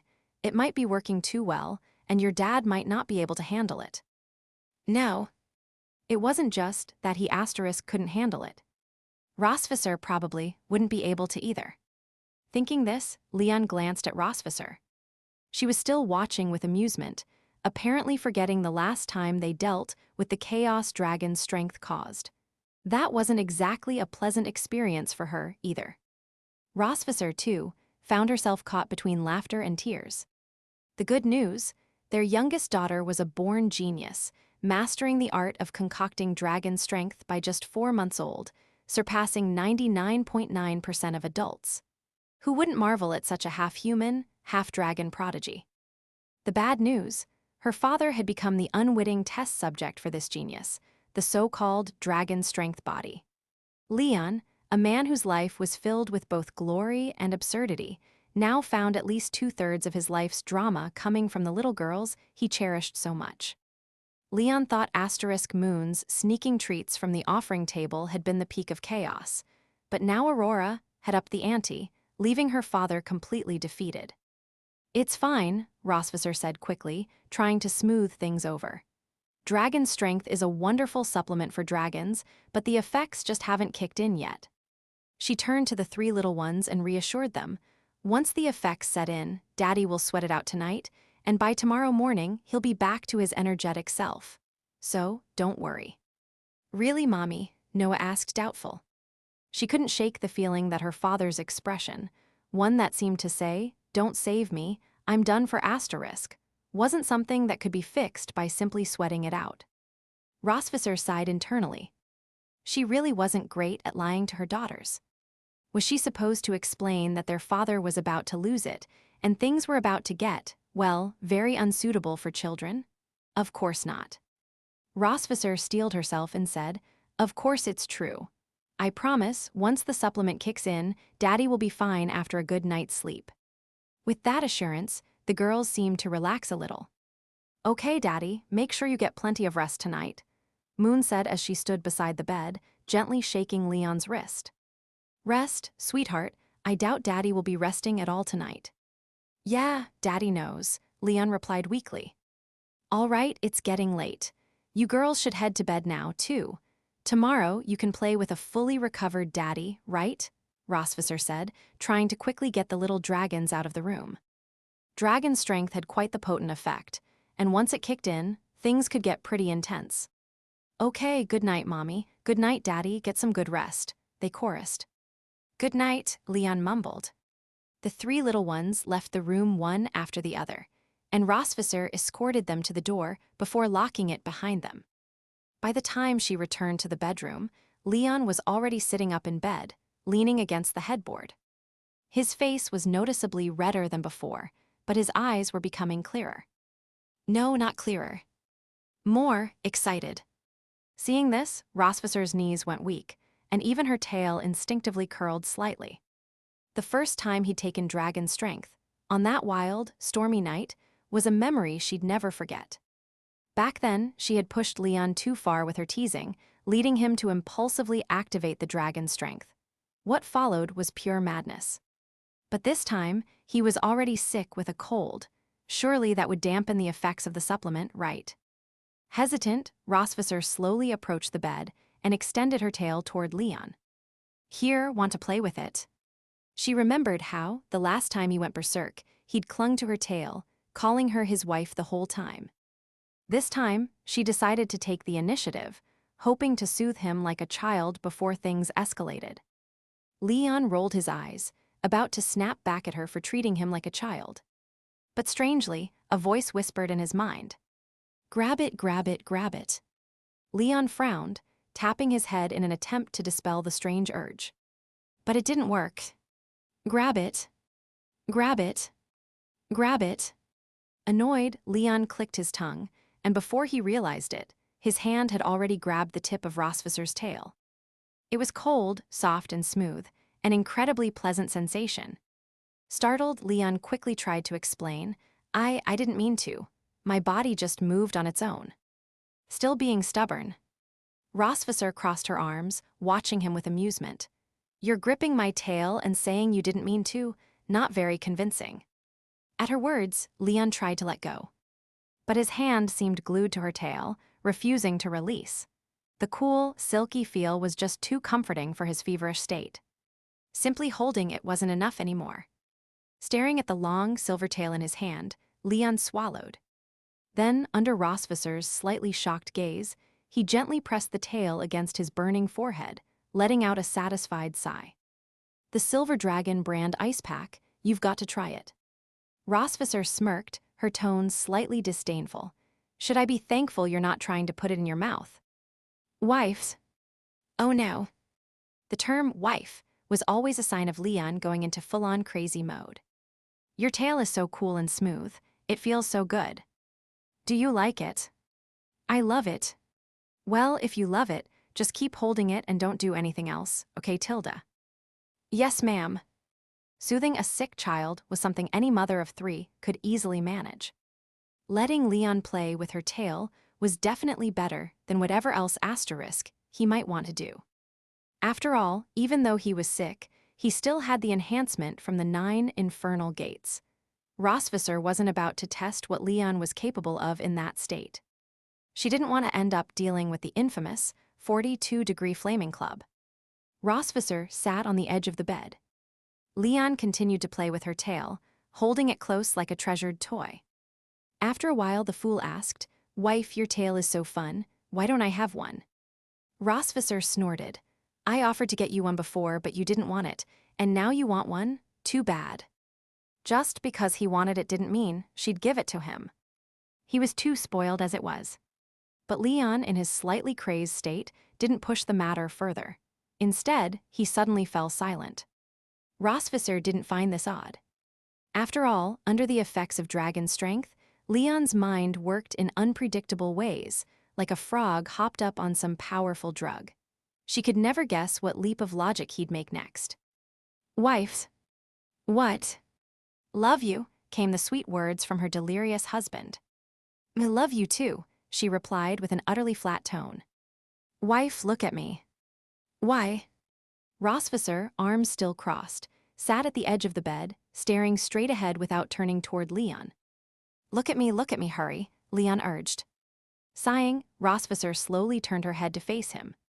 Leon raised his arm above his head, forming a large heart shape with his hand, and gave her a big, goofy smile. "Love you, Tilda, wife Tilda." Normally, you couldn't pay Leon to do something so childish or romantic. Watching this ridiculous display, Rosvisser couldn't help but laugh. But she quickly composed herself, humming dismissively, "Such a child." "You do it too, wife." "No." "Come on, do it." "Come on." At this point, he was already under the effects of dragon strength. Why not just go along with it? Rosvisser closed her eyes, sighed, and reluctantly copied Leon's pose, raising her arm to form a giant heart above her head. "Love you," she said sweetly. "And what else?" "What else?" "You have to add a title after love you." His thought process was like an exaggerated version of Moon, yet still filled with Leon's clueless stubbornness. Clearly, their daughters had inherited some of their parents' quirks. So what could she do? Just play along. Rosvisser sighed again, forming the heart and speaking in an overly sweet tone. "Love you, husband Tilda." After saying it, she instantly dropped the act, her voice cold. "Happy now?" Leon nodded. "Happy." Rosvisser rolled her eyes and stood up. "Give me back my tail for a moment. I need to use the bathroom." She expected Leon to let go of her tail. But instead, he suddenly yanked her back onto the bed, pulling her close with his grip on her tail. "Hey, what are you?" Before she could finish, the dragon markings on her chest began to glow faintly. "Damn it, is it really going to come to this?" "Dragoness." Leon's voice came from beside her, radiating heat. Rosvisser turned her head slowly to look at him. He had already taken off his shirt, his chest glowing with the same dragon markings as hers, crackling with blue sparks of electricity. In that moment, the Silver Dragon Queen understood. The 42-degree flaming club she feared wasn't just fire tonight, it came with a side of lightning as well.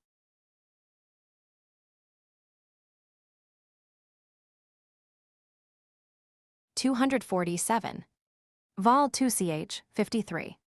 The blazing power of Leon's fiery staff surged forward like a raging storm. Accompanied by a torrent of lightning, forcing the silver dragon to cry out in pain and beg for mercy. The bed sheets had been crumpled into disarray, and the sensation between their bodies was nothing short of sticky and warm. Just as Rosvisser had told their daughters earlier, it was just a cold, and sweating it out would help. However, she hadn't expected that the sweating would be something they both did together. In the early hours of the morning, the light in the bathroom was on. The couple stood tightly embraced beneath the showerhead, letting the water wash away the heat and the remnants of their indulgence. Rosvisser's delicate face was filled with exhaustion, her lips quivering slightly. Her petite chin rested on Leon's chest as she looked up at him, biting her lip, her eyes filled with a mix of frustration and weariness. The effects of the dragon's strength had worn off, and Leon's cold and fever had subsided along with it. But the timing of his recovery felt rather inconvenient. It didn't seem like it was his body's natural ability to heal or the dragon's strength that had done the trick. It looked more like Rosvisser's care was the real cure. In the end, it was the body of a dragon that endured everything. Rosvisser, Leon murmured. Her eyes sharpened like blades, her tone unfriendly. What? You're a good doctor. Die. She twisted a section of skin on his waist, causing General Leon to shut his mouth quickly, not daring to press his luck. But Rosvisser was already so weak that even this playful gesture made her vision blur, and she nearly fainted. Leon, quick as ever, caught her around the waist, preventing her from falling onto the bathroom's tiles.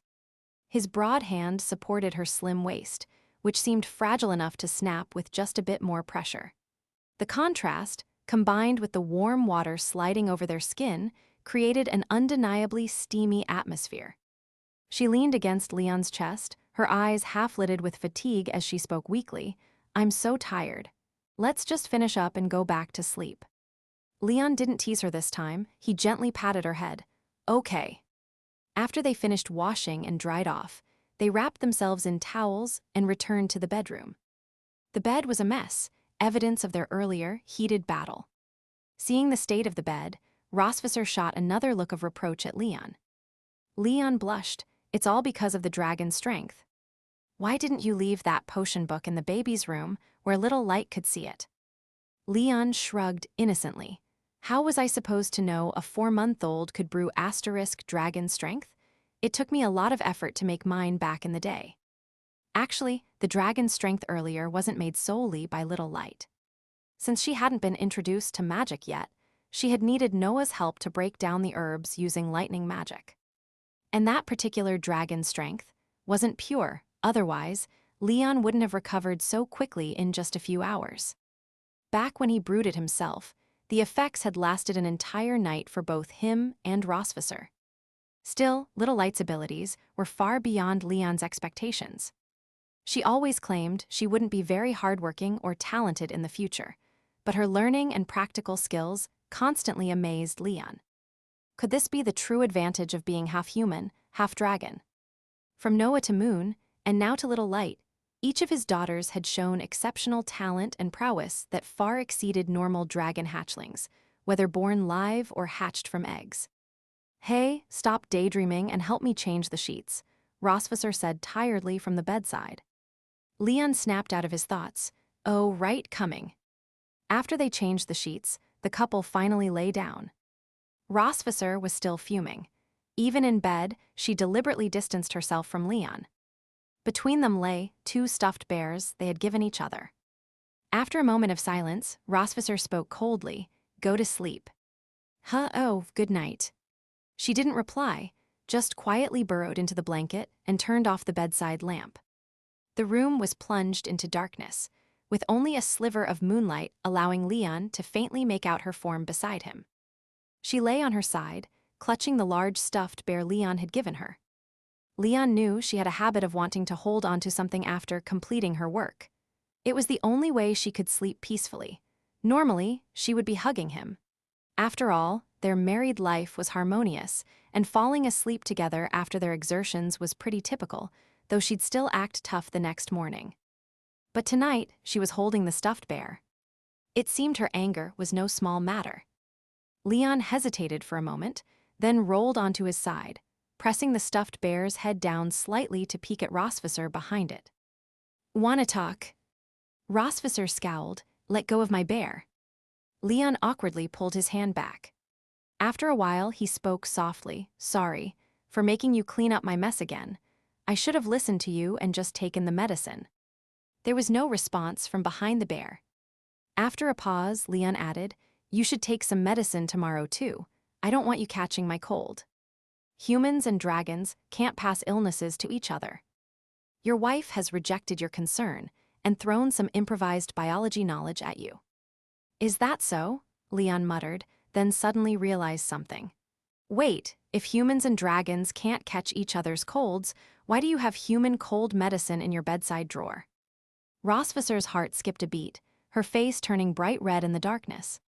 Thankfully, the light was too dim, and the bear was in the way, so Leon couldn't see. "Mind your business, I can put whatever I want there." In reality, along with cold medicine, there were fever reducers, stomach medicine, insomnia pills, painkillers, all human medicine. It was tough to get those in dragon society, and Rosvisser had gone through quite an effort to gather them. But she didn't do it to make some dragon slayer hero thank her. She prepared them because because her bedside drawer was too empty, and she needed something to fill it up. Yep, that was the reason. Okay, fine, it's because she cared about that idiotic man, worried he'd get sick and suffer. So what? Rosvisser's mind raced, and the more she thought about it, the more embarrassed she became. Her grip on the stuffed bear tightened. But then, she felt the warm touch of his hand on the back of hers. His palm wasn't soft or smooth. It was the hand of a warrior, full of calluses and scars from years of battle. But every time he held or touched her hand, Rosvisser felt an inexplicable sense of security. She loosened her grip on the now misshapen bear. She wanted to intertwine her fingers with his, but couldn't bring herself to admit it. "Can I take the bear away?" Leon asked softly. Rosvisser didn't respond, simply waiting in silence. After a moment, Leon slowly pulled the bear from her arms. Then his hand, still warm, slid from her wrist to her palm, and without waiting for permission, he threaded his fingers through hers. In the end, they were holding hands. Now they faced each other, able to see each other's faces. Rosvisser huffed softly. "I didn't say you could hold my hand." But she didn't refuse either. Leon smiled. "What can I do? My hand's stuck to yours now, can't get it off." He shook their interlocked fingers slightly, making it impossible for her to pull away, not that she tried too hard. Rosvisser lightly kicked his leg under the blanket. "Shameless." Whatever you say, Your Majesty." Rosvisser shot him a glance. "I'm too tired to argue. I'm going to sleep." Even though she said she was going to sleep, she didn't close her eyes. Leon knew what she was waiting for. "Want me to hold you while you sleep?" Leon asked. "Beg me," she replied. Leon chuckled. "Please." "HMPH, even if you beg. Hey, what are you?" Leon didn't wait for her to finish. He pulled her into his arms. Rosvisser struggled for a moment, but soon gave in, letting Leon embrace her. At that moment, a small smile played on her lips, hard to suppress. Playing hard to get was just part of their routine, after all.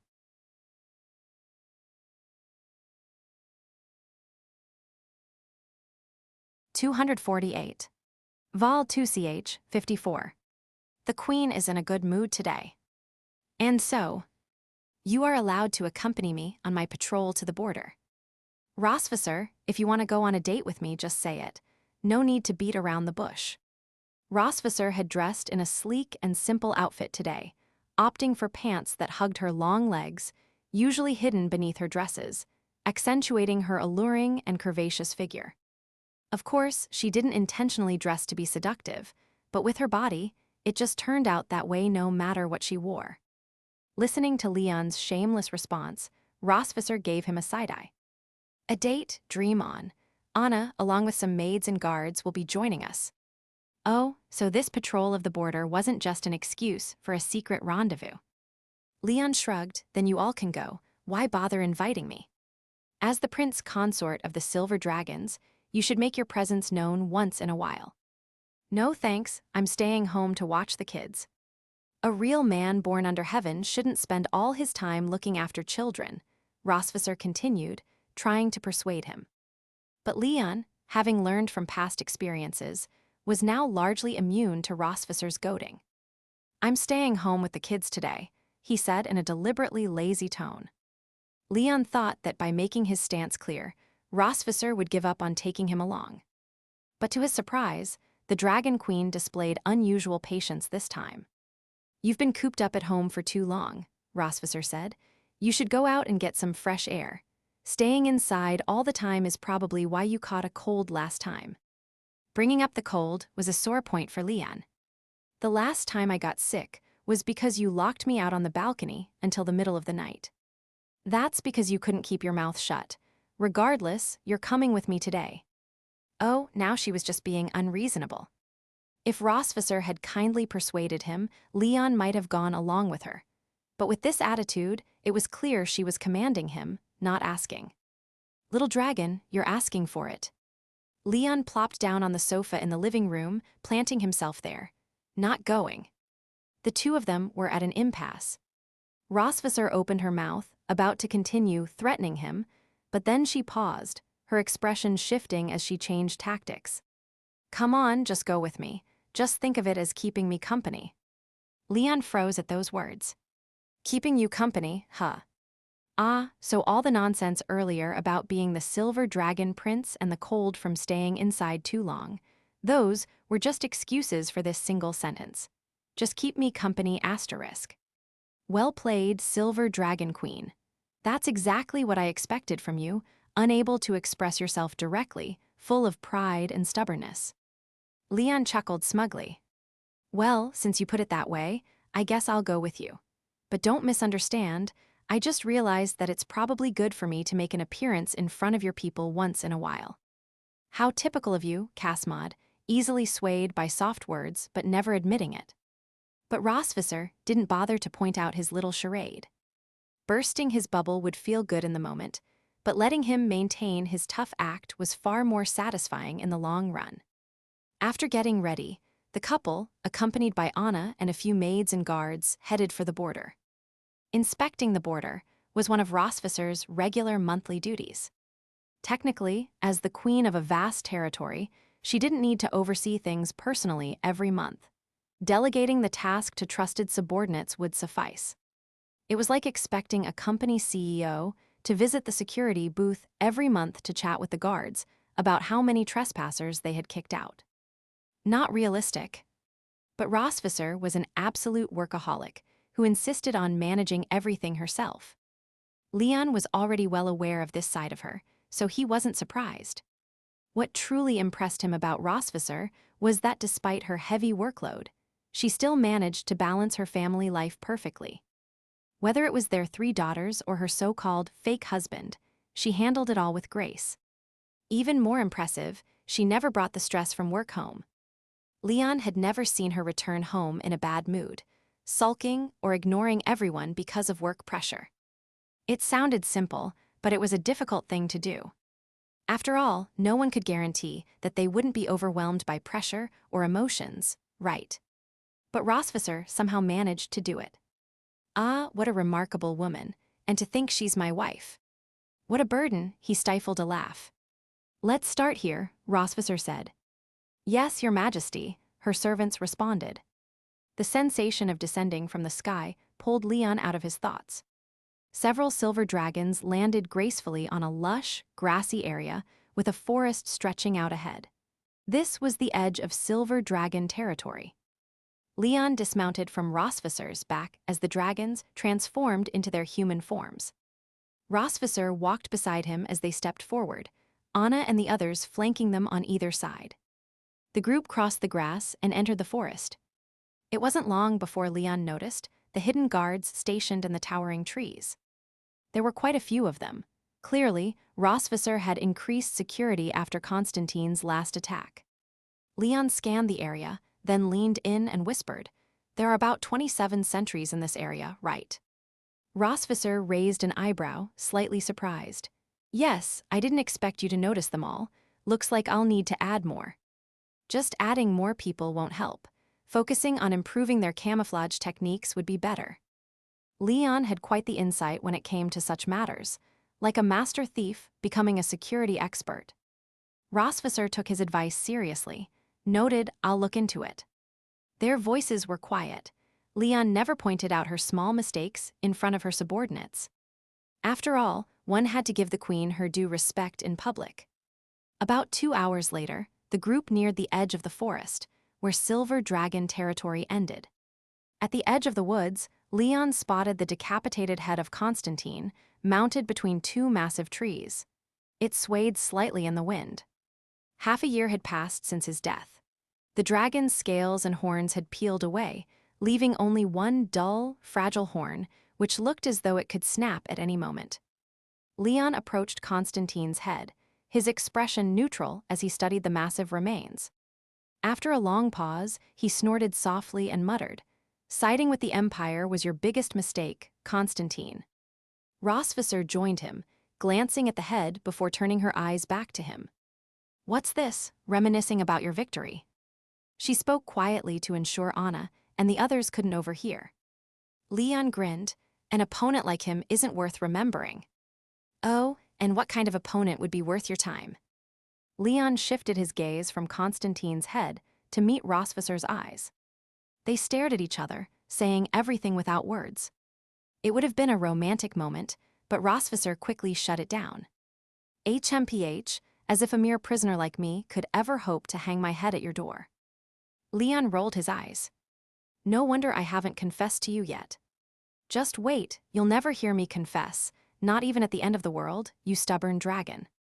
After paying respects to Constantine's remains, the group reached the boundary of their territory. Beyond it, the land grew harsh and barren, with sandstorms and rocky deserts stretching into the distance. "Nothing unusual here. Let's head to the next area," Rossvisser said. "Yes, Your Majesty," the servants responded. The group turned to leave, but Leon remained where he stood. Rossvisser, noticing that he hadn't followed, looked back. "What is it?" Leon slowly crouched down, staring at the line where the grassy field met the desert. The boundary was so sharp, it looked as though it had been sliced by a blade. "This border is way too clean-cut." Leon mused as he stood back up, his back to Rossvisser. "You should assign more patrols in this area." Rossvisser's eyes flickered, and after a moment she nodded. "All right." Leon stood at the precise division between grass and sand, his eyes narrowing as he gazed out at the swirling dust beyond. "I've got a bad feeling about this."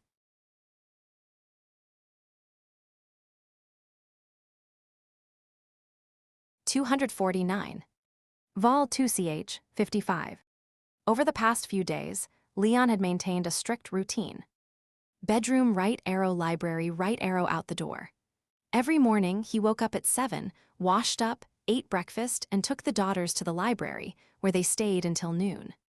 In the afternoon, Noah and Moon practiced magic while Aurora cheered them on, hoping her sister could soon master the dual-element magic needed for the asterisk twin awakening. Leon, however, was nowhere to be seen until evening when he returned. This sudden regularity in his schedule piqued Rossvisser's curiosity.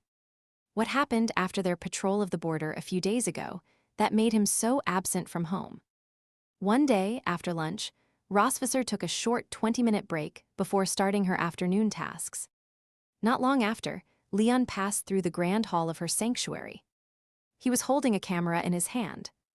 Rossvisser, sitting on her high throne, leaned forward, resting her elbow on the table and supporting her chin with one hand, her silver eyes tracking Leon's movements. As he was about to walk out the door, Rossvisser finally spoke up. "Are you heading out again?" Leon stopped and turned to look at her. "Yeah, what's up?" "Nothing much. It's just that you've been going out for quite a while each day recently." She lowered her eyes and glanced at the camera in his hand. "And now you're even taking a camera with you." "The scenery around the Silver Dragon territory is beautiful, mountains, rivers. Surely the Queen wouldn't mind if I took a few photos," he said casually, clearly making up an excuse. Rossvisser rolled her eyes, seeing right through him. "Do what you want. We'll talk about it more tonight." Leon shrugged. "No problem. I was planning to fill you in on my findings from these past few days anyway." Rossvisor raised an eyebrow. Findings? Is it related to the Empire and the dragons? Not exactly. Things aren't conclusive yet, so I can't say much. Hopefully, I'll gather more reliable information by the end of the day. Leon continued, you focus on your work, I'll handle the fieldwork. A slight smile crept onto Rossvisor's lips as she leaned back in her throne, crossing her long legs leisurely. A year ago, you didn't care at all about the Silver Dragon clan's affairs. What's changed? I should let you know, no matter how eager you are, there's no salary involved. Talking about money ruins the mood, Your Majesty. Mood? What mood? What kind of mood do we have? Leon raised his hands in surrender, unwilling to argue further. All right, whatever you say. Anyway, make some time tonight, we'll have a proper chat. Got it.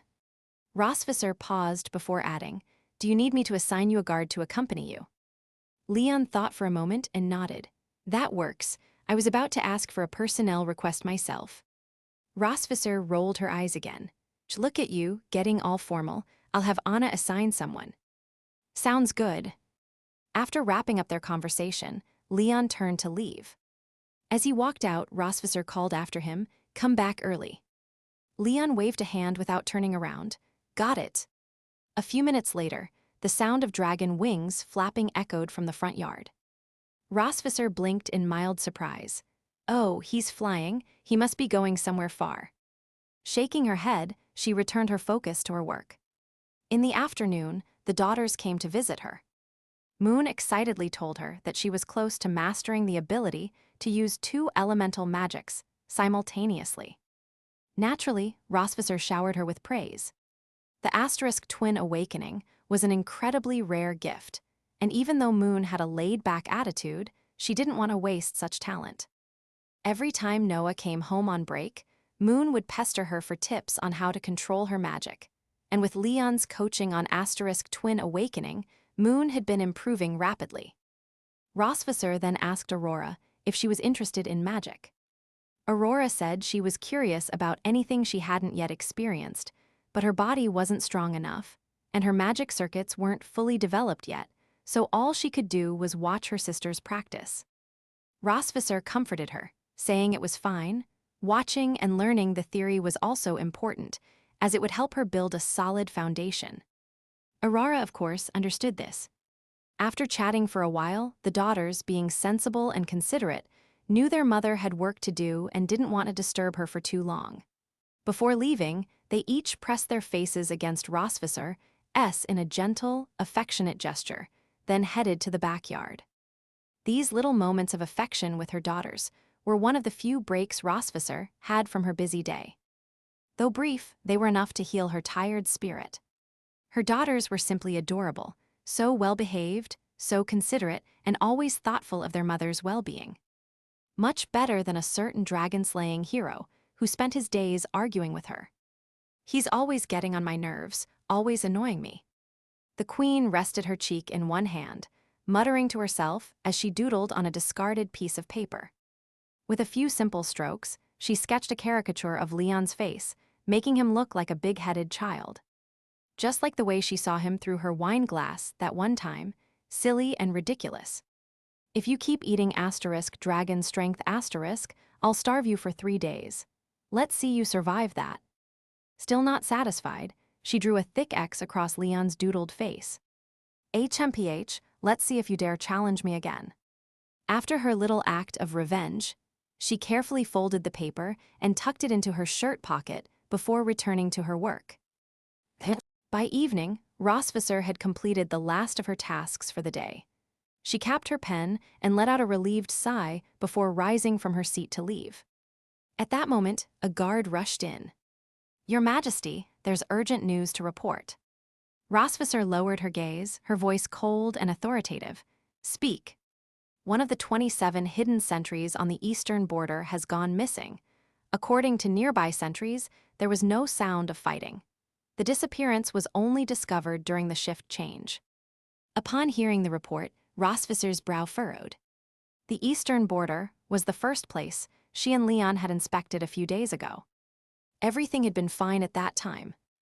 Afterward, following Leon's advice, she had improved the sentries' camouflage and increased patrols. But now, a sentry was missing. So, a sentry vanished without a trace. Yes, Your Majesty. Rossvisser's thoughts stirred. Let's go investigate. This wasn't a minor issue. The disappearance of a sentry could mean many things. It might be infiltration by an enemy, or perhaps another internal betrayal. In any case, Rossvisser needed to see for herself. She lifted her skirts and hurried down the stairs, about to head out when Leon, looking travel-worn, appeared. Leon glanced at her and then at the guard beside her. Are you heading to the eastern border? Rossvisser paused. How did you know? No need to go, I just came from there. Leon held up his camera. And I've brought back some important clues, you might be interested.